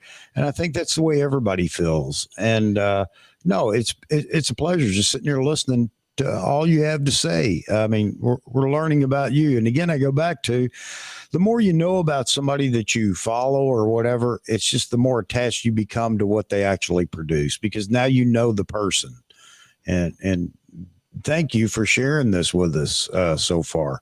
No, well, Chuck, we're not going anywhere. You hit the key point. Okay.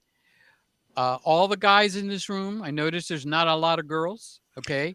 We all have the same body parts from head to toe. Okay. So what is it that's different? It's our personalities. Yep. And when people watch a YouTube video, they're watching you. Okay. Yep. They are into your personality, and that's what I have to shine. When I watch Randy has his own personality. I don't know you gentlemen, and I mean that respectfully. Okay. Mm-hmm. I haven't watched you on YouTube, but I would watch a person because of their personality. There is that guy that's going to watch the new ZV. What is it called? E1. Sony did a lousy job on the name of that camera. I get myself confused. That's it. Yeah. Every time I go to say it, I say the wrong name. Okay. So their marketing department was out for lunch that day. All right. And now I'll say that, but I'm not going to disrespect Chuck if Chuck has a Sony. But I will say what I think about the camera company. That's different. But if Chuck puts up his $2,200 or $2,300 to buy that camera, there's no way in hell that I'm going to insult or disrespect Chuck. Okay. So his choice of whatever camera he wants to use, I'm going to respect that. All right. So Canon refused to put 4K in their cameras for years. Okay. I would attack Canon. Panasonic, what's up with their focus? Is their head in the ground? You know, their focus sucks. I mean, how much stronger can I say it? You know, but if you own a Panasonic camera, I respect you. You put your hard-earned money on the line, all right, and you know, need to be. I don't want to be the guy that tells you you bought a lousy camera, dude. That's a terrible thing to say, okay? And that's why here in the Christmas room we don't attack cameras. We might point out something like you put a mini HDMI plug. How stupid is that? Okay, that's not an attack on a person. All right, that would be something about, you know, the camera company itself. Okay, so did I get off track there? You can't get off track. We're live. There is no track, right? Oh yeah, I thought I got off track. It just put me back on track, Chuck. No, not at all. Yeah, you got to understand that we have been going since 9 p.m. last night. You've been live that long? Yes. Seriously? Yes. So that's why we've hit the 7 hour and 57-minute mark, and we're gonna keep going. I don't want to keep you up, but if you want to stay with us, let's go. I'm awake. You woke me up. He All did right. What's his name? Drag me out of bed. I'm gonna get him. I'm gonna call him at Randy. 5 in the morning. I just sent him a message telling him thank you for bringing Peter. I just hope we didn't bother you. But I'm fine. I'm fine. all right. Well, let's get with it. Vahagan and Frames have had their chance. Randy, I you haven't heard talked Roy much talk. other than- I don't see talk Roy. much unless I've got something to say. Roy, only come on! speak I want to hear. I see your beautiful picture, and I haven't heard you say anything. I At hardly least say anything insult until there's something to say. insult me or something. Do something. Nothing to insult, is there? So I go on YouTube everywhere and I see Roy there, and I finally get to see him on Chuck's live stream. And I say hello to him on Gray's in Westminster. I say hello to him here, there, stuff. I see the kangaroo. I see the boomerang. I said, I like this guy. Well, what I like to do is he has so many cameras, Peter, that he shows off like he had the D1, D2, D3, D4. Did you ever get a D5? Yeah. Roy? Yeah. Yeah, I did. I've got D6 though. I went to the D850 instead. Oh, okay. Good choice. So, but you know, here's a guy that buys stuff and he uses them. So I buy a lot of stuff, but I use them. A lot of people, they buy stuff, they either sell them to get another stuff or another camera or something else. On my YouTube channel, I don't like any advertising or anything. If I like a product, I'm enthused about it, I'll talk about it. If I don't like a product, I won't say anything about it. And I think that's the point, is you enjoy what you're doing. You use the equipment that you have. क्या drop कर रहे हो? Yeah. So who did that? Frames. Or his wife. Yeah. I think it was his wife. But I hope so. I heard a lady. Where is she Yeah, hiding? that's right. She's in the background. She ran away. She ran away. That was Frame's wife. That's what I thought. But what I'm saying is, I watch all of you guys. I watch Frames. I watch Vahagan. And I like it when he gets up with this microphone and he says, let's rock and roll. I love that. Each person has a different perspective on what they want to show you. They're sharing it. You learn from the video. And the reason why I've enjoyed Peter Gregg for such a long time was during the pandemic, here was this guy with this wonderful, beautiful dog. and he was sharing it with people that couldn't leave, that were scared to get, the COVID, whatever. And he was trying to help out.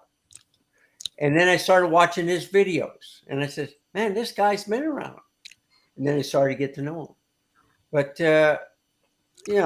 Oh, what you got to understand about Roy is somebody made a comment tonight. This is the first time ever that they've heard him speak 16 words because he doesn't talk a lot, at least over here on the channel, but he answers a lot of questions in the chat constantly. He's constantly communicating with folks in the chat via the comments.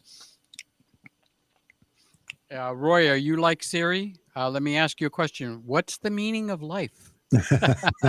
42. So wait a minute. You went to a D850, which is an awesome choice. Yes. Where are you now? What are you running? I'm running a Z9 at the moment. You are. Ooh. Nice. Right. You went right to the top of the class. Oh my God. I've got a Z6 too. That's what I'm using for the video. Oh, you have a Z6? Yeah. That's good for video. I like it for videos. So it does video. It's a good camera, isn't it? Sorry? It's a good camera, the Z6. It is. I don't listen to whatever anyone else says. I evaluate something for myself and then decide if it's useful. I could run a whole cotton picking channel with just a couple of Z6s, honestly. And you don't need anything else. This is not a sales call for Z6. I'm just saying that's how relevant the camera is. It just does a good job, So Randy's got I'm not even going to list what he's got, but I mean, he's got 150 different Nikons over there, and so he's a Nikon expert. That's why I called him to figure out what lens should I get, man. Wasn't that Viltrox Okay, manual let me try. focus, If not, I'll call you if there's any problem. Chuck, what are you eating? M&M's. Ooh, you know something? In 2019 and 2020, that was one of my trademarks. I had a big freaking bowl of M&Ms, and I would dip my hand in. There you go. My M&M buddy right there. Except they got sugar in them, and I had to kind of like divorce them, Eventually I will too, I'm sure, but I'm enjoying them now.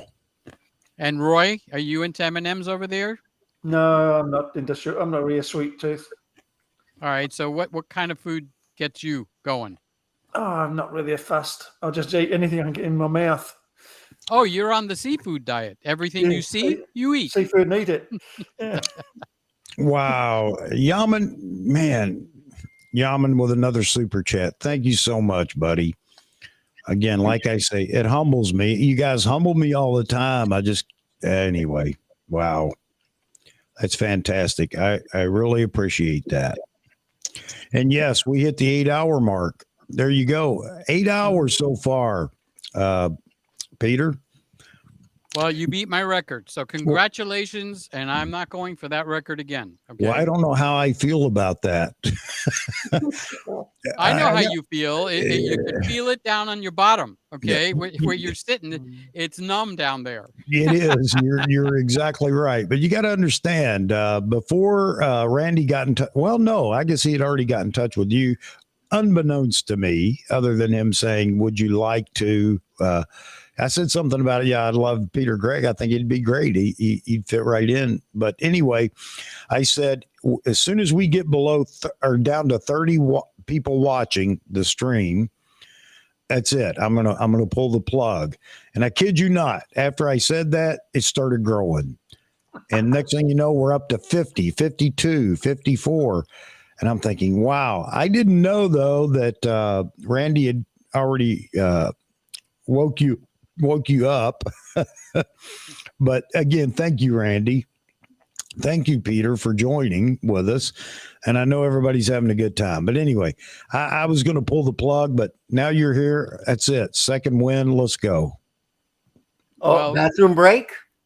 Yeah, I got to do a bathroom break. I got to go pee myself. Okay. All right. All right, so bathroom break right now. For those who want to continue to chat, do so. Let me get Mr. Frames. I had it muted there for a minute. Yeah. All right, Peter. Take a break if you like. I don't know how. You don't have to do anything. You can just mute your audio. Just hit the mic and it'll mute it. Oh, okay. And then you can go do what you got to do and come back. You don't want me to take the mic in the bathroom with me, right? Well, if you want to, I mean, hey. Roy, I got to ask you a question. What do I have to say to make you laugh, Roy? I haven't seen you laugh I all laugh night on the long. inside. What? Oh, Frame. for a moment. Yeah. Frames is teasing us here. Yeah, what was that? I saw a guy pop up in the middle of my screen. Yeah. Very handsome young man. Who was that? Oh, absolutely. That's Mr. Frames, TM. No, I'm just trying to set up. I don't know why this is not working with the Z6 or with the Fuji. I don't know what's wrong. I think I have to go back to the Sony, and I don't want to do that. All right. You know, I can't be bothered with that right now. Make sure it works. Have a good time, Frames. I'm going to pee in my pants. I will be right back. All right, Peter. Good Okay, move. both of you quickly come back. All right, so I'm going to figure out how. Oh, I know how to do it. I'm trying to figure out how to go to a blank screen, but I know exactly how to do it. Watch me do this. Okay, I'm going to click on the ATM Mini, which is not connected. There we go. Bye. I'll be back after I go number 1. Sounds good.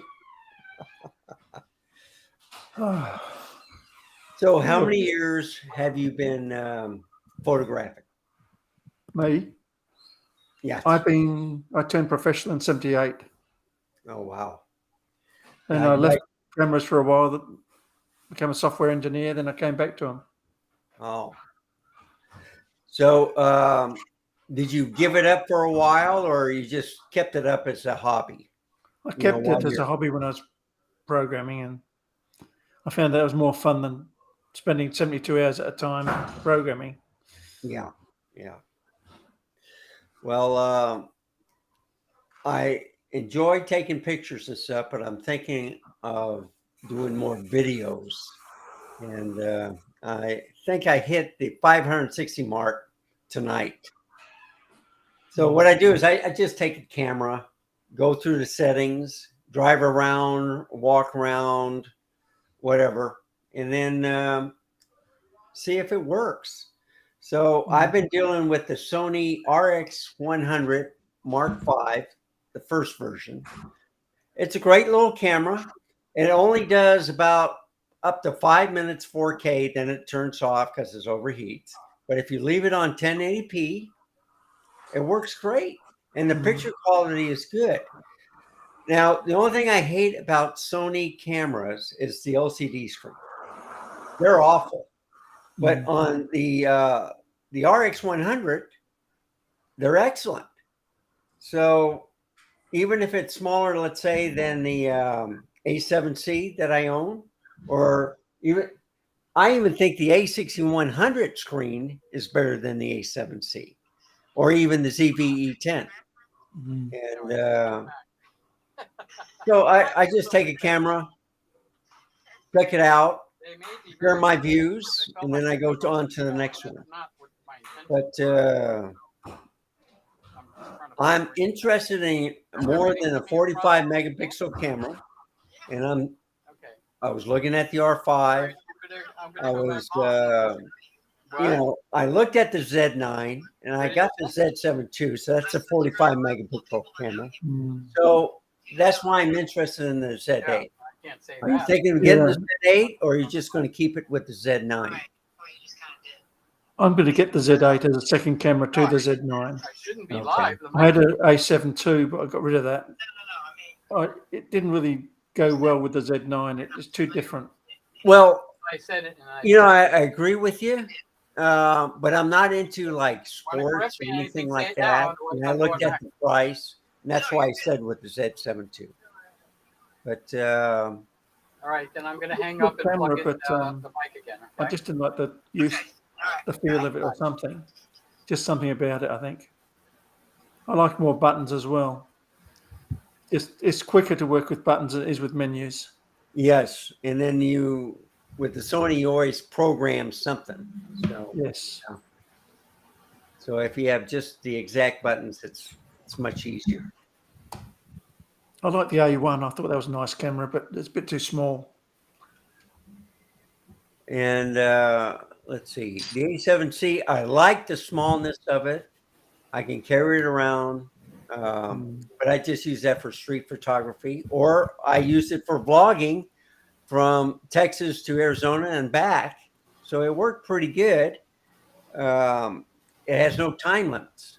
That's the only thing I don't like about the Z6, Z7, and the other camera. They have a time limit.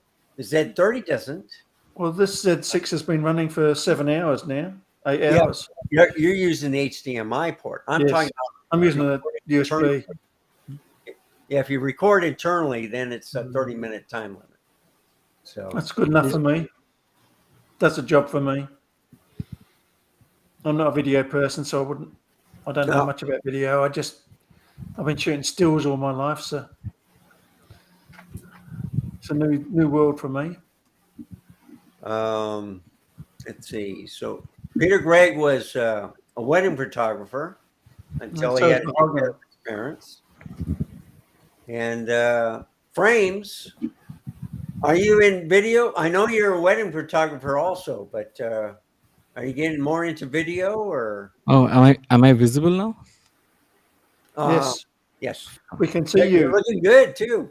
Yeah, thank you. Fantastic. All right, so another cup of There is- coffee. You guys got me going now, so I'll just take a nap today. Got my second wind. I'm ready to go. Peter, you energize me. Amen. All right. Where is Vagan? Vagan fell asleep. Oh, I'm used to that. Randy usually falls asleep during my show. Only if I sit in a lazy boy. Yeah, the lazy boy. Hey, look, since I got you in here and you said, I'm just going to treat you like everybody else, Peter. So this whole stream started tonight on the premise, or not on the premise, but on the topic of, are you tired of all the Z8 talk on YouTube? And I'm just going to let you know, let me catch you up real quick. I tend to rant quite a bit when it comes to Nikon, their marketing and other things. And, so anyway, I was willing to talk about it and more ready to accept the fact that everybody didn't want to talk about it, but we got into it for about 2 hours. I'm just curious, how would you answer that question? Are you tired of all the Z8 talk right now on YouTube? I think the Z8 is building up in anticipation. Okay, now there's a difference between marketing and the people that are on the Nikon team. Two different groups of people. Okay. Yeah, and I didn't mean to confuse you there. Yeah, it's a separate subject in itself, but the communication that Nikon provides to its customer base, anyway, that's the bigger part of the marketing piece. But anyway, so you're welcome to answer either or both or all at once. No, I don't mind. Panasonic did that by boasting tremendously that they have the world's best focus system. So they came out with the GH5, and guess what everybody was looking at? They were looking at Panasonic's focus system. Guess what failed? Panasonic's focus system. They shot themselves in the leg. Yeah. Canon came out with the R5. Yeah. We do 8K. You should be so happy we're doing 8K. Well, guess what? We were all paying attention to 8K, and I'm very pro the R5, okay? Yeah. But the camera overheated like Mexican jumping beans, okay? Yeah.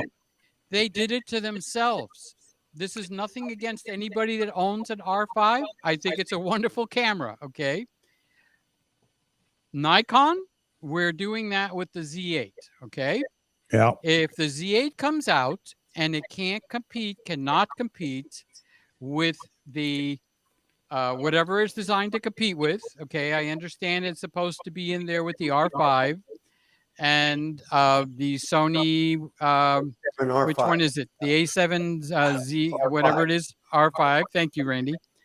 Okay, so if they hit the market, okay, with everybody watching them, and their marketing department screws them over, okay.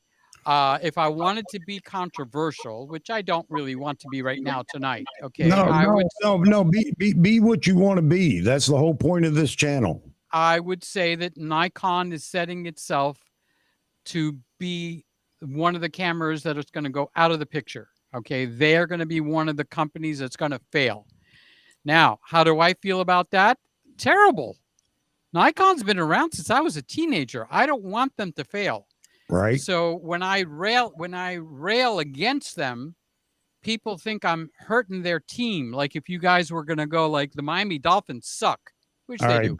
All right, people, tell him you speak the truth. Don't worry about it, because I've been doing that for a while now. I love my Nikon camera. I love Nikon's tech that they employ in all their cameras. I think they're cutting edge on so many different things, but they are the worst brand out there for communicating with their consumers. A lot of people are mad at me now because they say that Nikon doesn't owe us anything. I disagree with that 100%. Nikon owes its customers what the customers are looking for. Not everything you're looking for, but as a consumer, I have a right to state what I would like to see out of Nikon. So here we go. I'm going to get on a rant, but and as far as the Z8 goes, if the Z8 is real, I think it is, but if it is, then it can't compete with the R5. It has to exceed the R5 because it has to live for the next 3 to 4 years in the shadow, or in the limelight or shadow, as Canon updates the R5. So anyway, that's my take on it. What Nikon actually owes us, in my opinion, of course, this is only my opinion, okay? They owe us to stay in business. Yes. Not to go out of business. Now, Yes. I'm a proponent of what I call the flippy screen, okay? Yeah. That will take us into an argument that's completely separate, because I'll get a group of people that go like, I hate the flippy screen. Thank God Nikon doesn't have it. But when the Sony has it, the Canon has it, the Panasonic has it, the Fuji has it, the Olympus has it, why would Nikon put out a camera that doesn't have it? We're not talking about if we like Nikon now or not. We're talking about Nikon staying in the arena of being a viable company. They owe me to stay in business. If they get bought out, I think that they're likely to get bought out by Panasonic. They've got deep pockets, okay? The Nikon cameras are still made on a desk or a bench where 4 people make the camera. It starts at person number 1. He does his part. It goes to person number 2. He does his part, and all the way around that table until you have a finished camera. Canon has a production line, okay? It goes through the production line. There is no inspected by number 104 anymore at Canon. All that inspection is built into their production line, okay? So Nikon has a unique instrument that they could sell to the public. Their marketing department needs to keep them afloat. They need to stop getting into these little baby arguments about flippy screens, or I mean, how much money did they put into that screen on the where is Ron over there? All right, that screen that swivels every which way with forward. Why? Well, okay. we were recently talking about that. I think you'll find that, at least in this group, that we're in agreement that it's going to have a flippy screen. Every camera that comes out from Nikon is now going to have a flippy screen. What if it doesn't? Well, here's the deal, Peter. It won't bother me, but I know it's going to bother other people. And like you, I would rather that everybody be happy because I can live with it. It's not one of those things I can't live with. But we would like to see them implement what they did with the A7R5. And that screen, it looks pretty tremendous. My only argument about the flippy screen, and I even made a comment about you, I can't see it 6 feet away anyway, so it doesn't do me any good facing forward, okay? But as long as it's in line with the lens, I'm happy. If it can articulate so that it tilts up and down, even though it's still in line with the lens, I'm happy. And then flips out to the side to flip forward, I don't care. That's fine with me. We're talking, Chuck, right now about the feature of the flippy screen, and that is focused incorrectly. And the reason that I say that is when you go into Costco, all right, and you see a big pile of Canon cameras, all right, and then next to it you see a big pile of Nikon cameras. If the features on the Nikon cameras can't match the features on whoever else Costco is featuring, that's what I'm focusing on, because I personally have an interest in Nikon succeeding. So I might hate flippy screens, okay? I don't, but let's say I do, okay? Because there's a lot of people that do. Right? So if they can't sell the cameras that are sitting there at Costco or BJ's, okay, we have a problem. We have a cash flow problem, and that is what I look at, like the ZV-1 from Sony. We have the ZV-E, we have the ZV-E10, we have the ZV-1, and we have the ZV-E1. Okay, who designed that fiasco? Okay, that is like, forget whether you like Sony or not. That's not my argument. Okay, I have 2 Sonys in here. I have 2 Nikons in here. I have a Canon R6 in here. I have an Olympus, old Olympus in my kitchen where I do my kitchen videos, and I have a Panasonic GH4. So I'm not on a team, but I'm looking at to which company is going to survive and which company is going to sink and why. Okay. Well, let me ask you if you get beat up over that because everybody immediately goes to the defense of Nikon's not going anywhere. Quit talking about Nikon, basically going under or being bought out or whatever. And I would agree with you. There's still, the possibility of anything or something like that happening, but that's a quick argument. When you just talk about Nikon losing market share, a lot of people don't feel that Nikon's lost market share. I mean, come on. They're at 13%. Look at where Canon and Sony are.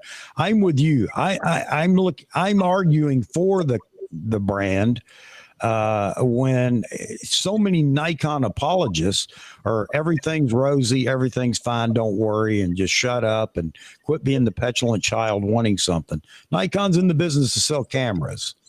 We're in the YouTube world, so that happens there. Okay, it's like a football team. Each of us might have a different football team that we're rooting behind. Okay, nobody wants to see something bad happen to the players on the opposing team. They just want to see them play football. But if somebody gets crippled, all of a sudden, we all feel bad for that person that got crippled on the football field. Okay. So if you have 100 people in this room, 45 of the people that are in this room are going to buy a Canon camera. All right. 23 are going to buy a Sony camera. 12 are going to buy a Nikon camera. 2 or 3 are going to buy a Panasonic or Olympus or Fuji camera. Okay. So if we don't want to see Nikon go out of business, okay, you got to at some point stop picking on the camera and start picking on the company. Okay. Because the company someplace, somewhere along the line is having a meeting right now and they're deciding what's going to be in the Z8. And by the way, the Z8 is real. I've been around long enough where I've got some friends in low places, like Garth Brooks would say. Okay. So the Z8 is real. All right. You're going to hear about it pretty soon. All right. I don't know the features. Yeah, but none of us do. I have a YouTube channel. Okay. So I can raise a flag and go like, if they don't put in 8K or 16K, I'm not going to like Nikon anymore. Now, I don't really mean that, Yeah. but Nikon needs to stay awake. And I maybe can help them stay awake. And that's what you're doing, Chuck. You're going to get on there and you're going to say, you know, whatever it is you're going to say about Nikon, but I don't really think you're attacking people per se. No. I think you're trying to make sure that Nikon stays in the limelight, number one. Number two, Nikon actually pays attention, okay?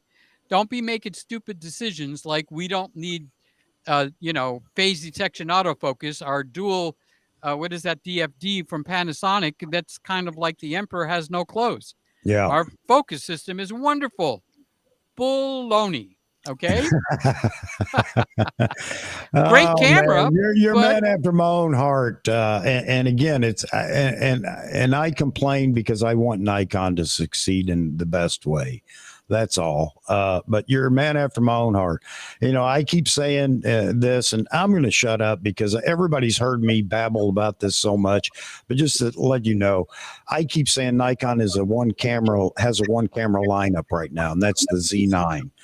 And everybody's so upset that I say that. I say it to really get a rise or for people to pay attention. But we need what the Z9 brought to the table in all the cameras that fall out underneath it. And we need it sooner rather than later, because as you said, Canon's done a good job with that. Sony's done a good job with that. And Nikon needs to follow suit. I think they will, but right now the Z6 II and the Z7 II are wonderful cameras, but they don't compete in the market right now like the Sony and Canon offerings. I get beat up for that too, but I don't care. I'm going to be me. But anyway, I'm with you on that. You've got people. I mean, kids used to grow up and they wanted to be a policeman or a fireman. Okay. But now kids want to grow up and guess what they want to be? They want to be on YouTube. Okay. Now everybody's parents can't afford a $3,000 or a $3,500 camera. So you do have other offerings to enter into the content creator world. And in that area, and I'm not countering what you said, Nikon has some really terrific offerings. I'm using a $960 camera, the Z6, and I would be perfectly happy with it. Okay. But you know, the number one question I get asked, Peter, what camera do you use?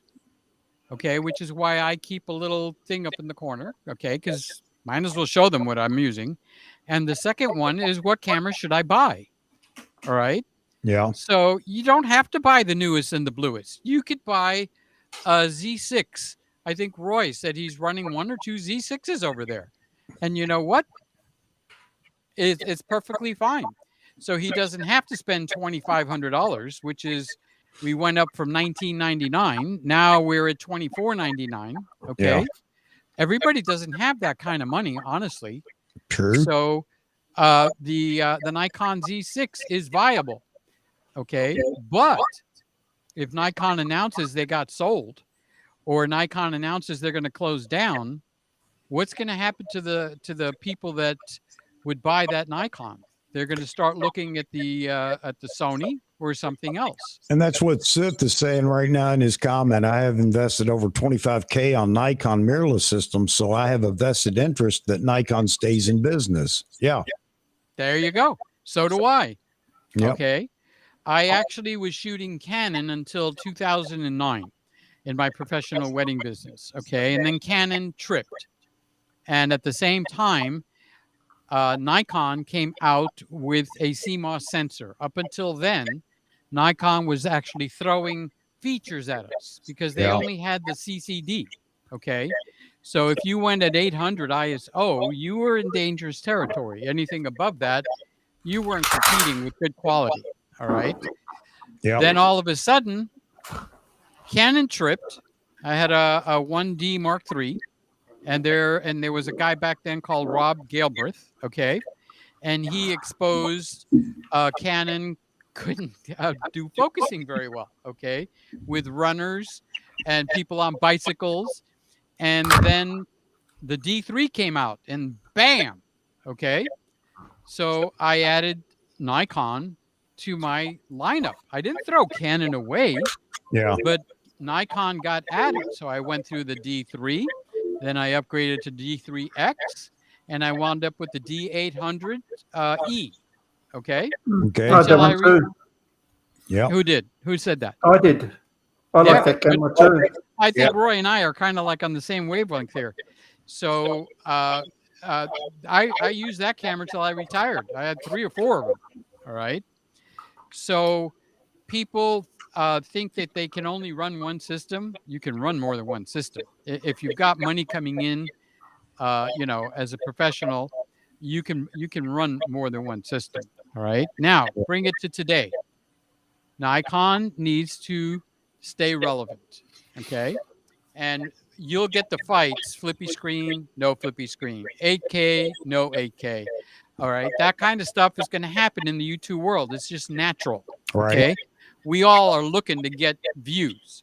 So I could go out there and make a video. Nikon is going out of business. Guess what? Every Nikon hater is going to come down on my head. Okay. Yeah. But I'll get lots of views. That's completely different than me thinking in my own private office here with you guys, I don't want Nikon to fail. So we do have 2 conversations going on, and you've got to look at these videos. Okay. Like there's a famous pastor that died recently. Okay. Dr. Charles Stanley. Charles Stanley. Yep. Okay. Now, everybody and his uncle are joining on that bandwagon that never even know who the heck he is. What was his last words? There's one that's got a thumbnail with tears coming down his eyes. My son started his own church. That's all BS. Okay. All they want is views. Yeah. So you've got the same thing happen with the Nikon world. You've got a lot of YouTubers trying to conjure up reviews, agitating or the market, and getting people to come in and go like, we hate you, like the angry photographer, So we got to separate that and just look at the facts, and then you can look at what you like and what you don't like. Okay. I'm just being honest with you guys. Okay. Yeah. It's like, I don't want them to go out of business. Okay. So I'm going to pick on them to make sure that they're not sitting over there having lunch every day until 4 in the afternoon, like Frame. He doesn't eat till 4. Well, I don't want Nikon to wait till 4 o'clock to get back into their meeting. Okay. Agreed. Yep. So I didn't mean to pick on you, Frame. Love you, dude. Okay. I'm just using that as an example. Okay. We all love Frames. We all love him. Hey, Frames. I don't think he's here. Happy wife, happy life. All right. So I'm here. I'm still. I think this is a new problem for me. I'm still trying to find out how to get the Z6 to start live streaming, and I don't know what happened to it. It's just strange. I'm forcing myself to use that and not use the Sony. So I'm just listening to you guys. I'm here. I'm trying to figure it out. All right, Vahagan. What's happening? Where is All Vahagan? right, man. There we he is. got Vahagan in there. All right. And hey, Randy, don't just sit there and be quiet, man. You got an opinion too. So let's get the chat energized over here with a lot of people making comments. Again, what do you guys think? Well, I don't care what camera I use as long as it works. Yeah. I like all cameras. Whatever doesn't work, you can make it work to your purpose. So I have the A6100 as an overhead camera. Mm-hmm. The ZFC keeps going out, okay? But it's still a great camera. Yeah. I got a 40 millimeter on there, which is kind of like a 60 millimeter f2. So it's a great picture. The A6100 is still going with a dummy battery and hasn't failed. Yeah. Same thing with the Z50. Yeah. So that was the first APS-C DX style Nikon mirrorless. and it's going great. Yep. And I updated the firmware, and I think it, I love the way it handles. I love the retro of the ZFC. I bought the Z30, and I was disappointed with it because it overheats a lot. If I put it at 1080p, it's fine. But I'm looking for an upward megapixel camera that can probably do 8K, and I would be happy with. I want a Nikon Z8 to do that. Yeah. But if not, I'm looking at the Canon R5 or maybe the Canon R5 II. Yeah, well, that's just it, and there have been quite a few people that have looked at Canon and Sony and have moved on to those brands, and I don't have anything against them. I mean, go buy what you want, whatever works for you.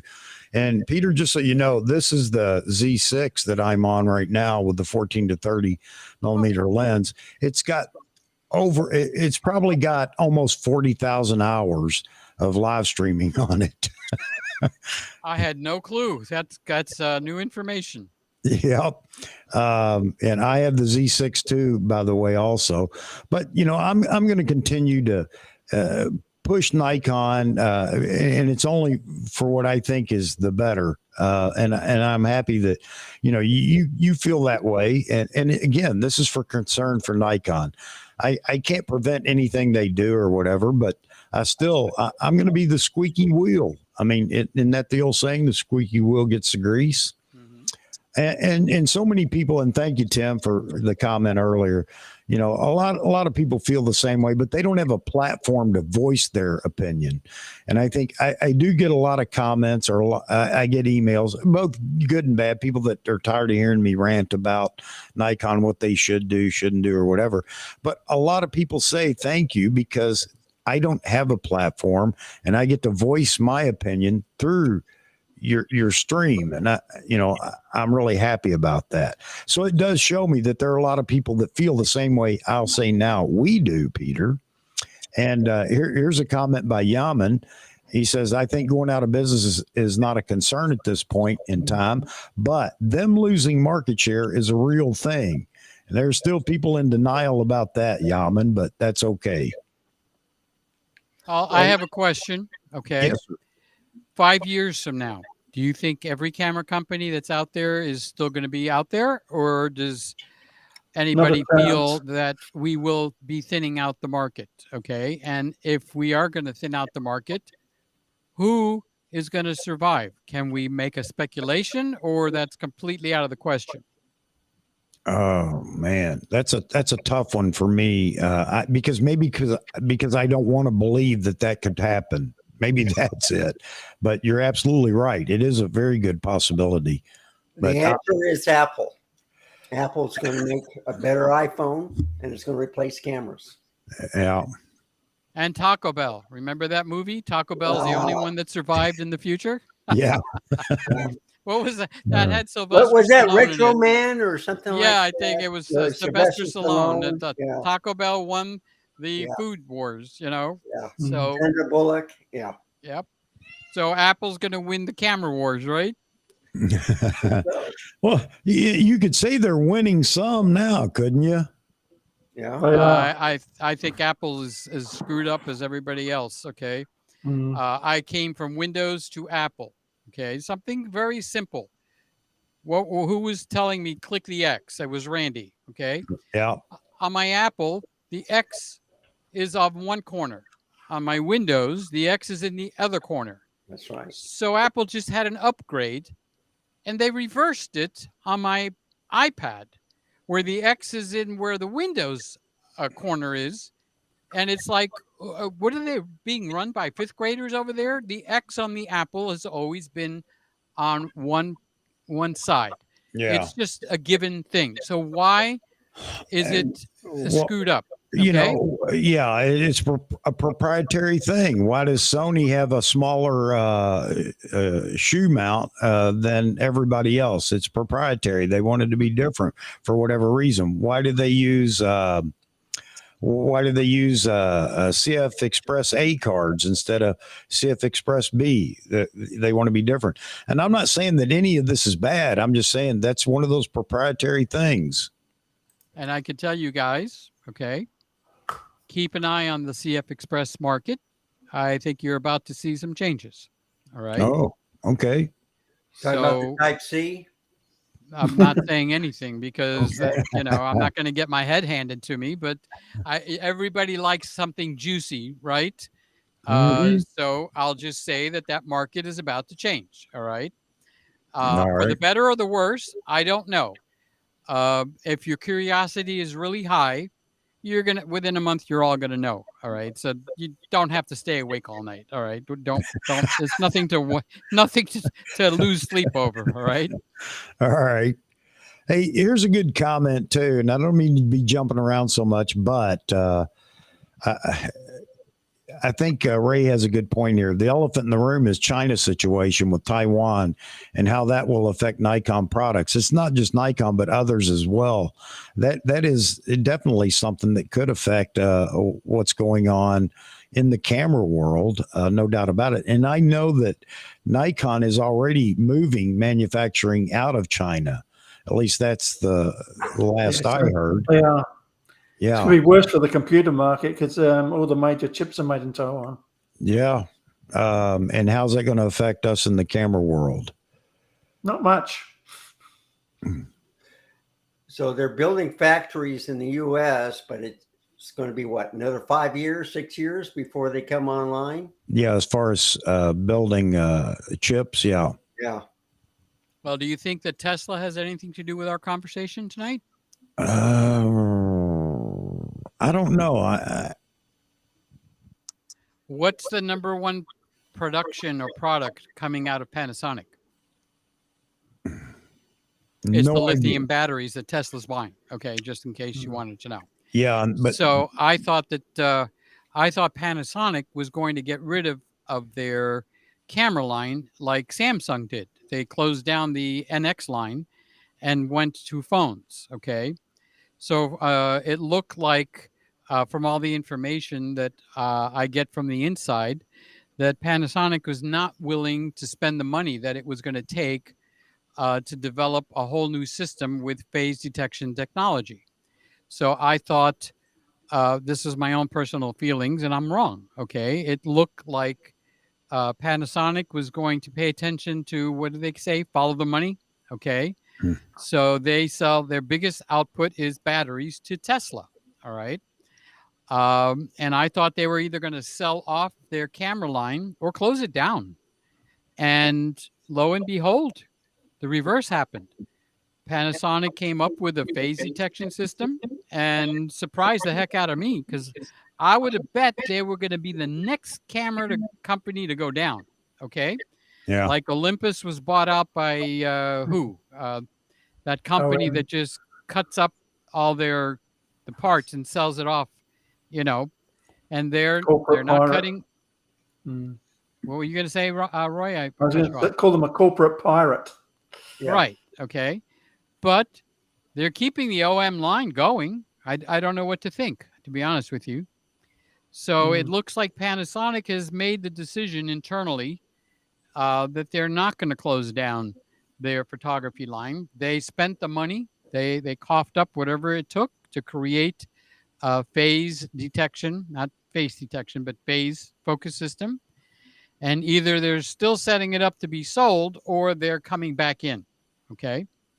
So I have to look at Nikon and say, you know, fight, guys, fight. Stay in the game. Yeah, Yaman says here Panasonic's on the right track now. OM system and Nikon need to do more. Pentax is facing a decision already.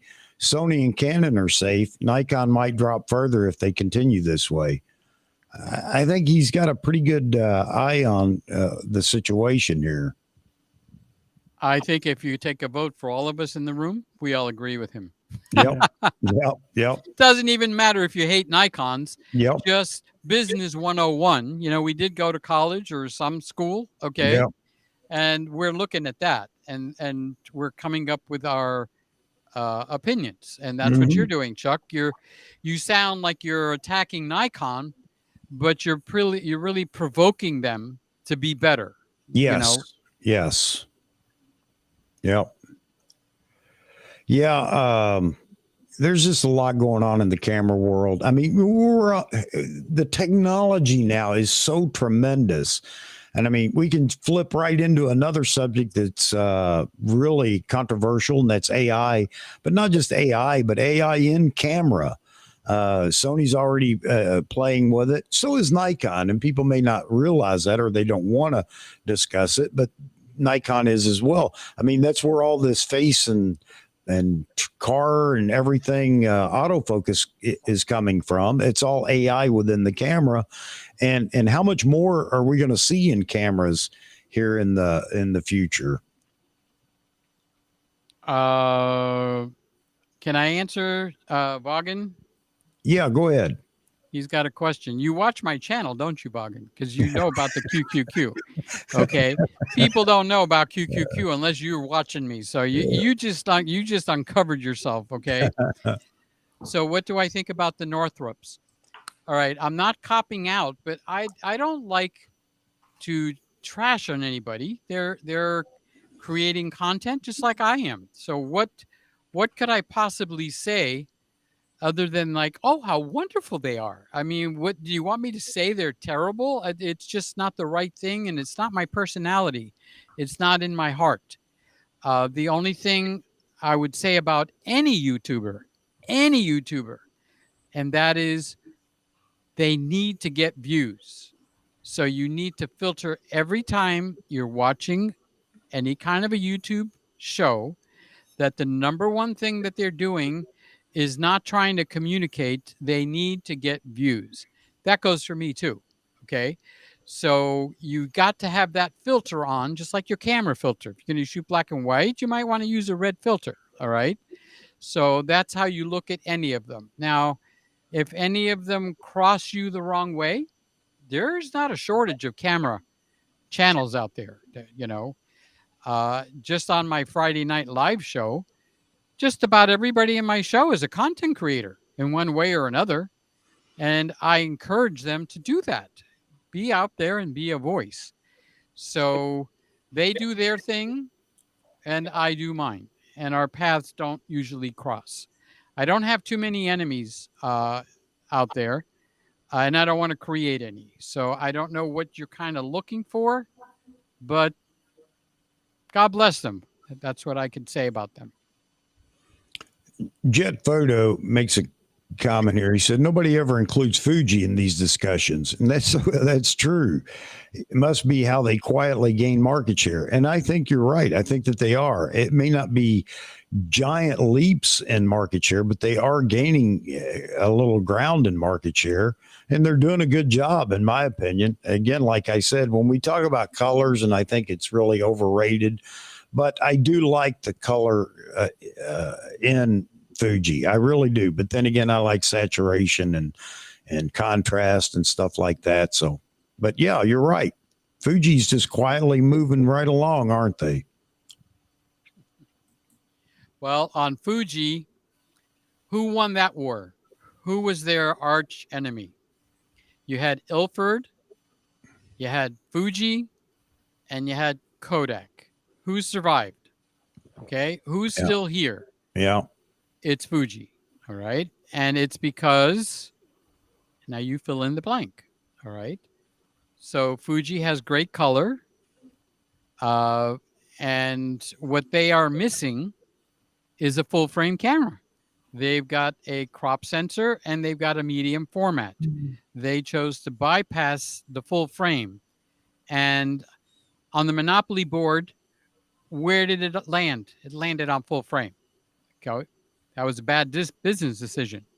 Are they better off with medium format or are they better off with full frame? So Fuji has the GFX 100S. Stunning camera. Hello. Yeah. Okay. But you're not going to see them stacked up in Costco. You're not going to see them in Best Buy. And I don't know what big box stores you have around the world. Okay. You're going to see Canon. You're going to see Sony. where you used to see Nikon. Okay. So I think who said Apple was going to win? I think it was Randy. Okay. Guess what? You're going to have the Apple phone and you're going to have full frame format, in my humble opinion, as they say. And what is it? IHMO. Okay. You're going to have medium format is going to become a niche market, in my humble opinion. Okay. I got to add that. Pardon? It already is. Yeah, I would say it is. Yeah. And but I think you're going to have cropper. I think you're going to have the crop sensor is going to evolve into a niche market also. Okay. It might take some time and it might be a money deal because it's a money thing. But heck, what do you got? The R8 now, Randy? And the No. R10? How much does that R10 R10 cost? R7. Yeah. How much does like $1,000? Okay. So the housewife that's, driving her husband, I want a camera for the kids. All right. So guess what? I don't want an iPhone anymore, honey, baby, honey bunch. Okay. I want a real camera. So he's going to come home with a real camera. Or he's going to sit and sleep on the couch. All right. So if he comes home with a crop sensor and her girlfriend says, we have a full frame. My husband bought me a full frame camera. Okay. Guess who's in trouble now? Okay. So we're just talking marketing here, which is very different from cameras. I keep trying to make that point. Okay. Because you got a lot of wonderful cameras out there. One of my good friends, Sly, she has started a YouTube channel. She's using the M6 Mark II. It's an M camera. And she's doing awesome with that. It's not the newest and bluest thing on the market. Okay.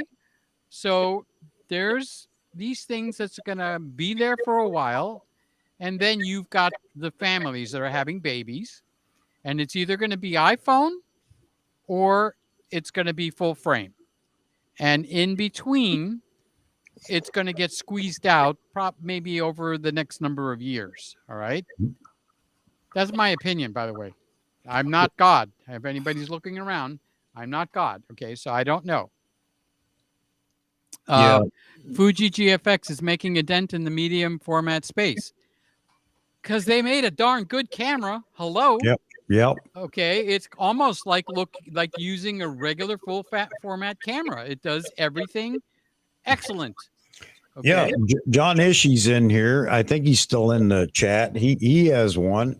He has the GFX. I think it's the 100, not the 50. I can't remember, but he loves it. He says yes. It's I think it's great that they've done that. And you're right. I think jumping past full frame, they have a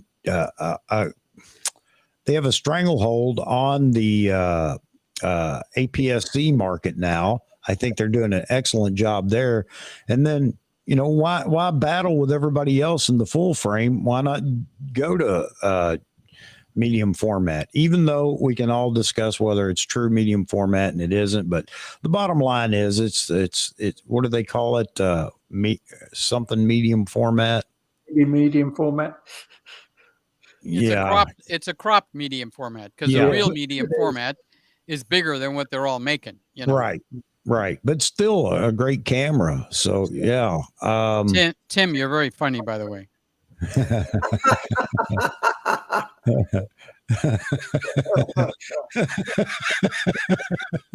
Yeah, I hadn't gotten there yet, but thanks for bringing that up, Peter. Yeah, Tim's a hoot. We got several people in here that kind of keep us chuckling quite often. Oh man.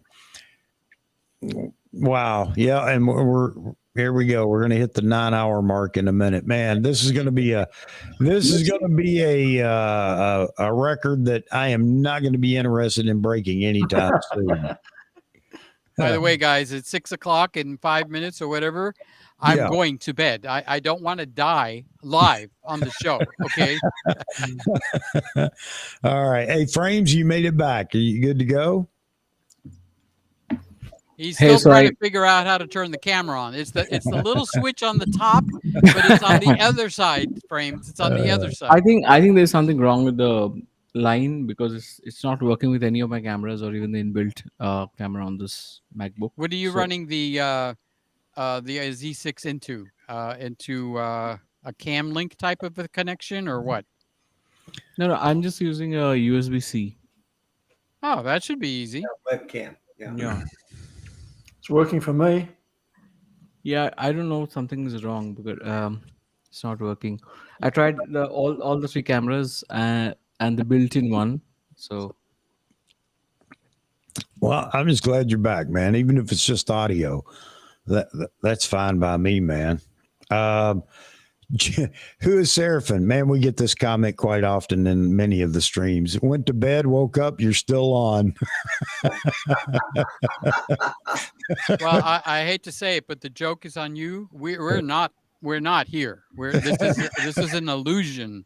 Okay. It's a premiere. It's a premiere. Yeah, it was pre-recorded. Oh man. We're running the same loop over and over. Okay. It's what they call AI. The artificial intelligence is actually speaking on our behalf now. Okay. You know what, Peter? I've got to figure out a way to give somebody something for the first person that comes in and says, I watched the replay of this in its entirety. It won't be me. Yeah, me either. And it's my stream. But you know what? If somebody's going on a trip and going to travel and they want talk radio, here you go. This will get you through a whole day of driving. I know. Randy gets on the road and either he listens to videos or he calls me up and I talk to him while he's driving across the country for like 5 hours. You know, There you go. There you go. You're all Tim right, says, Tim. "What?" Love you, dude. Peter, I have a question before you get out of here. You going to come back and see us anytime or, No, sometime? I am never coming here again. That's what I thought. I have learned my lesson. You get caught in here. You're not. It's like the Hotel California. You check in and you can never check out. Okay. This is true. This is true. No, you're welcome to go anytime you want. I tell people that all the time because I've had, here you go, Peter. I've had people send me emails. They haven't done this for a while, but they would send me emails saying your live stream is too long. I'm thinking, well, all you got to do is leave, or turn it off or whatever. But yeah, they can't. They're hooked.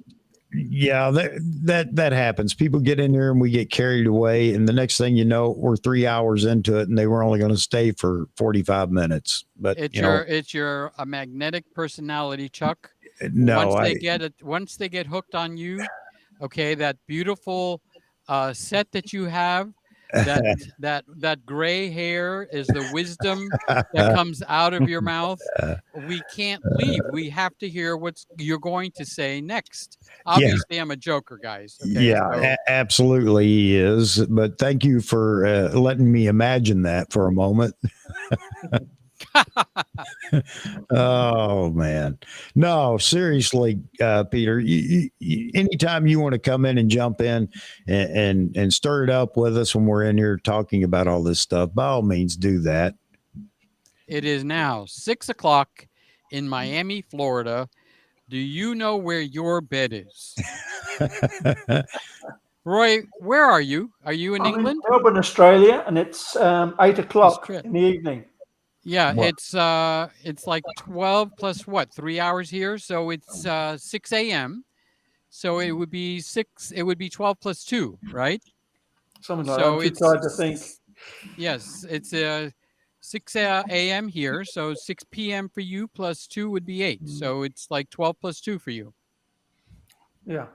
What's for dinner, Roy? What you having over there? I haven't cooked it yet, so I don't know. Hope the wife's cooking. I was coming over, but not anymore. I mean, jeez. I'll find out when I go in the kitchen. Yeah. I'll probably be in trouble anyway. I see you laughing. We got a laugh out of Roy. Okay, that's it. Our job is done. That's your cat. My cat is driving me crazy because I didn't go to bed tonight.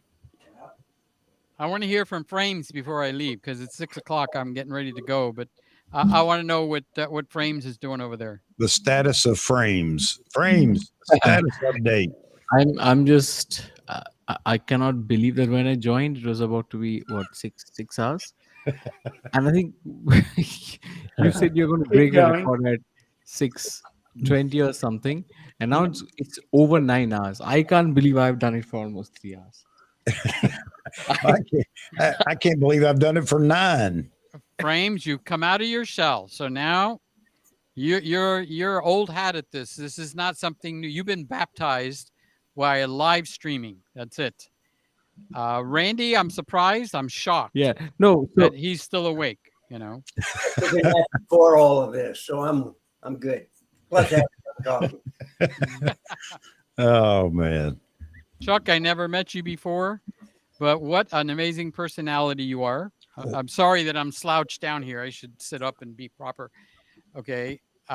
What a personality you are. I love your picture. It's very, very professional. And your lighting is superb. You got the lighting on your face is very nice. Your glasses are not reflecting. And Roy, your glasses are not reflecting. It's almost like we got professional people here. Even Randy, his glasses are not reflecting. You wouldn't say that with all the light I'm using. Frame, I bet you he's a kidder. Framed, your glasses are reflecting. Frame, I could feel it in my bones. Okay, I swear it doesn't. You should watch some of my videos.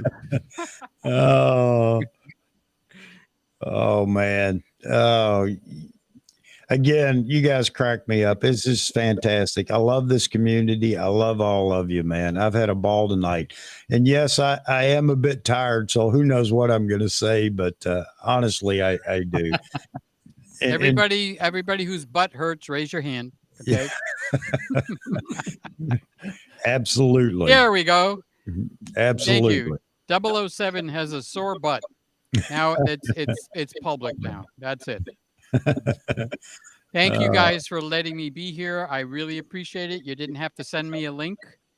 That was exceptionally kind on your part, and I appreciate learning about each one of you. This is wonderful. It goes to show you how we're all brothers on this planet, and we're all brothers in broadcasting. And I don't know how many people we have. Anybody know how many people we have watching anymore? Or we lost track completely? 40. We got 40 people around the world that are still watching us. Can I ask 43. you a question? You 40 people, what is wrong with you? Why are you up? There's got to be something wrong with you 40 people. I mean, it's just there's something they're just wrong. waking up. Yeah, You just haven't probably. gone to bed yet. Yeah, that's the other thing about having such a long stream, Peter, is we go through several time zones. So we have shifts where people go and Waves people of come. people. Yeah, waves, yes. It's amazing. Here's an idea. Here's an idea for you. Yes, sir. If you just think of doing a 24-hour long one. Okay. Okay. Hold on. Wrong answer. You're on the wrong game show. Frames. Now, Frames, you're busting my chops. No. That will be a world record or something of some sort. I think we should all just figure out what's the longest live stream ever done. Probably this one. Yeah, no, I think Potato Jet did one. He actually did one that made it 24 hours, He I did. think. Yep. Why? Frames. He had the Frames, camera no, set up while they slept. Hey, there's a guy called Twitchy something. He did for 28 days and 22 hours. Okay. He's not human. He's from another planet. Yeah. I do want to pay you a compliment, Frames. Out of all the people that I can hear in my earbuds, your audio sounds the best. Your picture it might does. be a little iffy, but you're really terrific with your audio. Yeah, I agree. Thank you. No Thank you, offense to thank you. anybody else. Okay, I don't even know what I sound like, but when Frames talks, it's hands down the best audio of the whole bunch. Okay. No offense, Chuck. You got a wonderful mic. It's a gorgeous mic. Okay. I have to But say I hear a butt coming. I have to say there was a certain AP Studio show where I was on, and I cannot. You can still go back and watch that. For an entire hour, I was made fun of because of my audio. So I took my learning from the That's why you fixed it. Yeah. Yeah. Well, before I go, my email address is petergreggonline@aol.com. Any of you guys are welcome to send me an email, say hello, so I get to meet who you guys are. Tim, you're awesome. Roy, you're amazing. I don't want to start saying names because I can't even read them. I think it's my eyes are going to sleep. Mike, I see you with your comment.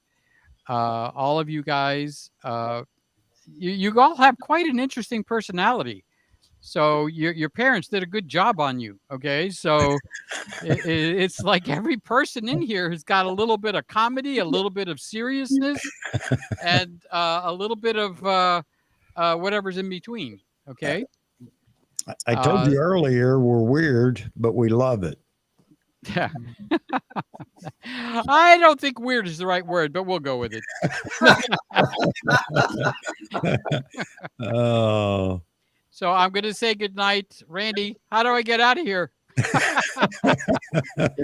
So it's right up there, right? You see your icon? Yeah, I do see my icon. Okay. I got a bunch of icons now. My eyeballs are seeing a lot of things right now. So while you figure that out, do you want to get the Z8? And it was wonderful meeting you. And I'm probably going to mail you. Did you say, do I want to get the Z8? Yeah, yeah. I thought you put that in just under the radar. It was nice to meet you. Do you want to get the Z8? I got one in the corner over here to sell you. It's only cash, okay? And it was wonderful to meet you, too. It was great to reach you, Frames. And your wife, who is that? T? And me. Yeah, T. M for me, okay? All right. So on the screen, Peter, you'll see above the AP Studios, leave. You see it? Oh, I do see a word leave. God, I wish I would have seen that long ago. Jeez. There's a word leave right at the top of my screen. I bet you do, but now you're hooked. Thank you, Jesus. I found the leave word. Okay. Thank you, gentlemen. Thank God you, love Peter. each one of you. I hope I didn't say anything offensive because I promise I didn't mean it. Okay. But you're all a wonderful bunch of guys. And it's just amazing how many people there are around the world and how down here we're in Miami. So we have a boating community, and the boating community is very tight knit. Mm-hmm. But the camera community is like that too. You meet another camera person and they're going to be one of two things. They're going to be your best friend and your buddy, or they're going to be your arch rival. They know more than you. You can't teach them anything. Okay. And it's like they are just, somebody you don't want to be around. But most of the camera and photography people are willing to offer a hand. They're willing to offer their advice. And they're kind. They're nice. Yeah. You do have that little batch that isn't. Don't get me wrong. Okay. Yeah. But you guys are wonderful. Good night. I'm going to push the leave button. All right. Good night, Peter. Thanks again. Bye. Bye-bye. Swish. Swish. I was going to do that, Randy. Boy, you got my number. Want to see more videos on your channel? I know. I can tell, Frame. You're just Frames is like, but you can watch Friday night and you can join me there and we can laugh together. It's not going to be all about cameras. Okay. We might talk about dieting. I might talk about God. I might talk about washing machines. I got on a big tangent on washing machines and water control. Okay. So the Friday night goes in every which way but loose. Okay. So I'd love to have you in there because I just love your audio, even though I won't be able to listen to you. Okay? By the time I'll have my camera fixed and I'll have the best. I don't believe you. I think you're just you're pulling our leg. I don't think you have a camera. I think you just have a microphone, the best one in the world, but I don't think you actually have a camera there. But I'm just teasing you because for a few seconds I did see you. So look at your HDMI settings, check your cable, okay, in case it's not seated correctly, or the cable could be bad. But just for a few seconds, you're a young man, okay. So I did see you, and then you were gone, okay. So I know you did pop up. Can I have permission to leave now, Chuck? Pretty please. By all means, Peter. You gave more than enough tonight, and I really appreciate it. Thanks for putting up with us. Oh, love you guys. You're awesome. Good night. Good night, Peter. Bye-bye. Bye. It says, do I really want to leave? Yes. Randy, thanks for getting a hold of him. I can't believe that he that just shows what a stand-up person he is. That's for sure. Great guy. Yep, he's genuine. And it was fun. I know here I am 9 hours and 12 minutes later. Well, that's a big light. He's recording from Gregg. I don't know what's happening. I have no clue what's going on. Okay, so you're going to hear about this from Peter. You know this that, is right? supposed to be recording. Okay, this is not. Okay, where's the other one? I can't find my camera. Okay, so everything failed today. This is working now. So strange. Oh man. Yeah. Yeah. Well, man. All right. I'm trying everything. Okay. I'm just going. I'm like, I want it to work. I don't know. I don't know what's wrong. Anyway, all right. All right, man. This has been a whirlwind night. How are you feeling? I got a second win now, so now I'm going to be up and I'll be up for breakfast and then go right to sleep. Yeah, I'll be up for a little while. I will take me a nap today, though. There's no doubt about that. If the cat will let me, he's driving me nuts. Man, we still have 40 people in here. Again, I go back to my first couple of months. If I'd have got 40 people in 8 hours, if I added everybody up, I'd have been happy. This has been a great stream tonight, though. Again, I think you guys have been fantastic. I've enjoyed every minute of it. Just don't take a screenshot. That's all. Oh man, I'm gonna take it. You're supposed to turn the camera off to do that. Take a screenshot, Randy, and send it to Peter. You missed me. He probably seeing you right now. He has his tablet. He brings to the bed. So he's Hey, Stuart, thank you, man. It has been a fun night. We've covered so much ground, and man, who'd have thought? Who knew at the beginning that Peter Gregg would show up and chat with us for a while? I thought Bhagan was talking about Peter from Nikon Reviewers because he's talking. Then I saw Peter. It was so cool. I mean, Luke, yes, it is. It is. Yeah. Talk about what said today. Mm-hmm.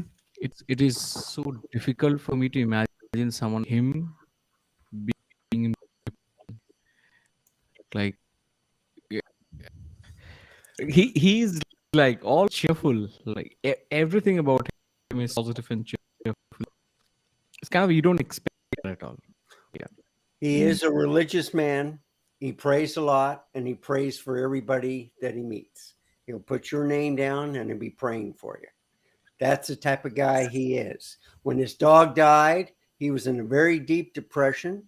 But what did he do? He picked himself back up, got back in front of the video because people missed him. They wanted to know what happened to him. And then he explained the story. And he's still going strong. I think, honestly, I want him back on his camera channel because it's such an interesting, like the way he's... Well, he lost the contract to B&H. Simon, from Ordinary Filmmaker, is trying to get him on Adorama. Okay. Yeah. Simon's a Said great, that they yeah. didn't get enough links, so they're going to redo his. In other words, they're kind of like a Dear John letter. Simon's a great person too. And he catches some flack sometimes because he's a news channel. I think he's great at what he does, but they don't understand it. Some people just want to give him a hard time, but he's a great guy as well. But yeah, wow. Peter showed everybody tonight he is who he says he is. And I think that's important. It gains you a lot of ground with your subscribers and other people when you can see the human side. And again, Vahagan and I were talking about this today.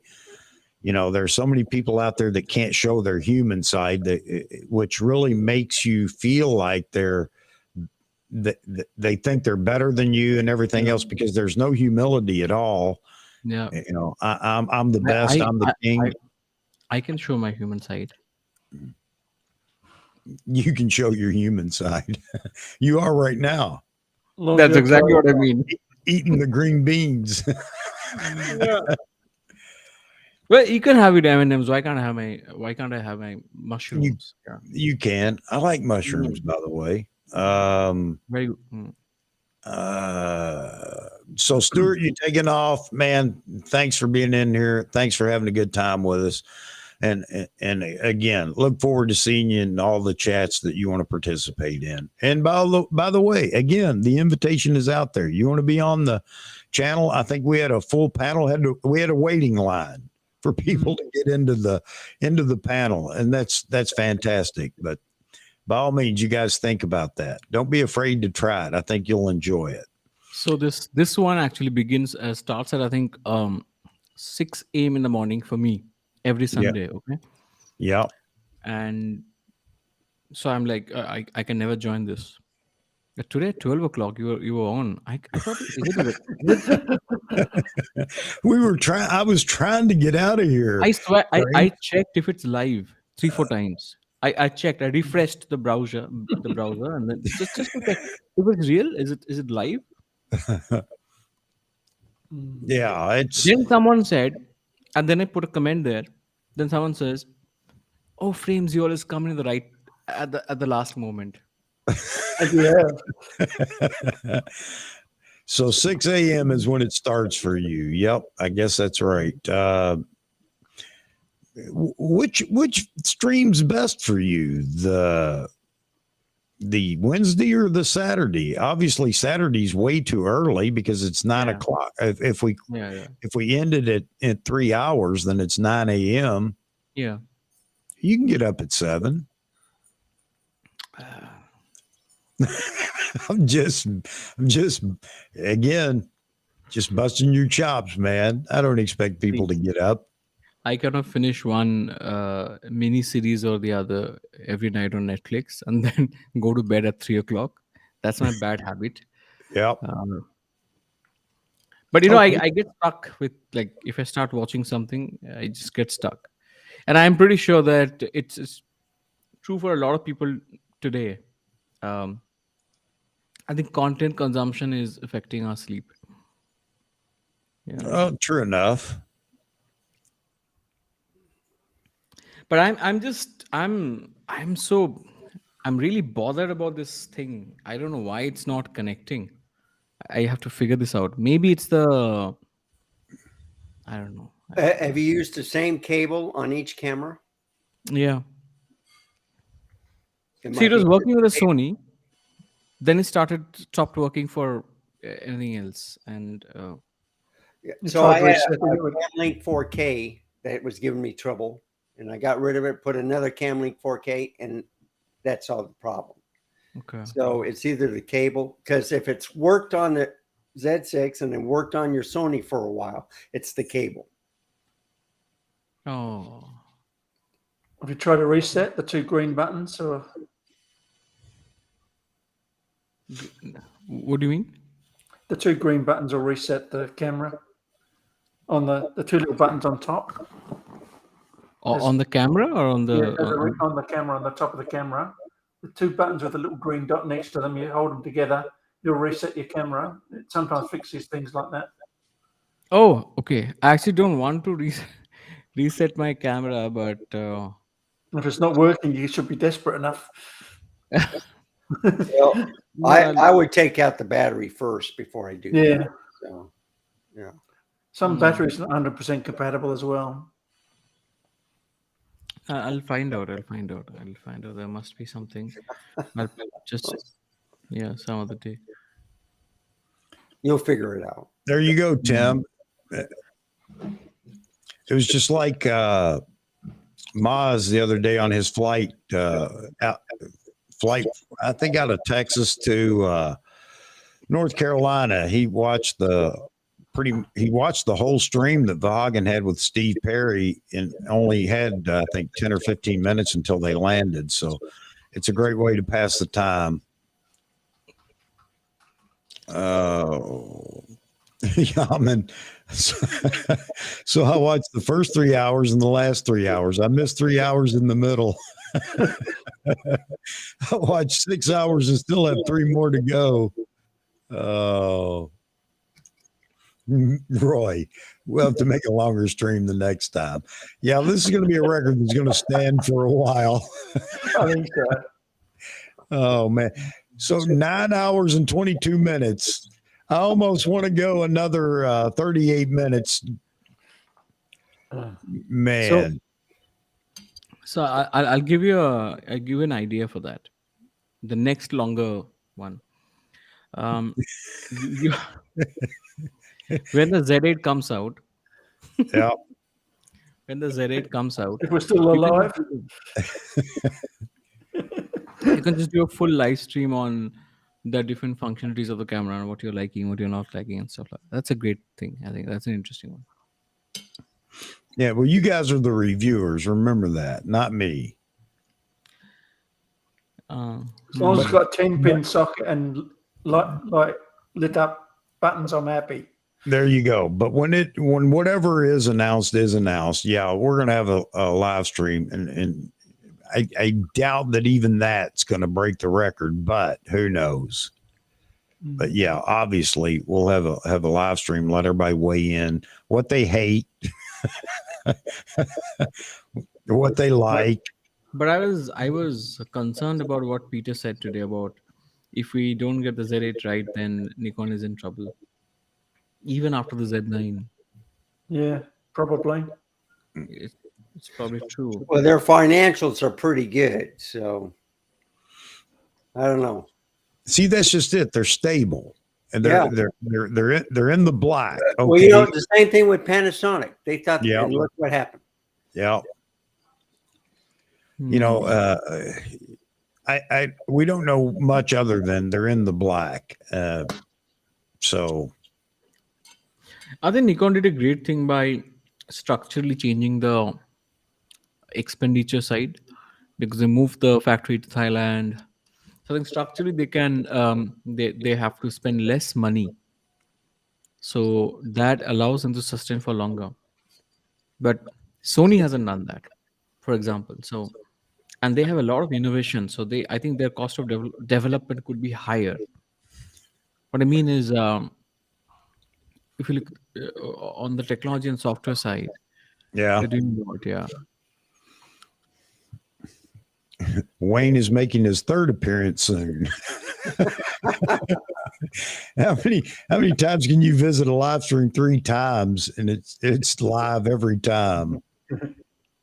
Oh man. Yeah. Look, I'm not one that would say Nikon's going under. I don't think that's the case. I don't think that there's nothing that would indicate that right now. But they are losing market share. They continue to lose market share. And, you know, that's what I just want Nikon to be more stable than they are. And I wish that Nikon would communicate with us a little bit. All the crap that's going on right now is just based on the fact that we haven't had a camera announcement in over 2 years. Yeah. I mean, the Z30, okay, granted. But really, we haven't had a camera announcement in 2 years. So yeah. Z30 has now we can start talking about Z30 because we have the lenses are starting to come up. Yeah. when it first came out, we really didn't have anything other than the kit lens. And honestly, I have for a long time I have used the Sony lens on adapter, the Z30. Yeah. It was 11 millimeter 1.8. Oh New man. power zoom's interesting too for the DX. Well, 17 to 28. Yeah. That's Yeah. an interesting piece of gear. Yeah. Yeah. In not the lens itself, but the fact that it's a power zoom. Yep. 12, All right. 12 to 28, yeah. All right, my cat's driving me crazy. I'm sorry. Let me go run. Let me get him down in the basement or something. But he's driving me nuts. He's been in here a dozen times. I will be right back. And while I'm gone, I might as well fill up my coffee cup again. So, yeah. I'm not going anywhere. I'm hanging around now. Now we're going to go to 10 hours, and then we'll. All right. If we're going to set a record, it might as well be a good record. All right, It I'll will be right. Fix a quick taco or burrito or something, because we Man, got don't tempt me, man. Don't tempt me, Randy. I'm hungry. I'm starving. Yeah. I mean, I'm watching them eat, and I said, I "Man, know that looks it's good." Frame's fault. Frame's is rude. He's very rude. That's a nice grilled chicken. What? Well, it's a supper time, right? Or Yeah. lunch time? It's almost 4 o'clock here. Yeah, it's almost dinner time. Yeah. Yeah. Past dinner time here. All right, gents. I'll be right back. I'm coming. But even companies like Sony could go under, because they used to sell lovely laptops, and all of a sudden they just closed it all down. They could do the same with their camera division. Well, you know, Sony Anything's has possible. TVs. LG has the TVs. People were shocked with the Samsung. They had a great camera. They did.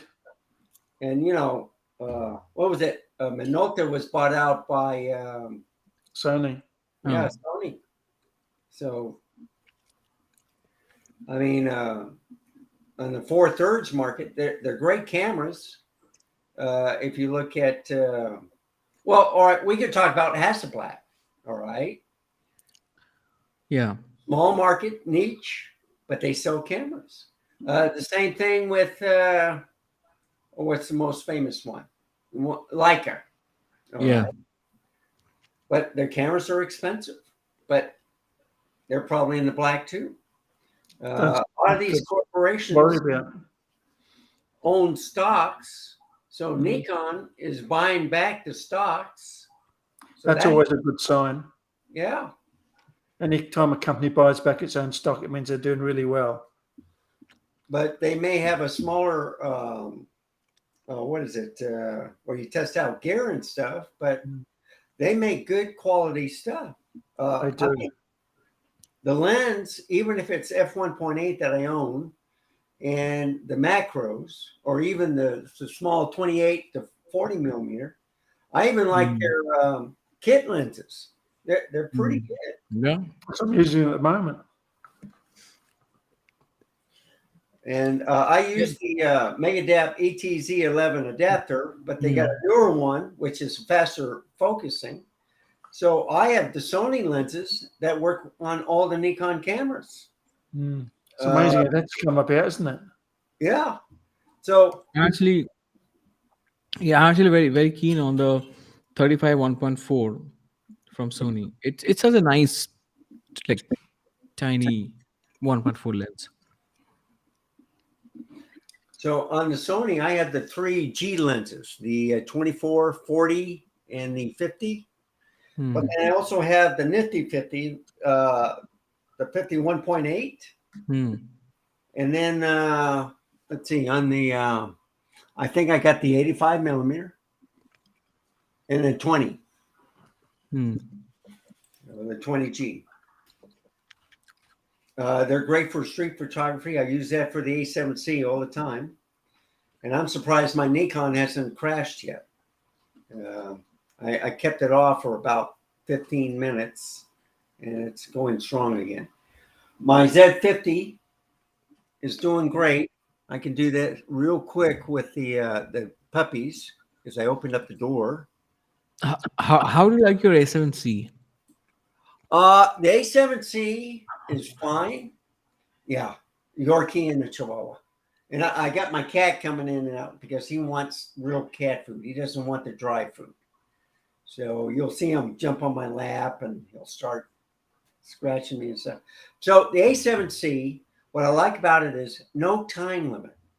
I wish there was a firmware update with the 7, 2 or the 6.2. No time limit. It does go to sleep, so you just hit the shutter button and it comes right back on. They did it with the Canon R5. So I think Nikon can do it, or they're just waiting for the Z8 to come out. Do you think there's going to be another camera, or just 2 lenses and 1 camera?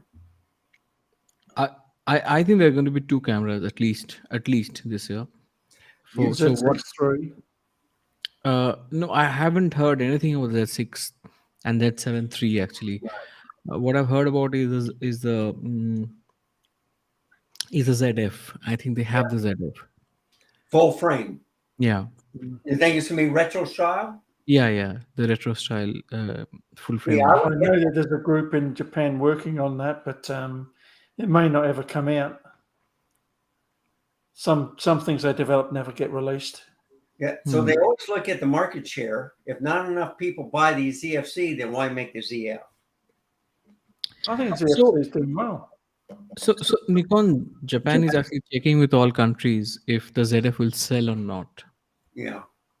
They're checking with different countries, country offices, and they're asking, do you think the ZF will sell? I think so far, from what I know, they've got a pretty positive. I can't believe it. I can't either. I was waiting for that. I saw you last night. Guys, that's unbelievable. It is, isn't it? It's crazy. It's dinner time, folks. I left at breakfast. It's dinner time. Oh man, you must be a zombie. I was a zombie 3 hours ago. I took a subway. I went out for lunch. I went out for breakfast. I went to 2 different places to shoot pictures with Diana. Came back, had a Caesar salad, and you guys are still on. It's crazy. I have no idea, man. Here you go. Gregg. Yeah. Peter joined us. He got out of bed and joined us. That's amazing. I saw that. Peter was going for it, man. Yeah. He has Christmas tree lights on and the whole shebang. Yeah. Vahagan. Chuck needs an admin. Yeah. Man, I need a Steven like no tomorrow. Although I think Steven would have quit on this one. Oh man. Steven. Like Jet Porn Steven? Yeah, I just use that his name. I need a Steven. That's what he does. Steven. Wake up. Oh man. Steven. I got it. Frames, By the why way, did I never see you in the Gray's live stream?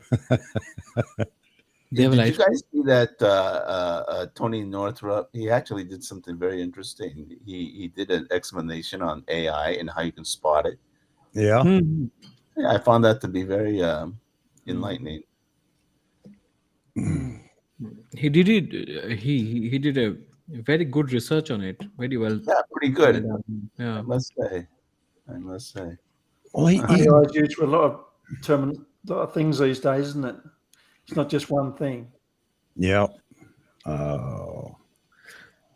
Randall, Randall, how do you say Nikon? Just say Nikon. Who? Me? Nikon. Nikon. Nikon. Z. Yeah. Z. Z. Yeah. You see, I learned that from the Grays. So They got a new video out, by the way. The I tell Voyager, people, 50 millimeter f1.0. people ask me, hey, can you speak English? I go, no, I don't speak English at all. Oh, it sounds pretty good. I says, well, let me tell you, I don't speak English, but I can tell you what, I speak 100% American. There you go. Now you got a problem with that? Oh, okay. So John, you got sunburnt. well, it's the lamp. Oh, okay. Yeah, it has a yellow tint to it. You know what is surprising to me? I'm surprised that the Greys actually don't talk more about what's going to happen next. As if maybe they know everything, but they don't talk about it. But I expect them to sort of tell us what they know, because they're no more just a camera shop. They're well respected, aren't they? Yeah, and I'm pretty sure they're pretty they're quite close. So Nikon might have reached out to them and said that, listen, this is only for your ears and your eyes, and don't share this. Well, they're pretty close to Ricky, and you know Ricky's in the know. Yeah. Ricky. I asked him that once. I think I've told this story before. In a stream, I said, what do I call you? Because I hear so many different things. He said, call me Dave. Dave. Yeah, he said, call me Dave, and he laughed. I said, okay, Dave. Oh. Yeah, but we won't know who you're talking about when you said Dave, right? Yeah. So I think it's Rishi. Yeah. See, I think so. Rishi. I don't know. I gave up. Yeah. No, Gregory, you're right. We were waiting for something that you don't know about. Yeah, there's going to be a Nikon announcement any minute. We've been waiting for it. Yeah. Oh. We're waiting.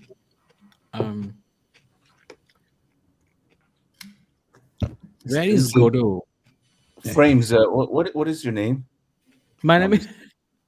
Huh? Yeah. What's your name? My name is Menak. Mainak. Okay, Menak. So where are you at now? I'm in New Delhi. Oh, okay. So you're not that far off in time. What do you mean? Where are you? Where am I? I'm in Hong Kong. Oh, all right. Okay, yeah. What time is it there? It's 1839. Okay. Really? This is 4:09 right now. So it's only 2.5 hours. Yeah. 2.5 hours. Interesting. Right. I thought you were in Paris for some reason. Oh, thanks. Maybe that was somebody else. That's T-Mid. He's in Paris right now. Oh, T-Mid is he even dropped in for a few minutes. Yeah, I remember it. T-Mid. Just to show off where he was. Oh, okay. I wish I was in Paris. Rakesh says maybe Nikon India has reached out to Frames and he's not telling us. Yeah, all right. Hey, Menak, what do you think of what's his name? Pixel Village? Is it Pixel Village? Yeah, he's a good guy. Yeah. Have you ever met him? No, I haven't. So he's in the south of India. It's pretty far away from where I'm. Well, he must be a real player. He's got himself some great gigs in a hell of a studio. Yeah. No, he's a very well-known guy. Yeah, and family wealth. I've been following him for a long time. I just like listening to him talk. Yeah. Fuji, I think, took him to Japan when the XT4 was about to be launched. So he's a Fuji ambassador. Is that what he is? I don't think he's an ambassador, but Fuji respects him enough to sort of take him to Japan when they were to launch the XT4. Oh, Rocket says he was a Nikon India ambassador too. Yeah. Hey, I've got a request for everybody that's at least still in here, and maybe others will hear it and do it. Well, no, everybody that pertains to this would be here right now. everybody that's been through the whole stream nonstop, leave a comment just saying I made the whole stream or something like that. A comment after the fact. I just want to Just see. say I was there. Just say I was there. Yeah, I was there. Yeah, exactly. Roy I just can want say to that. know. I'm just curious to see how many people were here from start to finish. Roy's hardcore.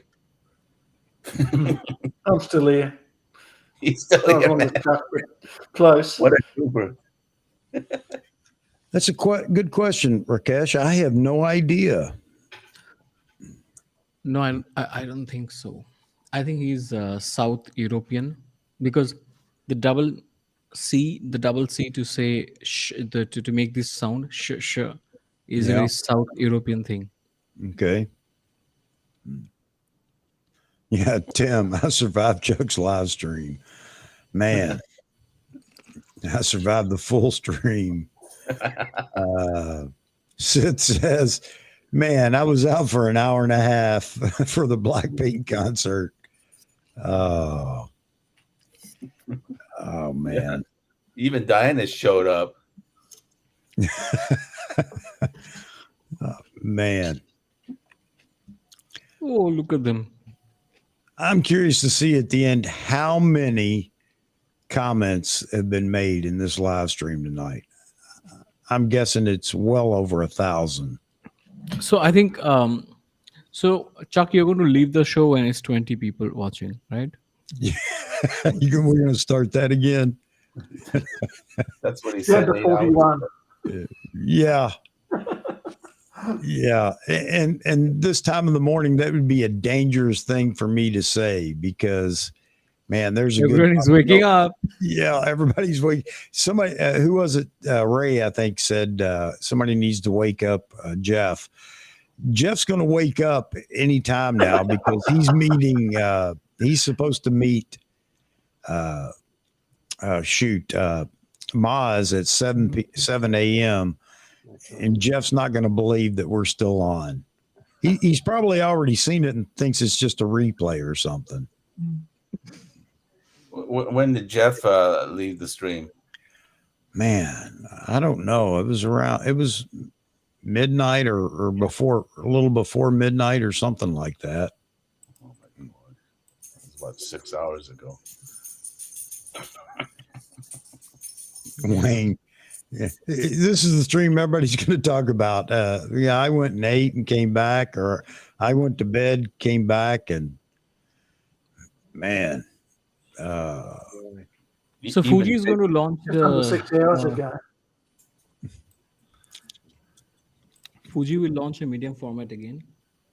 I think the 100S. Yeah, very soon. So that's a big news. I'm very curious to see what they do with the 100S. Yeah, version 3 or 2. I don't know. Which camera?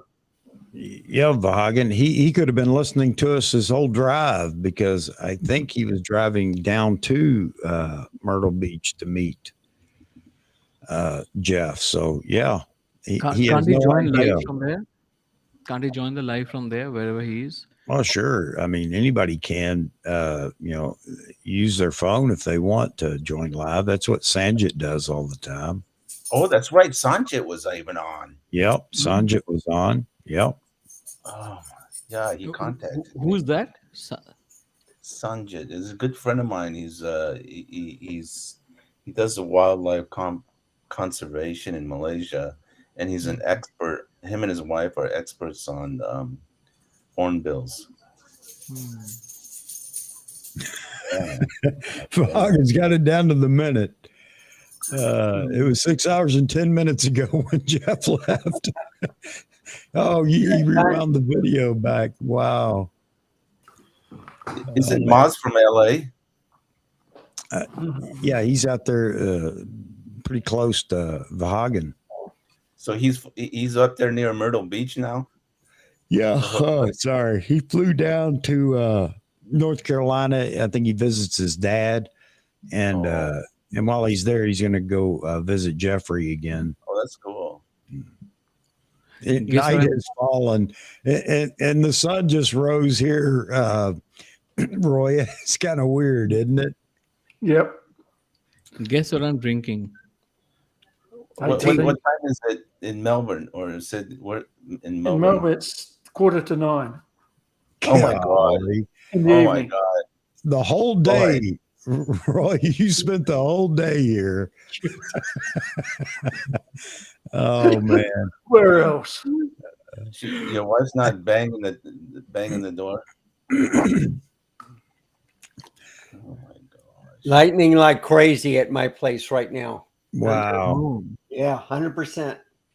Where are you? Wow. You're in Canada? No, Texas. Oh, you're in Texas. Oh my god. By San Antonio. Wow. Okay. Yeah, Vaughan's out on the West Coast, 3:46 a.m. there. Wow. Vagan, how does it feel to be awake at 3:46? I know it, but you tell me. Oh. Oh man, he's gonna see my good buddy next week. I can't wait. Yeah, 3 Can't wait. Yeah, I like Bobby. I really do. I've been watching him for a while. I love his enthusiasm. I love his passion, his energy. Bobby's your friend? John? Yeah, Bobby? yeah. He because he lives in Singapore, so it's only about 45-minute flight, and then he comes up. He's a professional. I think he's a professional MC. So I met him. Leica hired him to do the launch of the SL2 a couple years ago. So he came up to KL, to Malaysia, and so we all went to the launch, and he was the MC. And then ever since then, he's just a really on the square guy, and not pretentious at all. So when you talk to him and write to him, he writes you right back within a couple of seconds. I love how he presents himself. He could have been a great news anchor or something.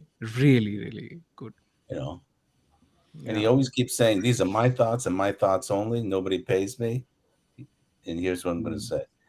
So he's been living in Singapore for a long time, for a really long time. Vaughan says, read his Wikipedia page. Wow, he's in Wikipedia. Wow, that's incredible. Wikipedia. Hey Chuck, you know what you need? You need what I'm drinking. Nice coconut water. Yes. What's it No. like with coffee in it? Yeah. This will work. What is that? It's just bottled water. It's not Red Bull. No, I can't do that at all. Isn't that weird? I can drink coffee all day and all night, but I can't I can't do the Red Bull. You can't Red Bull. No, or any of those energy drinks. Man. That's not. I don't think it's very good for. It's nothing but sugar to just wire you out. I'm going to write a Wikipedia page for Chuck. A Wikipedia. Wikipedia. We'll do a Wikipedia. Wikipedia. You can only log in after 12 o'clock in midnight, in the middle of the night. There you go, V. Sorry for my Yeah, bad joke. I'll second that comment by Tim. Thank you. Thank you for promoting my channel, man, and help me out with the subs and everything else. I appreciate it. Tim himself is so appreciative. I was reading his comments. Really, really nice too. I mean, you're very kind, Tim. Yeah, Tim's good folk. You know what is surprising? Lately, I've been observing that it's becoming more of a, I think it's a feedback loop. Is that what you call it? Like it's more and more positive. And I remember about 6 months back, I thought it became a bit negative. Things were, I saw a lot of troll coming onto the channels and just writing stuff. Yeah. I think the same people, but Roy, you were saying something. Sorry. I think they wore themselves out. They just changed. Yeah, I think we should have one big meetup at Roy's place. Let's go to Roy Bixby's house. Man, I'm all in on that. Do that. I'm all in. Yeah. Go I and had to go to invade, Australia for them. Yeah, I haven't been to Melbourne in years. I've never been. I'd love to go. Yeah. I ended up here because it's just a nice place to be. You know, Roy, years ago, I came there from California. I showed up, and my friend says, he throws me the keys, says, "You got to drive." I said, "Why?" He says, "I got busted for drunk driving. I can't drive, so you drive." And I'm going, "Yeah, but you guys drive on the wrong side of the road." Well, he says, "You're going to learn fast now. Let's get out of here."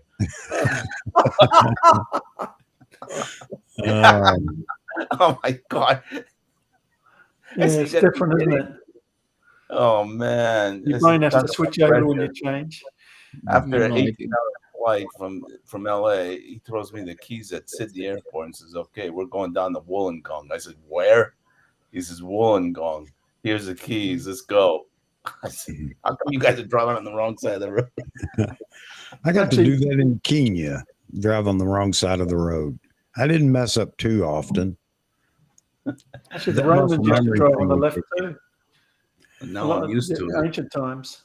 Yaman, Yaman. That was with me. That was when I was testing the waters on YouTube. I was still traveling and gone so often that I couldn't keep it up. But yeah, I was ranting then for certain. I was ranting about how Nikon missed an opportunity during COVID when they remained silent, and Canon and everybody was hinting or dropping announcements and things like that because they had a captive audience. Everybody was stuck at home. Everybody was on YouTube.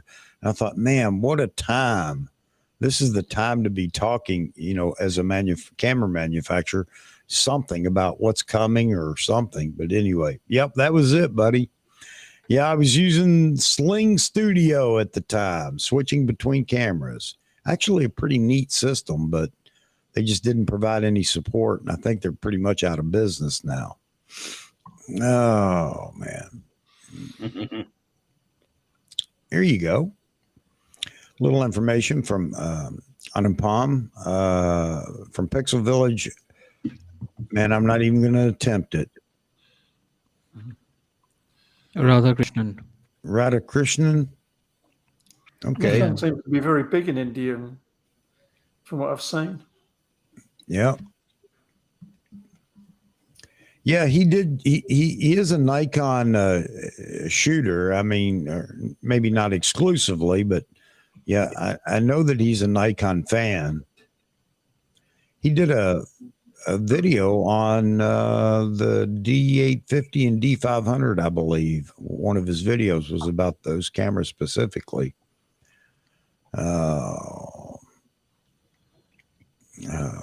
Yeah, I like his production. Yeah, he had a great tutorial on how to use a light meter, a Sekonic. Yeah. Yeah, it's fantastic. Yeah, his production is really nice. I mean, it's even gotten better, but it was good to begin with. I thought he did a great job for his channel. Now he's expanded so much. I mean, they run I want to say it's like an accredited school there for this new licensing process in India. And of course, Frames can tell us more about that, but I think they're running that now at their school or their location. And that other fellow from India, what's his name? Gajan. I don't like stuff. I don't think I'm pronouncing it right, but something like that.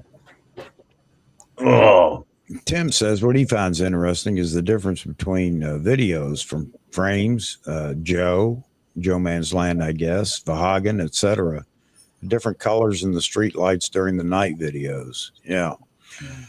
I told Vahagan this. I really enjoyed his 85 1.2 video because again, it was about here's the lens doing its thing instead of just blah blah blah blah blah in front of the camera. Wow, one more like to 100? Are you kidding me? Yeah. Well, I mean, I guess it should be after 10 hours. You'll get a lot more after this video is over with, or this stream. You think so? Oh, Who's yeah, gonna? that always happens. Yeah. Wonder. I'm actually worried that YouTube will run out of space to store your video. Huh? I don't think he stores it. I don't.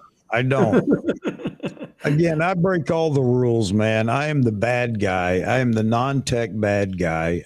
I break all the rules. So just so you know, when it's all lost, you can say you were here for the real thing. Rakesh, here's the name. Yeah, that's it. Have you seen him, Chuck? I have not. No, I don't think. Check it out. He's got quite a hip studio going on. This guy, Cool. he's got some flashy looking models, and Yeah. I think he dabbles a lot with Leica. I believe. So he's more of a Fuji shooter, and he's in the US though. He's in the States. Oh, is he? Yeah. Oh, I thought he was. I know he was in India doing a lot of work there. He came here for a shoot. I think he came here for a project. Oh, I see. And then he brought his. He was in Germany with Leica at the Wetzlar. He was invited. Oh yeah, there are already people out there that have beat this record for live streaming. However, I don't know that I'm going to beat it anytime soon. Even Big Head Taco couldn't believe that you're still on. He says it's Betty found me. He says Chuck is still on. I go, you got to be kidding me. That was like hours ago. Chuck sounds scared of himself. Oh man. Oh, the wife is away. Is that it, Chuck? Yeah, but she wouldn't have said anything anyway. She'd have laughed at me today, saying, "Yeah, why are you so tired, huh?" Oh, that's right. She went to Raleigh, right? Yeah. Yeah. Okay. Raleigh. I used to live in Virginia many years ago. There we go. Chuck, Roy, Randall are the oldest stayers here. Good night, all. Chuck. Hey, Mike. Thanks for hanging in there with us, buddy. I appreciate it. I appreciate everybody that's come, gone, come again, and come a third time even. I think it's great. I think Chuck's wife would say, "Today is such a beautiful sunny day. Let's go out and spend the time." Exactly. Let's go somewhere. Yeah. Let's do some shopping. You take my pictures. Take your heaviest lenses today. Don't you always want to carry them? And let's also go and do some shopping, and then let's watch a movie. And you have to watch the whole movie because I'm going to quiz you after that. Yeah, exactly. Go to a theater, man. I'd be in trouble. I'd be snoring. Exactly. There's no way I could sit down in a theater and not fall asleep right now. Count down to 10 hours. Here it is. 7, 6, 5, 4, 3, 2, 1. 10 hours. Wow. Fantastic. That's a big difference. Maz used to actually say that all the time, talking about breaking the record, and he's missed both records. Screenshot. Yeah. Oh man. Why don't you come online and join us? Yeah, Tim. Shh, be quiet, Tim. You're right. I'll be in trouble. But man, I'll tell you, tonight I didn't have to. I mean, everybody else was saying it, and that's fantastic. Thank you, Ray. Appreciate it, man. Wayne, thank you. Vaughan asked, has Frames and John seen that moment in the New Year's video? I don't know. What was I think I that? haven't. We broke 1,000 subscribers. Oh yeah. Of course. Yeah. I was there.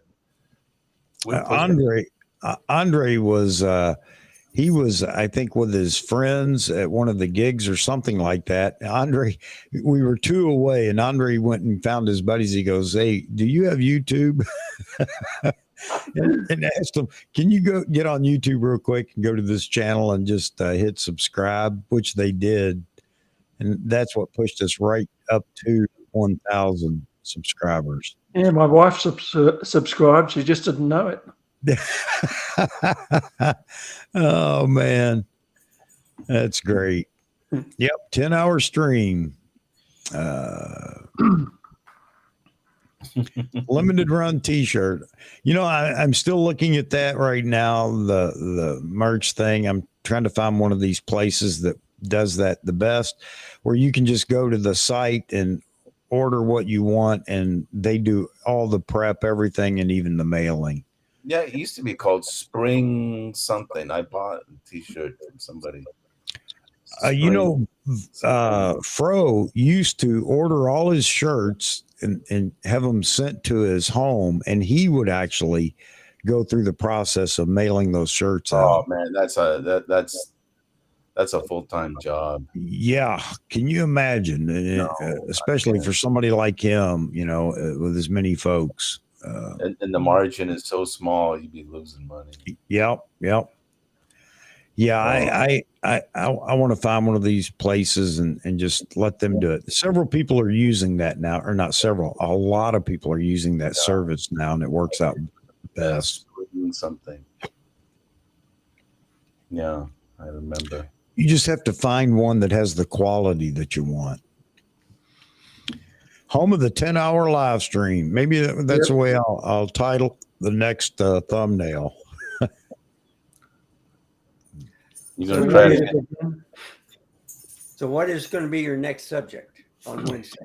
Man, the $1 million question, Randy. I have no idea what the subject's going to be until the Lighting. day before. Lighting. Yeah. I have no idea. Again, I go back to 104 of these a year, and I just run out of ideas. Frames has got to take off, everybody. So everybody say goodbye to Frames. He just can't hang. Oh, there he is. He's too young. He can't hang, man. No. I wanted to see you through this finish line now that you have crossed 10 hours, and I've been here for 4 hours or more. All right, Frames. Thanks, man, for jumping in here. Yeah, I think I joined at a time when you were about to kind of, and then we went up because Vaughan and we joined, and we're like, okay, yeah. Let's get Peter. Yeah, exactly. I was doing, and Peter then took it for 2 hours straight on his own. He's like, go for 2 hours. Man. Yeah, I was counting it down. I thought I was out of here at one point, pretty close. Yeah. I think we got down to 31 or 32, and then right back up it went. Again, who would complain about that other than a weirdo like me? Complain about people joining your stream. Nothing to do with any of the people, obviously. It's just a matter of, man, I was tired then. I'm tired now, but it's been so much fun. Peter joining, and thanks again, Randy, for contacting him. Thank you, Peter. I know you're sound asleep by now, but thank you very much. I think everybody enjoyed him joining. Maybe we'll see him from time to time. Yeah, that'd be nice. Yep. Yeah, he's quite the guy. Tim says you owe us 5 hours. My God. Well, he's been here all the time, so see all his comments. Oh man. Hey, Rakesh asked you the same question that I did. Are you still tired talking about the Z8? I don't think anyone wants the Z8 talk anymore. Yeah. They just Yeah. want to get the camera now. No Yeah, Z8 talk anymore. exactly. And They're the, not giving. They're not giving them on to. They will not even say, "Hey, I got the." They'll just go, pay, take it, come home, go to the job, shoot, and just be happy. They're not going to. I think. you know what's funny is I did another poll and it was about do you want to see teaser videos for the next announcement, and 60% of the folks said yes. Wasn't I they? know. I just want just announce it. Don't even hint at anything. Just come on, Well, go I would live like and to. announce it. I would like to see something on what they did with the Z9. You know, the 3 videos, 1 a week. That was well done. Oh, hush your mouth, Randy. Hush your mouth. We don't need I 4 don't want weeks. to. I don't want to watch videos. I just want to get the camera. Yeah. I want to make my own videos with them, with the camera. You think they'll have a fan on it? No. No. Okay. No. I mean, I just don't think it will. Not that, and I don't want a fan on it, but it doesn't matter. Nikon's going to do what they're going to do, but I don't think it will. I think Nikon's going to hang on to the ruggedness. If they do something like that, that's going to be in a cinema or a cine-centric camera. They could do it, yes. If they need to. You know, I go back to the one thing about this is with technology, again, the way it is, the compression algorithms and things that they're using now, like Tico Raw, they may be able to actually do this in a way that it doesn't generate so much heat. I know I'm talking about defeating physics here, but they've done it with lenses already now. They found workarounds for physics and lenses, so who knows? You know, Oh, wow. Let me just like your video from all the accounts. I have many like accounts, by the way. You don't know when I'm commenting. You don't know when I'm trolling you. You don't know. Gee, thanks. Oh man. Thanks for telling 100 us. likes, 10 hours in one live stream. Yeah, there you go. 100101. There you go. Let's do another record breaker and just talk about Leica. All right. I've never touched a Leica, so Actually, I would enjoy that because I know nothing about Leica and I could just sit and enjoy listening to all the conversation going on. I need to make more money in order to talk about Leica. So That's funny, Rakesh, a local photographer. Chuck, do you watch YouTube? Chuck, I am YouTube. Oh. all right. All right. Bye. See you All very right. soon. Take care. And I'm going to probably keep watching on the site on the phone. All right. So yeah.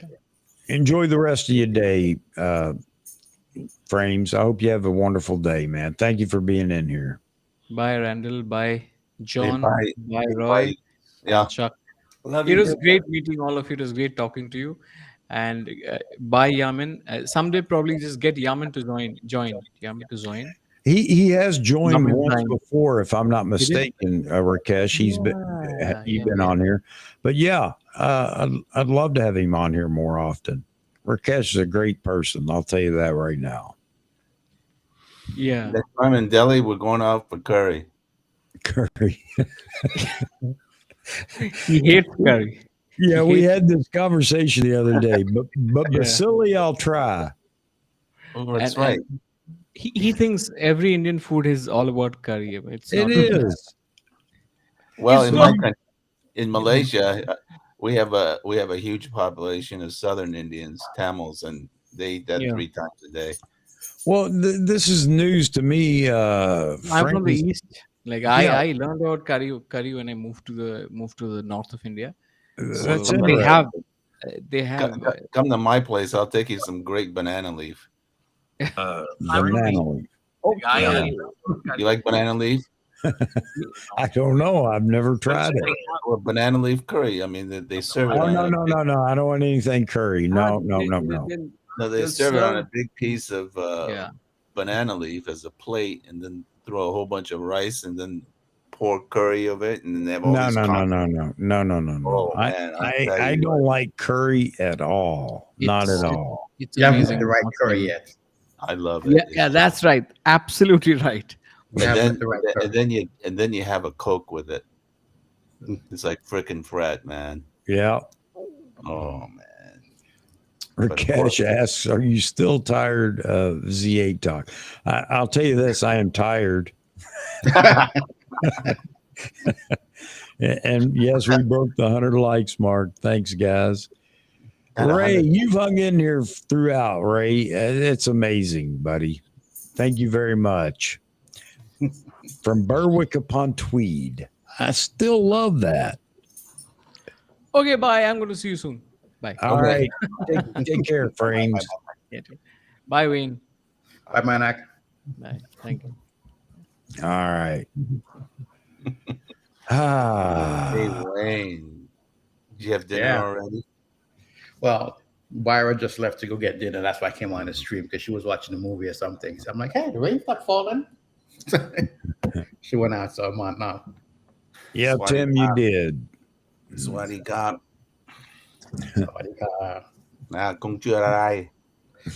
Can't help you there. You gotta start learning. You got to start learning some Thai. Maybe some Mandarin if they come over to Hong Kong and hang out. Vahagen's taking off, folks. Chuck, hit the lights. I will be here real soon, Vahagen. Oh. Tired of the Z8 talk. Too tired. Jay, there you go. This is a new one. I just joined to watch the replay. Still live. I missed the party. Yeah. Yeah, we're still live, Jay. It's been a wild night. I'll tell you, we've had a good time. I don't think you'll be disappointed. This was a wonderful stream. We had a real good time. A lot of folks showed up, so I think you'll enjoy it. So if it goes down to 30, are you gonna end the show? Yeah, I mean, I'm not even going to put another number on it because it'll never happen. I think you guys are calling people in the background. Hey, jump on real quick. Jump on the stream. Yeah, just put it on your phone. You don't have to watch it. When did Brad bail out? Brad? Yeah. He's going to be upset with himself. But I don't know. It was pretty late, or early morning, 2 in the morning. Did he stay that long? I can't remember. He was in for a good while. Yeah. West Coast time, right? Because he's in Lake Stevens. Yeah. Yeah, because I left and came back on, and he was on. And when I was about to leave, he was thanking me for inviting him to the stream. Yeah. Yeah. Jay's comment sums it up perfectly. Absolutely, Vahagen. I agree. And Tim says 60% were wrong on the. I'm sure this has to do with the. How many people want the teaser videos? Yeah, yeah. It'll be interesting to see what we get. Who knows? Who knows? But I will stick to. I believe within 2 weeks the speculation will be over, and then everybody will be pointing a finger at each other. I told you, and people will be lying too, saying, "No, I thought that all along." It's going to be interesting. Yeah. Who do you think would get the first product? Matt Irwin or?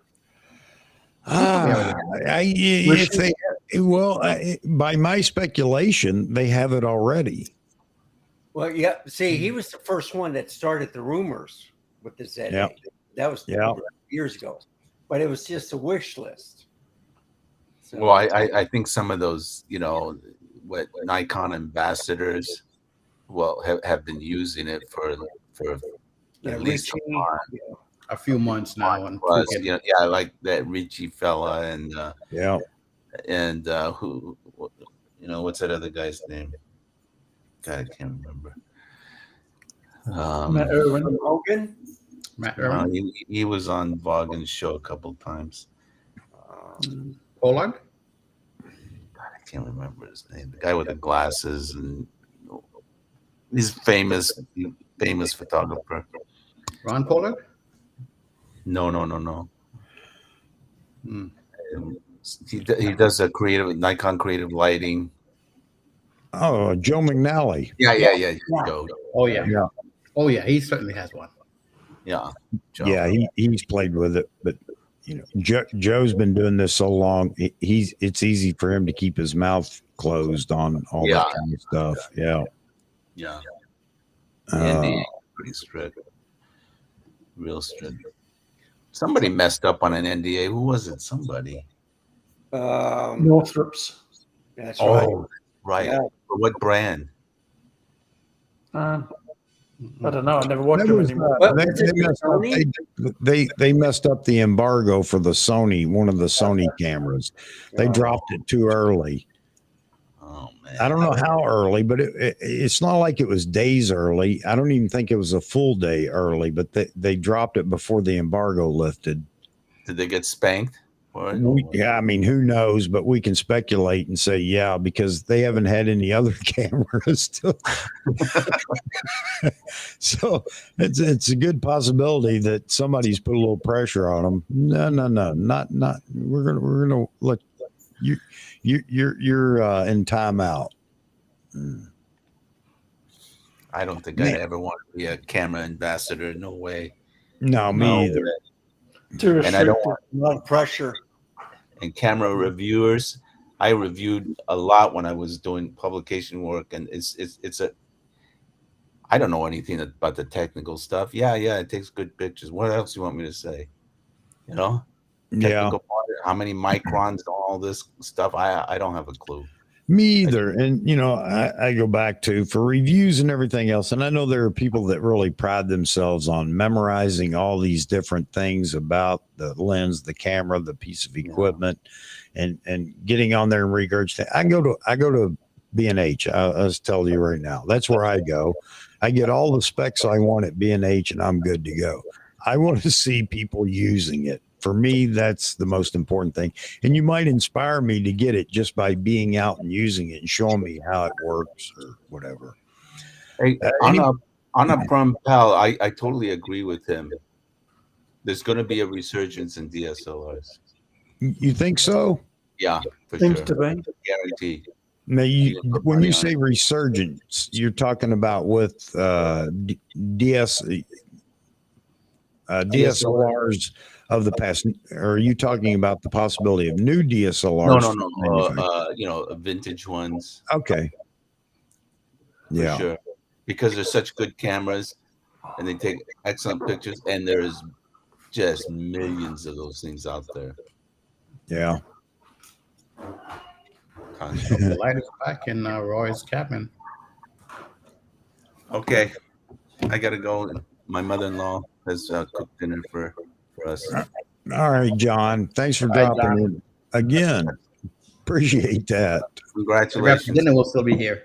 Well, thank you. Yeah. Congratulations. In fact, Wayne has met my mother-in-law, right? Oh, yeah, we had, okay. We had dinner the last day before we left Hong Kong. Yeah.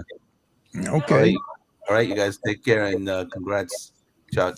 Thanks, John. I appreciate it. And thanks again for being here. Take care. John. Bye in Australia and Austin, Texas. Here we go. Okay. Bye-bye. All right. Oh man. You okay? Yeah, I'm tired. I am tired. You tired my yet, Lord, Randy? 40 watching, 41 watching. It's going back up. Yeah. I was going to say that. It is truly amazing. That's the other stat I want to see is how many people have come through this live stream tonight. Because it doesn't give it to you live? No, it will tell me what the peak was and then what the average was. But the actual number of people that travel through the live stream and after 10 hours, I'm curious to see what that number is. Now, I can't remember how I dig that up, but I have to go back into the analytics or what for Restream and see. But yeah, quite a few people. All right, folks, I am getting ready to drop this soon. I am ready to go take me a nap. You deserve it, my friend. 7:21 in the morning. Man, for me, that is. You went a long one. This is a record. Yeah. One that I will not beat anytime soon. I'll just let you know that. Especially, I think I could do it easier on a Wednesday stream starting at noon. Oh, You know, yeah. I think I could make it even to midnight for a 12-hour. I think I could do that. I don't know, but man, that 9 o'clock start time after all day doing whatever, and then sitting down to do the stream and then going all night long. No, it's I'm not as young as I used to be. So you can get some rest this Sunday. Yeah. It's not like the military when you're the fire guard or Yeah. 24 hours. Yeah. No, you're absolutely right. I mean, back then, we were young. We can do that kind of stuff. Yeah, absolutely. Yeah, I was indestructible, man. When I was young, I was Superman. I didn't care. I'd do whatever. I wasn't going to get hurt or whatever, even though I did. But I peaked my, I think my physical ability peaked at 32. I think at 32, I was at my physical peak. Man, I was on top of the world, and then started going downhill. Well, now I'm not even downhill. I'm actually down in the valley somewhere. But yeah, thank you very much, Seth. Appreciate it, man. If I don't sound as enthusiastic, it's because I'm pretty much whipped. Again, Randy, thank you so much, man, for sending the text to Peter. That was such a pleasure to have Peter come in. And you know what? He feels the same way we do on so many things. Right. Yes. It's just a pleasure to hear it. And I really like the fact that he shared things that are going on in his life. I mean, I'm not saying I'm happy that he shared, his proud, but he's an open book. I think that's what I'm trying to say. And he's a human, just like he said, puts his pants on one leg at a time. So he shared that.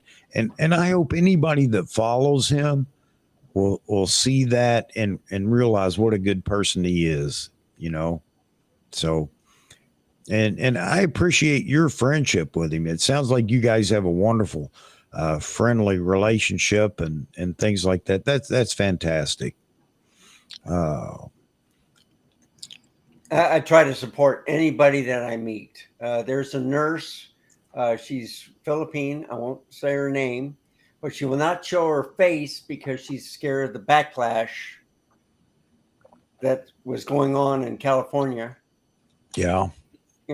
But I watch her videos all the time, and she's a wonderful person. There's other people that I watch. I'm not a lurker. I give a like. I'll do a comment. Yeah. And, I usually subscribe because I like their content. If it's something, and I do that with any video. I give a like no matter what. I agree. If you watch it.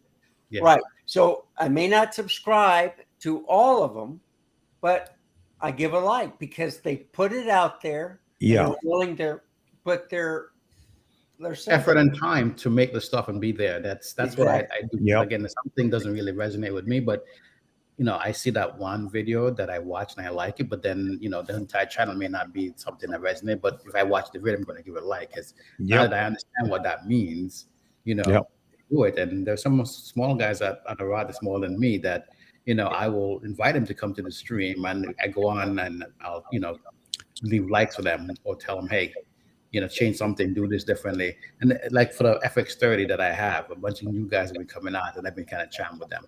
I'll see if I can get some of them to join on this stream. By that time, some people are really fanboy, but we'll see. I'll keep trying.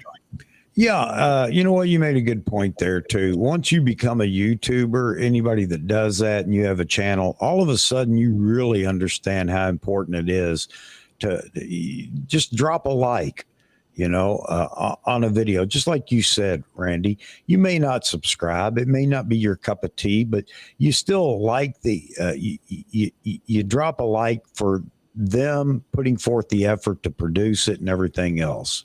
I mean, they don't have to do that. So absolutely. I agree with you, Wayne.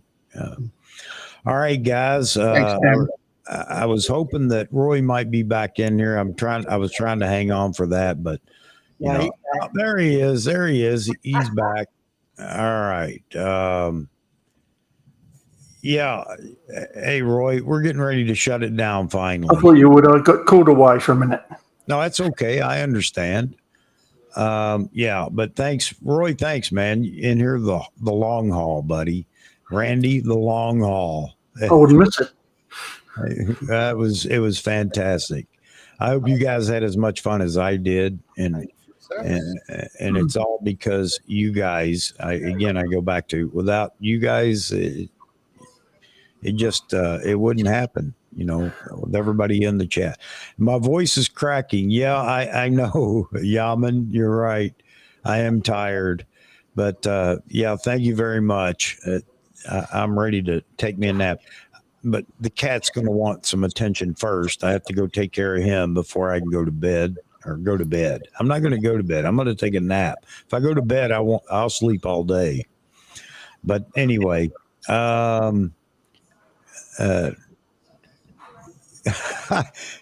Your friends want to come back. Yeah. Well, you need to get some rest, John. Yeah, I definitely have to myself. All right, guys. Again, thank you very much. Wonderful night. Thank you, everybody that did a super chat. So if anybody watches it this long, and Yaman, you went above and beyond, man. And you're studying and everything you need to be doing. You don't need to be dropping all those super chats, but I do appreciate it. And just so everybody knows, everything I earn in any of that, it's going into the channel. Right now, that's just paying for the streaming service. All right. So, Roy, again, thank you. Randy, thank you very much. Wayne, thank you for joining. You did it 3 times now or more, I think. And I'll turn it over to Roy to give his goodbye or say what he wants and to each of you. And then we're going to close it. Goodbye. We'll do better next time. We'll make 12 hours. It won't be real soon, I don't think, but yeah. No, I don't think so. During the Z8 launch. There you go. Well, that might be a different thing. That's so true. Wayne, let you say goodbye. Thanks, everyone. It's been great. It's the longest one I've ever been on. Since morning now to evening. It was great being here. Again, if you guys have any chats, likes I've done yet, put it in there. Get John some Chuck. Let's get everything going. I know it's great. Thank you, sir. And Randy, last but not least, man, tonight you went above and beyond, and I've enjoyed having you on the channel. I look forward to you many more times. I wanted to be on your channel, but things happened with my family, death, stuff like that.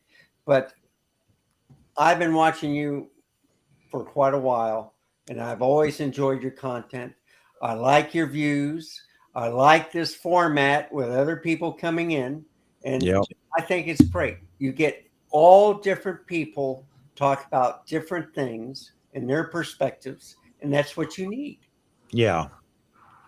Well, again, it was born out of what I wanted and couldn't find on YouTube. So, I mean, that's it. It's just real simple. That's it. But thank you very much. Thank you to everybody over in the chat, everybody that's been in throughout the stream. Maybe it's your second time in. Vic's just saying same live stream. Thank you, Rakesh, for another super chat. And again, folks, I'm humbled that you all want to do that, and I appreciate everything that you do. I appreciate you just being here. So, Yeah, Vic. We are wrapping up. That it's the same stream, but we're just now closing it down. So a lot of things went on in this stream for everybody that just joined us late. If you want to go back and check it out, you can skim through the stream, but I think you'll enjoy quite a bit of it. We just had a real good time. All right. Well, that said, let's see. We hit 10 hours and 31 minutes for a live stream tonight, I say, but it's morning. Trying to leave early, are you? Yeah. Wayne's trying to sneak away. All right, folks. We'll just say goodbye. And again, thank you all very much. It was fantastic. Had a wonderful time. See you Bye, on everyone. Wednesday. And I don't think we're going to break the record on Wednesday, but I hope not. we'll see what happens between now and then. All right. Talk to everybody later. Have a wonderful, well, there is no rest of the weekend. We used the whole weekend up, but have a wonderful week next week. See you on Wednesday. Bye-bye. Bye, bye. No, bye.